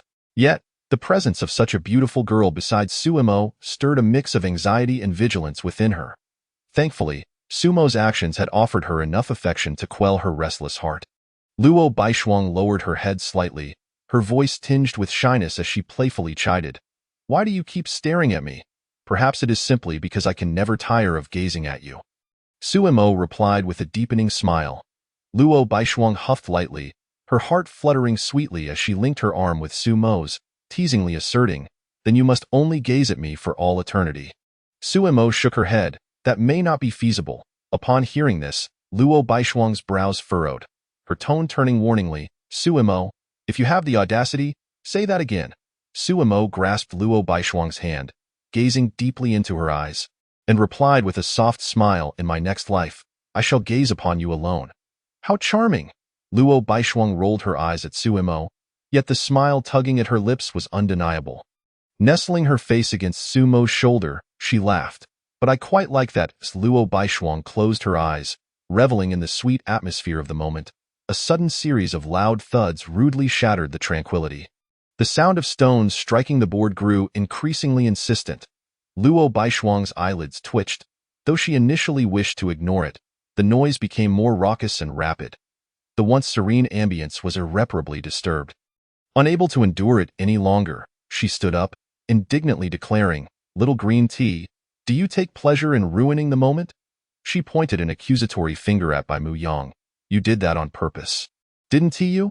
It's so noisy. Bai Mu Yang, caught off guard by Luo Baishuang's ire, stood there in a daze before quickly apologizing. I'm sorry, sister, I was so focused on my practice that I didn't realize I was disturbing you. I just wanted to seize the opportunity to practice a few more times. It was my impatience. My apologies. The fragrant aroma of tea wafted through the air, and Luo Baishuang's lips twitched as she clutched Sumo's arm. Fearing that she might be swayed by Bai Mu Yang's words, Sumo observed the newly embedded stones on the board, her brow slightly furrowing. 7 or 8 more stones had been lodged. Landing near the initial 6, such talent was terrifying. In such a brief period, Bai Mu Yang had already grasped the basics of the flying locust stone. Luo Baishuang soon recognized this fact, her expression darkening as she bit her lip. Feeling a surge of discontent, while she was engaged in a tender moment, Bai Mu Yang had chosen to disrupt it, proving her prowess through diligent practice, subtly demonstrating her worth. What a cunning strategy. Was this what they referred to as not contending yet competing? Fuming, Luo Baishuang picked up some stones and approached Bai Mu Yang. No worries, let us all practice together. Bai Mu Yang hastily waved his hands, smiling as he shook his head. Sister, there's no need. I've nearly got the hang of it. You should practice. What a good tea. Luo Baishuang gritted her teeth in frustration, yet she could not counter. Bai Mu Yang was indeed capable of embedding stones in the board, while she couldn't manage even one. How infuriating! Suimo detected Luo Baishuang's discontent and offered consolation. Embedding stones into the board requires a strong burst of energy and body control. This cannot be mastered overnight. Bai Mu Yang possesses a solid foundation. There's no need for comparison. Luo Baishuang shook her head, coldly huffing, what she can accomplish, I can as well. I shall practice now. With that, she dove back into her training. Bai Mu Yang approached Suimo cautiously, asking, Master, did I say something wrong that upset sister? Perhaps I should apologize to her. Hearing Bai Mu Yang's earnest yet somewhat green tea-like remarks, Suimo could only shake her head with a sigh. Next time, perhaps refrain from dressing as a woman when you come to see me. Bai Mu Yang lowered his head, a troubled tone in his voice. Master, I did not intend to, but I cannot refuse Miss Wanqing's request. Even if one has feelings for someone, one should not be so humble. Whatever she demands, you must comply. Suimo interjected, attempting to console him. Bai Mu Yang's cheeks flushed as he rapidly shook his head, clarifying, No, that's not it's not that I like her. I admire and appreciate her. Moreover, she asked me to dress as a woman mainly to observe another person. She mentioned that our eyes are quite similar. At this, Suimo gasped. What an intriguing premise. Substitutes in Literature, Chapter 60. The jealous cat. No, Miss Wanqing's orientation is entirely normal. What exists between them is friendship. As Bai Mu Yang spoke, his voice gradually dwindled to a whisper. What happened to that girl later? Did she go abroad? Suimo inquired with curiosity. After a moment of silence, Bai Mu Yang slowly began to speak.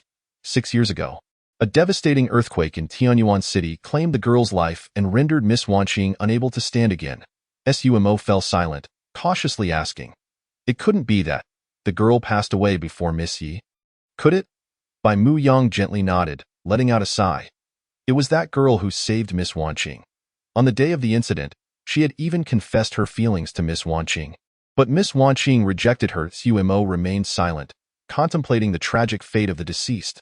A white moonlight, a rejected confession, and a life saved. All these burdens accumulated, No wonder Yu Wanqing's possessiveness over Bai Mu Yang was so extreme. With a sympathetic pat on Bai Mu Yang's shoulder, she said, although it may be somewhat inappropriate to say this, I believe that remaining by her side will lead to no fruitful outcome.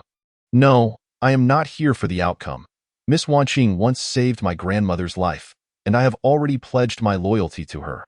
Rather than love, I feel a profound admiration for her, as he spoke. An unparalleled fervor ignited in Bai Mu Yang's eyes, his tone filled with excitement. Miss Wanqing possesses the most magnificent and noble soul in this world. I shall become her protector, guarding her until my last breath. Su Mo was taken aback by Bai Mu Yang's sudden, almost theatrical declaration. She swallowed hard, wondering if this child had been brainwashed. Magnificent and noble. Su Mo saw nothing of the sort. Rather, she perceived a disturbing and twisted obsession. Forcing a normal boy to dress as a girl and even provocatively teasing him, it seemed Bai Mu Yang might be suffering from Stockholm Syndrome. Suddenly, Bai Mu Yang seemed to remember something, turning his gaze to Su Mo with a glimmer of hope in his eyes, eagerly saying, Master Su Mo, I can sense your remarkable abilities. May I consult with Miss Wanqing to include you in our plans? What plans? What on earth are you talking about?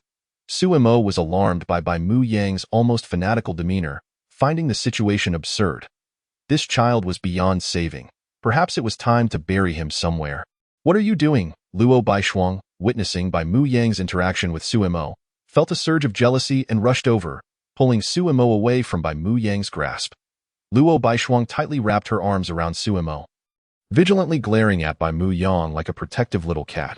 Bai Mu Yang regained his composure and quickly apologized. I'm sorry, I got a bit carried away. Forgive me, Master Su Mo. Su Mo waved her hand dismissively. I'm fine, but what about you? Are you okay? Bai Mu Yang paused for a moment, then shook his head with a smile. I'm fine. Can I practice the flying locust stone now? Master Su Mo? Su Mo nodded, watching Bai Mu Yang's practicing figure, letting out a long sigh. Luo Baishuang, dissatisfied, remarked, Why are you so concerned about her? In response, Su Mo playfully tousled Luo Baishuang's hair, chuckling, little jealous cat. He was curious to see the expression on Baishuang's face when she realized she was jealous of a man. Luo Baishuang's face flushed slightly, and just as she was about to lean her head on Su Mo's shoulder, a loud crash resounded behind them. Turning around, they froze in place, witnessing a wooden board shatter into pieces on the ground, a stone embedding itself into the tree behind the board. Bai Mu Yang sheepishly scratched his head. Sorry, Master, I think I used too much strength. The plan to practice the flying locust stone was momentarily shelved as the sun began to set. The twilight deepened, casting the last rays of the sun over the new city. Su Mo led the two to set up a stall, officially beginning to teach them how to fry noodles. Hey, Su Yi, why are you setting up a stall and bringing the whole family along? At the corner of the street, Zhou Weibu glanced at Luo Baishuang beside Su Mo. Teasingly smiling, Su Mo displayed a helpless expression. After becoming acquainted with Zhou Weibu, he had largely shed any semblance of a refined persona, only occasionally letting slip a few comprehensible words. Luo Baishuang, noticing Zhou Weibu's gaze upon her, shyly greeted, Hello, Mr. Zhou. Zhou Weibu nodded and waved. You all carry on. I'll take a break. Remember to call me when you're closing up.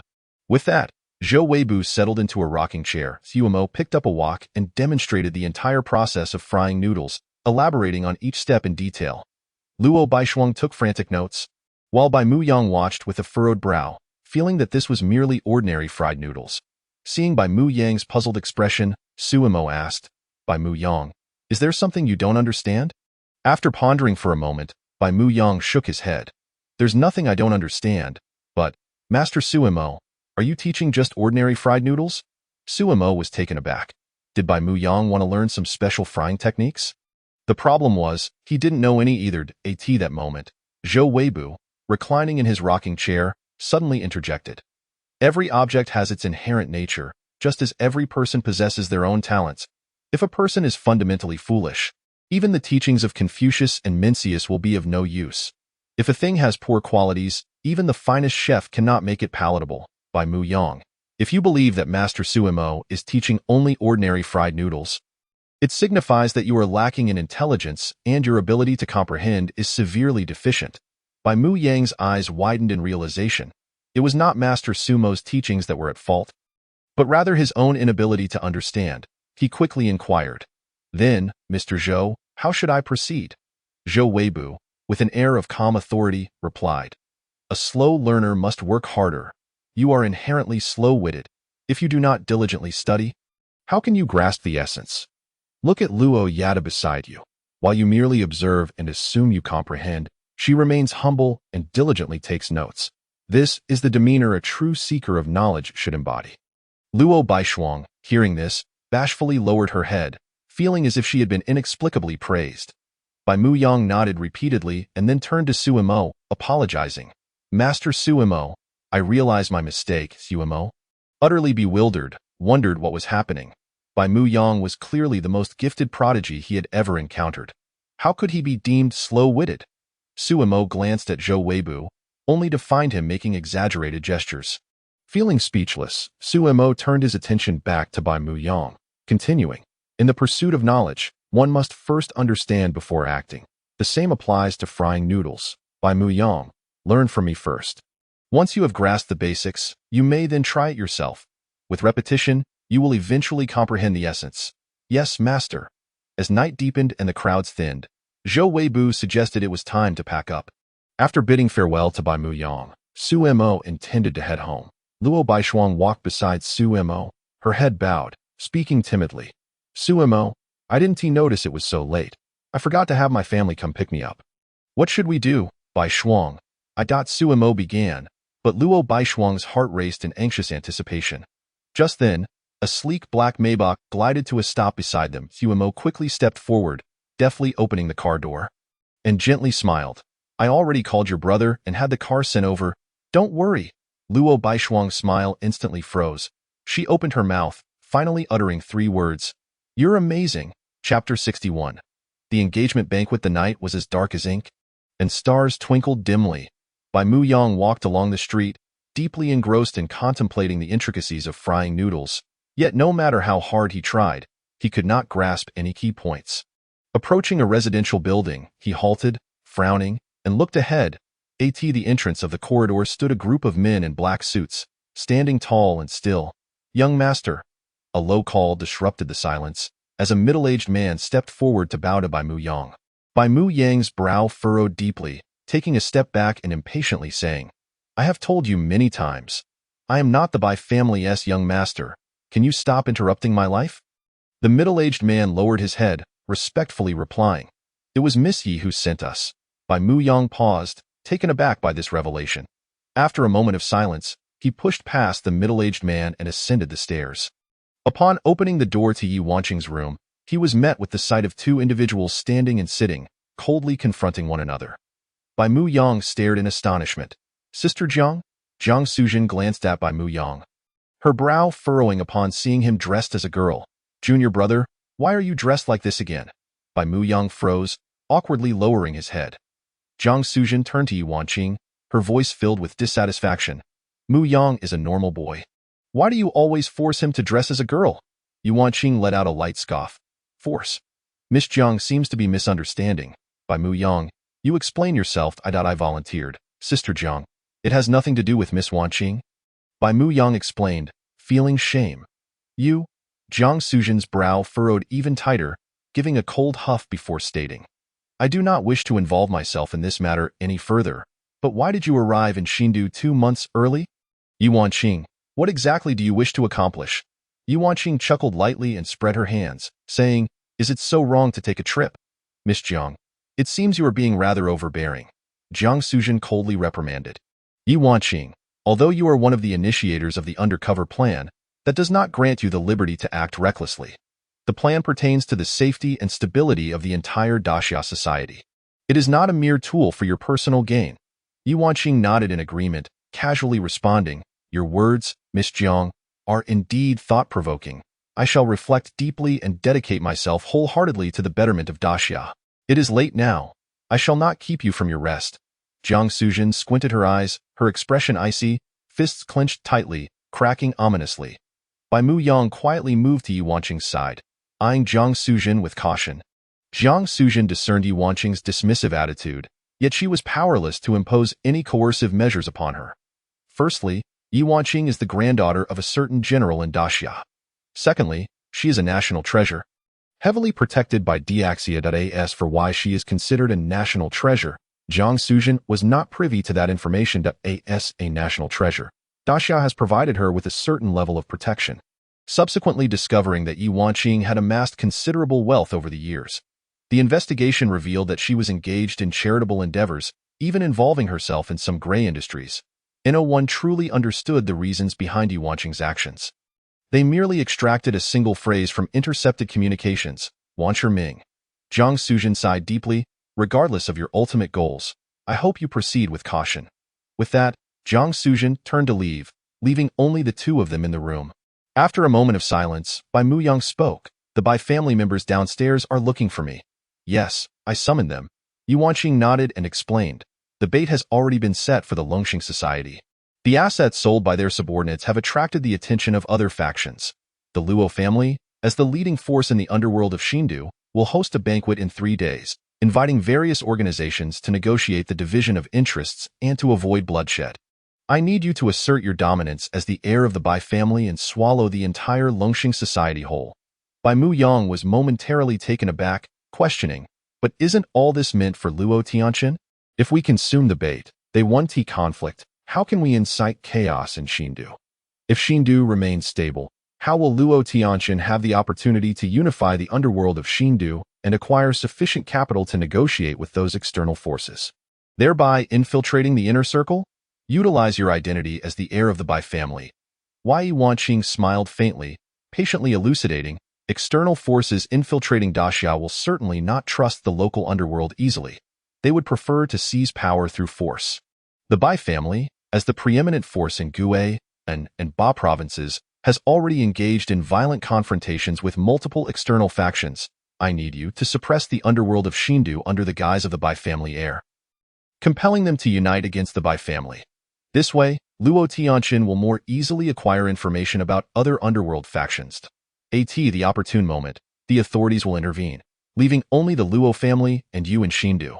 Once Luo Tianqin has consolidated his power, he will present the token of allegiance from Jiang Tianzheng, and he will be expelled from Xindu, offending both the authorities and the Bai family while possessing formidable strength and financial backing. Luo Tianqin will become the prime candidate for collaboration with external forces. As for you, as the Bai family heir, successfully seizing Xindu will undoubtedly earn you the Bai family's recognition. Bai Muyang listened in a daze. And after digesting all this, he pursed his lips and said, So, Miss Wanqing, your earlier assistance to my grandmother was because you were already aware of my identity? Indeed, I am also aware of the entanglement between your grandmother and the Bai family's underworld queen. If you wish to hear some gossip, I can share it with you. Yi Wanqing's candor weighed heavily on Bai Muyang's heart, and he quietly inquired, Do you intend for me to control the Bai family? Yi Wanqing nodded and replied nonchalantly, In truth, Daxia has long sought to eliminate this underworld queen.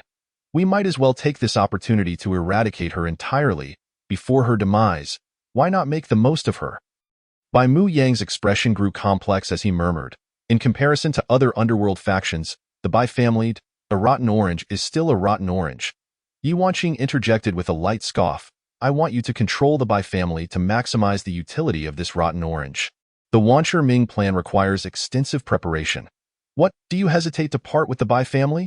Upon hearing the term Wancher Ming, Bai Muyang's body trembled, and he shook his head, suddenly recalling something and asking, Miss Wanqing, could we involve Master Su Mo in the Wancher Ming plan? He is truly remarkable. Yi Wanqing thought of the man she had encountered the previous night, slowly closing her eyes. After a moment of contemplation, she spoke in a low voice, That will depend on whether he possesses the resolve to sacrifice everything. The Luo family estate. Luo Baishuang stepped out of the car, fuming, and spotted Luo Tianqin waiting at the door. She hurried over. Seeing Luo Baishuang return, Luo Tianqin snapped, Why are you back so late? You couldn't even bother to inform the family. If it weren't for Su Mo calling me, I would have thought you were missing.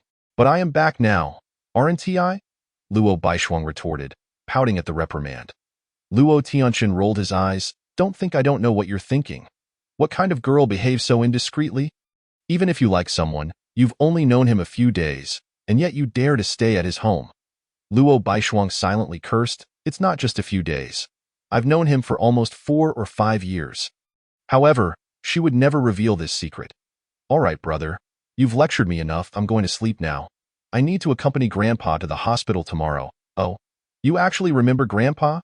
Luo Tianqin shot her a look before shaking his head. Grandpa said you don't need to accompany him in 3 days. We're hosting a banquet at home. You should prepare for that.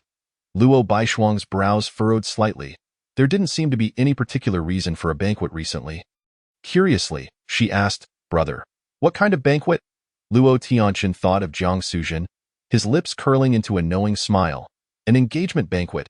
Upon hearing this, Luo Baishuang's cheeks flushed, mistakenly believing that the engagement banquet was intended for her and Suimo. With a hint of shyness and panic, she exclaimed, brother, isn't an engagement a bit too soon? I'm really not ready for that. Observing his sister's flustered yet delighted demeanor, Luo Tianqin understood her misunderstanding but chose not to correct her, allowing her to enjoy the moment a little longer. Not too early at all. Chapter 62. Green Tea Princess returning to her room, Luo Baishuang tugged at the head of her small tiger plushie, then flung herself onto her bed, tossing and turning, unable to sleep. Why suddenly an engagement? She hadn't even begun to establish a connection with Suimo. This pace is far too rapid. Her brother even mentioned that he would notify Suimo and advised her not to tell him yet, claiming it would be a surprise. Though feeling strange about it, she complied, trusting that her brother wouldn't lead her astray. Hugging her pillow, she imagined the scene of Suimo placing an engagement ring on her finger, her lips involuntarily curling into a smile. Hee. Buzz. Her phone rang suddenly, startling Luo Baishuang, who leaped from her bed. It was a call from Suimo. Did something happen? Luo Baishuang cleared her throat, suppressing her excitement, and softened her voice. Hello, Suimo on the other end. Sumo's gentle voice came through. Baishuang, have you arrived home? Hearing this, warmth surged in Luo Baishuang's heart, and she smiled faintly, replying softly, yes, good then. Good night, Baishuang. Wait. Luo Baishuang called out as Suimo was about to hang up. Is there something else? Luo Baishuang bit her lip before slowly speaking. Suimo, there's a banquet at my house in 3 days. I wanted to ask if you have time tomorrow to help me pick out a dress? Sure, that sounds fine. Good night, good night. After hanging up, Luo Baishuang exhaled deeply, her smile widening. With only 3 days until the engagement banquet and no time to custom make a dress, it would be better to buy a ready-made one. This also provided a perfect excuse to hang out with Suimo after choosing the dress. They could also look for rings. Oh no. She forgot to tell Suimo not to bring that green tea princess along. But surely, she wouldn't be that free, right? Good morning, sister. At Suimo's doorstep, Luo Baishuang stood stiffly, staring at Bai Muyang, who wore a gentle smile, forcing a smile of her own. Miss Bai, you seem rather idle today. Bai Muyang explained, sister, my main task right now is to learn from Master Suimo. Luo Baishuang pouted. This person was like glue, impossible to shake off. When Suimo finally emerged, Luo Baishuang quickly linked her arm with Suimo's, poking her fingers into Sumo's waist.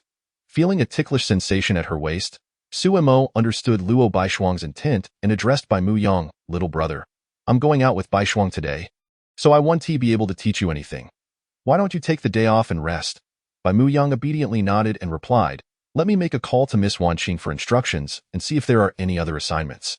Sumo's expression was somewhat nuanced. How could one request permission even for a day off? What was the true nature of their relationship, master and servant, or superior and subordinate? Luo Baishuang also found it rather peculiar and whispered to Suimo. Who exactly is this Miss Wanqing? Suimo shook her head, her tone uncertain. I'm not entirely sure of her identity. She seems to be Bai Muyang's superior. Upon returning from his call, Bai Muyang spoke. Master Suimo, Miss Wanqing said I should stay by your side as part of my learning task. Luo Baishuang's expression soured, as she furiously poked Sumo's waist. Wishing to send Bai Muyang away, Suimo felt helpless. With the other party so insistent, what could she do? Noticing Luo Baishuang's subtle gestures, Bai Muyang quickly understood and apologized. Does my sister not wish for me to accompany you? If that's the case, I can consult Miss Wanqing again and cancel this learning task. I truly apologize for my ignorance and for causing my sister any trouble. What a delightful tea. Luo Baishuang inhaled sharply, trying to appear magnanimous. She gritted her teeth and forced a smile, saying, no need for consultation. It's no trouble at all. If you wish to stay, then stay. Bai Muyang blinked in surprise. Nodding gratefully, "Thank you, sistered." Su Mo looked at Bai Muyang with a complex gaze. Although his words were exceedingly polite, why did they always seem to carry an air of insincerity? In the bustling heart of the city, at an upscale dessert shop, the sweet aroma of cakes wafted enticingly through the air. "I really want to try that Black Forest cake, and the red velvet looks tempting too. They even have the limited edition butterfly puff. And egg pudding." Su Mu pressed her face against the display case, her eyes sparkling with desire, wishing she could dive in and savor each dessert. However, upon seeing the price of a small cake at $399, she felt as though her wallet had slapped her across the face, and her eyes instantly cleared. "Excuse me, I would like to have all of these packed," Jiang Yanxiu said directly to the staff while scanning the items. Upon hearing this, Su Mu's ears perked up, and she immediately wrapped her arms around Jiang Yanxiu's waist, her voice soft and endearing. "Rich lady, I'm hungry." Jiang Yanxiu chuckled as she pushed Su Mu away, her gaze catching a glimpse of a figure passing by outside the window. Jiang Yanxiu paused for a moment before turning Su Mu's face toward the window, asking curiously, "Mu, isn't that your second brother and sister Bai Shuang? Who's that beside them?" Su Mu was also taken aback as she followed Jiang Yanxiu's gaze. She saw Luo Bai Shuang tightly linking arms with Su Mo, her expression somewhat disgruntled, while Bai Muyang animatedly discussed something with Su Mo. Su Mu straightened up, indignantly exclaiming, "What's going on with my second brother? Shopping with sister-in-law and bringing along a third wheel? No way. I need to cut off that power supply." Without waiting for Jiang Yanxiu to respond, Su Mu pulled her along and rushed over. "Master, I suddenly have a question. When stir-frying noodles, what different treatments do the various ingredients require during preparation, and should the heat differ during cooking?" Just as Su Mo was about to answer Bai Muyang's question, two figures suddenly blocked their path. Upon recognizing them, Su Mo frowned slightly. "Su Xiaomu, what are you doing here? Isn't today the weekend? Did you skip class?" Su Mu shot a glare at Su Mo, displeased. "Second brother, have you lost your mind? Today is a holiday. Why is your law firm not closed? How did you manage to come out to play?" Sumo's expression stiffened as she coughed lightly. "Oh, my apologies. I forgot. I don't know. I didn't check the calendar." "I hope this scatterbrained Su Mu hasn't caught on this." Mo quickly changed the subject. "Are you all going out together?" Su Mu shook her head, exchanging a glance with Jiang Yanxiu before both girls each took hold of Bai Muyang's arms. "No, Su Xiu and I need to go to the restroom. We need one more person to form a sisterhood, and I think this sister looks nice, so I'll take her along first. Second brother, you and sister-in-law can continue your shopping. Don't mind us." With that, the two girls dragged the bewildered Bai Muyang away. Hearing Su Mu's reference to her, Luo Bai Shuang's cheeks flushed. It seemed her identity had garnered the approval of Su Mo's family. A smile crept onto her lips as she turned her gaze toward Su Mo. Su Mo met Luo Bai Shuang's eyes and chuckled. "Now that they're not here, shall we continue shopping?" Wait, I'm not going to the ladies' restroom." Bai Muyang protested as he was being led toward the restroom by the two girls, gripping the entrance wall with all his might. His voice urgent, Fu Mu tugged at him forcefully, but found him unyielding, his stubbornness flaring. Though her second brother was lazy and annoying, he was still her brother, and she would not let anything ruin their date. Su Mu swiftly moved behind Bai Muyang, wrapping her arms around his, bending her knee to press against the back of his leg. Bai Muyang suddenly felt his feet leave the ground, his expression one of shock. What kind of strength was this? Desperately, he attempted to break free, but with his hands restrained, he would need to resort to forceful means. Yet, Bai Muyang was reluctant to harm them. As they bore no ill intent to avoid entering the ladies' restroom, Bai Muyang had no choice but to confess, "Miss Su, I am a boy. I am a boy. Who are you trying to fool?" Su Mu was unconvinced, thinking there was no way anyone could be so beautiful and be a boy. Seeing her disbelief, Bai Muyang began to sweat nervously and hastily added, "I truly am a boy. Miss Su, look at my front. It's flat. How can any girl be this flat?" Su Mu glanced down at her own flat chest and immediately felt a surge of anger, applying even more force. "How dare you mock me?" Bai Muyang gasped, hastily removing his wig and exclaimed, "Miss Su, this is a wig." Jiang Yanxiu, standing nearby, gaped in shock before quickly grabbing Su Mu's arm, saying, "Mu, wait a moment, he really seems to be a boy." Su Mu's body stiffened, and she quickly released her grip. Bai Mu Yang's feet touched the ground again, and he let out a sigh of relief. As soon as he lifted his head, he was met with the curious gazes of passers-by and firmly stated, "Can we find a different place to explain?" The three of them entered a nearby CF. Su Mu Mu and Jiang Yanxiu sat side by side across from Bai Mu Yang, their eyes fixed intently on his face. Bai Mu Yang felt increasingly uneasy under their scrutiny. A flush creeping from his neck to his cheeks, he lowered his head, trying to evade their burning stares. Su Mu Mu curiously asked, "Pretty brother, how do you usually do your makeup? How can you look so good?" "Pretty brother?" Bai Mu Yang coughed a few times, correcting her. "Miss Su, my name is Bai Mu Yang, and I do not wear makeup." Su Mu Mu responded with an O, then continued with her inquiry. "Pretty brother, did you dress as a girl because you like my brother? Our family may be open-minded, but my second brother is already taken, so you might want to consider someone else." Bai Mu Yang quickly clarified. "Miss Su, I have someone I like, and she is a girl." Su Mu Mu sighed wistfully, then suddenly looked wary. "You're not trying to pursue Sister Bai Shuang and steal my second brother's girlfriend, are you?" Bai Mu Yang, alarmed, waved his hands in protest. "No, the person I like is not Sister Bai Shuang. Please don't say that. What if Master Su Mo misunderstands?" "Master." Su Mu Mu was puzzled. "Isn't my second brother still interning at the law firm? Has he taken on a disciple so soon?" Bai Mu Yang hurriedly explained. "No. I'm primarily learning how to stir-fry noodles from Master Suimo in the bustling shopping district." The two walked hand in hand. Strolling leisurely, Suimo softly asked, "Have you thought about which store to visit?" "Let us wander a bit more," Luo Baishuang replied with a slight smile, enjoying the solitude with Suimo more than selecting dresses. As they passed a small clothing store, Luo Baishuang's gaze was drawn to a snow-white evening gown in the display case. Her eyes sparkled as she exclaimed, "Suimo, wait a moment. What do you think of this one?" Following her gaze, Suimo looked at the display. The gown was crafted from soft, flowing silk chiffon, adorned with delicate lace at the neckline, and the hem shimmered with silver threads.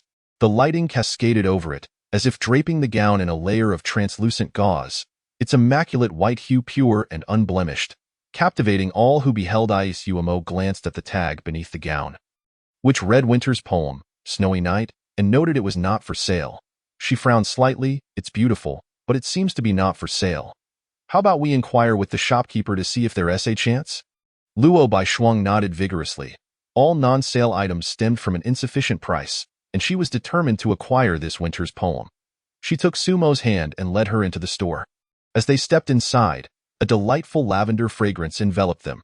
The display racks were filled with a dazzling array of clothing, and the warm yellow light softly illuminated the space, creating a cozy and romantic atmosphere. In the shop, a lone girl sat behind the counter. Upon the arrival of two visitors, she hurriedly stood up, bending slightly to bow, and warmly exclaimed, "Welcome." The two turned their gaze towards her, noticing her eyes were red, as if she had just finished crying, with a hint of swelling around her eyelids. "Hello, I am the owner of the shop, Xiao Yin." Xiao Yin appeared overly anxious, her speech slightly stammering. Luo Baishuang stepped forward, gently inquiring, "Hello, Miss Xiao, may I ask how much the winter-themed gown displayed outside is for sale? Please, name your price." After taking several deep breaths to calm herself, Xiao Yin shook her head and replied, "I am sorry, dear customer, but that gown is not for sale, but I truly desire that gown. I can offer 100,000 or even 200,000, Luo Baishuang persisted. Xiao Yin's expression faltered, biting her lip before shaking her head once more, saying, "The winter poem is an award-winning piece by my mother that it was originally not for sale, but due to certain circumstances, I listed it online, and it has already been purchased for 130,000. I can offer double the price." Luo Baishuang quickly countered. Xiao Yin replied, "This is not a matter of money. The customer has already reserved it, and I cannot go back on my word. I sincerely apologize." Hearing this, Luo Baishuang felt somewhat dejected, while Suimo stepped forward to console her, saying, "It's all right, Baishuang. How about we look at other gowns in this shop?" Luo Baishuang nodded, and just then, a middle-aged man in a suit carrying a briefcase entered. Upon seeing him, Xiao Yin rushed to greet him. "Lawyer Li, how did it go?" Lawyer Li glanced at Suimo and Luo Baishuang in the shop before pulling Xiao Yin aside to a corner. Lowering his voice, "Miss Xiao, I have inquired with the security office regarding the case. The amount involved exceeds 600,000. Given the current situation, you have already constituted a crime of aiding and abetting, and with that amount, the circumstances are quite severe. You could be looking at a minimum of 3 years in prison. If you wish to return the stolen goods and seek compensation, you would have to sell the entire shop. However, I have some connections at the security office and the court.as we discussed earlier. If you can provide 150,000, I can help you secure a suspended sentence and strive for a non-prosecution. Upon hearing this, Xiao Nian's eyes brimmed with tears as she grasped Lawyer Li's hand, expressing her gratitude. Thank you, thank you. Lawyer Li? Lawyer Li smiled and waved his hand, saying, no need for excessive thanks. This is our duty as lawyers. However, regarding the fee, when can you manage it?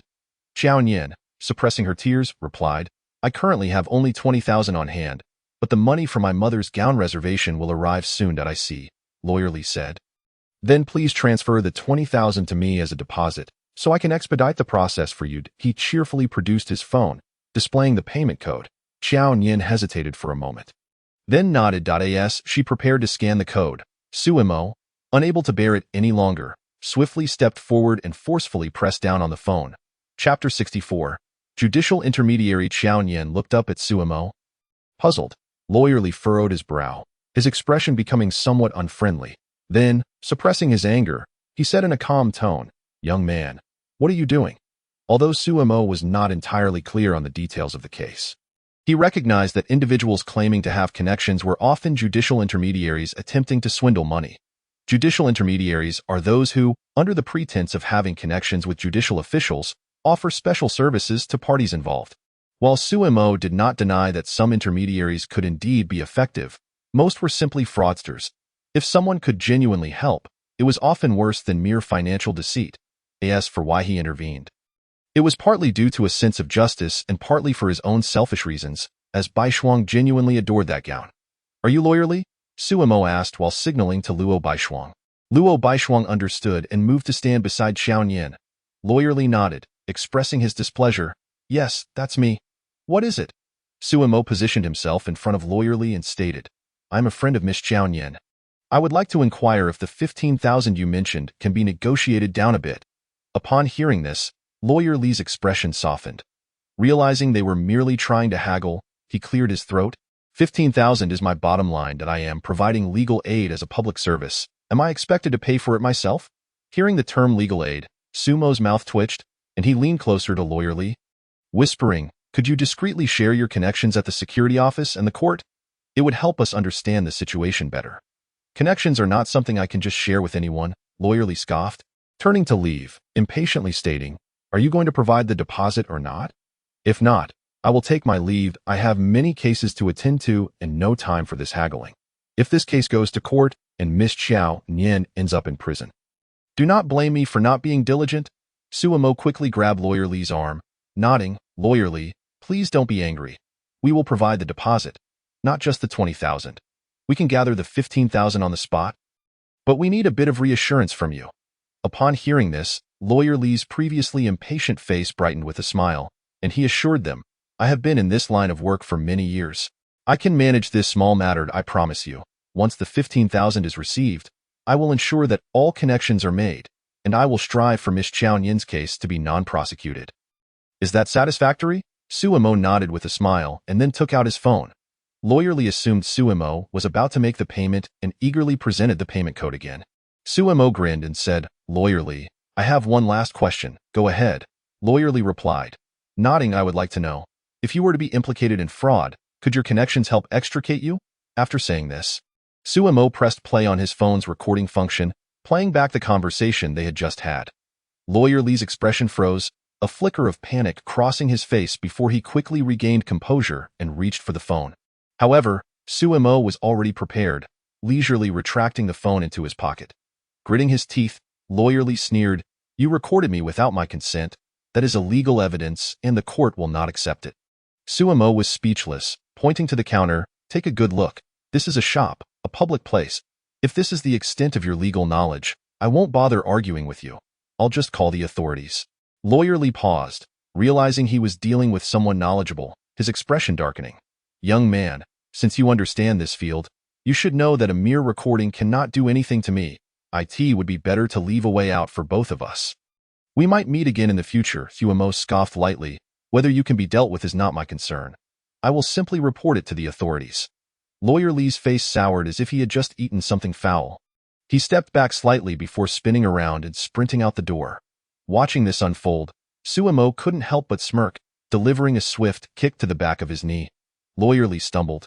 Crashing heavily to the ground, Suemo could not comprehend his thought process. Did he truly believe he could escape from the situation? After dealing with Lawyer Li, Suemo turned back to Qiao Nian. His expression softening as he asked, "Miss Qiao, could you share with us what exactly you were facing? In truth, I have some minor connections with the security office and the court as well." Having witnessed the entire scene, Qiao Nian now understood that Lawyer Li was nothing but a fraud. She looked at Suemo and Luo Baishuang, hesitating for a moment before divulging everything to them. Suemo pieced together the information.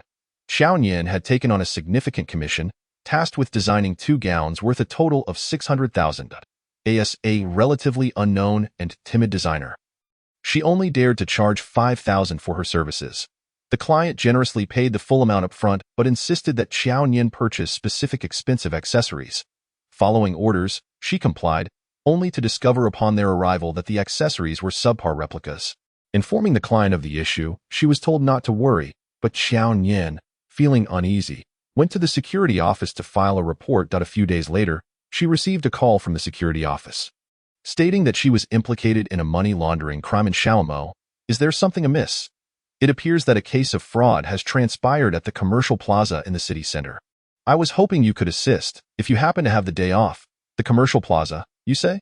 Please send me the address and I shall arrive promptly." Before long, Shen Tingxue, accompanied by Su Ming, hastened to the scene. Upon seeing the two dressed in their usual attire, Suemo felt a pang of guilt. "My apologies, sister-in-law. Perhaps I should. It's quite all right. Where is the individual now? Could you provide me with the specifics?" Chapter 65. Eternal Twin Stars. After Suemo recounted the general sequence of events, she handed the recording over to Shen Tingxue. Following a moment of silence, Shen Tingxue and Su Ming entered the establishment. Shen Tingxue conducted a brief inquiry with Lawyer Li, while Su Ming took it upon himself to elucidate the elements constituting the crime of aiding and abetting to Qiao Nian.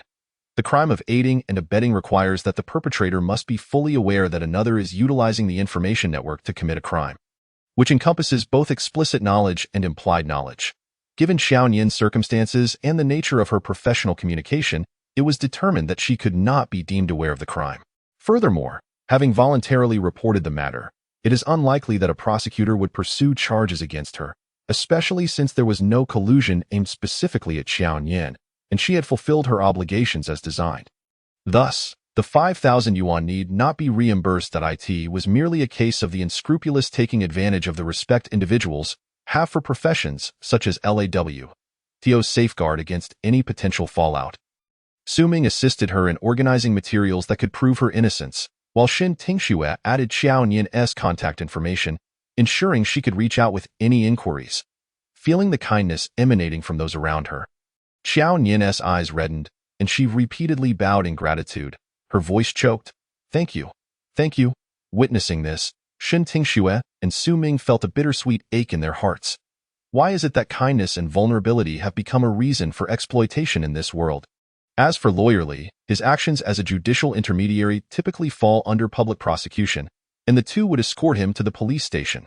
As they were about to depart, Shen Tingxue turned her gaze toward Luo Baishuang beside Suemo. Smiling as she said, "Miss Luo, if you have the time, do come to our home for a visit with Xiaomo." Luo Baishuang's ears flushed crimson as she nodded in acknowledgement. After the elder brother and sister-in-law left, Suemo cleared her throat and said, "Miss Qiao Nian, could we possibly discuss that winter-themed dress outside once more?" Qiao Nian's gaze fell upon the snow-colored gown in the display case. Biting her lip, her mood somber. "That winter-themed dress is the only thing my mother left for me." Suemo and Luo Baishuang exchanged glances, softly offering consolation. "My condolences. No, my mother is not deceased." Suemo and Luo Baishuang froze momentarily, instinctively clearing their throats to mask their embarrassment. Qiao Nian took a deep breath, calming the tumult of emotions within her, then earnestly bowed to the two. "I am truly grateful for your assistance, and I wish to offer you an opportunity for recompense. I have already sold the winter-themed dress to another, but I am currently crafting 2 couple-themed gowns. These garments embody all my effort, and I assure you, they will be no less exquisite than the winter-themed dress." Su Mo glanced at Luo Baishuang and inquired. However, we require the gowns in 3 days. Will you have enough time? Xiao Nian nodded affirmatively. There is ample time. The main structure of the gowns has been completed. Only the embellishments remain. Once the winter-themed dress is sold, the funds will be swiftly available to purchase the accessories. Luo Baishuang furrowed her brow in confusion. But wasn't the winter-themed dress a keepsake from your mother? If you are in need of money, I could finance the purchase of those 2 gowns. There is no need for you to sell them. Xiao Nian lowered her head, and after a prolonged silence, spoke in a subdued tone. My relationship with my mother has not been harmonious. My father passed away when I was very young, and I have lived with my mother since then. She is a renowned fashion designer, perpetually busy with work, so we seldom see each other and communicate little. Luo Baishuang interjected gently. Regardless of how distant the relationship may be, she is still family. Xiao Nian hesitated over the word, tears streaming down her cheeks as she bit her lip, her voice trembling. To my mother? I am not family. I am a burden. At 18, my mother declared that I had grown up and could live independently, pursuing her own life, and she flew abroad. However, I later discovered that she had already established a new family there. With another daughter who is 8 years my junior, I came across her blog online, filled with photographs of their family vacations and adventures over the years. I once dreamt of sharing such moments with my mother. Yet each time she would say she was too busy with work to in that moment, I felt like a mouse peering into the happy lives of others, fantasizing about a reality that was not meant for me. Yet that I am so unwilling. Xiao Nian's shoulders trembled violently, her voice rife with struggle and resentment. Therefore, I aspire to surpass her, to become an even more remarkable designer. I want her to look up at me, to regret how she treated me. The two listened with complex expressions, and Luo Baishuang could not help but embrace her, gently patting her back in comfort as Xiao Nian's emotions gradually settled. She continued, to design superior garments requires significant funding, and I am barely managing my own expenses. Thus, when a client requested a gown for 600,000, I foolishly agreed without thinking. These 2 gowns are my endeavor to outshine my mother. Please grant me the chance to prove myself. I guarantee that my designs will be no less impressive than the winter-themed dress. Upon finishing, Xiao Nian bowed deeply once more to the 2. Luo Baishuang helped her up and nodded in agreement. I shall forego the winter-themed dress. I will await your creations.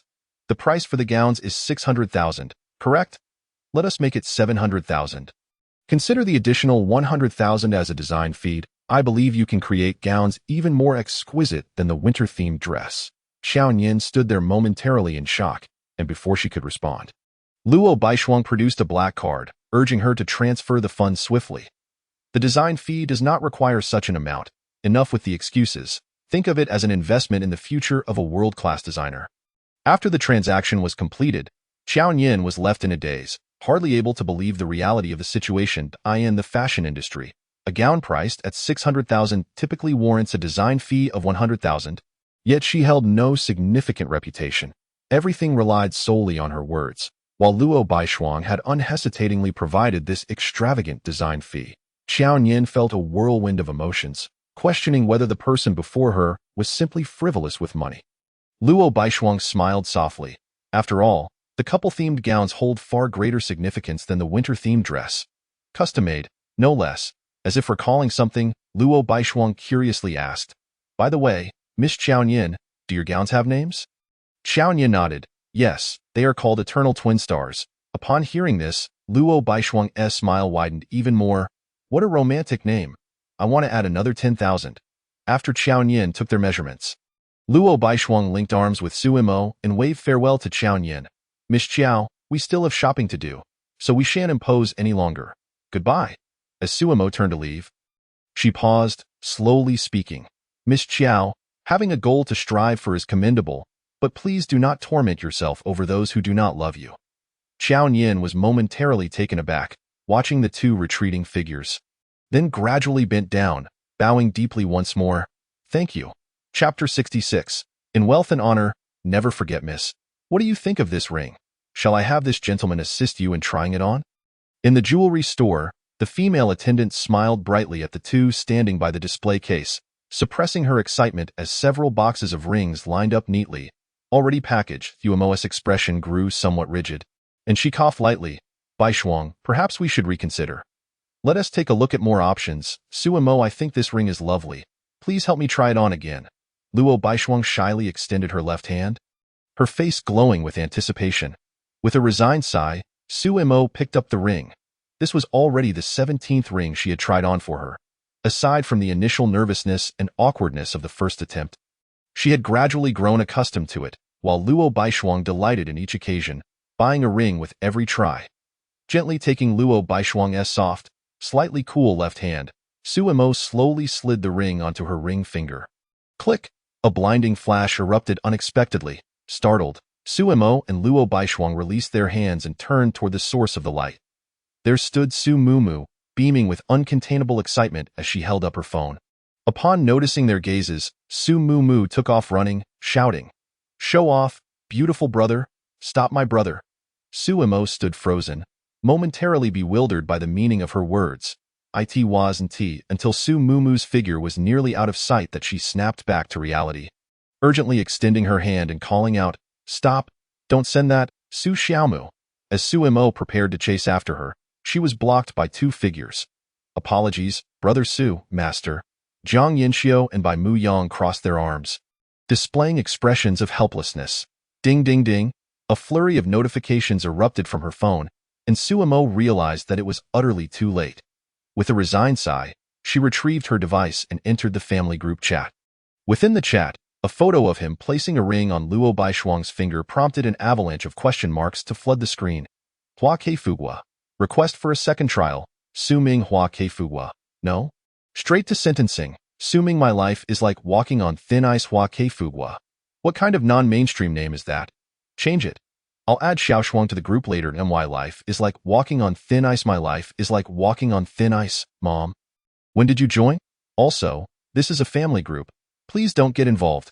Hua Keifugua invites Xingyui's rabbit to join the loving family. Yumo's expression stiffened as she hurried to Luo Baishuang's side.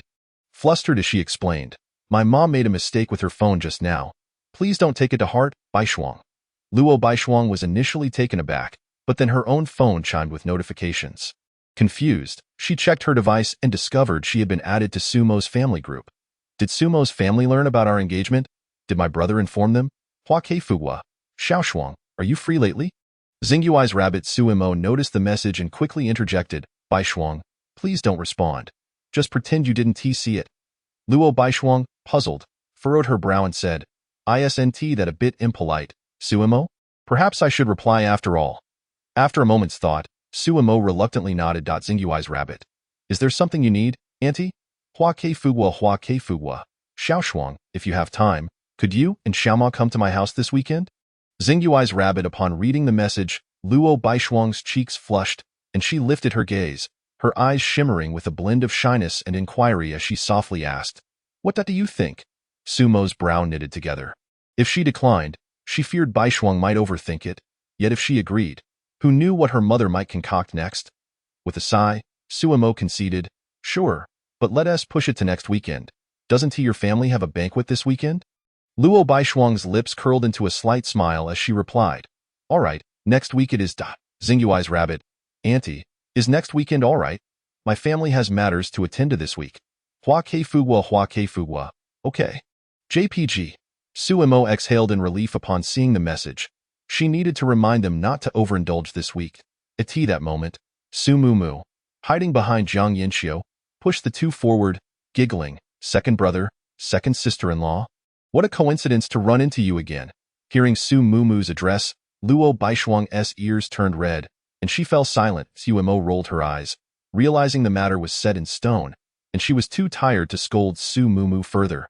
"Miss, may I ask if you are satisfied with this ring?" The saleswoman interjected at an opportune moment. Luo Baishuang snapped back to reality and nodded quickly. "Oh, please wrap it up, that will be all. Let us settle the bill." The saleswoman nodded vigorously, a glimmer of regret passing through her eyes. After packaging the ring, she announced, "That will be 273,003. Su Mumu gasped at the price. Her mouth agape, her gaze flitting between Suemo and Luo Baishuang, her face a canvas of disbelief. After finishing their shopping, the sky began to darken. Suemo first saw Luo Baishuang and the others off. Before leading Su Mumu toward the bus station, As they walked side by side, the setting sun cast elongated shadows of the two. Breaking the silence, Su Mumu questioned, "Second brother, how did such a beautiful and wealthy sister-in-law come to fancy you?" "You will all have to ask Bai Shuang," Su Mo replied dismissively. Su Mumu sighed, sincerity lacing her tone. "Forget it. As long as you're happy, that's all that matters." Su Mo was taken aback. Was this really the Su Mumu he knew? Who hadn't he seized the opportunity to tease him? "Second brother, may I ask you one more question?" "Go ahead." "Were you kicked out of the law firm?" Su Mo abruptly halted, realizing the news had reached her. After a moment of silence, he nodded. "Just don't tell Dad, Mom, or the eldest brother about this." "Okay, but I have a request." Su Mumu lifted her head, her gaze locking onto Su Mo with a serious expression. With a resigned nod, he replied, "What is it?" Su Mumu clasped her hands, her voice resolute.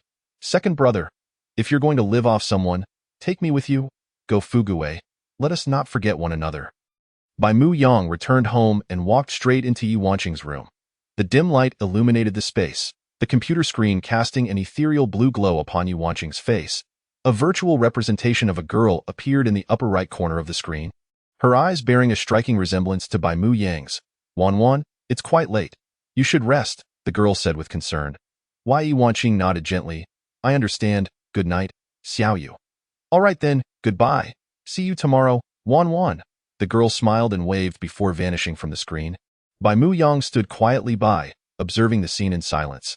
Noticing Bai Mu Yang's return, Yi Wanqing pointed to a gown in the corner of the room, saying, "Now that you're back, try on the dress.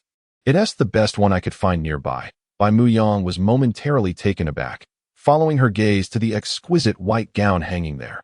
Winter's poem, Snowy Night. Suddenly, something seemed to dawn on him, his expression freezing in astonishment as he exclaimed, "Miss Wanqing, you can't expect me to wear that to the banquet, right? Wasn't it said I should appear as the young master of the Bai family?" "Who said the young master has to be male?" Yi Wanqing retorted. Bai Mu Yang's face grew anxious as he argued, "But I am male. If I'm exposed in front of everyone, I'll have no face left to show." Yi Wanqing shook her head, patiently explaining, "You look too easy to bully. If you present as a male, your aura will diminish before you even start, and who would listen to what you say? It's better to attract attention by appearing as a female. Furthermore, once you're on stage, your words must not exceed 5 characters. What? Be good and obey." Chapter 67. Grudges. 10 years have passed, yet the Luo family remains as bustling and lively as ever. As the sun dipped below the horizon, its afterglow spilled across the scene. A few crows perched on the power lines, occasionally cawing in raucous chatter. An elderly man, leaning on a cane, stood quietly atop a high building, with a dozen figures standing straight behind him, their postures rigid and expressions stern. The old man's right eye was sunken and shut, while his left focused intently on the distant Luo family estate. Brimming with hatred at the estate's entrance, a flurry of vehicles arrived, and the elite of the new capital disembarked, exchanging insincere pleasantries before entering the estate. At that moment, a woman of alluring figure and striking beauty stepped forward, cradling a human skin mask in her hands, her voice sultry as she said, "Third Master, the human skin mask is ready." The old man extended his right hand, gloved in thick black, and stiffly accepted the mask. Upon unfolding it and inspecting its details, a satisfied smile broke across his face as he nodded. "Not bad, very clean. Qianji, your skinning technique is no less impressive than your father's back in the day." "You flatter me, Third Master." Yun Qianji chuckled softly, then added coyly, "Third Master, my face has dried again. I'd like to change to another." The old man nodded in agreement, promising, "Once we capture that little girl from the Luo family, her face will belong to you." "Thank you, Third Master." Excitement flickered in Yun Qianji's eyes as she retreated back to the group. The old man's gaze fell upon a timid girl nearby, and with a smile that did Luo Jingheng let out a cold snort. "So it's a foreign rapper, is it? Gather the information and ensure he is sent to prison for a gilded experience." Wang Xiao nodded and continued, "The Fu family, particularly Fu Ting, has been ostracized for mixing his fiancée's ashes into his meals. It's rumored that he is mentally unstable, and no family is willing to consider a union with them. However, as the only heir, they have turned to Madam in hopes of seeking an alliance." Luo Jingheng's forehead twitched with anger. Do they think of the Luo family as a dumping ground? What kind of nonsense are they trying to introduce? The weather is turning cold.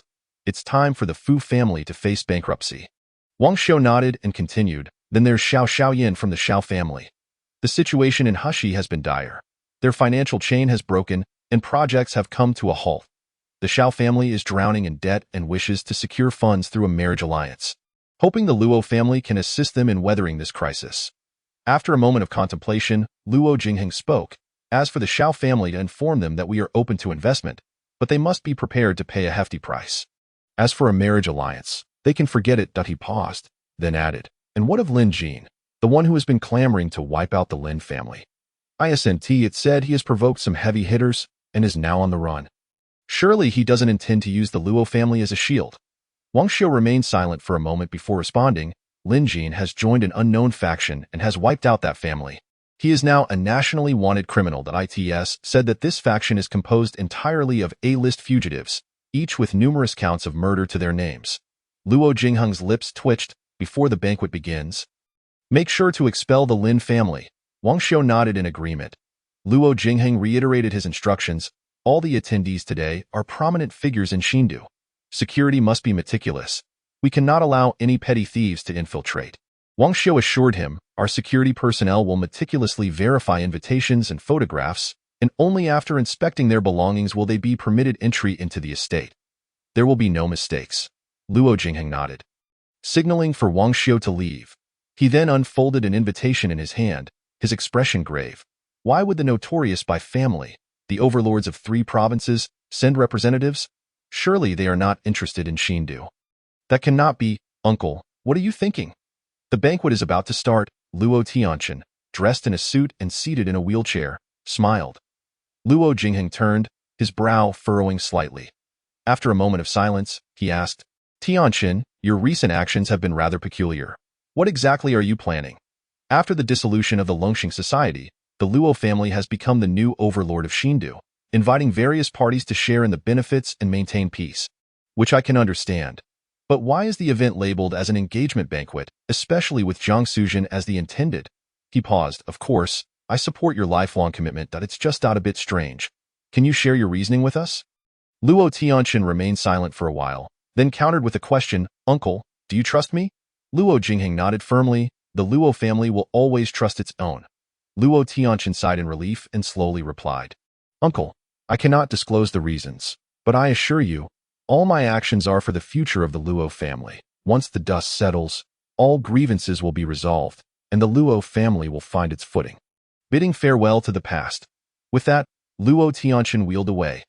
Luo Jingheng watched Tianchen's solitary departure, feeling a pang of sorrow. Mr. Luo, here you are. An elderly man chuckled as he approached.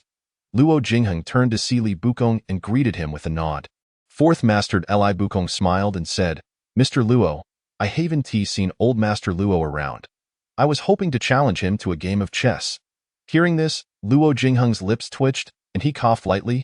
My father is unwell and is currently still in the hospital. Chapter 68. The Battle of the Gowns in front of the Luo family estate. A sightseeing vehicle arrived, and the distinguished guests began to disembark. Shortly after, a black Maybach pulled up beside the sightseeing vehicle. As Suimo stepped out of the car, she was met with a flurry of scrutinizing gazes. Suimo, you're so slow. The informed Luo Baishuang waved from the entrance and hurried towards Suimo. Amidst the astonished looks of the crowd, Luo Baishuang skillfully linked her arm with Sumo's, a smile playing on her lips as she said, Xiao Nian mentioned that the gown has been completed and is on its way. It should arrive before the banquet starts. Suimo nodded, about to respond when her nose twitched slightly, and she turned to see a stunning woman clad in a purple qipao. The woman smiled and waved at Suimo upon noticing her gaze. Luo Baishuang's expression darkened as she noticed Suimo's attention was diverted. She pinched Suimo's arm, glaring, Don't look at others. Suimo chuckled softly, ruffling Luo Baishuang's hair, little jealous cat.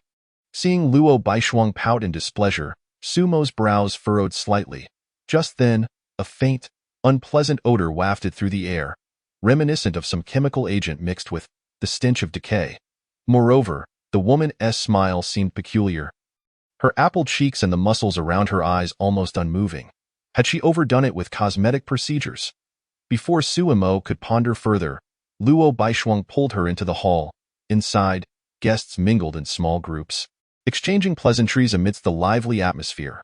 As soon as Suemo entered, she attracted considerable attention, especially since she was accompanied by the young lady of the Luo family.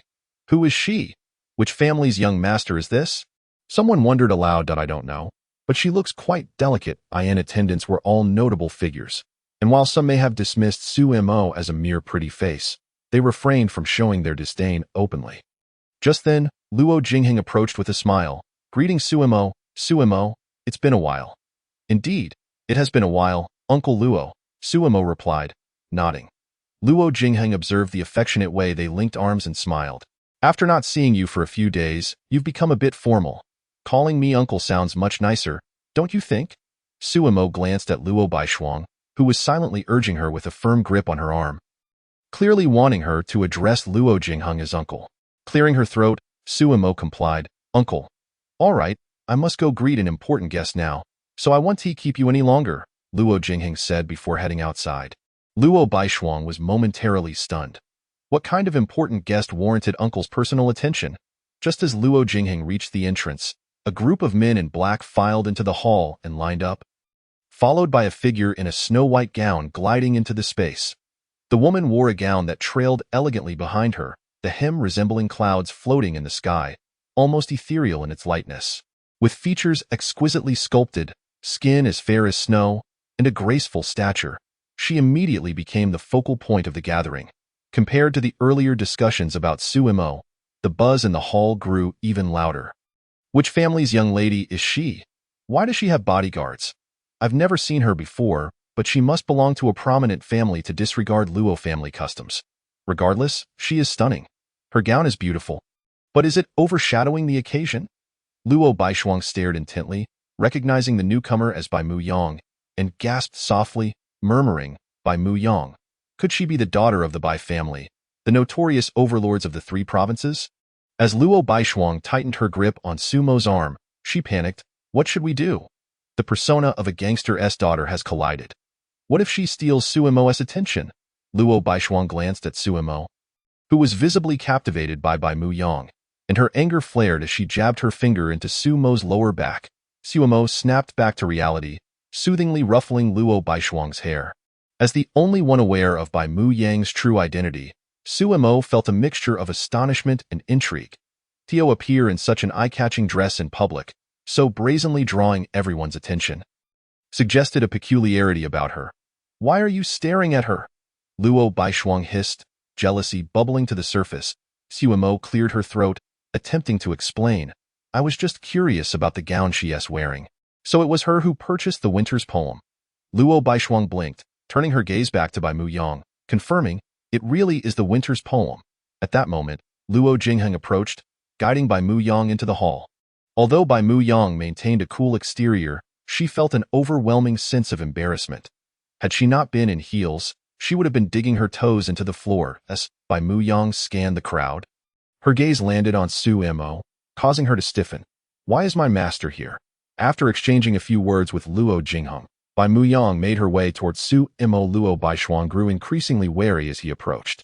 Bai Mu Yang greeted, her tone neutral. Suemo, Master. Suemo nodded, recalling, right. After teaching you for a few days, I still don't know your identity. I am the young master of the Bai family, Bai Mu Yang replied in a nonchalant manner. Suemo felt a strange dissonance in his demeanor. It seemed entirely disconnected from the Bai Mu Yang she was familiar with. Surely this was another of Yi Wanqing's demands. Suemo suddenly felt a sharp pain in her waist, a manifestation of Luo Baishuang's jealousy. With no other option, Suemo intertwined her fingers, allowing Luo Baishuang to release her small hand that had been twisting at Sumo's waist. At that moment, a housekeeper led a young woman forward, who was cradling a gift box in her arms, none other than Xiaoyan. Xiaoyan presented the gift box, breathing heavily and speaking with a sense of urgency. Miss Baishuang, the dress has been completed, it should be. Before she could finish, her gaze was captivated by the gown adorning Bai Mu Yang, her mouth slightly agape before closing again, falling silent. Noticing this, Luo Baishuang hurriedly took the dress from Xiaoyan's hands. Speaking with conviction, there's still time. The dress you made will undoubtedly surpass your mother's. Xiaoyan nodded earnestly.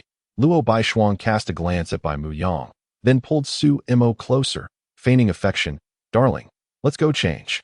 Su Mo, feeling helpless, had not anticipated that Dong Zhishir would appear here. Was this what they called fate, a cross-temporal rivalry between mother and daughter? Luo Baishuang led Su Mo upstairs to change, while an elderly guest among the attendees fixed a keen gaze upon the two. He then beckoned a group of youths to gather around. "Lin Jin, take a few men upstairs and capture that little girl from the Luo family. Kill the men without making a sound. I have a surprise for old Luo." Chapter 69. Practice makes perfect. The security at the Luo family estate was stringent, and Taishan had already taken his men to the surveillance room. Once they succeeded, they would report back before moving in.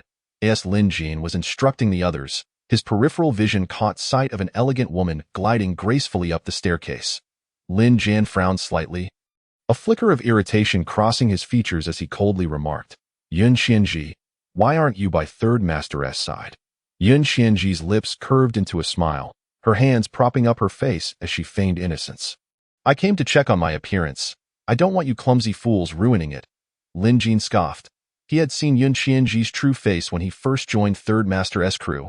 It was pockmarked and hideous, as if corroded by concentrated sulfuric acid. It was said that Yun Xianji's father, Yun Xianmian, had plotted to kidnap Luo Baishuang, intending to transplant Luo Baishuang's face onto Yun Xianji. However, just as the procedure began, Luo Baishuang was rescued, and Yun Xianmian perished amidst the chaos.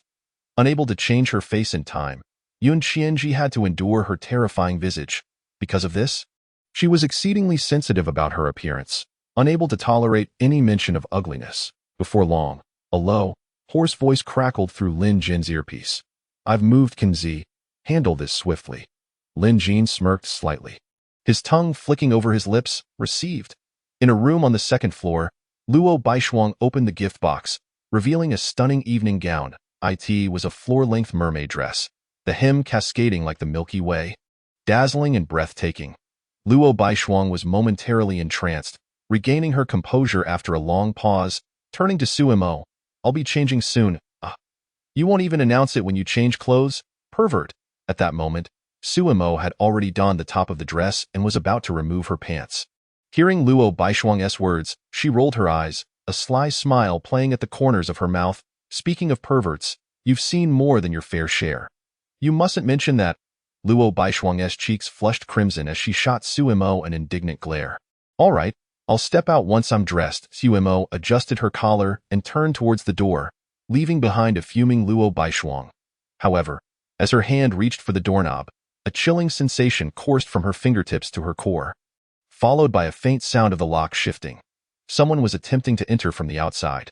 With a smile on her lips, Su Mo called out towards the room, "If you don't hurry up and change, I might just come in to sneak a peek.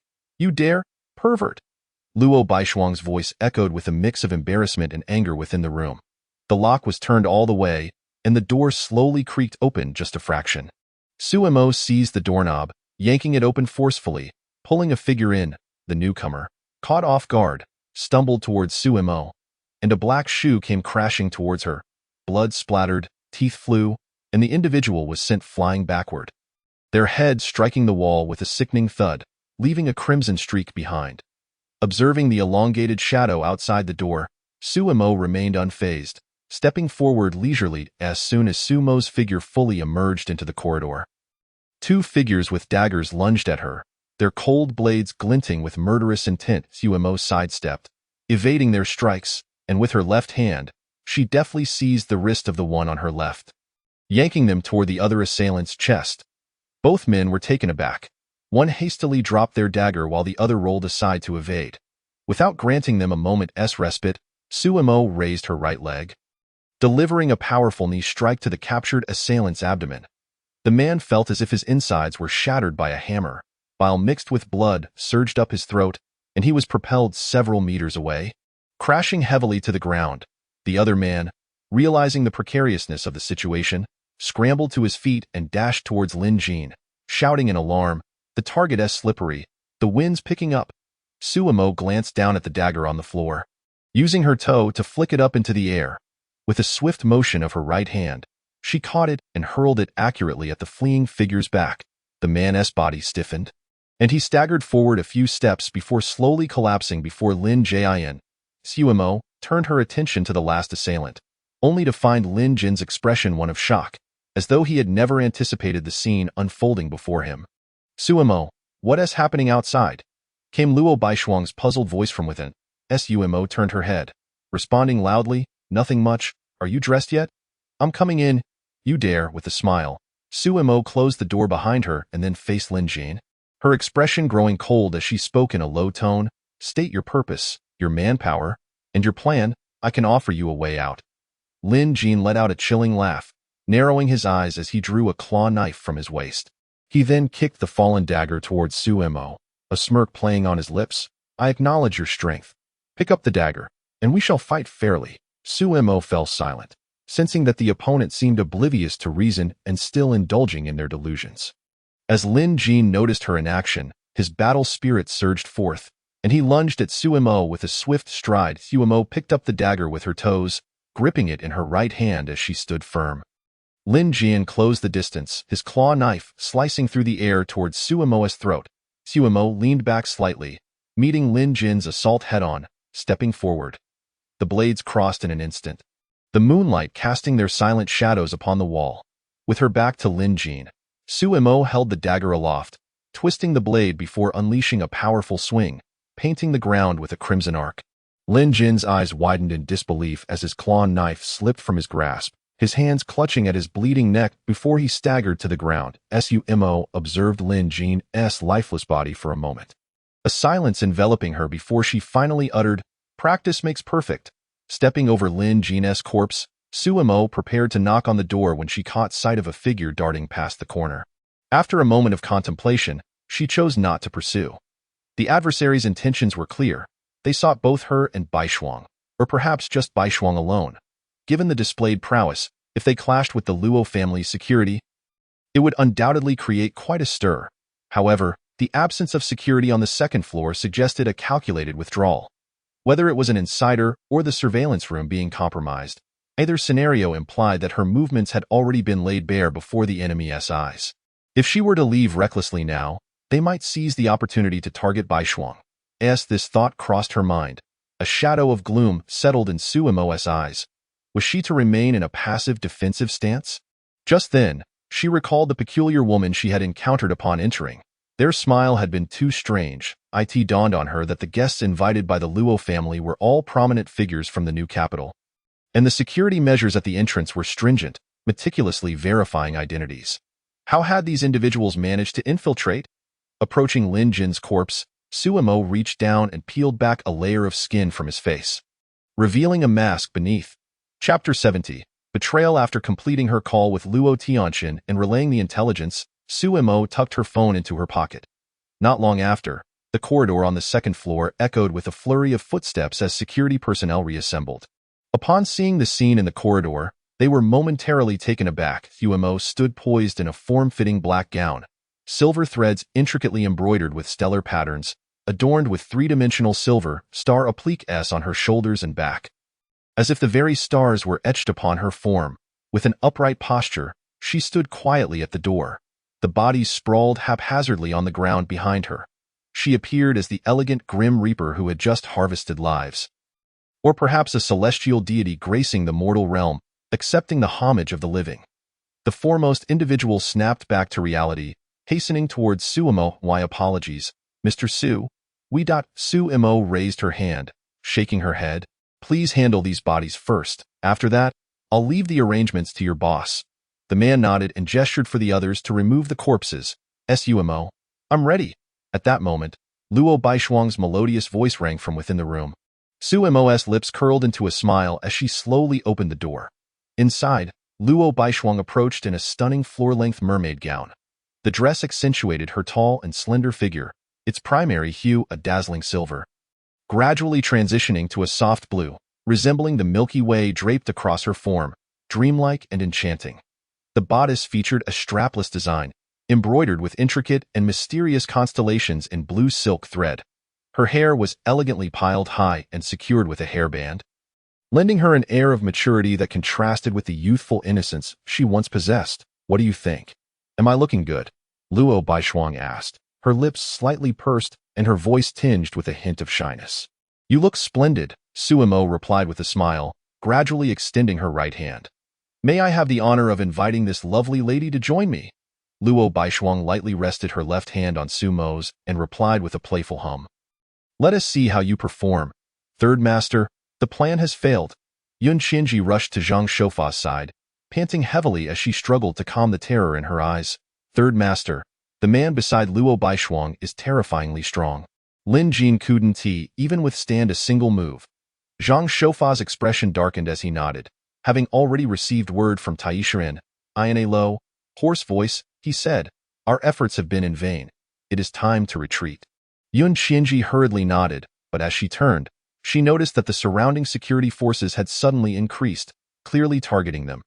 "Third Master, what should we do now?" Zhang Shoufa surveyed the crowd, his voice steady as he stated, "We shall take hostages, preferably those from the Luo family or the heir of the Bai family." His gaze fixated on Bai Mu Yang, who had just been introduced as the heir of the Bai family by Luo Jingheng. Many prominent figures wished to make his acquaintance, yet his demeanor was cold, and he engaged in conversations of no more than 5 words. Consequently, those present found themselves at a loss and departed in disappointment. Yun Qianji hesitated, stammering, "Third Master, but that's the Bai family." "Let us survive today first," Zhang Shoufa commanded. "We will take hostages and signal Taizhan to assist us outside." He then began to stride towards Bai Mu Yang. Just as he took a few steps, an elderly man suddenly blocked his path, approaching with a beaming smile. Zhang Shoufa froze, narrowing his eyes, a mysterious smile creeping onto his lips. The newcomer was Li Bukong. "Master Li, you look somewhat familiar. Why don't we play a game of chess together to get to know each other better?" Li Bukong said amiably, seemingly oblivious to Zhang Shoufa's identity. However, Zhang Shoufa sensed that numerous individuals were converging on him from all directions. The curve of his smile grew more pronounced, yet his eyes held no mirth. "When did you discover my presence, fourth? The foul stench emanating from you is detectable from several miles away," Li Bukong responded. Dropping the facade, Zhang Shoufa did not believe Li Bukong's words, locking eyes with him as he questioned, "Is it Li Lanlan?" "No, she has been captured and cannot relay any information." Suddenly, a thought struck him, and he turned towards Yun Qianji, only to find her hiding behind the crowd, her face visible as she shouted at Li Bukong, "He intends to take the Bai family heir hostage." Zhang Shoufa's expression turned furious as he gritted his teeth. "Qianji, you have betrayed me, Third Master. Keeping me alive is better than all of us being buried with you." Yun Qianji retorted with a scoff, and then she waved at Li Bukong, smiling, "Fourth Master, I have achieved a merit. You must protect me." Li Bukong nodded and then coldly advised Zhang Shoufa, "Zhang San, wicked deeds will inevitably lead to one's downfall. Surrender yourself, Lic. We have been brothers for decades, yet you choose to betray me." Gouging out my eyes and severing my right hand. Zhang Shoufa opened his right eye, revealing an empty socket, then extended his heavily gloved right hand towards Yun Qianji, his laughter tinged with sorrow. "And ultimately, the child I have nurtured for 10 years has also chosen to betray me. Tell me, is this fate? Fate? It is retribution." Li Bukong's gaze turned icy as he bellowed, "Man acts, heaven observes. Zhang San, you have committed heinous acts and lost all moral integrity. Retribution is imminent. The war was declared over. Yet you insisted on causing the deaths of the Luo couple and igniting the final bloodbath. The guild leader said the world of martial arts is like family, yet you sacrificed countless lives for a mere piece of land. Such retribution leaves no room for argument. Argument? In victory, the victor reigns. There is nothing more to say. You have won, Li Si." Zhang Shoufa scoffed coldly, falling silent. Li Bukong's expression remained stern as he gestured for security to arrest Zhang Shoufa, instructing them to bring him to Shao Luo for judgment. Seeing this, Yun Qianji quickly identified several accomplices, ultimately revealing Li Lanlan, tearing off her disguise. "Fourth Master, Lanlan is here." Li Bukong regarded Li Lanlan with a complex expression, gritting his teeth. "I will take her to the security office. The others will be sent to Shao Luo as well." Once everyone had been taken away, Yun Qianji hurriedly approached, ingratiatingly saying, "Fourth Master, I will take my leave now." Li Bukong coldly scoffed, summoning a security guard. "Take her to the security office to turn herself in." "Fourth Master, you tricked me!" Yun Qianji exclaimed in anger. Li Bukong sighed. Qianji, you will have protection in prison, but if you fall into the hands of the Luo family, you will surely perish. All right, take her away. Die in the corridor. Su Mo and Luo Baishuang were walking side by side towards the hall when they encountered the security team. Luo Baishuang looked at the detained individuals with confusion and asked one of the security personnel, "What happened?" The man respectfully replied, "Miss, a group of lawbreakers appeared at the banquet, but they have already been captured." Su Mo frowned slightly, pondering how such a significant issue could be resolved so easily. Hadn't it been less than 5 minutes since the alert? There had been no considerable disturbance. Were they merely delivering heads? Had only a single plan been devised, and it failed so easily? Outside the Luo estate, Li Lanlan, her hands bound, followed closely behind Li Bukong, awaiting his stern reprimand. Li Lanlan, you should leave. Do not return to Xindu. Li Bukong paused, his voice low and weary. He slowly turned, loosening Li Lanlan's bindings, then turned his back to her. Li Lanlan's eyes reddened as she bit her lip, crying out, "Fourth Master! Oh, not call me Fourth Master. I do not deserve it." Li Bukong shook his head, his voice hoarse. Li Lanlan knelt, choking on her sobs as she pleaded. "Fourth Master, I truly know my mistakes. Please do not abandon me." Listening to Li Lanlan's weeping, Li Bukong felt a complex turmoil within him. After all, she was the child he had raised for 10 years. After a long silence, he finally spoke. "Come back to me when you have ceased your thievery." With that, Li Bukong turned away. Li Lanlan gazed at his retreating figure, her heart aching, and she cried out desperately, "Fourth Master!" Li Bukong shuddered, sensing something, and turned back. Die in that instant. He saw Li Lanlan holding 2 razor-sharp blades, pressing them together, the blades piercing through her palms, blood streaming down her fingers as she pressed her forehead to the ground. "Fourth Master, I will no longer be a thief." Li Bukong's expression changed drastically, rushing forward to embrace Li Lanlan, his voice urgent, "Lanlan, quickly, to the hospital." Li Lanlan shook her head, tears streaming down her face. "No need. Fourth Master, I do not have much time left. Third Master poisoned us before his operation. We had no choice but to betray him. There is a mole among the security. They intend to poison the guests present. And Third Master has a gun hidden in his right hand. Fourth Master, you must save them." Chapter 71. Poisoning in the hall. The guests buzzed with conversation due to the earlier commotion. Luo Jingheng stepped confidently onto the stage. Clearing his throat to address the crowd, "I sincerely apologize, esteemed guests. We encountered a minor issue, but it has been resolved. I kindly ask for your patience as the engagement ceremony will commence shortly." At that moment, Su Mo and Luo Baishuang descended the staircase from the 2nd floor. Upon hearing the words engagement ceremony, Luo Baishuang's ears flushed a delicate pink. She glanced at the guests below and then turned her head slightly, shyly asking Su Mo, when will your family arrive?" Su Mo paused, a look of confusion crossing her face as she replied, "Baishuang, did you invite my family? Did my brother not invite them?" Luo Baishuang asked, momentarily dazed. Su Mo's confusion deepened, her brow furrowing as she inquired, "What do you mean? Why would your brother invite my family? I thought I heard them mention an engagement ceremony. Who in your family is getting engaged? Is it your brother?" Luo Baishuang appeared utterly bewildered, exclaiming, "Isn't it us?" Su Mo froze, feeling a wave of embarrassment wash over her. Have we progressed a bit too quickly?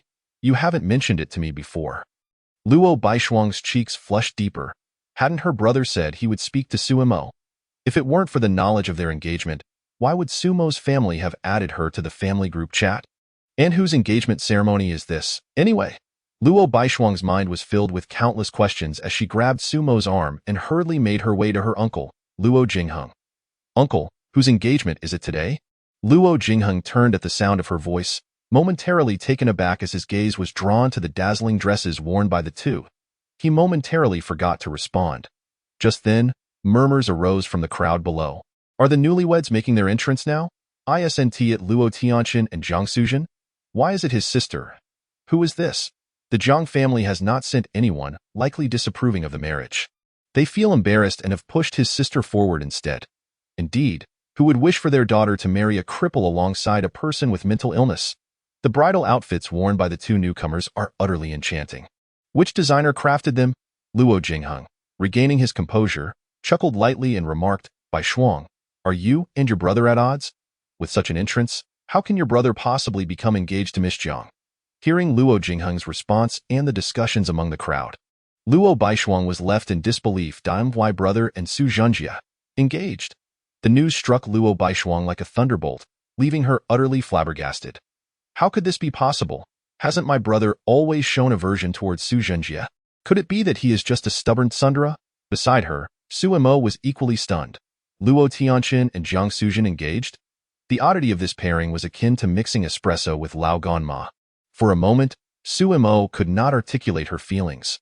Luo Baishuang, coming back to her senses, felt her cheeks burning as she anxiously tugged at Su Mo to leave the stage. This is so embarrassing. The two girls retreated to a corner, avoiding the gazes of others, and Luo Baishuang let out a long sigh of relief, glancing at Su Mo out of the corner of her eye. She noticed Su Mo looking at her with a peculiar expression, her lips curving into a sly smile. Luo Baishuang, feeling both shy and annoyed, glared at Su Mo and huffed. No laughing. All right, I won't laugh anymore. Su Mo gently reassured her, ruffling Luo Baishuang's hair. Stop it, I took such care to style it, and now you're messing it all up. Luo Baishuang swatted Su Mo's hand away like a kitten refusing to be touched. Just then, a server approached, bowing slightly and inquiring, Sir, would you like a glass of champagne? No, thank you, that I don't drink. Su Mo waved her hand dismissively. Luo Baishuang, seizing the opportunity, teased, Are you a child? Here, get him a glass of milk. The server nodded and promptly handed over a glass of milk, saying, Sir, here you go. Su Mo smiled as she accepted it, turning her head to ask Luo Baishuang, What about you? Adults naturally drink adult beverages. Luo Baishuang replied, lifting her chin and pointing at the server's tray with pride, Get me a glass of orange juice. The server nodded and subsequently handed an orange juice to Luo Baishuang. With a smile playing on her lips, Su Mo was about to bring the milk to her lips when a faint yet familiar foul odor wafted into her nostrils, causing her to wrinkle her nose. Su Mo's expression changed dramatically as she abruptly knocked the orange juice from Luo Baishuang's hands. Just as Luo Baishuang stood in shock, Su Mo sprang into action, gripping the server's throat tightly and pressing him against the wall.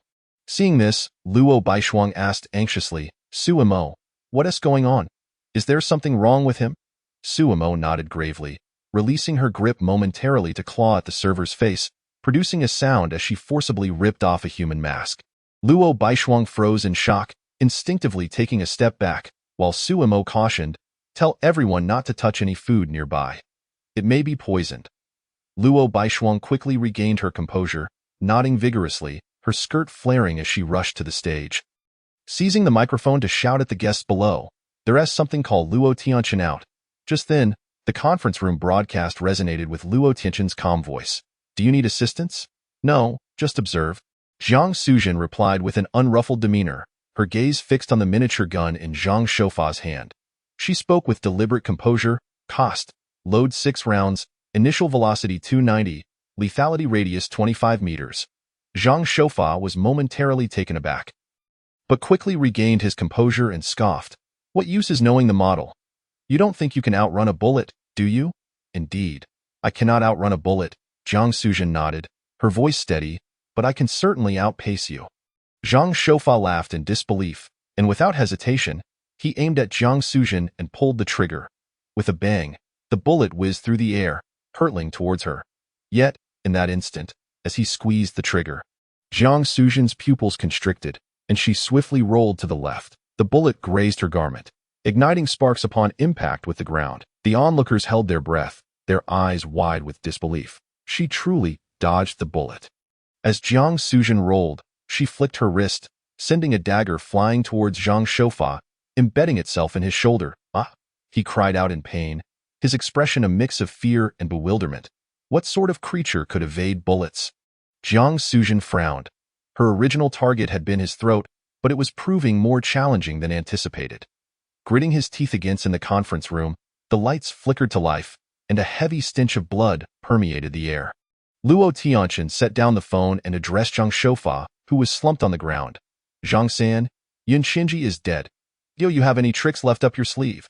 Zhang Shoufa coughed violently, blood spilling from the corner of his mouth, and chuckled hoarsely. Xiangxi Zi, I poisoned the guests present. Only I possess the antidote to the poison. The attendees, all of noble birth, knew that if a significant number of deaths occurred within the Luo family, there would be no place for them in the new capital. At that moment, a hidden door swung open, and Yi Wangqing wheeled herself over to Jiang Suzhen, stating, "5 individuals have been confirmed poisoned. Induction of vomiting has been performed, and they have ingested activated charcoal. An ambulance is en route to transport them to the hospital for gastric lavage and blood purification. The poisoning occurred recently, so they can be saved." Upon hearing this, Zhang Shoufa burst into laughter. "You don't believe this little yellow-haired girl's nonsense, do you? Without my antidote, they are surely doomed." Yi Wangqing cast a disdainful glance at Zhang Shoufa and scoffed. "What era do you live in?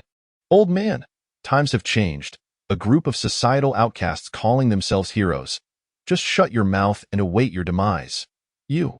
Zhang Shoufa seethed with anger, coughing violently. Yi Wangqing then turned her gaze to Luo Tianqin and said, "While this incident is resolved, the news of the banquet's attack has already spread, inevitably affecting the Luo family's prestige and subsequent plans. My suggestion is to wait until those underworld leaders arrive, then behead these criminals and hang their heads in the conference room window. Zhang San can execute the beheading, as the effect of a manual saw would be more intimidating."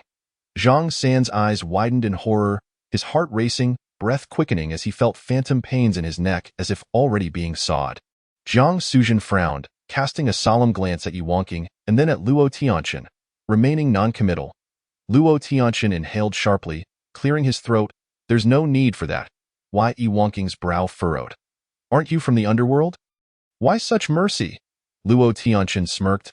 "We are from the underworld, but we are not sadistic. You speak so lightly, yet I don't believe you have taken many lives." At that moment, the conference room door flew open, and Li Bukong burst in, lunging toward Zhang Shoufa, frantically searching his pockets but finding nothing. Li Bukong seized Zhang Shoufa by the collar, his eyes wide with rage, shouting, "Zhang San, where's the antidote? Where is it?" Zhang Shoufa looked at Li Bukong, sneering with a mocking expression. "Li Si, if you want the antidote, you can beg them to spare me, and I shall give it to you." Gasping for breath, Li Bukong turned to Luo Tianqin and the others, his eyes reddened, kneeling in desperation. "Little Luo, please spare Zhang San. Lan Lan has been poisoned and is near death. I beg you, little Luo, I will agree to any condition. If you want my hand, my life, I will give them to you. Just save Zhang San." "Very well." Luo Tianqin nodded without hesitation, as if mere words cost nothing. Li Bukong was momentarily taken aback, then hurriedly turned back to Zhang Shoufa, urgently demanding, "Little Luo has agreed. The antidote, where is it?" Zhang Shoufa glanced at Li Bukong, chuckling softly, then reached into his coat pocket. Seeing this, Li Bukong rushed forward, but found it empty. "Ha ha ha!" Zhang Shoufa laughed heartily, only to suddenly cough violently, spitting blood repeatedly, and remarked, "Cough, cough.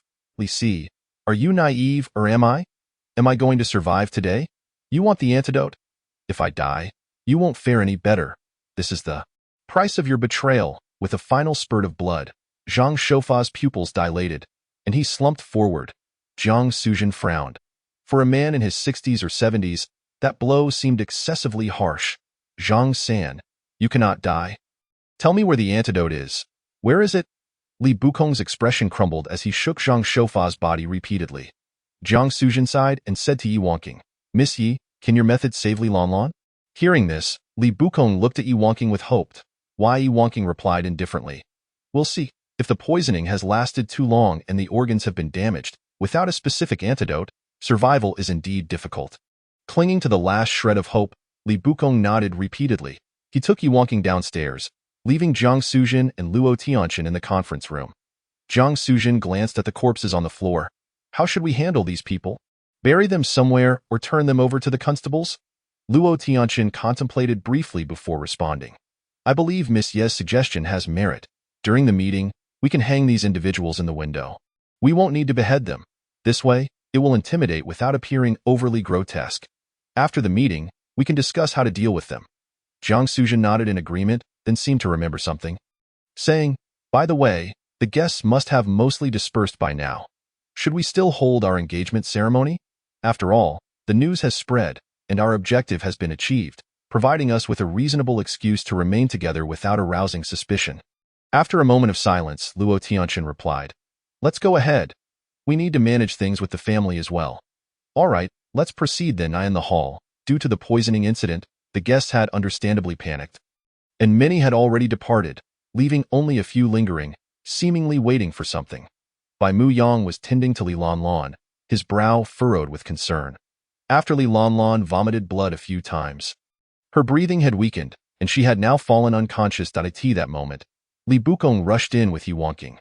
Bai Mu Yang's eyes lit up, joyfully exclaiming, "Miss Wangking, could you please..." Yi Wangking shot a cold glance at Bai Mu Yang, prompting him to immediately fall silent, maintaining his aloof demeanor. Yi Wangking approached Li Lanlan, feeling her arm and checking her eyelids, stating, "Her face is pale, limbs cold. She is in shock and respiratory failure. The toxins have likely penetrated her organs." Hearing this, Li Bukong staggered back, his expression sorrowful as he knelt and embraced the unconscious Li Lanlan, weeping. "Lanlan, look at fourth master, look at grandfather. I was wrong. I should not have taught you to steal. I should not have driven you away. What are you wailing about? Did I say she couldn't be saved?" Yi Wangking's brow furrowed deeper as she gazed at Luo Tianqian, who had wheeled himself over, adding, "I noticed your family has a helicopter?" Luo Tianqian nodded, reminding, "Taking off requires a flight plan. Should I apply for it?" "You apply for it. By then, she can be placed in an urn." Yi Wangking scoffed, then turned to Li Bukong. "The cost of saving her is quite high. Don't try to bargain with me about repaying favors later. I have no need for your hands or your life. From now on, her fate is in my hands. Once she repays her debts, I will grant her freedom." Li Bukong nodded vigorously, agreeing. "You are right. If she dares to run in the future, I will certainly break her legs and drag her back to you." "Then take her away." Yi Wangking replied, then turned to Bai Mu Yang, instructing, "While I am away, do your job well and do not let me down." With that, Yi Wangking signaled for Li Bukong to leave. Bai Mu Yang watched Yi Wangking's retreating figure, feeling overwhelmed with emotion, unable to restrain himself. Miss Wangking is truly the kindest and gentlest person in the world. Nearby, Luo Tianqian and Jiang Suzhen gasped in shock. This child was beyond saving. At that moment, Luo Baishuang approached Luo Tianqian, asking with concern, "Brother, are you hurt? I heard those thugs say..." "No, everything is under control." Luo Tianqian reassured her with a smile. Luo Baishuang sighed in relief, but then looked around. Noticing the absence of Su Mo, her heart racing again, asking anxiously, "But where is Su Mo? Brother, have you seen her?" Chapter 75. My shoulder can also be a place for you to lean on. In the restroom, Su Mo was washing the blood off her hands at the sink, gazing at the conspicuous stains on her clothing, sighing. "This seems rather difficult to explain." She raised her eyes to the mirror, remaining silent for a moment before self-deprecatingly smiling.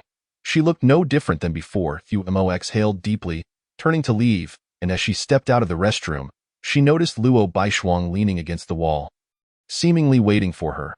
Seeing Su Mo emerge and noticing the blood on her, Luo Baishuang couldn't help but ask with concern, "Su Mo, are you all right? Are you hurt anywhere?"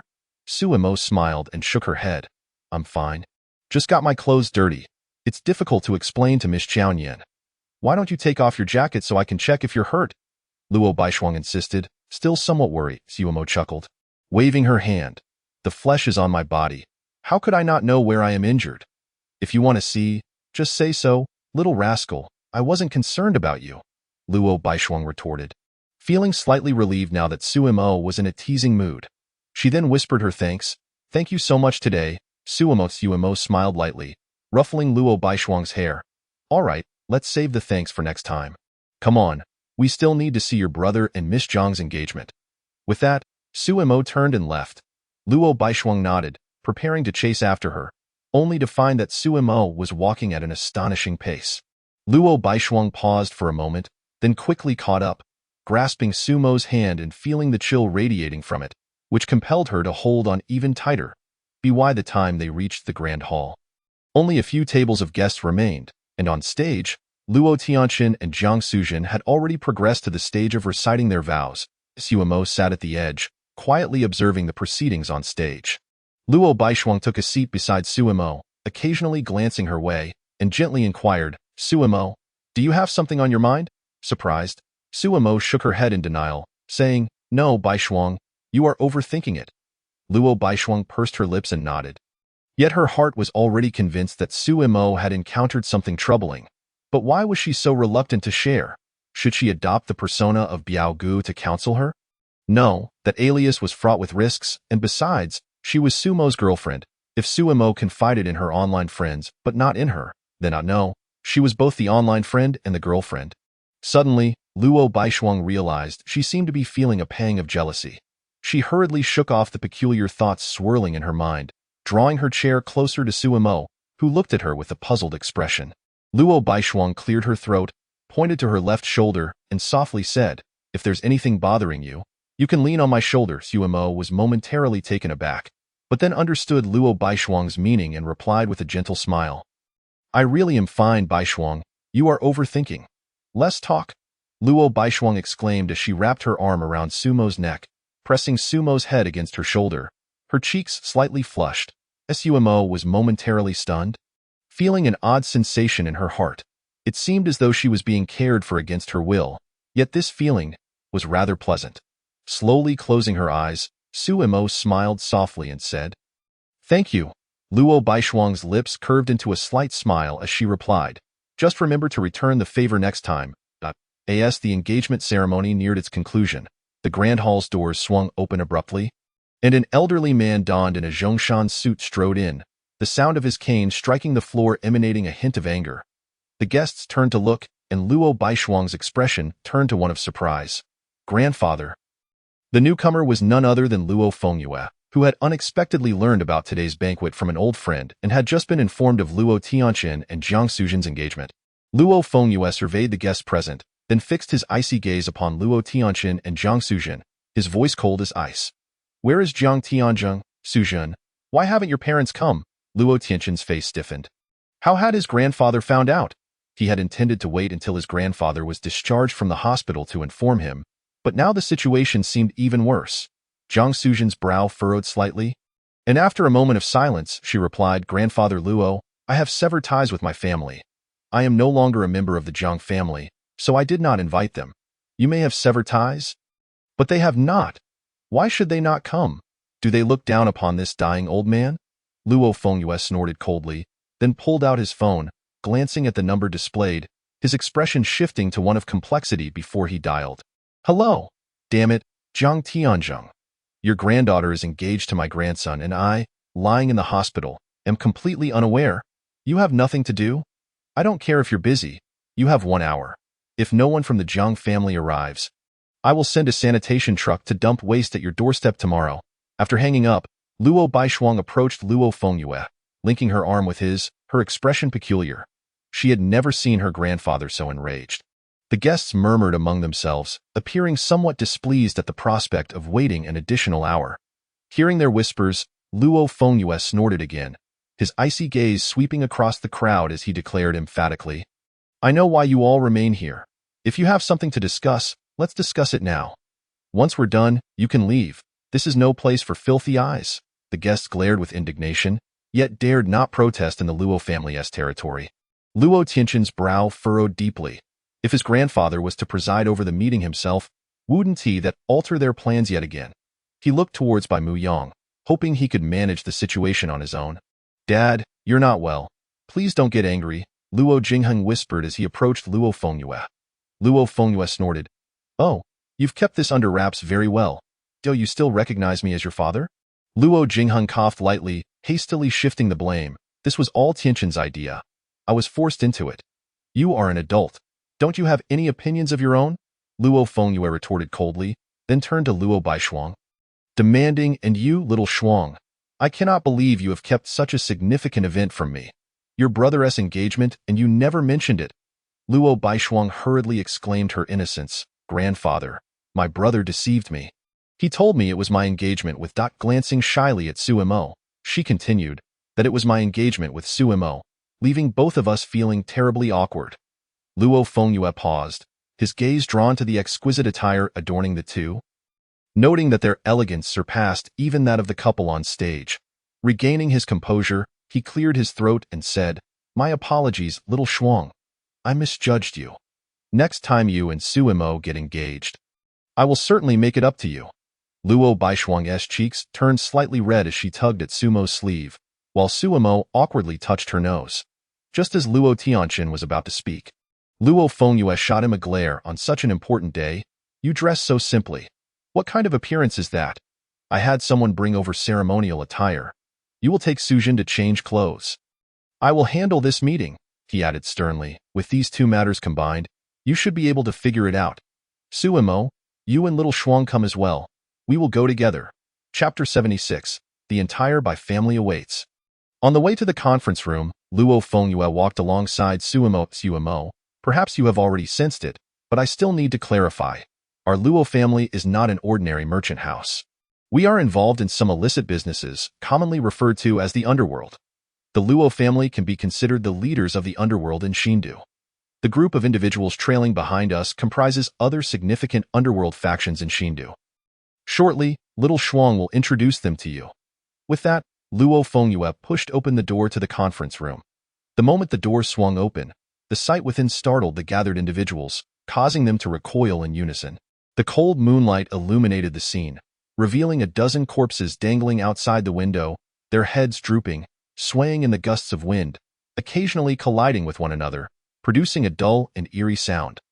Luo Baishuang was taken aback by this grim sight. Instinctively gripping Sumo's wrist, Suemo, however, felt relatively unperturbed, having seen full corpses before, but Notice-I Chi Feiyu chuckled softly and remarked, if they wish to expose their educational incompetence, I wouldn't mind being made an example of. If I were to fall, there will naturally be others to take my place. Luo Fengyue furrowed his brow, while Lan Xiuyue, who was beside him, quickly interjected, Master Luo, young Qi speaks bluntly and has a fiery temper. Please do not take offense. Everyone has been a bit restrained lately. After all, we all have to eat from the same bowl. It's one thing to quarrel at the outset, but if the pot is overturned, it benefits no one. Master, you are the head of our family. We all acknowledge your authority to preside over this matter. Luo Fengyue cast a sidelong glance at Lan Xiuyue and nodded. He then produced a document and stated, this is a proposal drafted by Tianqin regarding the territorial and profit distribution of the Longxing Society. Please take a look and let me know if there are any objections. As for the matter concerning the Luo family.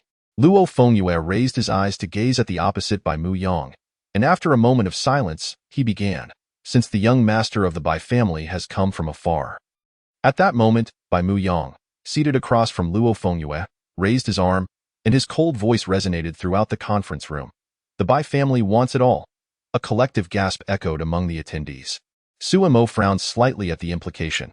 If the Bai family sought to claim all of the Longxing Society's territory, it suggested that they aimed to dominate Xindu, or perhaps TOC's control over it. Moreover, this attitude was a far cry from Bai Mu Yang's usual docile demeanor, clearly influenced by Yu Wanqing's instigation. At that point, Chi Feiyu slammed his hand on the table, the first to take offense, and pointed accusingly at Bai Mu Yang, exclaiming, you arrogant brat. Eat so much, and you might choke on it. Silence. Lan Xiuyue's face turned pale as she hurriedly pulled Chi Feiyu down, whispering, have you lost your mind? This is the Bai family we're dealing with, the Bai family that dominates 3 provinces. How dare you speak to them in such a manner? Bai Mu Yang's icy gaze swept over Chi Feiyu. His tone flat as he stated, next time, you will pay for your insolence. Just then, Luo Fengyue spoke up, young Master Bai, have you considered the price of wanting it all? Bai Mu Yang stood up. His eyes filled with disdain as he fixed his gaze on Luo Fengyue, a mocking smile playing on his lips. Xindu. I want that too. Another gasp rippled through the room. Was this a declaration of war? Bai Mu Yang suddenly pointed his index finger at Chi Feiyu, his tone frigid. You are the first. Furious, Chi Feiyu was about to erupt, but Lan Xiuyue firmly held him down, scolding, calm down, you fool. Then, Bai Mu Yang continued, pointing at Lan Xiuyue, coldly stating, and you are next.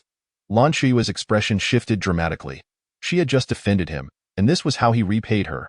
Bai Mu Yang then pointed at the other 2 underworld leaders in turn, finally resting his finger on Luo Fengyue. And you last? Luo Baishuang's eyes blazed with indignation.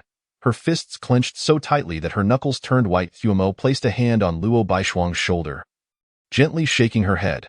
Something about this situation felt peculiar. It is often said that a powerful dragon does not suppress a local snake.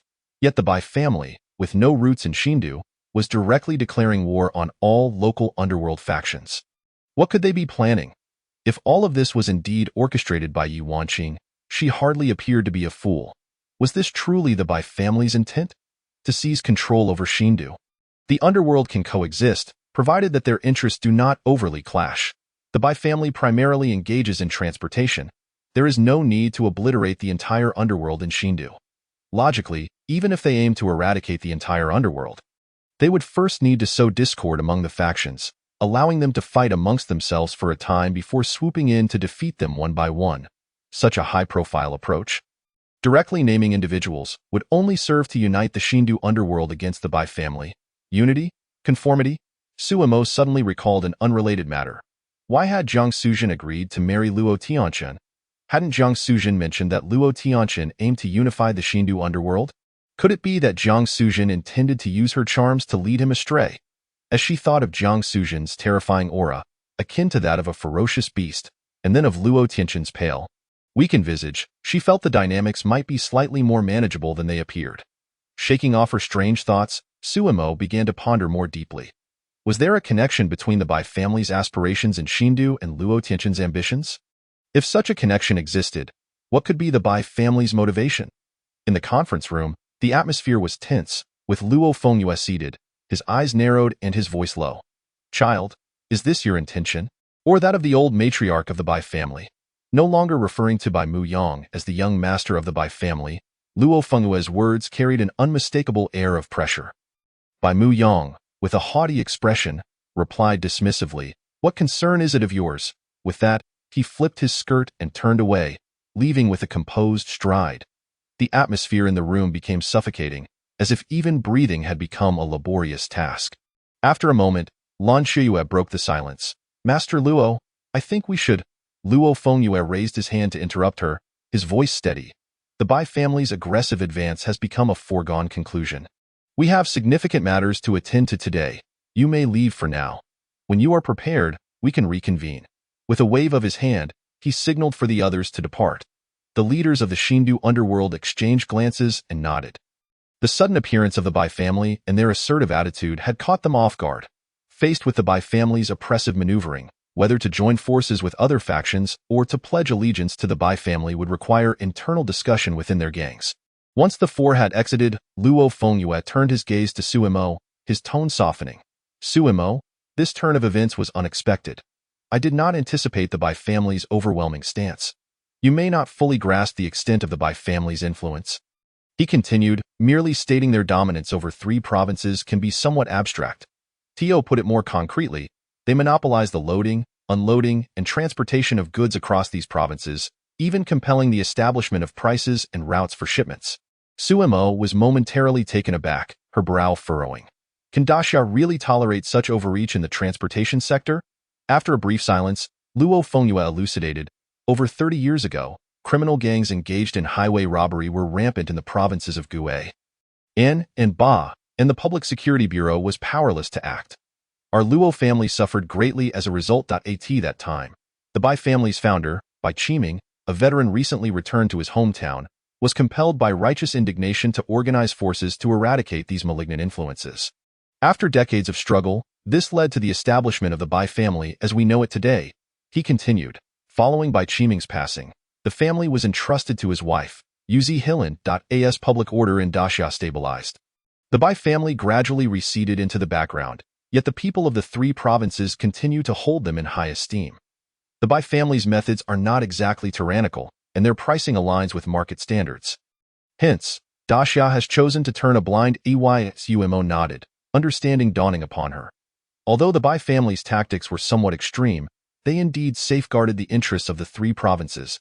If Daxia were to confront the Bai family directly, it could yield unfavorable consequences. Yet, the Bai family's monopolistic behavior was undeniably detrimental to Daxia's interests. It remained to be seen how long Daxia would tolerate such encroachment. Luo Fengyue continued, "Suemo, I believe you can comprehend the predicament in which our Luo family currently finds itself." After a moment of contemplation, Suemo replied, "If the Bai family were to take serious action, even a united front from the Xindu underworld would struggle to resist." Luo Fengyue nodded, fixing his gaze on Suemo as he inquired, "And what would your choice be, Suemo?" Suemo understood what Luo Fengyue was truly asking. If the Bai family were to annihilate the Xindu underworld, would she choose to stand with the Luo family? And would she continue to be with Luo Baishuang? Beside her, Luo Baishuang watched Suemo intently, her heart racing with anxiety. With a gentle smile and a firm tone, Suemo declared, conflicts are not insurmountable, and the situation has not reached an irreparable state. Even if the Bai family does come for us, I will ensure Baishuang's safety. Luo Baishuang breathed a sigh of relief, and Luo Fengyue's face broke into a satisfied smile. Suemo, if that day truly comes, you and little Shuang should leave Xindu. Grandfather. Luo Baishuang bit her lip, her eyes filled with worry. Luo Fengyue chuckled, shaking his head. Little Shuang, do not overthink it. The Luo family has deep roots in Xindu and will not be easily toppled. Even if Yu Zhilan herself were to come, I would still be able to hold my ground against her. Turning away, Luo Fengyue spoke lightly. Now, let us head to the hall. I want to see if that old tortoise, Jiang Tianzhong, has arrived in the hall, as the last few underworld leaders departed. Only the Luo family members remained, accompanied by two petite figures. Sumo was slightly taken aback upon seeing the newcomers. It was Jiang Yinxiu and Su Mumu. The two spotted Sumo and their eyes brightened, as if they had finally found their squad. Hastening towards her, Su Mumu, with a small spring perched atop her head and hands on her hips. Reproached, second brother, you had a banquet and didn't even call me. Without me, how do you plan to tackle the child and the ant? Sumo's lips twitched as she pinched Su Mumu's cheek. Exasperated. I feared that if you came, you'd eat up their entire table.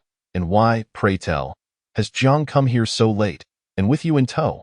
It was my suggestion, Jiang Yinxiu explained, her gaze shifting to Jiang Suzhen, who was elegantly clad in a red Xiohe dress on the platform, her expression complex. Today, I invited Mumu to my home, but then grandfather mentioned that sister was getting engaged, so I asked her to join me.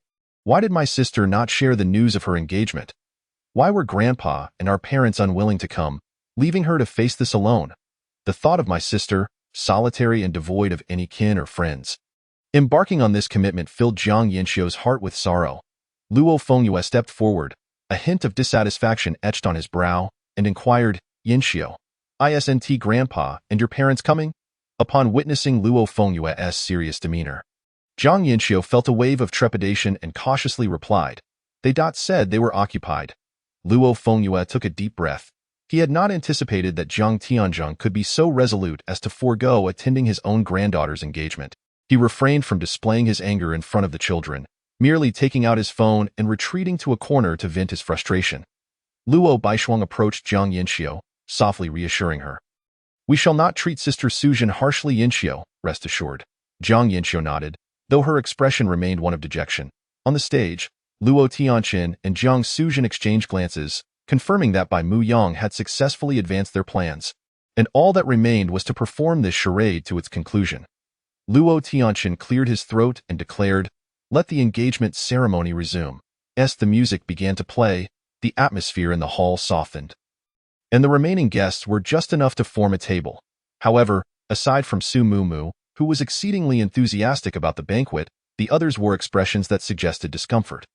This was largely due to the mechanical performance of the two on stage, which lacked any genuine emotion, rendering the audience nearly drowsy. Luo Fengyue, unable to endure it any longer, stepped aside once more to make a call and express his discontent. Suemo tugged at Su Mumu's collar to prevent her from leaping onto the table, while Luo Baishuang offered comfort to Jiang Yinxiu. After a prolonged wait, the ceremony concluded, and Jiang Suzhen presented tea to Luo Fengyue. After receiving it with a complex expression, he slowly spoke, Suzhen, the issues of the previous generation belong to them. You children need not bear the burdens of unnecessary enmity. Jiang Suzhen was momentarily taken aback, but quickly smiled and replied, Grandpa Luo? I understand. I have already let go.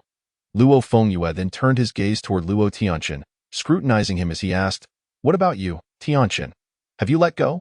Upon hearing this, Luo Tianqin managed a faint smile. I have also let go, Grandpa. Luo Fengyue sighed, his gaze wavering between the two, his tone serious. I hope that is indeed the case. I cannot comprehend the thoughts of your generation. I only hope you do not become a pair of resentful partners. He paused, then admonished Luo Tianqin, Tianqin, promise Grandpa you will not let Suzhen suffer. Luo Tianqian met Luo Fengyue's gaze in silence, then nodded earnestly, yes, I will not let Su Zhen be wronged, Grandpa. With that, Luo Fengyue felt a slight relief, turning to the others with a gentler tone, everyone, please rest at my home tonight. We shall depart tomorrow. Chapter 78. Why are you looking at me? Just kiss, Sister Baishuang. May I sleep in the same room with you tonight? I won't disturb you and second brother, will I? In the corridor, Su Mumu, cradling Xiao Chun, squeezed between Su Mo and Luo Baishuang, her eyes curving with mischief. Su Mo flicked her fingers against Su Mumu's forehead, admonishing, why don't you go cozy up to your wealthy lady? Su Mumu gasped, clutching her reddened forehead, and protested. Xiao wants to share some heartfelt words with her sister. And I want to share some heartfelt words with my sister too. Luo Baishuang's cheeks flushed slightly as she nodded. My room is just ahead. As she pushed open the door, a yellow figure darted through the crack, wagging its tail and joyfully circling around Su Mumu while barking twice. Su Mumu's eyes brightened as she reached out, exclaiming, Doggy. Startled by the sudden commotion, Xiao Chun leapt from Su Mumu's arms and dashed out, followed closely by Xiao Hu, with Su Mumu chasing after them, calling, Doggy. Wait for me. Observing this, Su Mo turned to Luo Baishuang and suggested, shall we go? Yes, Luo Baishuang replied softly, nodding as she moved closer to Su Mo, her right hand gently brushing against Su Mo's hand. Understanding the unspoken cue, Su Mo grasped Luo Baishuang's hand, and though Luo Baishuang remained silent, a sense of naturalness enveloped them. Hand in hand, they strolled into the courtyard, where the moonlight, resembling shattered silver, laid a silvery sheen upon the ground. As they walked, Luo Baishuang suddenly halted, gradually speaking, Su Mo, thank you. You have already expressed your gratitude today, Su Mo responded with a light laugh. Luo Baishuang shook her head. No, I am referring to the meeting room, where you said you would protect me. What is there to thank for? Su Mo asked, puzzled. Luo Baishuang did not respond immediately, lowering her head into silence. The night deepened, accompanied by the faint chirping of insects. After a moment, Luo Baishuang withdrew her hand, standing before Su Mo, the moonlight cascading upon her gown, creating a halo of silver. Su Mo, I will stand by the Luo family until the end. Luo Baishuang took a deep breath, tears glistening in her eyes, a gentle smile gracing her lips as her voice trembled. So, Su Mo, you must choose again. Su Mo remained silent, quietly observing her tear-streaked cheeks. Perhaps Luo Fengyue's earlier comment about taking Luo Baishuang away had struck a chord within her. Do you not trust me? Su Mo finally spoke. Luo Baishuang fervently shook her head, her voice low. No, I believe in you, but precisely because I do not wish for you to be harmed. This is a matter of our Luo family. Su Mo slowly approached, cradling Luo Baishuang's face in her hands, using her thumb to wipe away the tears at the corners of her eyes, their gazes softening as they locked onto each other. Baishuang, you have always been my only choice. Luo Baishuang shivered slightly, her ears turning crimson as she looked down, her sorrow replaced by embarrassment, and playfully retorted, such mushy words, where did you learn them? Su Mo chuckled in response, perhaps I learned them the moment I met you. Luo Baishuang's face grew even redder as she bit her lip and shot a glare at Su Mo. You trickster. Su Mo, realizing how naturally charming she was, thought it best to instill in her some boldness in pursuing romantic interests. Otherwise, one day she might find herself surrounded by admirers. So, have you made up your mind? Luo Baishuang lifted her gaze to meet Su Mo's. Su Mo nodded. Yes, as you stand with the Luo family. I will stand with you. Luo Baishuang's lips curled slightly, sweetness blooming in her heart as her hand slowly wrapped around Su Mo's neck, her eyes fluttering shut, her cheek drawing nearer, bathed in moonlight. Su Mo found her heart momentarily skip a beat at the sight of Luo Baishuang's exquisite visage, and she gently leaned in. The warm breath from the other side brushed against Su Mo's cheek, igniting an unfamiliar sensation within her. As their breaths grew heavier, Su Mo sensed the tension emanating from Luo Baishuang, mirroring her own. However, was that sound a bit too loud? Su Mo slightly opened her eyes, only to catch a glimpse of a yellow dog's head, tongue lolling out and eyes wide with curiosity. Startled, Su Mo leaned back, her gaze landing on Su Mumu, who was clutching Xiao Hu with one arm and holding Xiao Chun with the other. Her expression expectant. Upon meeting Su Mo's gaze, Su Mumu, with a hint of frustration, exclaimed, Second brother, Why are you looking at me? Just kiss. Luo Baishuang was startled by the sudden voice, quickly retreating.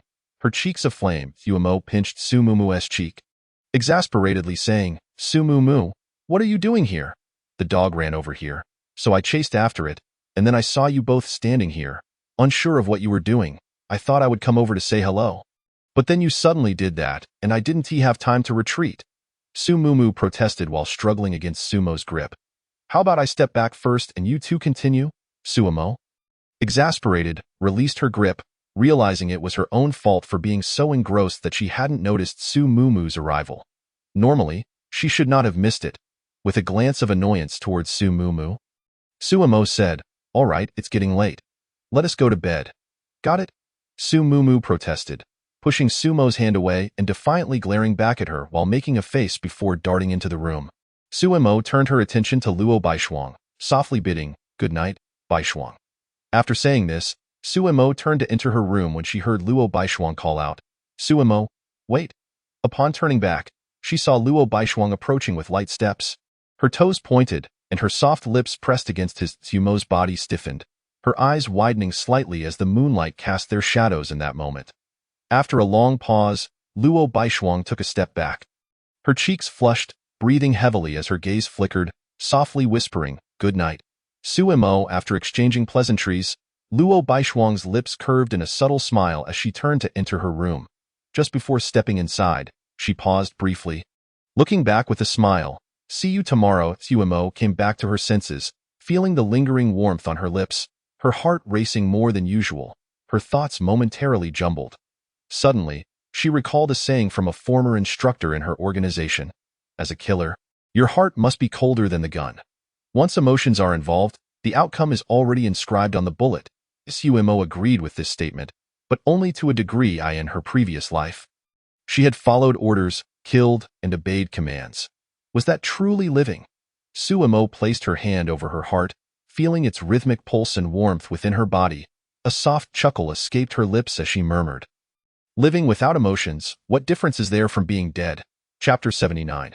The Dongshan Temple Fair. Luo Tianqian, have you gained insight into Sumo's capabilities this time? In the tranquil chamber, the wall displayed footage of Sumo's confrontation with 4 assailants in the corridor. Luo Tianqian observed quietly, then remarked, The surveillance angle is poor, and the resolution was too swift. I couldn't discern much. It felt excessively effortless. Moreover, I am somewhat curious about where he acquired such skills. According to the records, he appears to be an ordinary law student with no notable extracurricular activities. Jiang Suzhen remained silent for a moment before responding.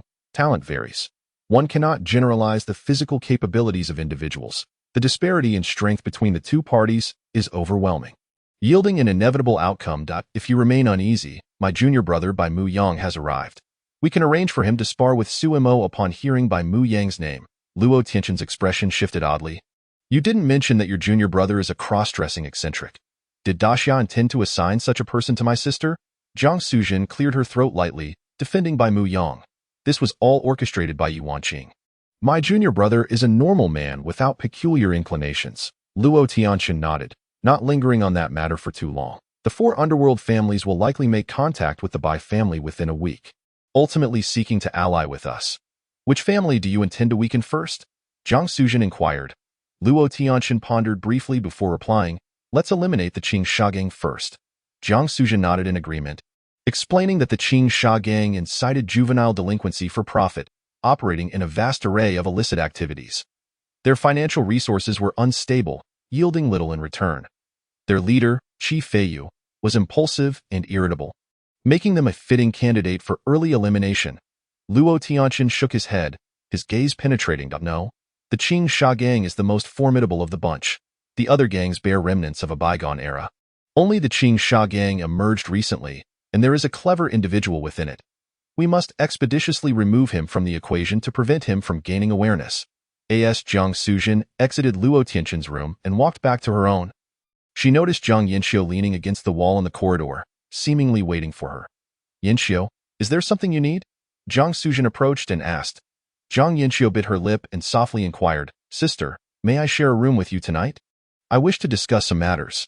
After a brief silence, Jiang Suzhen replied, There's another person in my room. Let me check if it's all right. Zhang Yinxiu was taken aback. There's someone else in your room? Who is it? Upon entering Zhang Suzhen's room, she saw a girl clad in a creamy white wool sweater sitting at the table, illuminated by a desk lamp as she worked on something. Anya? Zhang Yinxiu stared at Lin Anya in slight surprise before her gaze shifted to the single large bed in the room. Her lips parted slightly, hesitantly asking, have you two been sharing a room these past few days? Anya is pregnant, so it's more convenient to care for her this way, Zhang Suzhen explained. Turning to Lin Anya, she continued, Anya, my sister wishes to stay with me tonight. If it inconveniences you, I can request another room from the Luo family. Lin Anya shook her head, no need. There's enough space for all of us. I was hoping to chat with you as well. Zhang Suzhen nodded in agreement. After the three women finished their evening routines and climbed into bed, Zhang Suzhen settled in the middle. As the lights dimmed, moonlight filtered through the sheer curtains, casting a soft blue glow across the room. Breaking the silence, Zhang Yinxiu asked, Sister, why did you decide to become engaged to brother Luo Tianqin? It's not that I think he is unsuitable. Are you trying to ease the relationship between the Jiang and Luo families? Yinxiu, I have severed ties with the Jiang family long ago. As you saw at the engagement banquet today, aside from you, no one from the Jiang family attended, Zhang Suzhen replied with a gentle smile. Zhang Yinxiu bit her lip, her expression sorrowful. She opened her mouth to explain and mend the situation but found herself at a loss for words.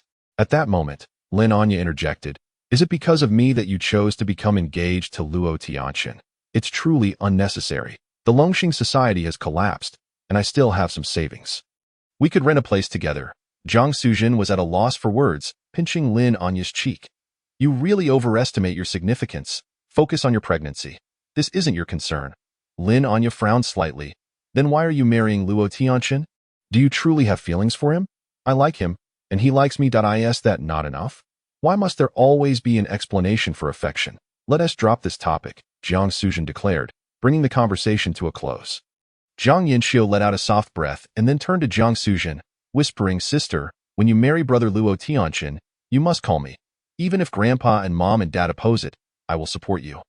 Zhang Suzhen felt warmth in her heart, nodding as she gently stroked Zhang Yinxiu's hair, replying affirmatively. Lin Anya leaned closer, adding, Once my child is born, I'll have the child call you godfather. Zhang Suzhen's lips twitched, and she grasped Lin Anya's face, correcting, Make it godmother. Zhang Yinxiu chuckled lightly at the exchange. As the atmosphere gradually settled into tranquility, suddenly, both girls spoke simultaneously. Sister, you must be happy. Suzhen, you must be happy.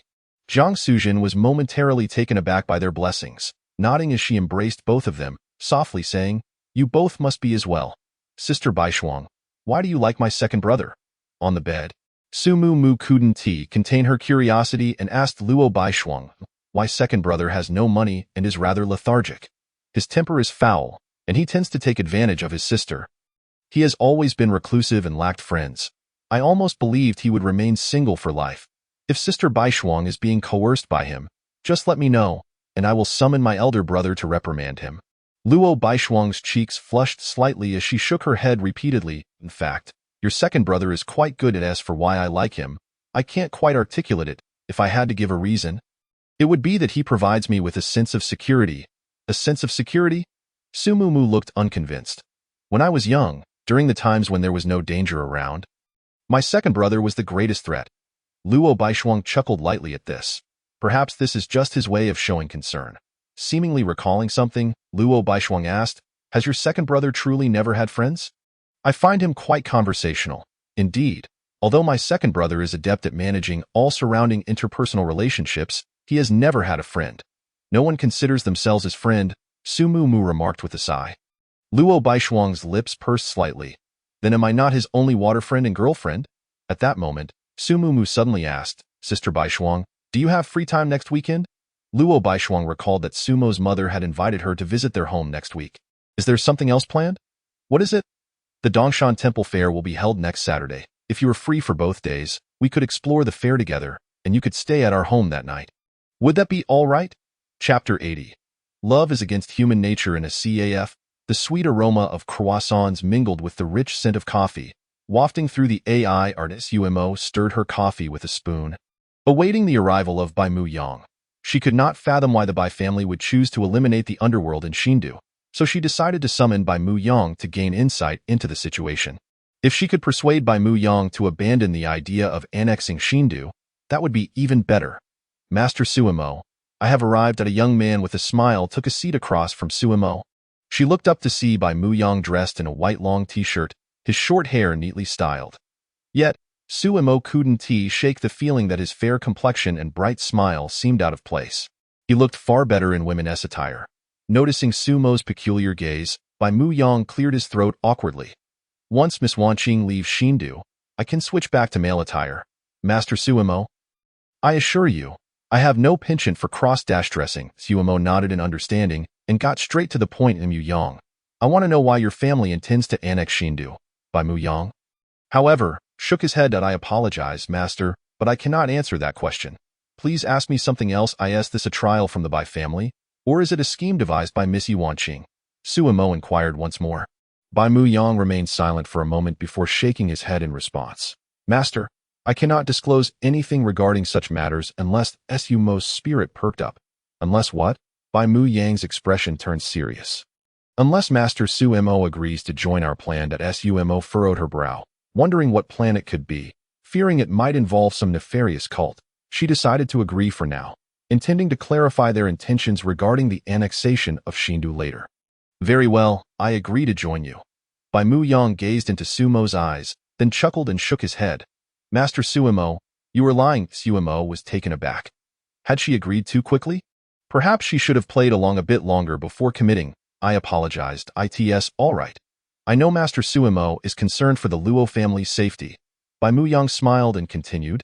In fact, I never expected that Master Suimo, you are actually Miss Luo's boyfriend. However, this has greatly assisted me. As a token of gratitude, I can divulge a piece of information to you, Master Suimo. But there remains one condition. What condition? After everything in Xindu concludes, I would like you to take some time to visit a city called Xinhua City. When Bai Mu Yang mentioned Xinhua City, his eyes noticeably brightened. Suimo was taken aback. His geographical knowledge was lacking. Was there a city named Xinhua City in Daxia?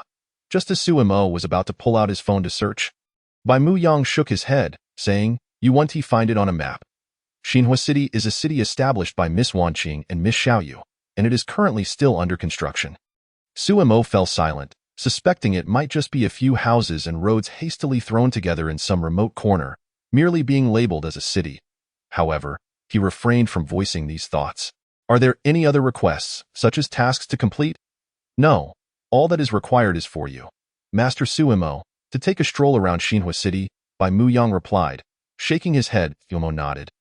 All right, I agree. Bai Mu Yang smiled and then spoke. After the Bai family assimilate Xindu, I assure you that the Luo family will be unharmed. On his way home, Suimo lowered his head, frowning. Today's conversation had not yielded the desired results. Bai Mu Yang was tight-lipped, and only two pieces of information were somewhat useful. The first piece was that after the Bai family took over Xindu, the Luo family would remain safe. One possibility was that Bai Mu Yang was benevolent, merely seeking wealth rather than life. However, Suimo quickly dismissed this notion. Bai Mu Yang might be kind, but the formidable Yi Wanqing behind him was certainly not a benevolent figure. She understood the principle of eradicating threats at the root.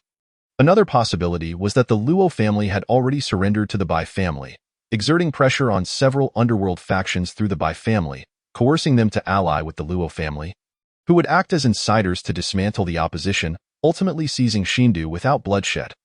However, judging by the attitudes of Luo Baishuang and Luo Fengyu, this seemed unlikely, unless it was Luo Tianchun or Luo Jingheng secretly collaborating with the Bai family, keeping the rest of the Luo family in the dark. But what would be the rationale behind not informing the others? These two did not strike Suimo as the type to remain silent. The second piece of information was that Bai Mu Yang claimed his relationship with Bai Shuang had greatly aided him. Why would Bai Mu Yang say this? On the surface, Bai Shuang and Bai Mu Yang appear to be adversaries. Aligning himself with Bai Shuang only meant that Bai Mu Yang had gained another enemy, which offered no logical benefit. Unless the two parties had originally shared mutual interests, and his presence replaced some role that Bai Mu Yang had, or perhaps his existence somehow contributed positively to their plans. Suimo felt that he was missing a crucial piece of information, just a smidgen. At that moment, Suimo suddenly recalled Jiang Suzhen's words. that Luo Tianchun intended to unite external forces to consolidate Xindu. Was the Bai family the external force in question? Suemo sensed a significant likelihood of collusion between the two sides. Yet many logical inconsistencies persisted, such as what the Bai family stood to gain from this conflict. Why did Luo Tianchun not inform other members of the Luo family? And why did Jiang Suzhen agree to marry Luo Tianchun? Among other queries, Suemo felt as though he had become a mere pawn on a chessboard, sensing that he was just a fraction away from unraveling the entire scenario. Unbeknownst to him, Suemo had arrived at his parents' doorstep. He paused his thoughts, deciding that he had deduced all he could for now, and would proceed step by step. Regardless, he must ensure the safety of Bai Shuang and her family. Dad, Mom, I'm back.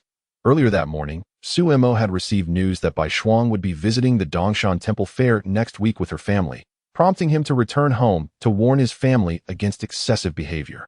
Upon opening the door, he found his entire family gathered around the table, including his sister-in-law Shan Tingshui, engrossed in something. From the kitchen, Su Ming poked his head out, chuckling helplessly. Xiaomo, you're back. Suemo, with a wary expression, asked, Elder brother, you're not planning some bizarre game again, are you? Su Ming shook his head and sighed. No, just go in and see for yourself. Skeptical, Suemo entered the room, only to hear a strange voice emanating from the screen. To win over a girl, you must not merely fulfill her requests but surpass the other men in her life. To achieve this superiority, you cannot adhere to ordinary logic in your responses and thoughts. You must play your cards differently. Remember, it is essential. Only then can you distinguish yourself from the others. Romance is counterintuitive, my dear family. We are not discussing a platonic love. Our ultimate goal is for two strangers to end up together in bed. Therefore, pursuing romance is not a normal behavior. It requires someone to intervene to catalyze its occurrence. Love necessitates some level of calculation. You might perceive this as unscrupulous. However, take my advice. Girls are often drawn to bad boys. You may not adopt the persona of a bad boy, but you must think like one. Suemo stared at the screen, bewildered by the man wrapped in white bandages, wondering, who on earth is this? Zhang Jingyuan turned upon noticing Suemo and quickly pulled him to sit down. Xiaomo, come quickly, listen to the master's lecture. Suemo, utterly confused, asked, what master? The love master. Zhang Jingyuan clarified. Your sister-in-law invited him to teach you how to navigate romance. Sumo's lips twitched as he turned to Shan Tingshui. Sister-in-law, really? Shan Tingshui immediately looked embarrassed. He was a victim we encountered during a police call. After learning about his experiences, I thought his insights might be beneficial for you, so I purchased his course. Victim? What on earth? Suemo gazed at the bandaged man, utterly perplexed. Shan Tingshui explained, one of his girlfriends is a nurse. Due to her demanding job, she couldn't bear the thought of him being taken by someone else. So, she stabbed him 18 times, skillfully avoiding vital areas, resulting in only minor injuries. He forgave her and is now being treated at the hospital where his nurse girlfriend works. After hearing this, Sumo remained silent for a long time before finally uttering a single word. Impressive. Chapter 81. Master, I have my own rhythm, bro. That concludes the lesson. There's not much more I can teach you.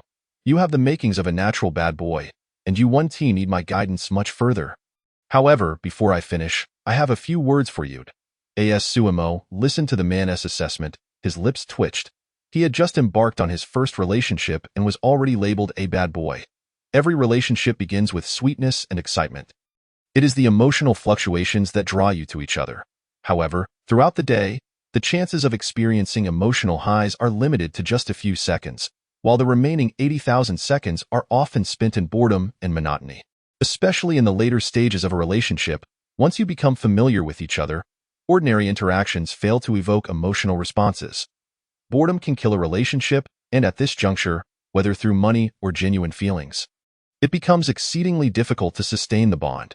Because what you can provide can also be offered by others, who may even bring a sense of novelty and excitement.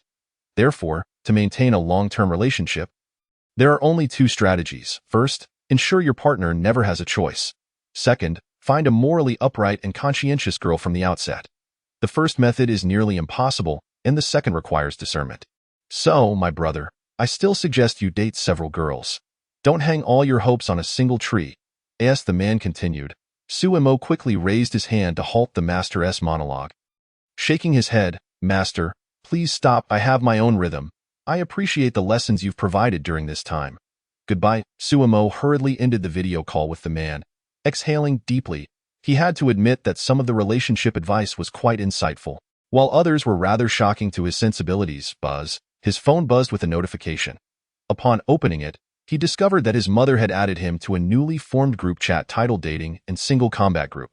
Sumo's lips twitched. His family was up to their antics again. Everyone was included in the group except for Bai Shuang. No, that wasn't right. The master was also in the group. Hua Kai Fu Gue, Suemo, and Su Xiaomu. Change your usernames. I live my life on thin ice. Help an old lady across the street. Help an old lady across the street. Mom, what's wrong with my username? It promotes truth, goodness, and beauty. Is that not a traditional virtue of Daxia? Suemo pretended not to see the message and refrained from responding. Hua Kai Fu Gue, forget it, Xiaomu. How did you find the master's teachings? I live my life on thin ice. I live my life on thin ice. Pretty good, but too difficult. I can't grasp it. Hua Kai Fu Gue, I knew you wouldn't be any good. No worries, I've signed up for another live guidance session with the master. Tomorrow, wear headphones and listen to our instructions throughout. I live my life on thin ice. Love ultimately relies on conscience. Suemo's body trembled, and his fingers flew across the screen as he typed furiously. I live my life on thin ice. No need for that. The master said I'm naturally suited to be a bad boy.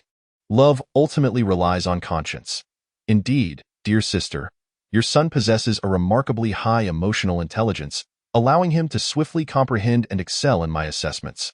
Coupled with his striking good looks, he is undeniably cut out to be a rogue.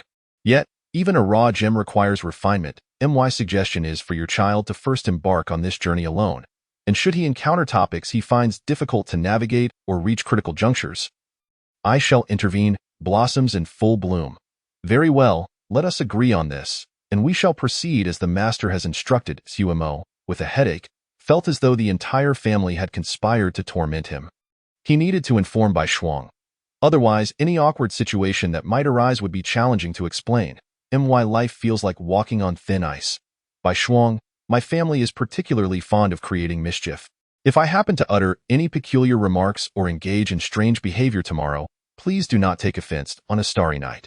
Upon receiving Sumo's message, Luo Bai Shuang's expression turned somewhat peculiar as she glanced at her grandfather and uncle, who were engrossed in animated discussion. Father, the same old tactics no longer suffice. In my opinion, the crux lies in the engagement during conversation. Luo Jingheng and Luo Fengyue were arguing their points vehemently. With a slight sigh, Luo Bai Shuang noted that her family was relentless in their strategizing for her benefit.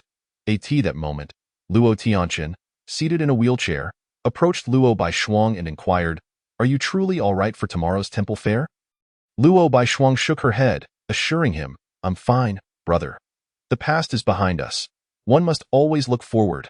Luo Tianqin sighed and nodded. Years ago, when the truce in the underworld was signed, they had attended the Dongshan temple fair together, only to be abducted when Zhang San and others violated the agreement.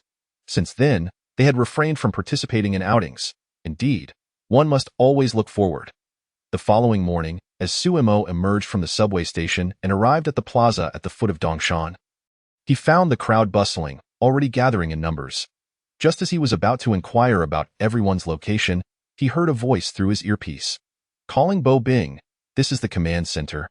Requesting confirmation of equipment and personnel status, report your location. Sumo grimaced. Master, please, not this.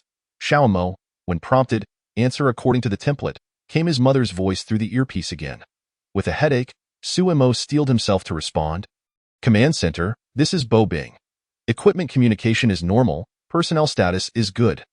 Currently located at the northwest corner of Dongshan Plaza, requesting to proceed to search for the target location. Bo Bing.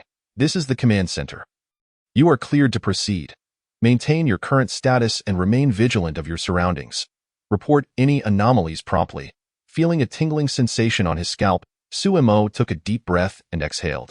His peripheral vision caught a glimpse of a striking figure approaching him. The moon-white skirt swept across the cobblestones, adorned with silver-embroidered magnolia flowers, while Luo Bai Shuang donned a moon-white hanfu embellished with auspicious cloud patterns. Her hair styled in twin buns, a smile gracing her lips as she approached. Suemo smiled, and was about to walk towards her when a young man suddenly appeared, blocking Luo Baishuang's path. With a gentle tone, he said, "Miss, may I have the pleasure of making your acquaintance?"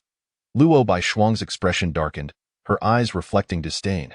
She parted her lips slightly, as if commanded by some invisible force, but said nothing, instead turning her gaze towards Suemo. Frowning, Suemo stepped forward, positioning himself protectively in front of Luo Baishuang, and smiled at the young man, saying, "My friend, I believe we should introduce ourselves first." The young man hesitated, then waved his hand and retreated. "Apologies. No need with that." He hurriedly circumvented the pair and departed. Once the young man was gone, Suemo turned around to find Luo Baishuang gazing at him with a smile in her eyes, her body drawing nearer as she playfully asked, "What? Are you jealous?" Suemo pressed his lips together, about to reply, when the earpiece suddenly relayed, "Do not affirm or deny. Respond with a question." Sumo's lips twitched as he recalled the previous lesson. Avoid revealing your needs easily in front of a girl. Yet do not feign indifference. A question is always the best response. Heeding the master's words, his mother's voice urged him from the earpiece. With a resigned sigh, he turned his gaze toward Luo Baishuang and smiled. "What if I said I wasn't jealous?" Chapter 82. Sugar painting. Luo Baishuang pouted slightly, turning her head away and feigning indifference. "If you're not jealous, then so be I." Suemo reached out to lightly touch her hairpin, prompting Luo Baishuang to take a small step aside. As though feeling wronged, he looked at Luo Baishuang and softly asked, "Are you upset?" "Ha, what could possibly make me angry?" She huffed lightly. "Do you even know if I'm upset?" Suemo extended his hand to grasp Luo Baishuang's, and though she struggled for a moment, casting him a reproachful glance, she ultimately allowed him to hold her hand. With a gentle laugh, Sumo's tone softened. "No man wishes to see his girlfriend being courted by another. So tell me, am I jealous?" Luo Baishuang's lips curled upward slightly as she replied with a playful hum. "Now that's more like it." Suemo smiled, and his gaze fell upon a vendor selling sugar paintings nearby. He asked, "Baishuang, would you like to have some sugar paintings?" Luo Baishuang followed Sumo's gaze to the stall, where the sunlight illuminated the crystalline animal sugar paintings, each exquisitely lifelike. She was immediately captivated by a phoenix sugar painting, nodding eagerly. "I want that phoenix sugar painting." Suemo regarded the majestic phoenix, poised as if ready to take flight. Recognizing it as a potential art piece, he nodded with a hint of a smile. "All right, but, Baishuang, you must agree to one condition." "What condition?" Luo Baishuang regarded him with suspicion. Suemo smiled and said, "If I happen to offend you today, you must promise not to be upset." Upon hearing this, Luo Baishuang shot him a fierce glare. "Humph, then I'll buy it myself." With that, she approached the sugar painting stall, the sweet aroma of malt wafting through the air. Suemo, feeling helpless, quickly followed. Luo Baishuang addressed the kindly-looking elderly vendor, "Master, how much for that phoenix sugar painting?" The vendor replied, "This one is for display, not for sale. To purchase a sugar painting, you must spin the wheel. Whatever it lands on is what I will create." He pointed to a circular turntable adorned with various small animal images. Luo Baishuang glanced at the small section reserved for the phoenix. Her lips pursed in disappointment. "Can I offer more money for you to make it directly?" The vendor shook his head. "No amount will do. This is a rule my family has upheld for over 60 years. Other stalls may sell the phoenix outright. You can check if they are better than mine." Reluctantly, Luo Baishuang gazed longingly at the phoenix. Biting her lip, "Then I shall give it a try." The vendor quickly cautioned, "Little girl, just to clarify, each person only gets one chance to have a sugar painting made. Why are there so many rules?" Luo Baishuang pouted in mild frustration. The vendor explained, "Dear girl, if you buy too many, you won't be able to finish them, leading to waste that I aim to prevent that." Reluctantly, Luo Baishuang nodded, inhaled deeply, and turned the pointer, her eyes filled with anticipation. However, after spinning several times, it pointed to a turtle on the opposite side of the turntable. Luo Baishuang scrunched her nose in displeasure, unable to contain her skepticism. "Master, this turntable can't possibly be functioning properly, can it?" "Little girl, the Dongshan Yuancher is watching from the mountaintop. I am too timid to play tricks under his gaze." The vendor chuckled, unfazed by her doubts, and reassured her, "Life rarely goes as planned. Regrets are the norm." "Do you wish for me to create this sugar painting?" Feeling deflated, Luo Baishuang nodded. "Please, go ahead." The vendor acknowledged her request and proceeded to scoop a spoonful of glistening syrup from a pot. Beginning to draw on the paper, Luo Baishuang watched the proud phoenix with a reluctant gaze, then turned her attention back to Suemo, who wore a cheerful expression, seemingly waiting for her to speak. With her cheeks slightly puffed, Luo Baishuang whispered, "If you successfully land on the phoenix, you can only make me upset once today, and I promise I won't be angry." Suemo chuckled and nodded, then awaited the vendor to finish the turtle sugar painting. He turned to the vendor, "Master, I would like to buy one as well." The vendor glanced at Luo Baishuang, then at Suemo. Chuckling, "Young man, are you hoping to procure a phoenix for the young lady? However, fate is unpredictable. If the wheel does not land on it, it cannot be forced." Suemo reached for the pointer, giving it a gentle nudge to test its resistance before nodding. "Master, I once believed in fate, thinking that everything in life is either present or absent. However, an elder once told me that effort shapes destiny. You may commence the creation of that phoenix sugar painting." The vendor paused in surprise as Suemo pressed his finger against the pointer and spun it with determination. The pointer whirled rapidly, while Luo Baishuang watched with wide eyes, her expression tense.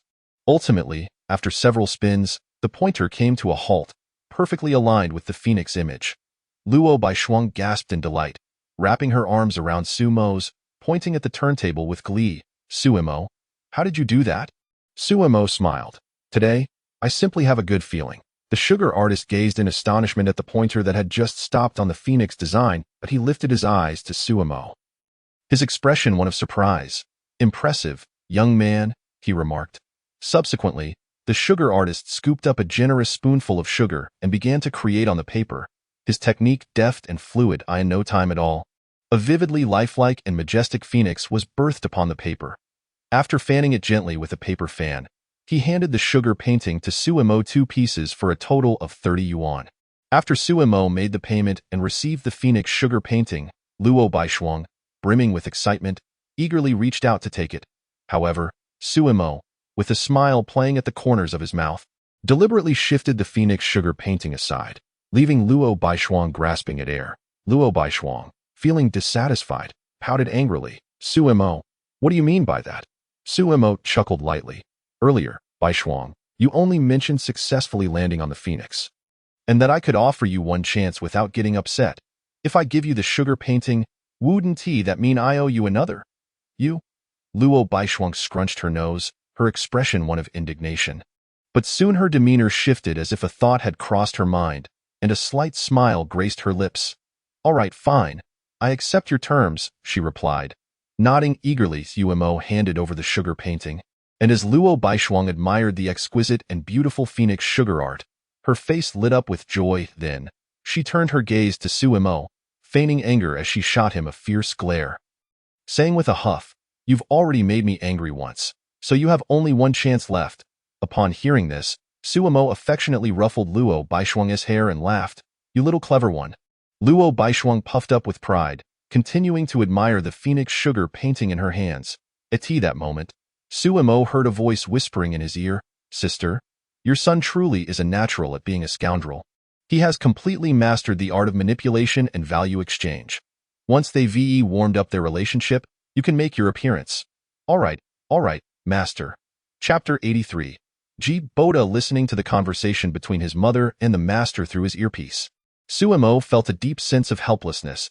He had never intended to engage in manipulation, and it was utterly embarrassing that his private exchanges with Baishuang were being overheard.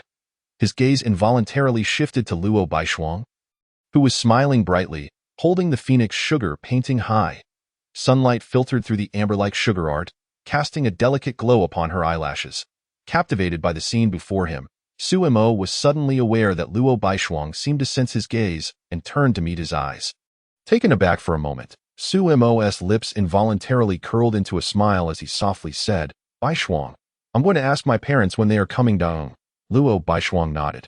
After Suemo walked away, a series of sighs echoed in her earpiece. Pouting slightly, she voiced her discontent. "Grandpa, second uncle, why are you sighing? Didn't I do as you instructed?" "Father." Baishuang is completely oblivious to Suemo's rhythm, Luo Jingheng sighed. "This child, Suemo, is naturally gifted in relationships, while Xiaoshuang has no experience at all," Luo Fengyue added with a sigh. "In that case, Xiaoshuang, We cannot teach you any further. However, there is one last method. What method? Luo Baishuang inquired, puzzled to exchange true feelings for true feelings. Meanwhile, Suemo spoke up. Master, Mom, I believe we should put an end to this matter. Baishuang is already my girlfriend, and didn't the master say I would manage? From here on out, let us all enjoy the temple fair together as a happy family. You silly boy, you've only been together for a few days. This is the perfect opportunity to deepen your feelings. You should listen to the master. Fuming at his mother's words, Suemo retorted, Mom, I want to handle my own relationship. He continued, and Master, please don't take offense at my words, but I do not agree with your theories. I do not believe that what I say or do constitutes manipulation or value exchange. I just want Baishuang to be a little happier, and in turn, I will be happier too. I believe I am genuinely loving her. Am I not? The master sighed. His voice hoarse. Suemo was taken aback and nodded. Yes. Congratulations, brother. You have graduated. You have managed to grasp the final layer. Truly, you possess exceptional talent. Many come to learn techniques from me, hoping to deceive girls and ensnare them. Yet, in the end, they fail to understand that deception is merely a means to genuinely love. With a tone of encouragement, the master said, Brother, may I share a story with you? Suemo hesitated briefly before responding with a soft Years ago, during my first love, I was entirely clueless about how to navigate a relationship, naively pouring out all my sincerity. She was a siren, and upon marrying me, she also strayed with 5 other men. Ultimately, I was cast aside, and my family became collateral damage. My life fell into despair, and I wished for a chance at rebirth, but life continued. I began to learn various emotional techniques out of a desire for revenge, eventually becoming obsessed. With my mind filled with malicious strategies during conversations, I climbed the social ladder by using different women, ultimately succeeding in avenging my first love by trampling her and her 5 boyfriends underfoot. Yet, in the process, I lost my sincerity and the ability to love. Now, nearing 40, I remain unmarried. I once scoffed at the notion that sincerity was the most worthless and cheap thing, believing that only when one has nothing do they offer their heart. Yet now I realize that sincerity is the foundation of true love. Brother, you are fortunate to have encountered a naive girl untouched by the world's corruption from the very beginning. I sincerely wish for your happiness together. Thank you. Sumo expressed his gratitude, remaining silent for a long moment before asking, Master, what is your name? I am G. Boda. Thank you, Senior. Then a message appeared in the group chat. Love in the end relies solely on conscience has exited the group. Suemo sighed deeply, surprised to have encountered his old senior. After a moment of reflection, he said, Mom, please hurry and come. Stop with all the fanciful talk. All right, you all wait for us at the entrance of the temple fair. Zhang Jingyun replied with resignation. Sumo removed his earpiece and returned to Luo Baishuang, only to find that she had not touched either of the sugar paintings. Why aren't you eating? Aren't they good? He asked. Luo Baishuang gazed at the 2 sugar paintings, her eyes filled with reluctance as she shook her head. They are too beautiful. It feels like such a waste to eat them. Suemo chuckled softly, but if you don't eat them, they will spoil. What if they get dropped on the ground while we're enjoying ourselves? That would be even more regretful. Luo Baishuang bit her lower lip. Her gaze resolute. I can take care of them carefully. Sumo was momentarily taken aback, observing Luo Baishuang's serious demeanor with a gentle smile. Then I'll accompany you, he added, by the way. My mom said we should wait for them at the entrance of the temple fair. Upon hearing this, Luo Baishuang immediately grew anxious. Aside from their visit to the scenic area, today marked her formal introduction to Sumo's family as his girlfriend. Well then, let us go. Noticing Luo Baishuang's nervousness, Suemo teasingly remarked, Don't be anxious. Even an ugly daughter-in-law must meet her in laws. Suemo. Who are you calling ugly? Luo Baishuang's eyes widened as she shot him an indignant glare. Sumo's eyes curved in amusement as he playfully said, So, Baishuang, does that mean you admit you're my wife? Wife? Upon hearing this, Luo Baishuang's cheeks flushed crimson, and she retorted, You shameless brat. I'm not talking to you anymore, with a smile lingering on his lips. Suemo walked alongside Luo Baishuang towards the entrance of the temple fair.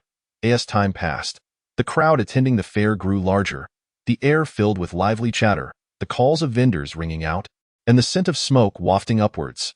Just as Suemo was about to engage Luo Baishuang in conversation, A loud thud echoed ahead. A boy, around 6 or 7 years old, was tripped and fell to the ground amidst the bustling crowd, with no one pausing to help. After a moment of hesitation, Luo Baishuang stepped forward, and Su Mo followed suit. However, before they could reach him, the boy had already gotten back up. He looked at the scrape on his hand, tears welling in his eyes as he pouted, trying to comfort himself softly. Don't cry, don't cry, Zishuan is a boy. Luo Baishuang crouched down, gently reassuring him. Little one, are you all right? Where are your parents? The boy looked up in confusion, his gaze drawn to the sugar painting in Luo Baishuang's hands, and tears began to flow from the corners of his mouth. I don't have a mom or dad. Luo Baishuang was taken aback, as if the boy's words had struck a chord within her. After a brief moment of sadness, she quickly began to console him. I'm sorry, little friend. I didn't know. Wiping his tears with the back of his hand, the boy glanced at the sugar painting with longing, choking back sobs as he said, Zishuan, doesn't he have parents? Su Mo noticed the boy's unusual behavior. And at that moment, Luo Baishuang extended the phoenix sugar painting towards him. I'm sorry. It was my mistake. I'll give this to you. Will you forgive me? Chapter 84. Belonging. The boy's face lit up with joy as he reached out to accept the painting. Su Mo crouched down, blocking the sugar painting offered by Luo Baishuang, signaling her to wait a moment with a glance. Then, turning her head, Su Mo spoke solemnly to the boy. Little friend, if you tell a lie, you might truly end up without a father or mother. The boy pouted slightly, looking up at Su Mo with a look of grievance, saying, I did not lie. Su Mo remained skeptical. While children might not tell outright lies, they could certainly engage in fanciful tales. Observing this, Luo Baishuang quickly pressed the phoenix sugar painting into the boy's hands, comforting him. Big brother is just joking with you. Go ahead and eat it. The boy's expression transformed into delight as he bit into the sugar painting, exclaiming, Thank you, sister. Su Mo sighed in resignation, deciding it was fine since Baishuang wouldn't want to eat it anyway. Luo Baishuang noticed the boy's scraped hands, her brows knitting in concern, murmuring softly, standing up alone must be painful as the boy savored the sugar painting. He heard Luo Baishuang's whisper and looked up at her. Puzzled, sister, what did you just say? At that moment, Su Mo furrowed her brow, noticing the boy's pallid complexion and slightly bluish lips. Just as she was about to check on him, an anxious voice called out from a distance. Xian! A young man clad in a deep blue hoodie pushed through the crowd, beads of sweat glistening on his forehead, and crouched beside the boy, visibly relieved. His gaze fell upon the sugar painting in the boy's hand, then shifted to Su Mo and Luo Baishuang, his face filled with apologies. I'm sorry, ladies, my brother has caused you trouble. How much is this sugar painting? I will compensate you. Su Mo waved her hand dismissively, pointing to the little boy. No need for that. Perhaps you should check on your brother first. He fell down just now, and his condition doesn't seem too good. The young man's expression changed dramatically as he examined the boy closely, asking with concern, Xian, how do you feel? Is there any discomfort in your chest? Are you feeling unwell? The boy obediently shook his head. No, brother. The young man then sighed with relief, turning back to them with sincerity.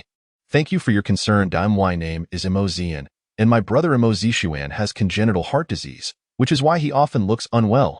He'll feel better after resting a bit. By the way, let me compensate you for the sugar painting. Mo Zian took out his phone. Su Mo shook her head in refusal. No need. Consider it our treat for your brother. Hearing this, Mo Zian expressed his gratitude once more. Thank you. Su Mo stood up, no longer dwelling on whether Mo Zishuan had lied, and took Luo Baishuang's hand, smiling as she said, Then we shall take our leave. Mo Zian promptly pulled the boy closer, instructing, Xian, quickly bid farewell to these two older siblings. Mo Zishuan cheerfully called out, Goodbye, brother and sister. Luo Baishuang gently waved, her voice warm, Goodbye, little friend. Take care of yourself. After Su Mo and Luo Baishuang departed, Mo Zian looked down at Mo Zishuan, his brow furrowed as he reprimanded, Zishuan, you're not well. If you keep running around, I might just have to take you back to the orphanage. Alarmed, Mo Zishuan quickly protested. No, brother, I promise I won't run around anymore. Mo Zian's expression was complex as he sighed softly. Suddenly, his phone buzzed with an incoming call. Grasping Mo Zishuan's hand, he glanced at the caller ID with a furrowed brow before answering. Feiyu, what's the matter? Did you not reach an agreement with the young master of the Bai family? I understand.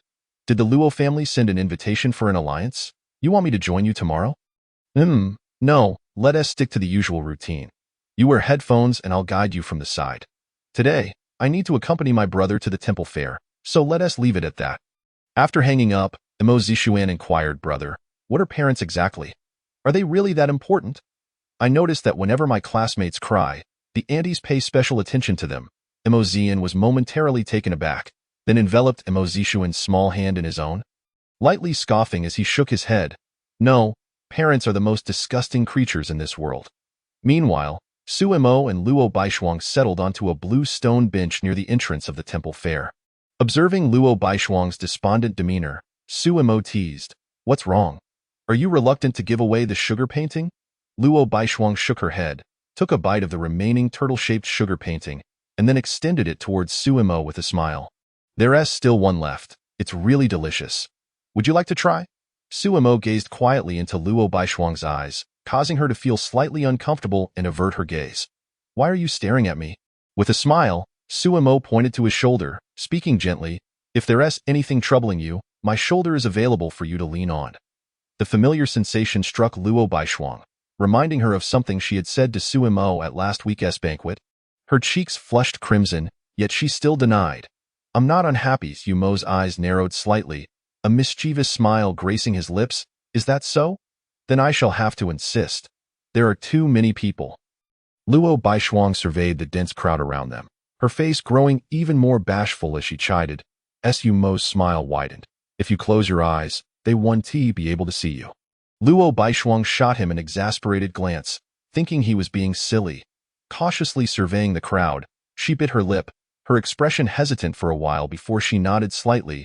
Then just let me lean on you a little. With that, Luo Baishuang leaned her head gently against Su Imo's shoulder. After a while, she suddenly asked, Su Imo, what if your family doesn't like me? They like you very much.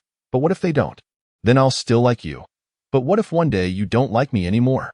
Feeling the warmth on his shoulder and listening to her soft breaths, Su Imo refrained from answering Luo Baishuang's question. Baishuang, why are you asking this? Luo Baishuang bit her lip, shaking her head slightly. I don't know. I just suddenly feel inexplicably afraid. Su Imo fell silent, realizing that Baishuang was likely affected by Imo Zishuan's circumstances, reminding her of her own past. Remembering the loss of her parents and her sense of displacement, she understood Baishuang's unease and fear stemmed from a longing to find a sense of belonging in someone else. With this thought, Su Imo slowly extended her hand to support Luo Baishuang's body, drawing closer as Baishuang looked on in confusion. Luo Baishuang's heart raced unexpectedly, thinking Su Imo was about to kiss her. In a flurry, she closed her eyes, her cheeks burning with heat. Don't. Suddenly, Luo Baishuang felt a warm and tingling sensation on her forehead. Su Imo gently pressed her forehead against Luo Baishuang's. Saying nothing, merely allowing Baishuang to feel his presence, Luo Baishuang's flustered heart gradually calmed. She opened her eyes slightly, only to see the soft sunlight illuminating Su Imo's face, making him appear gentle and sincere. Her heart raced, and her lips involuntarily curled into a slight smile. Just then, from the corner of her eye, Luo Baishuang spotted Su Imo's family approaching them, causing her to fluster once more. Su Imo, quickly, don't get so close. Chapter 85. The meeting at the entrance of the temple fair, the crowd was bustling. Luo Baishuang timidly tucked herself slightly behind Su Imo, a faint blush gracing her cheeks as she nervously observed Su Imo's family.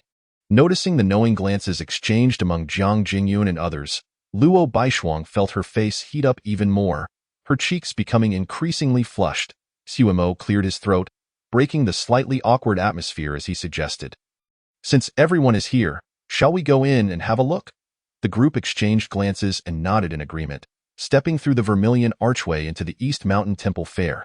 On either side of the stone-paved path, red lanterns hung high, and an array of food stalls lined the way, the rich aromas of delectable dishes wafting through the air, grilled meat, stinky tofu, candied chestnuts. The mingling scents tantalized the visitors' noses and taste buds. Su Mumu's appetite was piqued, and wiping her mouth, she affectionately linked arms with Luo Baishuang, saying, Sister Baishuang, let us eat something first to fill our stomachs. Luo Baishuang responded with a soft but soon noticed Jiang Jingyun and Shun Tingxue approaching, leaving her feeling somewhat flustered. Fidgeting with her clothing, She cast anxious glances at Su Mo, seeing the pleading look in Luo Baishuang's eyes. Su Mo's expression turned slightly helpless. Su Ming, standing nearby, patted Su Mo's shoulder and chuckled. Xiao Mo, it seems your relationship with Miss Luo is progressing well. It's all right. Su Mo replied with a nod. I can't be like you. Confirming a relationship only to hesitate for half a month before holding hands. Su Ming laughed, playfully punching Su Mo on the shoulder. You rascal, you've learned to tease me. Su Mo chuckled softly. Glancing at Luo Baishuang, who was surrounded like a quail, and quietly asked Su Ming, Mom and the others shouldn't have any tricks up their sleeves this time, right? Su Ming sighed, shaking his head. I don't know. Ever since that last game, they sidelined me. Su Mo turned his gaze to his father, Su Qingyun, inquiring, Dad, what do you think? Su Qingyun let out a helpless smile, saying, Your mother claims that all men are clumsy as pigs. Unreliable when it matters most. Su Mo sighed. Well, it seems they are all untrustworthy. Meanwhile, at the barbecue stand, Su Mumu received her mother's consent and eagerly began ordering skewers. Jiang Jingyun gently patted Luo Baishuang's shoulder and inquired with concern, Little Shuang, how have you been getting along recently? Has that troublesome Su Mo been bullying you? Not at all. Auntie Su Mo treats me very well, Luo Baishuang replied. Her cheeks slightly flushed as she shook her head vigorously. Jiang Jingyun nodded and continued, By the way, Little Shuang, weren't you supposed to come to our house today? I'm not sure what you like to eat. Do you have any dietary restrictions? Luo Baishuang shook her head repeatedly. No restrictions at all, as long as it's auntie's cooking. I enjoy everything. Jiang Jingyun's face beamed with delight as she teased. You are praising me even before I've cooked, Little Shuang. Your sweet words are truly charming. I learned from Su Mo, Luo Baishuang said, lowering her gaze, her tone tinged with shyness. Why two boys, every last one of them, are as mute as gourd vines. They wouldn't know how to say something pleasant. Jiang Jingyun waved her hand dismissively, a look of disdain crossing her features. Then, recalling something, she curiously asked, By the way, Little Shuang, what do your parents think about you too? Upon hearing this, Luo Baishuang froze, her body tensing as she slightly parted her lips. Uncertain of how to respond at that moment, Su Mumu, who had been waiting for the barbecue, snapped to attention and hurriedly pulled Jiang Jingyun aside, whispering, Mom, I heard from Xiao that Sister Baishuang's parents have passed away a long time ago. Jiang Jingyun's expression faltered as she realized her blunder, having inadvertently reopened a wound. Guilt surged within her as she glanced at Luo Baishuang's somber expression, unsure how to mend the situation. She turned to Su Mumu and reproached softly. You heartless child, why did you only tell me now? I forgot. Didn't brother mention it to you? Su Mumu retorted, pulling her neck in and hastily pointing fingers at Su Mo. You two fools. Jiang Jingyun couldn't help but scold. Yet the words had already escaped her lips. She stepped in front of Luo Baishuang, her eyes filled with remorse and self-reproach, and apologized. I'm so sorry. Little Shuang, that I didn't know about your family situation. It was a slip of the tongue on my part. It's all right. And I should have mentioned it beforehand. Luo Baishuang gently shook her head, her voice laced with a hint of sadness, her smile somewhat forced. The bustling atmosphere of the temple fair seemed to amplify the silence among the group. Jiang Jingyun felt frustrated. Although she had apologized, she was at a loss for how to console Luo Baishuang. Auntie, will you dislike me? Luo Baishuang broke the silence, her tone cautious. Upon hearing this, Jiang Jingyun quickly embraced Luo Baishuang, speaking softly, How could I ever dislike you? I feel nothing but compassion for you. With the faint scent of soap wafting from Jiang Jingyun, Luo Baishuang gradually relaxed, leaning into her embrace, her voice low, But Little Shuang. Jiang Jingyun gently patted her back, speaking tenderly. Auntie truly adores you. I have always wished for a daughter as lovely and charming as you. So, Little Shuang, would you consider being Auntie's daughter? Even though I may not be as beautiful as your mother, I promise to treat you with the same kindness. Luo Baishuang trembled slightly, feeling the warmth enveloping her. Her nose tingling as tears brimmed in her eyes. She nodded earnestly, Thank you. Mom. A wave of joy surged within Jiang Jingyun, her heart swelling with excitement as she tightened her embrace around Luo Baishuang. With a gentle smile and a tone of contentment, she declared, At last, I have a daughter. Huh? Su Mumu, overhearing her mother's statement, wore a puzzled expression. Then who am I? Pouting slightly, she glanced at Shun Tingxue, pointing at Jiang Jingyun with an air of grievance. Shun Tingxue chuckled, pulling Su Mu Mu into her arms and ruffling her hair. "Guests, your barbecue is ready." Meanwhile, Su Mo was engaged in casual conversation with the two, keeping an eye on the fair's decorations while waiting for her mother and the others. Suddenly, her gaze froze, fixating on a stall in the distance, her expression momentarily dazed. "Big brother, Dad, I need to take care of something. I'll be right back with that." Su Mo swiftly made her way toward the stall, her eyes landing on the elderly man behind the counter. The old man wore a simple, tidy robe, his hair and beard completely white, with a frail visage that exuded an otherworldly demeanor. However, he was engaged in the mundane task of selling fried noodles, which significantly detracted from his image. Su Mo's mouth twitched in disbelief. "Mr. Zhou, why are you here setting up a stall?" Zhou Weibu, busy frying noodles, glanced at Su Mo and replied, "The temple fair in Xindu happens only a few times a year. Can't I join in the fun?" "But sir, aren't you supposed to be a fortune teller? Setting up a fortune-telling stall during the fair doesn't really count as promoting superstition, does it?" Su Mo questioned, puzzled that fortune-telling is merely a hobby of mine. "Selling fried noodles is my livelihood." Zhou Weibu chuckled lightly. "If I set up a fortune-telling stall, I fear those old fellows would starve." Su Mo raised an eyebrow. "Are there other fortune-tellers like you at the fair?" "Just a bunch of old men who use tricks. Essentially, they are con artists." Zhou Weibu shook his head, continuing, "They can't learn the real deal. They merely memorize Xian Guanning Yao. Though this stuff is outdated, they can still deceive a few with it. They just ride on the coattails of the temple fair's popularity and don't need to ruin my hobby by undercutting their meals." "What are Xian Guanning Yao?" Su Mo asked curiously upon hearing the unfamiliar terms. Zhou Weibu laughed. "You can think of them as skills for reading people and swindling money. If you learn it, you could set up your stall and tell fortunes too. If you want to learn, I can teach you." Su Mo shook her head. "No thanks, but I appreciate the reminder, old sir." Zhou Weibu nodded and pointed ahead. "There's a fork in the road 100 meters ahead that leads up to the Dongshan Yuanshan Temple. The left path is for literary pursuits, while the right is for martial arts. The literary side features storytelling and fortune-telling, while the martial side showcases acrobatics and games like ring toss and archery. If you prefer peace, take the left. If you want to have fun, go right." Su Mo nodded, surprised to discover such intricacies at the fair, grateful for the insight. "Yes," Zhou Weibu affirmed, continuing, "not only do the literary pursuits have their deceptions, but the martial ones do too. You must be cautious. When you reach the top, please bring a bowl of noodles to an old man selling combs up there and tell him it's a treat from me." With that, Zhou Weibu packed a bowl of noodles and handed it to Su Mo, adding, "If you happen to encounter troublesome characters, just say you're sent by the old man selling combs to keep an eye on things, and they will back off." Su Mo accepted the noodles and then asked, "May I ask what the old man selling combs is called?" Zhou Weibu replied, "His name is Lu Hongchong. He is the only one selling combs on the mountain. Little Luo should be there too. You can take her to meet the old man." Su Mo furrowed her brow, contemplating for a moment. "I asked that Mr. Lu related to the Luo family?" Zhou Weibu hesitated, then sighed. "The Luo family once did him a favor." Su Mo nodded, feeling relieved that there were no deep-seated grudges involved. "By the way, sir, will you have a bowl of fried noodles?" Zhou Weibu inquired. Su Mo nodded. "Then I'll take 7 bowls." "All right, you can make them yourself. Just remember to pay." After preparing 7 bowls of fried noodles, Su Mo returned to the others, distributing them one by one. "Second brother, where did you buy this? This fried noodle is incredible. You've really piled on the ingredients."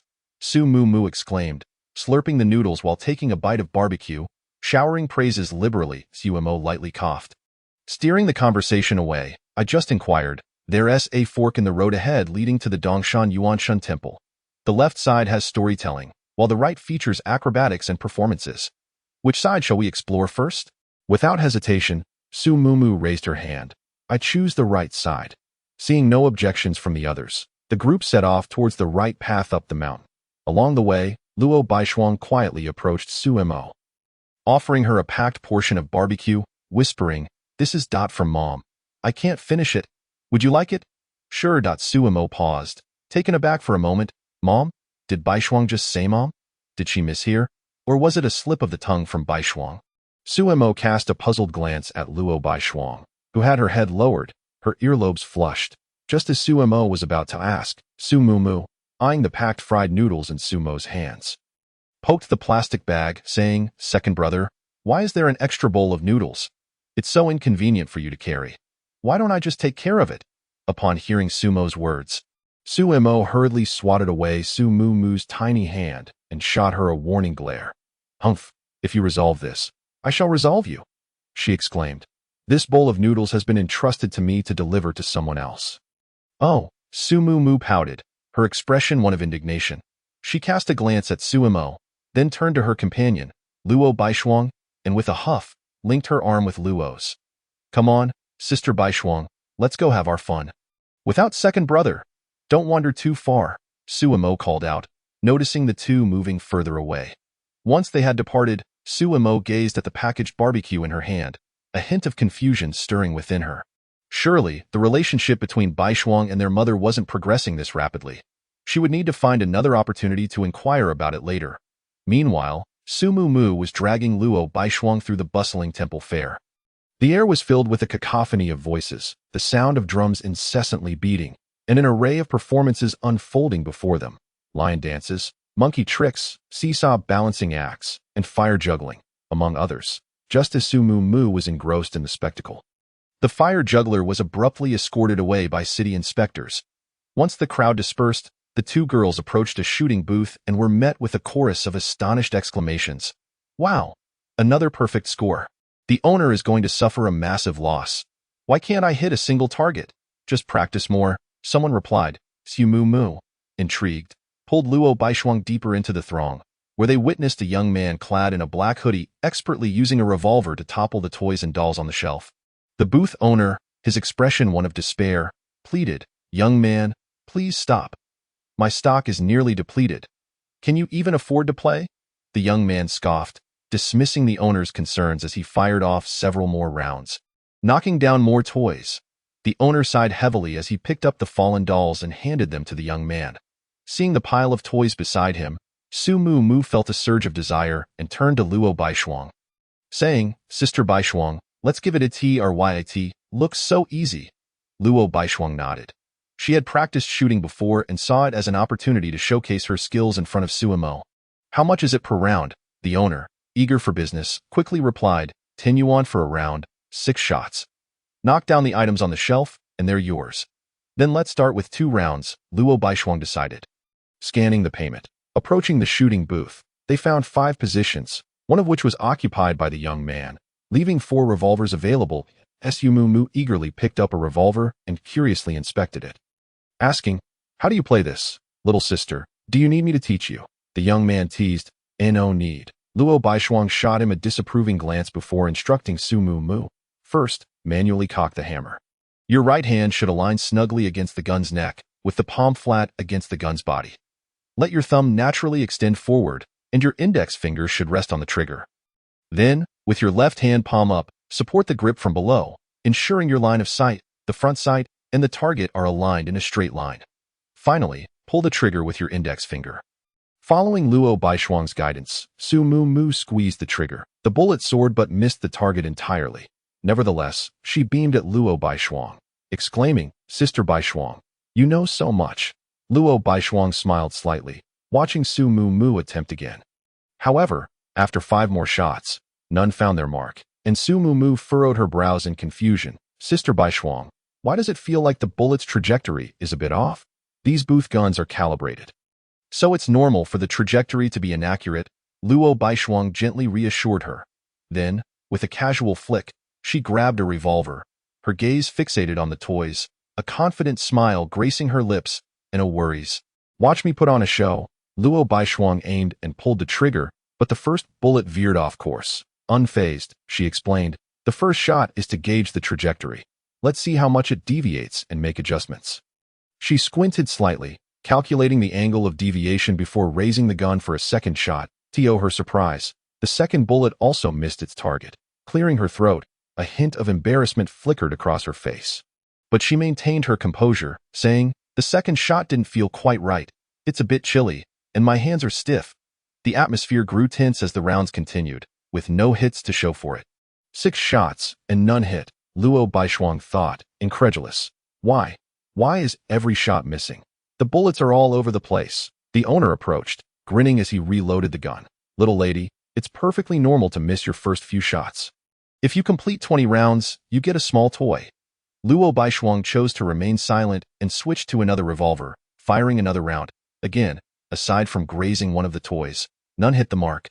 Her brow knitted in frustration, she questioned the owner, "Is there something wrong with these guns?" The owner paused, then gestured toward the young man. "How could that be? Did you not see how accurately the young man is shooting?" The young man nodded, then effortlessly knocked down another toy. Chuckling, "It's normal to miss your shots if you've never played before. If you need help, I can teach you, sister." Luo Baishuang's expression turned frosty as she replied, "Owner, let's have another round." The owner cheerfully reloaded the gun, but after the sixth shot, yet again, not a single bullet struck true. With a deepening frown, Luo Baishuang realized the bullets were consistently misfiring, leaving her utterly bewildered. Su Mu, sensing the injustice, declared angrily, "Sister Baishuang, wait. I'll call Sister Tingxue to teach that owner a lesson. She is the shooting champion of the security team." Not long after, Su Mu found Shen Tingxue, who was chatting with Su Ming, and brought her over. "Sister Tingxue, someone is bullying us. Come help us take revenge." Shen Tingxue looked perplexed, unsure of what was happening. "What exactly is going on?" Luo Baishuang hesitated briefly before explaining. "I've tried 3 rounds, and only grazed 1 shot, that I think there's something wrong with the gun." Upon hearing this, Shen Tingxue smiled reassuringly. "The guns at these shooting booths are calibrated. It's normal for the trajectory to be off." Luo Baishuang's expression turned peculiar. She felt as if she had just repeated those very words. "Owner, please set up another round." Shen Tingxue picked up one of the revolvers. It felt slightly heavier and had a better quality than the standard plastic ones. She aimed at the toys, a confident smile on her lips. "Let me show you how it's done." The first shot missed, but Shen Tingxue remained unperturbed. The first shot is to confirm the trajectory. It seems to be veering left. The second shot also missed, causing her expression to stiffen. "My hands are a bit cold," she justified. The third shot, again, missed, and Shen Tingxue fell silent, her focus sharpening. After the sixth shot, silence enveloped her. None had hit the target. How could the shooting champion fail to hit a single target from 10 meters? The bullet seemed to wander aimlessly, more erratic than anything she'd encountered before. At that moment, the young man fired again, hitting yet another toy with ease. "It really takes practice. Ladies, if it's too difficult, I could give you each a toy as a gift." His words darkened the expressions of the 3 women. Shen Tingxue, mindful of her status, decided not to escalate the situation further. "Clearly, there's an issue with these guns. Let's not play anymore. We should leave," Su Mu protested, her dissatisfaction evident. Luo Baishuang bit her lip. Fully aware that continuing would be futile, it was wise to cut their losses, yet the feeling of defeat washed over her like a tide. The trio returned to the main group in silence. Seeing Su Mo engrossed in a performance, Su Mu marched up and playfully punched him. "Second brother, your girlfriend and sister are being bullied, and you are still here watching the show." Su Mo, taken aback by the sudden punch, pressed a hand to Su Mu's head, his gaze shifting to Luo Baishuang. Noticing her downcast demeanor, he inquired with concern, "Baishuang, what troubles you?" Feeling wronged, Luo Baishuang seized the opportunity to recount everything that had transpired. Even sister-in-law couldn't hit a single target. Su Mo mused, glancing at Shen Tingxue in surprise. Shen Tingxue, slightly embarrassed, nodded in acknowledgement. Su Mo suddenly recalled what Zhou Weibu had mentioned about the deceptive practices of vendors at the fair. Could it be that his family had fallen victim to such trickery? His eyes narrowed as he placed a reassuring hand on Luo Baishuang's shoulder, a grin forming. "Take me to see. I shall avenge you."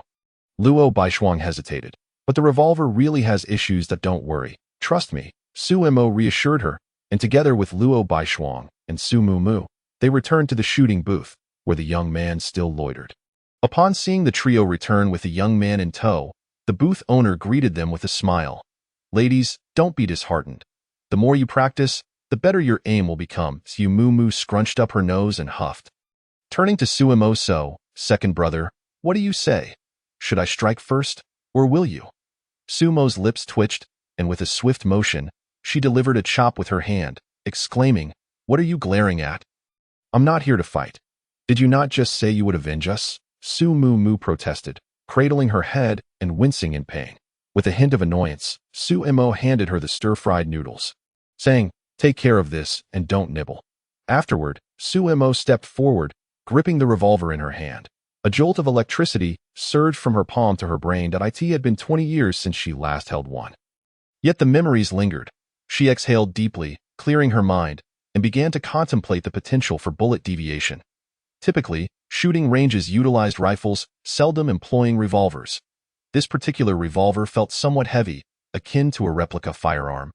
Sumo cocked the hammer and fiddled with the cylinder. The sound was crisp with no discernible wobble as far as toy guns went. This revolver was of excellent quality. Moreover, the spring-loaded firing mechanism of a revolver is relatively simple, suggesting that the deviation was unlikely to stem from structural instability. The issue was most probably with the bullets. Ejecting the cylinder, she poured out the bullets, prompting the stall owner to rush forward, blocking her path. "What are you doing?" he inquired. "It's my first time handling a gun. I'm not quite adept," Sumo casually explained, examining the bullets. Gaining clarity, her gaze shifted to the cylinder where 6 uniquely shaped foam bullets lay. Each with irregular tips, and being made of foam plastic, they were more prone to straying from their trajectory. The bullet chambers also varied in size, making it difficult to discern without careful inspection. In plain terms, this revolver was tailored to thwart experts. Haphazard shooting might even yield a higher hit rate. "If you can't manage, just hand over the bullets and gun to me, and I will load them," she said. The stall owner took the revolver and bullets from Sumo's hands and began to load them. While waiting for him to finish, Sumo turned to the young man in black nearby and smiled. "Are you still planning to shoot?" The young man chuckled. "Of course, today feels rather good. I intend to shoot a few more times." "Then you should go first," Sumo gestured invitingly. The young man shook his head and replied, "I'm afraid if I take my shot, there won't be any fun left for everyone else." "You go ahead," Sumo nodded, then asked the stall owner, "Sir, may I freely use the remaining 4 revolvers here?" "Of course," he affirmed with a nod. Sumo smiled. "Then I shall take 8 shots." The stall owner's expression brightened, eagerly agreeing.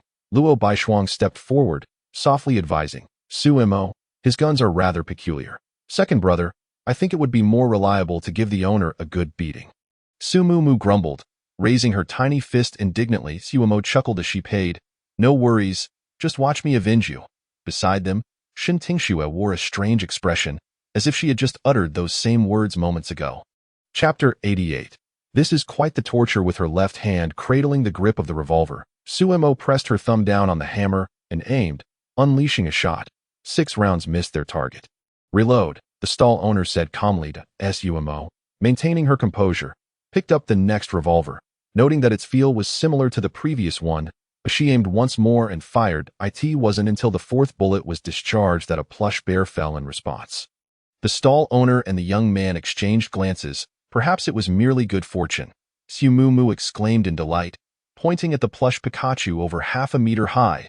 "Second brother, hurry, I want that biggest one." "No need to rush," Sumo replied indifferently. She had discerned the pattern from her earlier shots. The 2 revolvers tested were crafted from the same method, and the uniquely shaped bullets came in 6 types, arranged in a specific order within the cylinder. Furthermore, Sumo unexpectedly discovered something. Both revolvers she had tried were exceptionally well made for toys at a distance of 10 meters, despite the varied angles of deviation among the 6 types of bullets. Their trajectories remained remarkably stable. Normally, even bullets of the same type could exit the barrel at different angles and speeds, compounded by the lightweight foam material leading to further uncertainty. Unless these 4 toy revolvers had been designed with rifling, ensuring the bullets maintained a consistent exit posture and spin. After expending the remaining 2 bullets, her gaze landed on the barrel of the revolver. The stall owner and the young man sighed in relief upon seeing the last 2 bullets missed, realizing her earlier success was indeed due to luck. The stall owner, noticing Sumo still toying with the revolver, teased, "Young man, the quality of my guns is excellent. Shooting success primarily depends on the shooter." Sumo glanced up at the stall owner, her expression oddly contemplative, and nodded. "This gun truly delivers.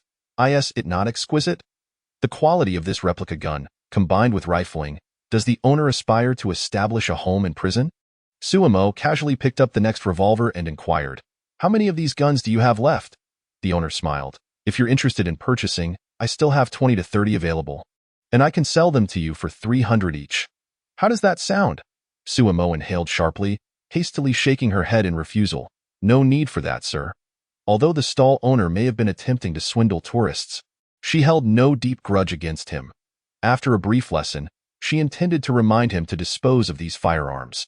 Should the constable discover them, he would undoubtedly receive a commendation.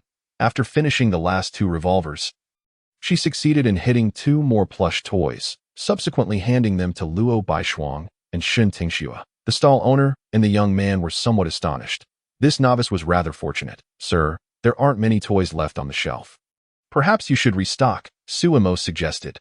The stall owner glanced back, nodded, and proceeded to replenish the stock of toys. Meanwhile, upon receiving the plush rabbit from Suemo, Luo Baishuang's lips involuntarily curled into a smile, her face radiating sweetness as she whispered, Suemo, how on earth did you do that? You're truly amazing. That Suemo chuckled lightly, teasingly responding, you're only praising me now. How else will you commend me later? Luo Baishuang playfully pouted, pondering for a moment, then tiptoed closer to whisper in Sumo's ear, if you manage to hit 3 more toys, find a secluded spot, and I will surprise you. Sumo's smile widened. What if I hit even more? Luo Baishuang blinked and replied, then for every additional toy, I'll grant you another surprise. What if I manage to hit them all? Suemo raised an eyebrow, a glint of amusement in her eyes. Luo Baishuang rolled her eyes at Suemo and retorted, don't be ridiculous. Even if the accuracy is impeccable, it's unlikely to hit them all. Then you can make one wish, but it must not be too excessive. Suemo smiled, gently nodding at that moment. The stall owner had finished restocking the toys. Suemo picked up the first revolver and turned to the young man in black, asking, are you sure you don't want to give it a try? The young man shrugged, appearing indifferent. You go first. Suemo chose not to say more. Her gaze fixed on the toys on the shelf, her expression steely. With her right hand holding the gun and her left hand resting on the hammer, she swiftly cocked it and pulled the trigger with her right index finger. A series of loud bangs echoed as 6 toys fell in succession. Before anyone could comprehend what had transpired, Suemo swiftly picked up another revolver and executed another round of rapid fire, knocking down 6 more toys in quick succession. The stall owner suddenly snapped back to reality, his eyes wide as he glared at the young man, who was about to aim his gun.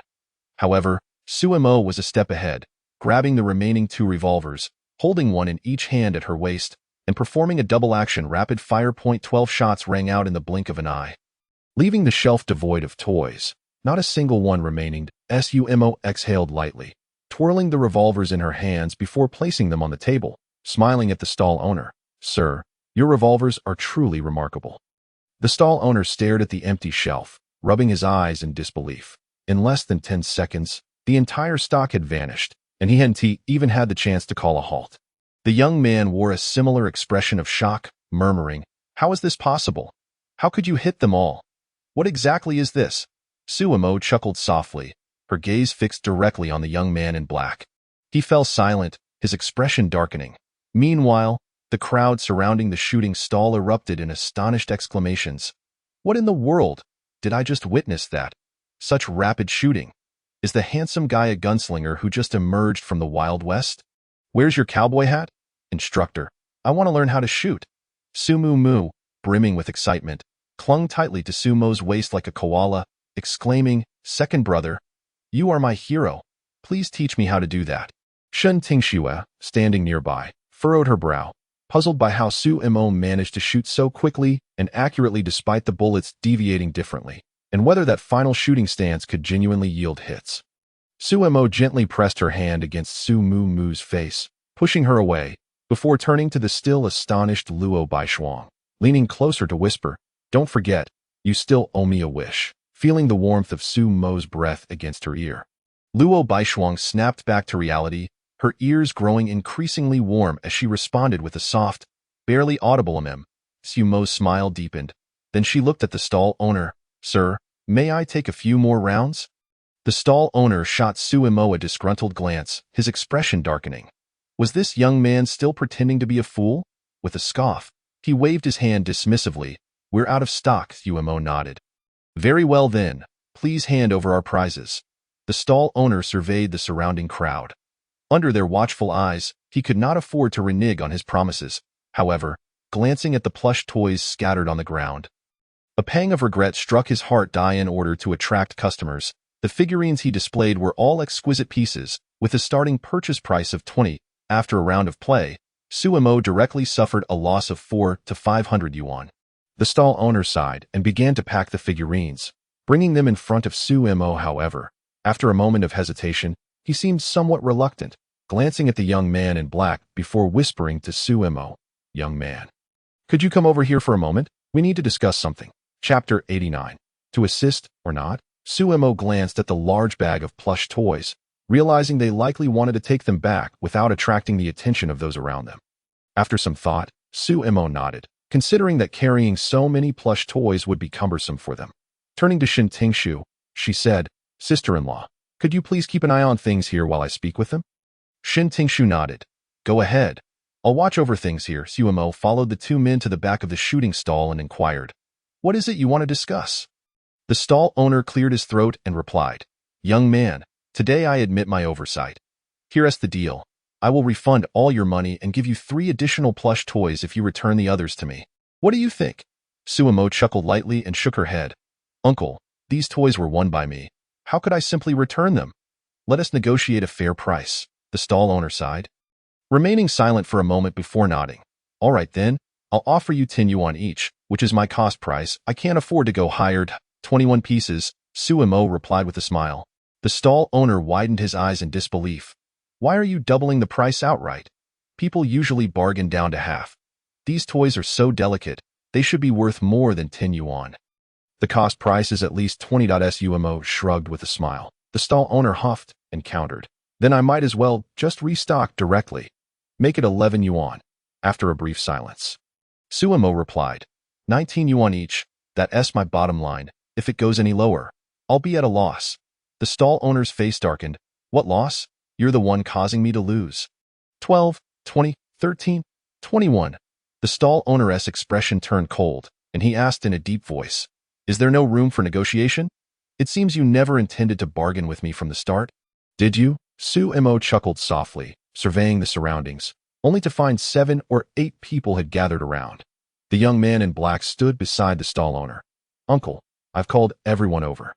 Seeing that the crowd had assembled, the stall owner gained confidence and coldly said to Sumo, "Young man, this stall was established with great difficulty by us brothers. We simply cannot incur losses. I'll refund your money, and you leave the toys with me. There are no cameras here, so let us not make this ugly." Sumo scrutinized the group of men, appearing to be around the same age as the stall owner. Likely in their 50s. "Do they really think they can force me? Just these few old men?" The stall owner sneered, raised his right hand, and then waved. "Get him." Sumo remained unfazed, hands in pockets. Eager to see how they would attempt to assist, an elderly man rushed forward, and just as Sumo was about to sidestep, the old man collapsed 2 to 3 meters away, crying out, "Ouch! My elbow! Ouch! My rib! Ouch! My lumbar disc!" Following suit, a second elderly man fell down. Sumo watched the circle of elderly men on the ground, crying in pain, and couldn't help but gasp in surprise. Taking a small step back, "Impressive, not worth provoking," the stall owner sneered and said, "Young man," seeing the old men on the ground, "you're not going to help." Sumo's lips twitched, and he clasped his hands together. "I'm thoroughly impressed. Young man, we acknowledge our fault, but you came to the fair with your family, right? If you don't want to argue with us, let us settle this as we discussed earlier. I'll refund your money, and you return the toys, and everyone can part amicably." The stall owner gestured to the young man in black to take the toys from Sumo. The young man approached and reached out. Sumo slapped his hand away. The young man coldly asked, "What's your meaning?" Sumo, with an indifferent expression, replied, "Everyone, get up. Stop pretending. I'm the inspector assigned by the vendors selling combs on the mountain, specifically responsible for overseeing vendor activities." Upon hearing this, the elderly men's expressions changed dramatically, and they quickly scrambled to their feet. The stall owner's face shifted through various emotions before he furrowed his brow and asked, "How come I've never heard of an inspector coming to this fair? Are you pretending to be one?" The elderly men exchanged glances, their eyes filled with confusion as they scrutinized Sumo. Sumo scoffed lightly. "If you have doubts, shall we go together to the mountain and seek out Mr. Liu for clarification?" The stall owner's face contorted in struggle. He still didn't quite believe Sumo was an inspector, but if this matter escalated to Lu Hongchang, it would indeed be troublesome. Deceiving customers in business is one thing, but engaging in coercive practices is something only robbers do. Selling combs has traditionally placed them at the forefront of business dealings, and that is the custom. In the new society of the Great Xia, the old ways no longer hold, but Lu Hongchang still maintains connections within official circles. Therefore, they continue to regard the comb sellers as their leaders. It could be said that in the new capital, with Lu Hongchang's word, they would be forced to vacate, not just their stalls but the entire city. With this thought, the stall owner stepped forward. Eagerly extending his hand to shake Suimo's, Suimo coldly scoffed and stepped back. "Apologies, young man. Today it's my blunder. I'm not offended. Let us put this behind us. Here's the deal. I'll offer you 500 yuan to buy your plush toys, plus 3 additional ones. This matter can be considered settled. What do you say?" Suimo narrowed her eyes, remaining silent. As the atmosphere became tense, the stall owner gritted his teeth. "I'll offer you 600. You can select 5 more at your leisure. How does that sound?" Deal. Suimo nodded in agreement. Not so much for the extra 1 or 200, but to avoid further conflict. She initially wanted to remind them to destroy the revolver. But given their actions, it would be better to report them all together. Returning to Shen Tingshu and the others, Suimo smiled. "Choose 5 plush toys. I'll sell the rest and treat you to dinner later." "Yay!" Sumumu cheered, immediately pulling Luo Baishuang to select plush toys. Shen Tingshu approached Suimo and curiously asked, "Xiaomo, was that about the revolver? Why did my bullets scatter everywhere while you hit so accurately?" Suimo picked up a revolver, opened the cylinder, and poured out the bullets, explaining, "Sister, it's the bullet issue. They are irregular bullets, and the revolver's chamber is also different, so the angles of deviation vary. Sister, if you fired a second round, you would have noticed this problem." Shen Tingshu nodded in realization. "No wonder, but even if I fired a second round, I might not have discovered the issue. Who would expect an ordinary vendor to use such irregular bullets? Speaking of which, Xiaomo, I never heard your brother mention you were so skilled with firearms. When did you learn this? Using irregular bullets and achieving such high accuracy? It would be a shame not to become a law enforcement officer." Suimo cleared her throat and swiftly diverted the topic. "Sister-in-law, there is something I want to report to you." Chapter 90. I want to support her. Is that so? Suimo recounted the earlier experience to Shan Tingshu. After listening, Shan Tingshu furrowed her brows tightly and picked up the revolver on the table, inspecting it closely.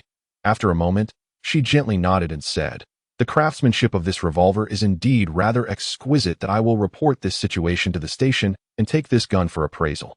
You can leave this matter to me." Suimo nodded. "Thank you for your help, sister-in-law. No problem. You all just enjoy yourselves," Shen Tingshu said with a gentle smile, then took out her phone to call the security office. Although from a practical perspective, the stall owner and his companions had neither used these firearms for criminal activities nor possessed them with illicit intent, generally speaking, it did not constitute a criminal offense in the legal sense. However, given the high quality of these revolvers, based on Sumo's experience, they surely exceeded the standards recognized by the Great Xia, and a detention was inevitable. After Su Mumu and Luo Baishuang finished selecting their plush toys, Suimo led them to reunite with their mother. Upon hearing that Shen Tingshu was handling a case, Su Ming left the group to accompany her on the way to the Dongshan Yuanjun Temple. Jiang Jingyun cast a sidelong glance at Suimo. "What a rare occasion for our family to visit the temple fair together. Can't you report this later?" Tingshu too, always engaging in laborious yet thankless tasks. Suimo explained, "Mom, this could be considered a merit for sister-in-law, beneficial for her future promotion, which is very important. Isn't it more important for our family to be together?" Jiang Jingyun huffed in response. Suimo, feeling helpless, chose to remain silent as they followed the flow of people up the mountain. They could already see the soaring eaves of the Yuanjun Temple in the distance as Suimo scanned the stalls on either side of the road, searching for the elderly vendors selling combs. Just then, her gaze halted on a few figures standing ahead, and her brow involuntarily furrowed. The 3 leaders of the underworld, Wen Yu, Wan Xinyu, and Wei Duokai, have come here for what purpose? A collective outing, perhaps? Suimo beside her. Luo Baishuang had evidently recognized the identities of the individuals ahead and gently tugged at Sumo's sleeve, whispering a caution. After a moment's contemplation, Suimo replied, "Let us avoid them. Just last week, they had encountered one another at the Luo family residence. Even if they did not remember her, they surely recognized Baishuang. In the presence of family, Su Mo had no desire to entangle herself with these individuals. Should they expose Bai Shuang's identity to their parents, the repercussions could be unpredictable. Sumo wished to avoid any disputes at home. She would keep this secret for as long as possible. Spotting a pavilion not far away, Su Mo suggested to the group that they take a moment to rest there. As they arrived at the pavilion, the sun was nearing its zenith, casting dappled shadows on the ground through the interstices of the branches. There, nestled on a narrow railing chair, lay a little girl of about 4 or 5 years. Clad in a delicate pink dress, the chair was constricted, and the child curled up, cradling a fluffy teddy bear, her petite frame gently rising and falling with each breath, as if she might tumble off at any moment. At the sight of the little girl, Su Mu's eyes lit up with delight, and she could not restrain herself from exclaiming, "What an adorable little one!"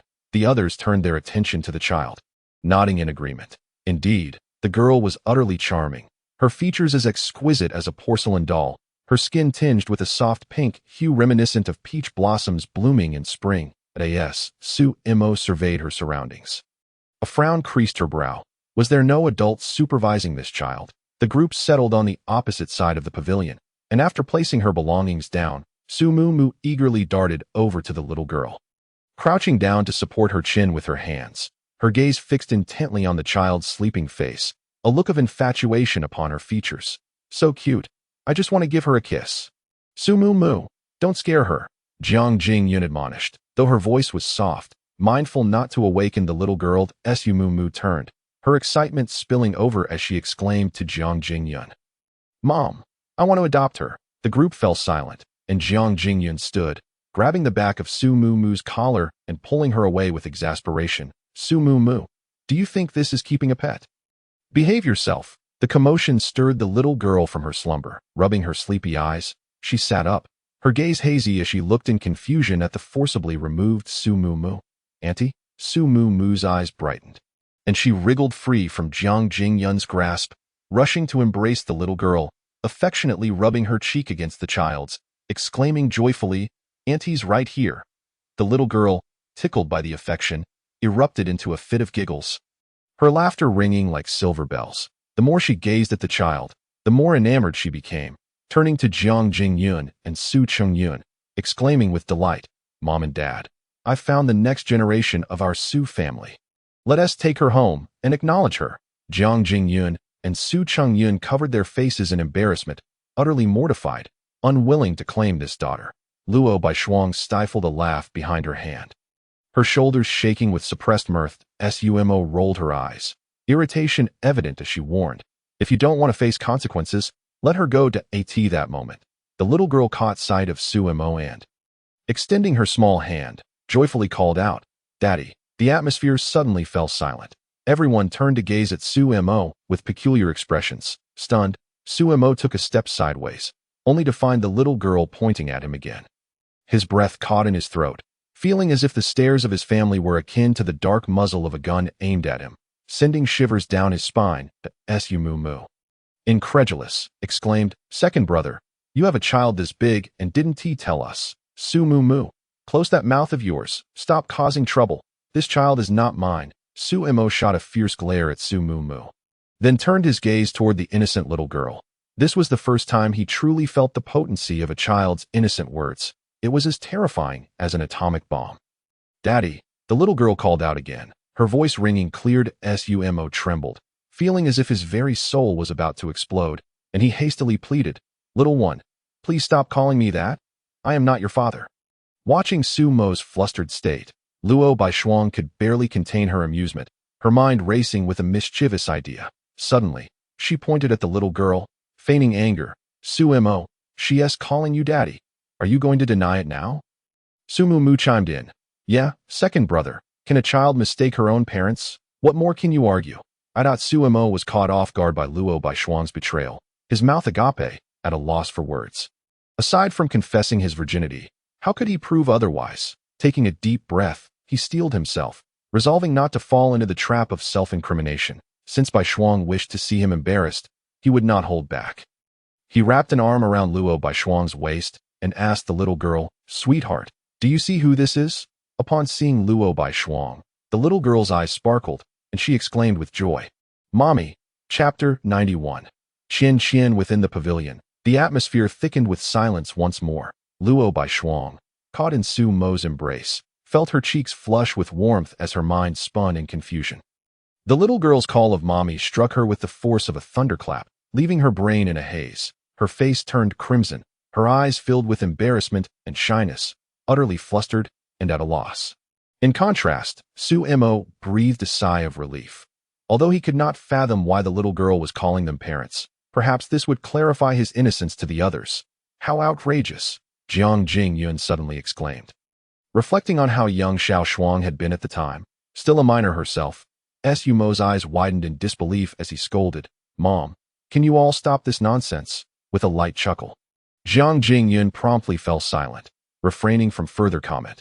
Luo Baishuang struggled to extricate herself from Su Mo's embrace, her face still aflame as she turned her head away as Su Mo brushed aside the clingy Su Mu and knelt down. His tone gentle as he asked, "Little one, what is your name?" Qian. The little girl replied with a smile. Su Mo nodded, continuing, "Qian, did your parents leave you a way to contact them?" Qian nodded. And Su Mo felt a wave of relief wash over him as he smiled. "Qian, can you give your contact information to your big brother? I will help you reach your daddy." Qian extended her arms towards Su Mo, cheerfully calling out, "Daddy." Su Mo's face froze, while Su Mu stifled a laugh nearby. With irritation, Su Mo shot a glare at her and reiterated, "Qian. What I need is your parents' contact details, like a written note or a series of numbers." Yet Qian seemed not to comprehend, repeating, "Daddy," as Su Mu was about to burst into laughter. Su Mo swiftly brought down his hand in a decisive motion, silencing her, his brow furrowed. Sensing that something was amiss with the little girl, he persisted, "Qian, do you remember what your parents' names are?" "Daddy," Qian insisted, her hand still reaching for Su Mo. Su Mo stood, his brow knitted in concern. This was not right. Why could she respond to certain questions, but not others? He pulled Luo Baishuang closer and inquired, "Who is she?" "Mommy," Qian exclaimed joyfully. Luo Baishuang shot Su Mo a glare, her cheeks tinged with pink, then turned to Qian to explain, "Qian, I am not your mommy." "Mommy," Qian reiterated, her insistence unwavering. Luo Baishuang felt a mix of helplessness and joy as Su Mo pointed toward his mother, Jiang Jingyun, asking, "Who is she?" Qian gazed at Jiang Jingyun with her bright, curious eyes and, after a moment of contemplation, replied, "Grandma." Jiang Jingyun's eyes sparkled as she rushed over to Qian, beaming, "Grandma is here." "Mom, stop causing trouble." Su Mo shot a warning glance at Jiang Jingyun, then pointed towards Su Changyun, asking, "And who is he?" "Grandpa." Qian answered promptly, "Grandpa is here." Su Changyun waved cheerfully at Su Mo, was momentarily taken aback. How was it possible that she could identify their familial relationships based on her perceptions? Could she truly be his daughter? He quickly shook off the strange thought. It was impossible. Qian's behavior was peculiar. Typically, a child of 4 or 5 would have a well-developed language ability, yet Qian consistently responded with only 2 words. Su Mo continued, gently coaxing, "Repeat after me. My name is Qian." "Qian," the little girl echoed. Su Mo sighed. He lacked medical knowledge but sensed that Qian's condition fell into an abnormal category of intelligence. What should he do now? Ignore it. But leaving such a young child unattended was fraught with dangers, whether from ill-intentioned individuals or just wandering about in the mountains, reporting to the authorities, who knew how long that would take. After a moment of contemplation, Su Mo addressed the group. "I will go look for Qian's parents. I'll go too." Luo Baishuang hurriedly concurred, feeling overwhelmed at the prospect of facing Su Mo's family and a little girl who might call her mama at any moment. Su Mo nodded and then addressed Jiang Jingyun, saying, "Mom and Dad, please keep an eye on Qian. If anything comes up or if her parents arrive, do contact me." Jiang Jingyun nodded in agreement. Just as Su Mo was preparing to leave the pavilion, she caught sight of Su Mu and, after a moment's thought, reached out to pull her along. Su Mu protested with dissatisfaction. "I don't want to go. I want to play with Qian." Su Mo responded with a cold laugh, ignoring her protests and dragging her away. After the 3 had left, Qian sat on the chair, lost in thought.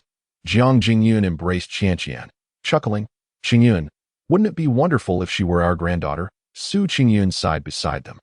"Then you would have your work cut out for you. This child clearly has some intellectual challenges. Nonsense. You're the one with a problem. Jiang Jingyun quickly covered Qianqian's ears and glared at Su Chengyun. Qianqian simply doesn't talk much. A quiet girl is quite lovely. Just then, a rumble emanated from Qianqian's stomach. Jiang Jingyun paused slightly and gently inquired, "Is Qianqian hungry? Food?" Qianqian nodded vigorously.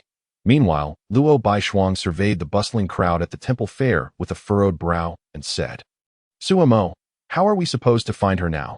After a moment of contemplation, Suemo replied, "First, we need to locate an elderly vendor selling combs. He manages this area. If we can enlist his help, we should be able to resolve this issue swiftly." Understood, Luo Baishuang nodded, but her expression soon darkened as she added in a low tone, "But what if Qianqian was abandoned here by her parents?" Given Qianqian's condition, she appeared to be a child with notable intellectual deficiencies. Sumo lowered her gaze and sighed. "Then we would have no choice but to send her to a welfare home." Of course, her parents would first need to serve some time in prison for their neglect. The three began their search for the elderly comb vendor's stall. Before long, Su Mumu stood excitedly in front of a stall. Waving to the others, "Second brother, come quickly. Is this the person you're looking for?" Upon hearing the call, Su Mo and Luo Baishuang approached, only to halt abruptly. Before the comb vendor's stall stood three familiar figures, casually engaged in conversation with the stall owner. Wen Yu, Lan Xinyue, and Wei Duokai, other leaders of the underworld from Xindu. Chapter 92. The temple priest. The three turned to regard Su Mumu upon hearing her call. Su Mo stepped forward, pulling Su Mumu behind her, and nodded at the trio while her gaze fell upon the elderly vendor. The old man sat in a bamboo chair, wearing a brown felt hat, his face marked by the passage of time. His attire was quite worn, consisting of a thick black coat above and gray cotton linen trousers below, though it was May and the weather was pleasantly cool. The old man's clothing suggested he was preparing for winter. Sumo frowned slightly.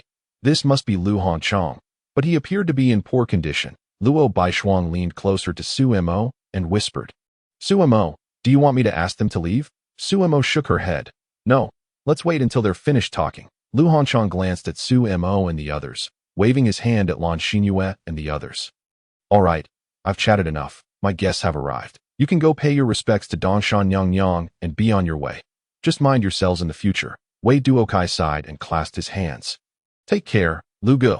Lu Hanchang nodded but offered no further comment. Wei Duokai sighed again and departed with his bodyguards, while Wen Yu bowed respectfully before hurriedly following after him. Lan Xinyue glanced at the departing pair but did not immediately bid farewell to Lu Hanchang. Instead, she turned to Luo Baishuang and greeted her, "Sister Baishuang, are you here at the fair with your little boyfriend today?" Luo Baishuang linked arms with Su Mo and smiled. "Yes, Aunt Xinyu, there's something you need?" Lan Xinyue's expression stiffened, finding the girl impolite. Out of respect for the Luo family, she gritted her teeth and replied, "Nothing important, just wanted to say hello and wish you a good time." Having said that, she turned to Lu Hanchang and nodded. "Goodbye, Lu Grandpa. Take care of yourself." With that, she turned and left. Once the three underworld leaders had departed, Lu Hanchang squinted at Su Mo and her companions, pointing to the exquisitely crafted combs on display, and inquired, "Are you three here to buy combs?" "Apologies, we're not here to purchase combs. Are you Mr. Lu Hanchang? We have a matter we would like to ask for your assistance with," Su Mo replied. Shaking her head, Lu Hanchang looked momentarily taken aback, scrutinizing the unfamiliar trio with a furrowed brow. "Young man, do you know me?" Su Mo nodded. "Mr. Zhou Wubu mentioned you to me. He even asked me to bring you a bowl of fried noodles." As she spoke, Su Mo turned to Su Mumu. "Su Xiaomu, where are the fried noodles I told you to keep safe?" Su Mumu froze for a moment, spreading her empty hands in embarrassment. "I think I left them in the pavilion. I forgot to grab them." Su Mo frowned slightly, urging, "As long as you didn't eat them, hurry and go get them." Su Mumu gave an okay sign and dashed back to fetch the noodles. "Sorry, Mr. Lu, you'll have to wait a moment for the food." Su Mo apologized. Lu Hanchang waved his hand dismissively. "It's no trouble. Since you were introduced by Mr. Zhou, feel free to ask for any assistance you need. While I can't make promises elsewhere, I do have some connections here at the temple fair." Su Mo nodded. "Mr. Lu, we encountered a little girl named Qianqian, around 4 or 5 years old, wearing a pink dress. Her parents are not around. Could you help us mobilize some people to look for her parents?" Lu Hongchang's brow furrowed deeply as he pondered for a moment before speaking. "Qianqian? Does she have a stuffed toy with her?" Su Mo was taken aback and quickly asked, "You know Qianqian?" Lu Honchang nodded, then pointed towards the Dongshan Yuanshan temple not far away. "This is a little girl adopted by the temple priest.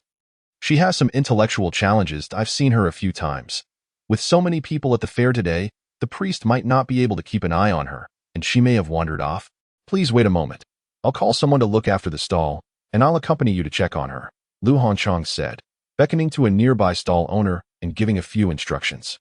Then, using his cane for support, he shakily stood up, but Sumo and Luo Baishuang rushed forward to assist him. "That it's all right. I can manage on my own," Lu Honchang chuckled lightly, waving them off. However, as his gaze landed on Luo Baishuang, his expression suddenly froze, and he murmured, "Little girl." Sumo quickly interjected, "Mr. Lu, this is Luo Baishuang, the eldest daughter of the Luo family, and Mr. Zhou asked me to bring her to meet you." Lu Hongchang's body stiffened, his mind racing as he fixed his gaze on Luo Baishuang before nodding gravely. "I understand. Thank you. Thank you." The two were momentarily taken aback, confused as to why Lu Hongchang was expressing gratitude. Luo Baishuang hesitantly asked, "Mr. Lu, have we met before?" "I'm sorry, but I don't recall you." Lu Hongchang shook his head. "I've never met you, but I have seen your parents. You bear a striking resemblance to your mother." Upon hearing this, Luo Baishuang pressed her lips together, her eyes lowering as she chose not to respond. Lu Hongchang continued, "Once we sort out Qianqian's situation, I have something I wish to return to you." Luo Baishuang was taken aback for a moment, then gently nodded in acknowledgement. Sumo and Luo Baishuang carefully assisted Lu Hongchang as they made their way toward the pavilion. Not long after, they spotted Su Mumu rushing back, though her hands were empty. Seeing this, Sumo's brow furrowed slightly. "Su Xiaomu, where are the noodles?" Su Mumu scratched her head, a sheepish expression crossing her face. "Qianqian ate them." "Really?" Su Mo regarded her with skepticism, fixing her gaze on Su Mumu. "If you snuck a bite, just say so. No one will blame you that I really didn't sneak a bite," Su Mumu exclaimed indignantly, eager to defend herself. "If you don't believe me, you can ask Qianqian." Sumo rolled her eyes. "Qianqian can hardly answer simple questions. How would I ask her?" Su Mumu puffed up her cheeks in frustration, resembling an inflated pufferfish as she insisted, "I really didn't sneak a bite." Not wanting to continue the argument with Su Mumu, Sumo turned back to Lu Hongchang and apologized. "I'm sorry. Mr. Lu, I'll go down later to get another portion. No need. Let us just go." Lu Hongchang waved his hand, though his gaze was complex and inscrutable, tinged with a hint of regret. The four of them arrived at the pavilion, where they found Qianqian lying in Zhang Jingyun's embrace, seemingly fast asleep. Lu Hongchang leaned closer to Qianqian, squinting as he examined her carefully, then nodded. "Indeed, she is the girl adopted by the temple priest. Let me take you to find him." Chapter 93. Taoist Jingxian on the way to the Dongshan Yuanshan temple. Su Mo explained the current situation to her family.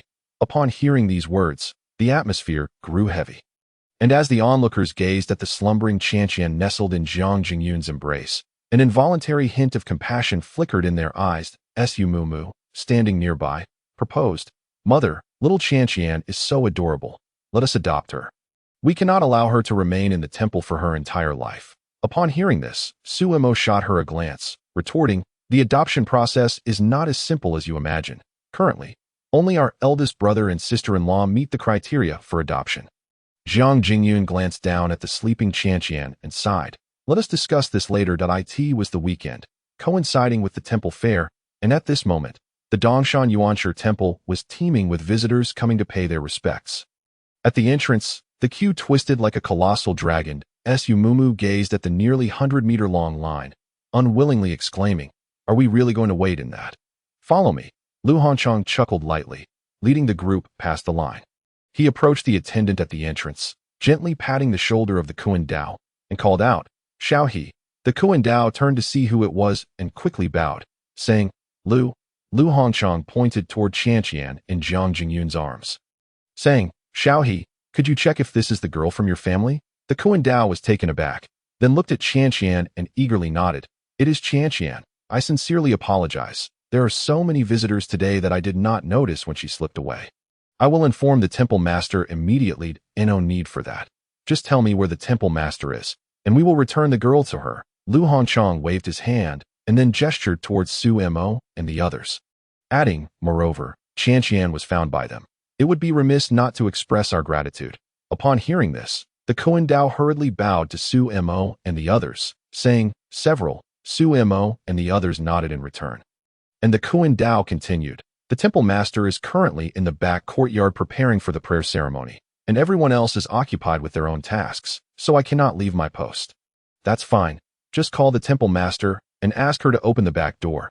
We will enter through there, Lu Hongchang suggested with a smile. The Koan Dao glanced at the lengthy queue, hesitated for a moment, and then nodded. As they made their way to the back door of the Yuanshi temple, Su Mumu could not help but voice her thoughts. Isn't this a new society now?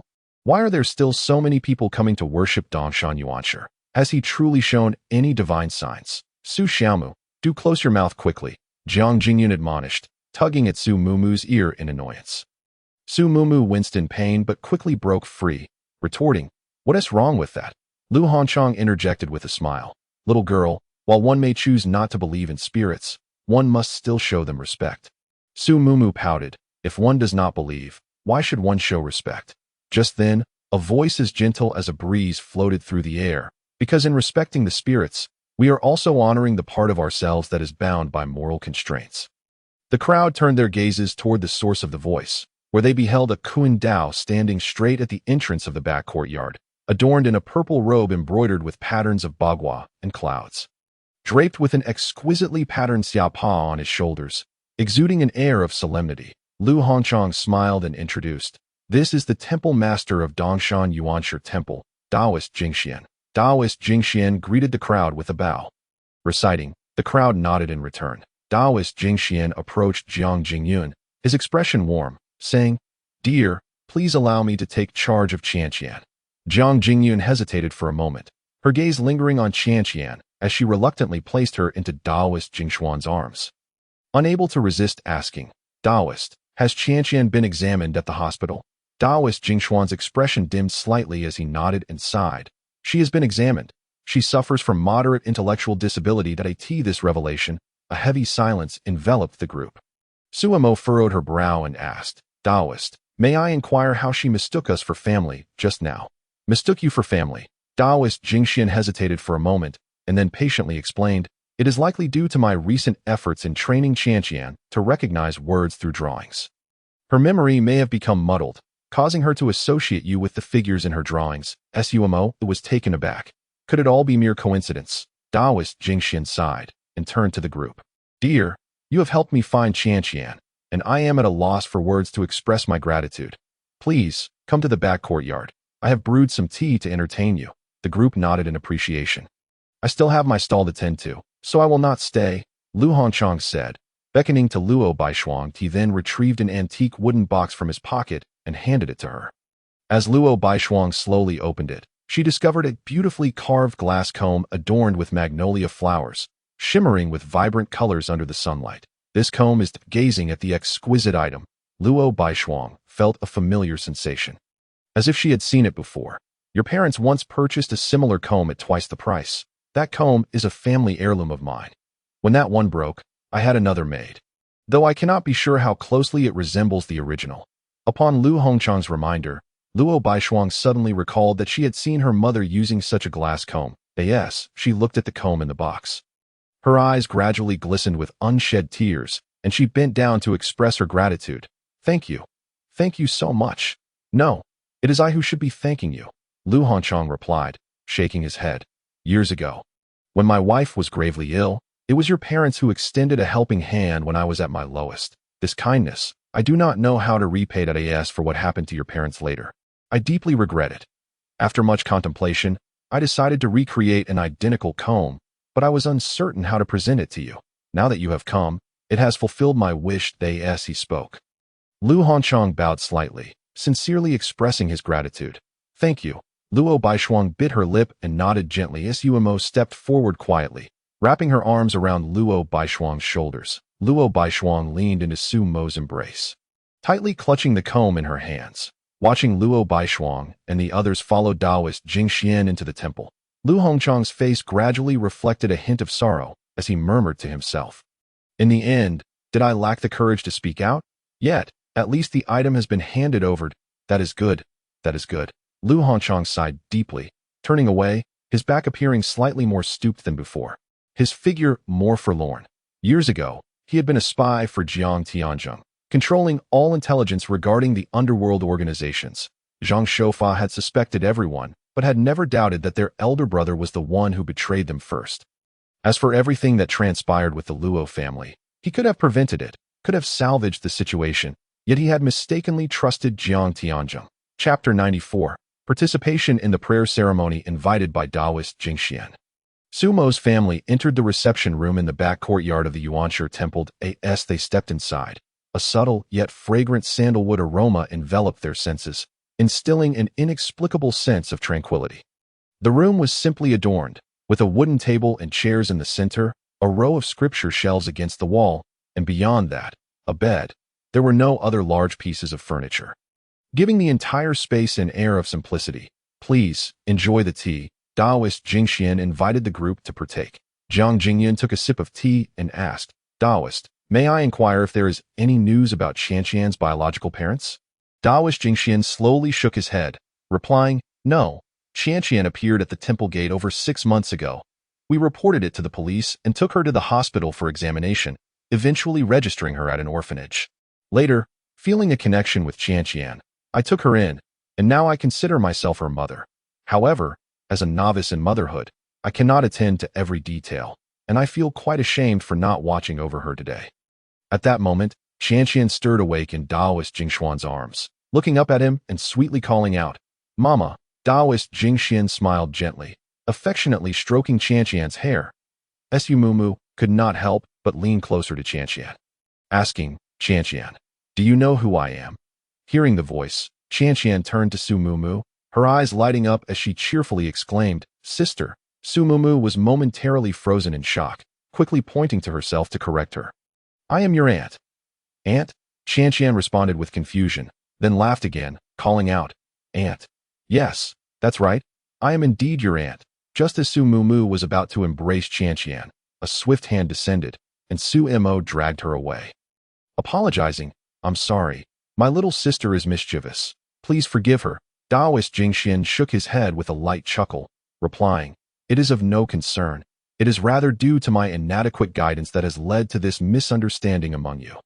Over the past 6 months, I have only taught Qianqian some basic words, and she cannot comprehend complex matters. Moreover, Qianqian's memory often becomes muddled. There are times even I am mistaken for her sister. Upon hearing this, the group fell silent, the atmosphere in the room growing somewhat heavy. Jiang Jingyun broke the silence, asking, Taoist, is there a possibility for improvement in her intellectual disability? With a resigned shake of his head.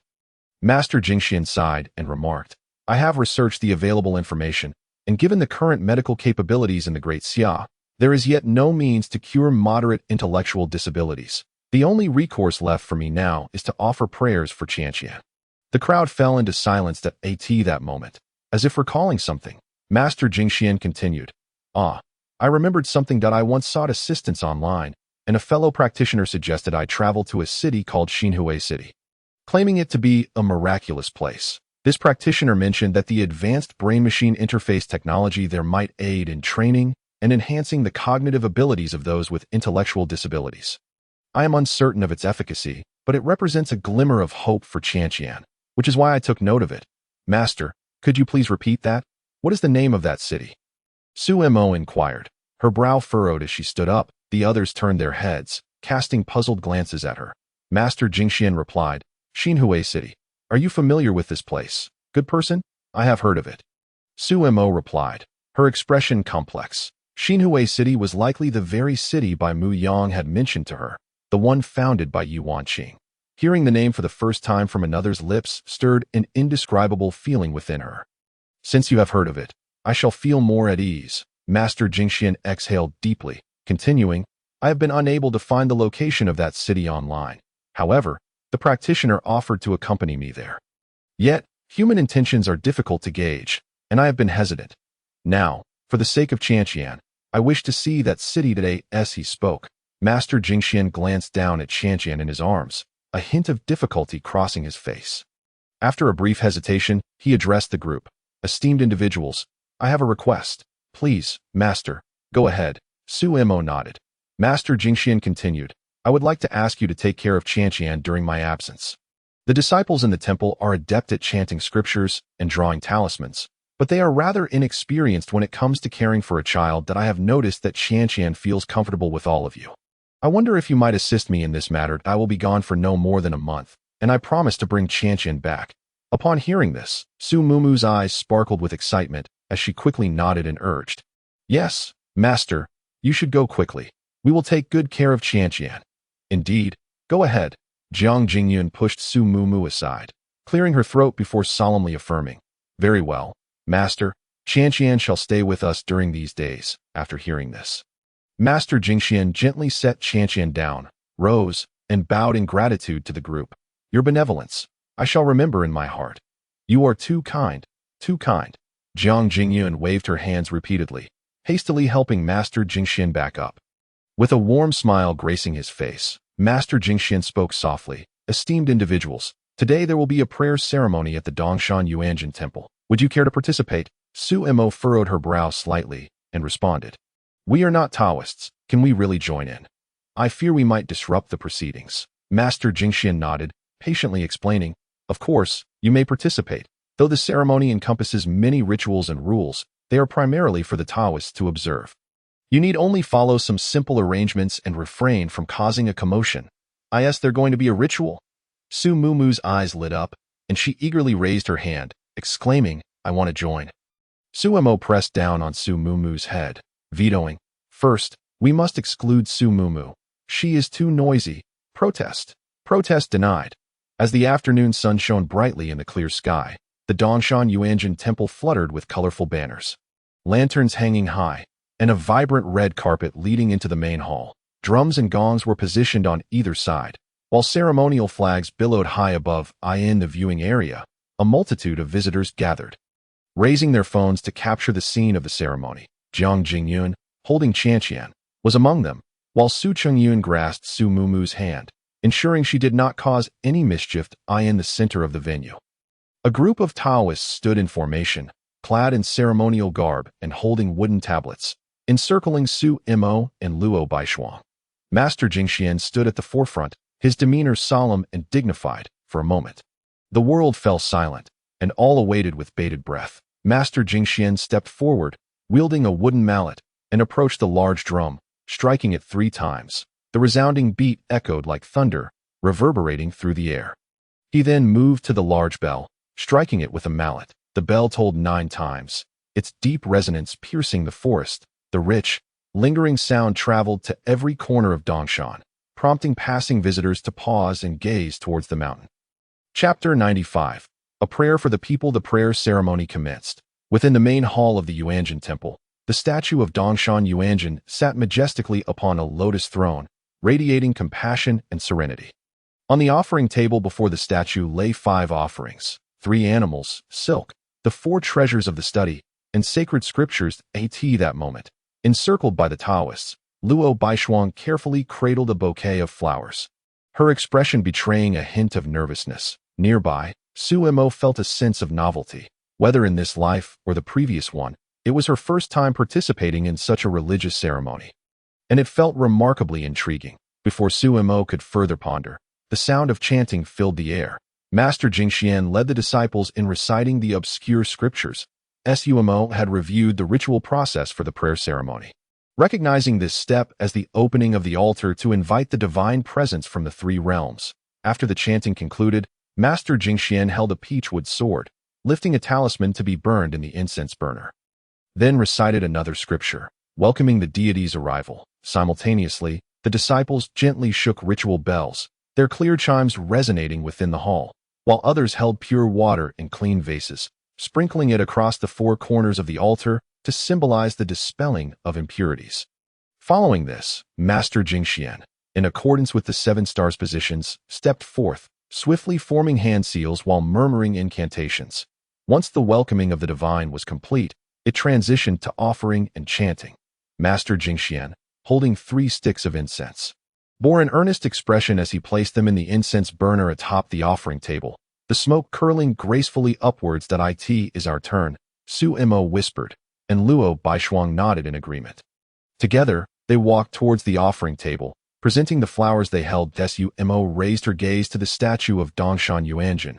Observing its gentle demeanor, the eyes cast downwards in a compassionate gaze, as if it were lovingly watching over all living beings. Perhaps influenced by the solemnity of the ceremony, an inexplicable sense of reverence blossomed within Sumo. After presenting the flowers, the two retreated. Master Jingxian once again led the disciples in reciting the summer prayer of the year of Jechen and the protective compassionate sutra along with the treasure repentance. This recitation continued for over an hour. And once the offerings and chants were concluded, it was time to read the petitions. Master Jingxian received a yellow silk scroll from a Taoist nun, inscribed with the words, "A prayer for the people." Turning to face the gathered visitors, his expression grew increasingly solemn as he spoke with gravity. In the year of Jechen, during the early summer, I, Jingxian, disciple of the Dongshan Yuanjin Temple, along with the faithful practitioners, humbly present our incense and bows before the seat of Dongshan Yuanjin. We beseech the heavens to bestow auspicious signs, as the azure phoenix carries messages and the mountain echoes with the sacred truth. Here at the peak of Dongshan, where clouds rise and colors glow, drums and gongs resonate harmoniously, may the faithful gather in reverence, channeling the righteous energy of the three realms, praying for peace and tranquility for all beings. First, may the celestial axis shine brightly, and the mountains and rivers remain steadfast. May the constellations find their rightful paths, and the 28 lunar mansions align with the stars. May the winds remain gentle, the rains not disrupt, and the seasons harmonize. May the people of Great Xia enjoy bountiful harvests. Second, may the earth's veins connect with the spirit, allowing all beings to thrive. May the true forms of the 5 sacred mountains guard the land, and the 72 springs nourish the multitudes. May plagues dissipate into nothingness, and weapons be laid to rest before they emerge, ensuring that the young and old are free from untimely demise, while the neighborhoods are filled with abundance. Third, may the path of humanity be illuminated and virtue spread across the land. We pray for the teachings of sages to flourish in the halls of governance, and for the winds of benevolence to sweep through the countryside. May the widowed, orphaned, and lonely find sustenance, and may each person fulfill their role in society, restoring the glory of Great Xia through music, culture, and education that transcends the oceans. Fourth, may the doors of the mystical path be widely opened, and the rains of Dharma fall universally. We pray for the eternal continuation of the true scriptures and the revitalization of the Taoist tradition across the realms. May those who cultivate the truth gain clarity of heart, and those who seek the path recognize the eternal truth swiftly, achieving their goals and ascending to the celestial realms. We humbly beseech the compassionate Yuanjin to ride upon the 9-lighted divine chariot, wielding the scepter to turn the wheel of fate, transform malevolence into harmony, transmute calamities into tranquility, allowing the sun and moon to shine anew, the mountains and rivers to radiate brilliance, and the universe to be purified. With all beings flourishing in harmony, we earnestly implore the holy and merciful gaze to observe our sincere hearts. This is the prayer of Jingxian, disciple of the Dongshan Yuanjin Temple. Upon completing the petition, Master Jingxian respectfully placed the scroll into a bronze cauldron for burning, while the attending Taoist nuns added gold foil and paper horses into the flames, the smoke rising towards the heavens. Following the conclusion of the petition, the next step was to dispel disasters and bestow blessings. Sumo and Luo Baishuang stepped forward, bowing their heads. Master Jingxian, holding a willow branch, dipped it into a bowl of sweet dew, flicking his wrist to sprinkle it above their heads while chanting a spell to alleviate misfortunes. He then distributed rice cakes and longevity peaches from the offerings to the two, along with a peace talisman and a multicolored silk ribbon. Sumo and Luo Baishuang, feeling a bit embarrassed, accepted the gifts as they ate. After the dispelling of disasters and bestowing of blessings concluded, Master Jingxian led everyone in kneeling and bowing 9 times while chanting the farewell mantra to send off the deities, expressing gratitude to the holy ones. Once the offerings were retracted, the banners lowered, and the drums ceased, the ceremony came to a successful conclusion. As Master Jingxian approached, Sumo and Luo Baishuang hurriedly expressed their thanks. Taoist Jingxian waved his hand and chuckled, saying, "There is no need for thanks. You two have truly labored for 3 hours listening to the scriptures. I must now draw the purity talisman at the temple gate and seal the altar for peace. So I shall not entertain you further." After finishing his words, Daoist Jingxian turned and departed at that moment. Jiang Jingyun and the others stepped forward, while Su Mumu, still shaken, patted her chest and displayed a relieved expression, exclaiming, "Thank goodness I wasn't chosen. It was terrifying. Over 3 hours of scripture, and we had to stand motionless under the sun. Luckily, it's not the height of summer. Otherwise, we would have been roasted." Desu Mo also felt somewhat helpless, as he hadn't anticipated such an extensive recitation at a mere blessing ceremony. "Were you tired?" Su Mo turned to ask Luo Baishuang with a smile. Luo Baishuang nodded and replied, "My calves are a bit sore." "Then why not rest on a nearby bench for a while?" Su Mo suggested. Luo Baishuang nodded in agreement. Jiang Jingyun interjected, "You two take care of Chanqian for now. We will offer incense to Yuanjun and then head down the mountain." Luo Baishuang pondered for a moment before stepping forward to take Chanqian, saying, "Mom, let me take care of Chanqian." Jiang Jingyun smiled in response, and then took Su Mumu to offer incense as evening approached. The setting sun blazed like fire, casting a crimson hue upon the clouds at the horizon. Luo Baishuang sat quietly on a stone bench, cradling Chanqian, her gaze somewhat vacant as she stared at the glass comb in her hand. Lost in thought, the golden rays of the sunset bathed them, elongating their shadows. Observing Luo Baishuang's heavy demeanor, Su Mo couldn't help but sigh, unsure of how to comfort her. She was likely reminiscing about her parents again. After a while, Luo Baishuang began to comb Chanqian's hair with the glass comb. Chanqian giggled, her laughter gradually lightening Luo Baishuang's heart. With a slight smile, Luo Baishuang turned to Su Mo and said, "Su Mo, I want to take care of Chanqian." Chapter 96. Farewell. Su Mo fell silent upon hearing her words, aware that Luo Baishuang's current desire stemmed from an emotional impulse. She wished to care for the orphan as a way to provide the affection she once yearned for, indirectly compensating for the void in her childhood, a subconscious self-compensation mechanism to alleviate past traumas and regrets by fulfilling similar needs in others. Without directly pointing this out, Su Mo gently reminded her, "Have you thought this through? Baishuang, caring for a child is no easy task, and looking after a child with intellectual disabilities will be even more challenging." Luo Baishuang nodded earnestly, her gaze softening as she looked at Chanqian, resolutely stating, "I understand, but it will only be for a month.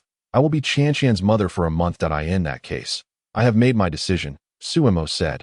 Luo Baishuang, puzzled, looked at him and asked, "What have you decided?" Su Mo, with a playful smile, replied, "I have decided to be Chanqian's father for a month." Luo Baishuang shot him a glance, huffing, "Dream on. It still depends on whether Chanqian agrees." Su Mo extended a finger and gently poked Chanqian's cheek. Chanqian turned her head and looked at Su Mo with curiosity. Su Mo smiled and asked, "Chanqian, am I your daddy?" He even nodded exaggeratedly. Chanqian immediately mimicked him, nodding vigorously and chirping, "Daddy." Luo Baishuang, taken aback, quickly asked Chanqian, "And who am I?" Chanqian looked up at Luo Baishuang and cheerfully called out, "Annie." Luo Baishuang froze, turning to Su Mo with a look of confusion. "How did you manage that?" Su Mo chuckled softly. Having grasped some of Chanqian's behavioral patterns, Chanqian would unconsciously imitate others' actions, and her short-term memory was quite poor. If she did not form a profound long-term memory, she would forget after each encounter. However, as long as he included certain keywords in his questions, he could elicit the desired responses. Teasingly, Su Mo said, "Do you want to know? Then call me dear, and I will tell you." Luo Baishuang's cheeks flushed, and she shot Su Mo a glare, retorting, "I won't, but you called me that before, right?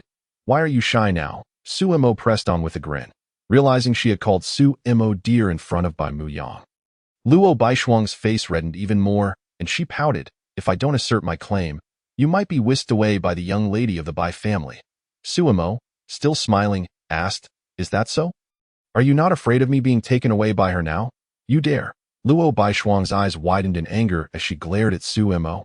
"If you dare to flirt with other girls outside, I will. What will you do?" Su Mo's smile deepened.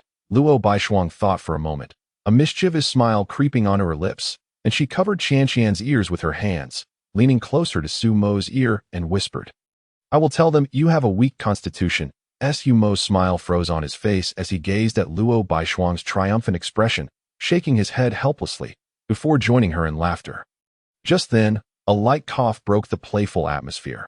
Luo Baishuang snapped back to reality, Noticing Taoist Jingxian had somehow approached in an instant, she recalled that they were at the Dongshan Yuanjun temple, and she had just been making inappropriate jokes in front of the deity. Luo Baishuang's face flushed with embarrassment as she hurriedly apologized. My apologies, Taoist. I thought I misspoke. No harm done. Taoist Jingxian waved his hand, his expression warm. You are not ascetic practitioners. There is no need to be overly concerned. At that moment, Jiang Jingyun and the others had finished their prayers to Dongshan Yuanjun and were approaching. Jiang Jingyun spoke. Taoist, it is getting late.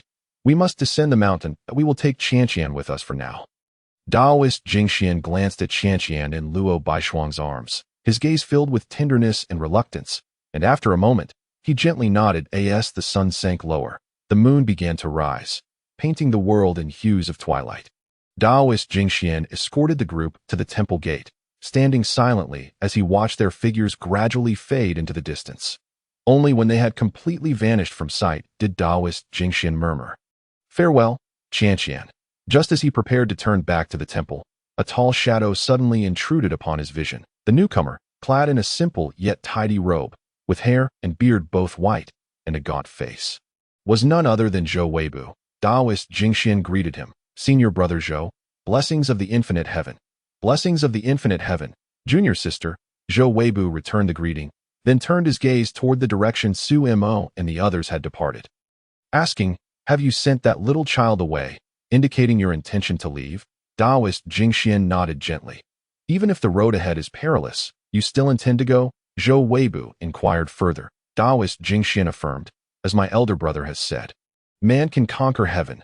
Zhou Weibu sighed, his expression complex. What if I hadn't said that child was auspicious back then? Taoist Jingxuan's lips curled into a slight smile as she replied. Jingxian has made up her mind. Very well, Zhou Weibu nodded. You have always confined yourself to the temple. It is high time you ventured out. Taoist Jingxian couldn't help but chuckle, then asked, and what about you, senior brother? You have been here for about 60 years. Have you found the person you seek? Indeed, Zhou Weibu nodded gently, his demeanor calm. Taoist Jingxian smiled and asked, have you revealed your identity to her? Zhou Weibu shook his head. She does not recognize me now. What would be the point of telling her? She might even mistake me for a strange old man and report me, and I certainly do not wish to tarnish my reputation. Such a prolonged wait must be disheartening for you. Taoist Jingxian remarked with a hint of sympathy. Zhou Weibu, however, appeared indifferent. What is there to feel disheartened about? Junior sister, you seem to misunderstand. I have no connection with her that I merely promised to escort her home. So I came to confirm the timing that I am quite curious about this place. I might as well consider it a journey. Besides, I encountered an acquaintance here, which was an unexpected delight, though he can be rather difficult at times. Leaving one speechless, by the way, I will soon be leaving this world but returning home. Then I congratulate you, senior brother. Taoist Jingxian sincerely offered her congratulations. Zhou Weibu looked up at Taoist Jingxian and asked, junior sister, your time in this world is also limited. Will you join me when the time comes? It is quite interesting. On the other side, that a flicker of hesitation crossed Taoist Jingxuan's face, but after a moment, she slowly shook her head. No, senior brother, Jingxian does not favor distant travels. After all these years, I have grown accustomed to everything here. If possible, I would prefer to remain by Yuanjuan's side. Very well, then I shall take my leave. Take care on your journey, Zhou Weibu nodded, offering no further words before turning to depart. Take care, senior brother. Taoist Jingxian watched Zhou Weibu leave, then turned back toward the temple. With a creaking sound, she heavily closed the temple door behind her.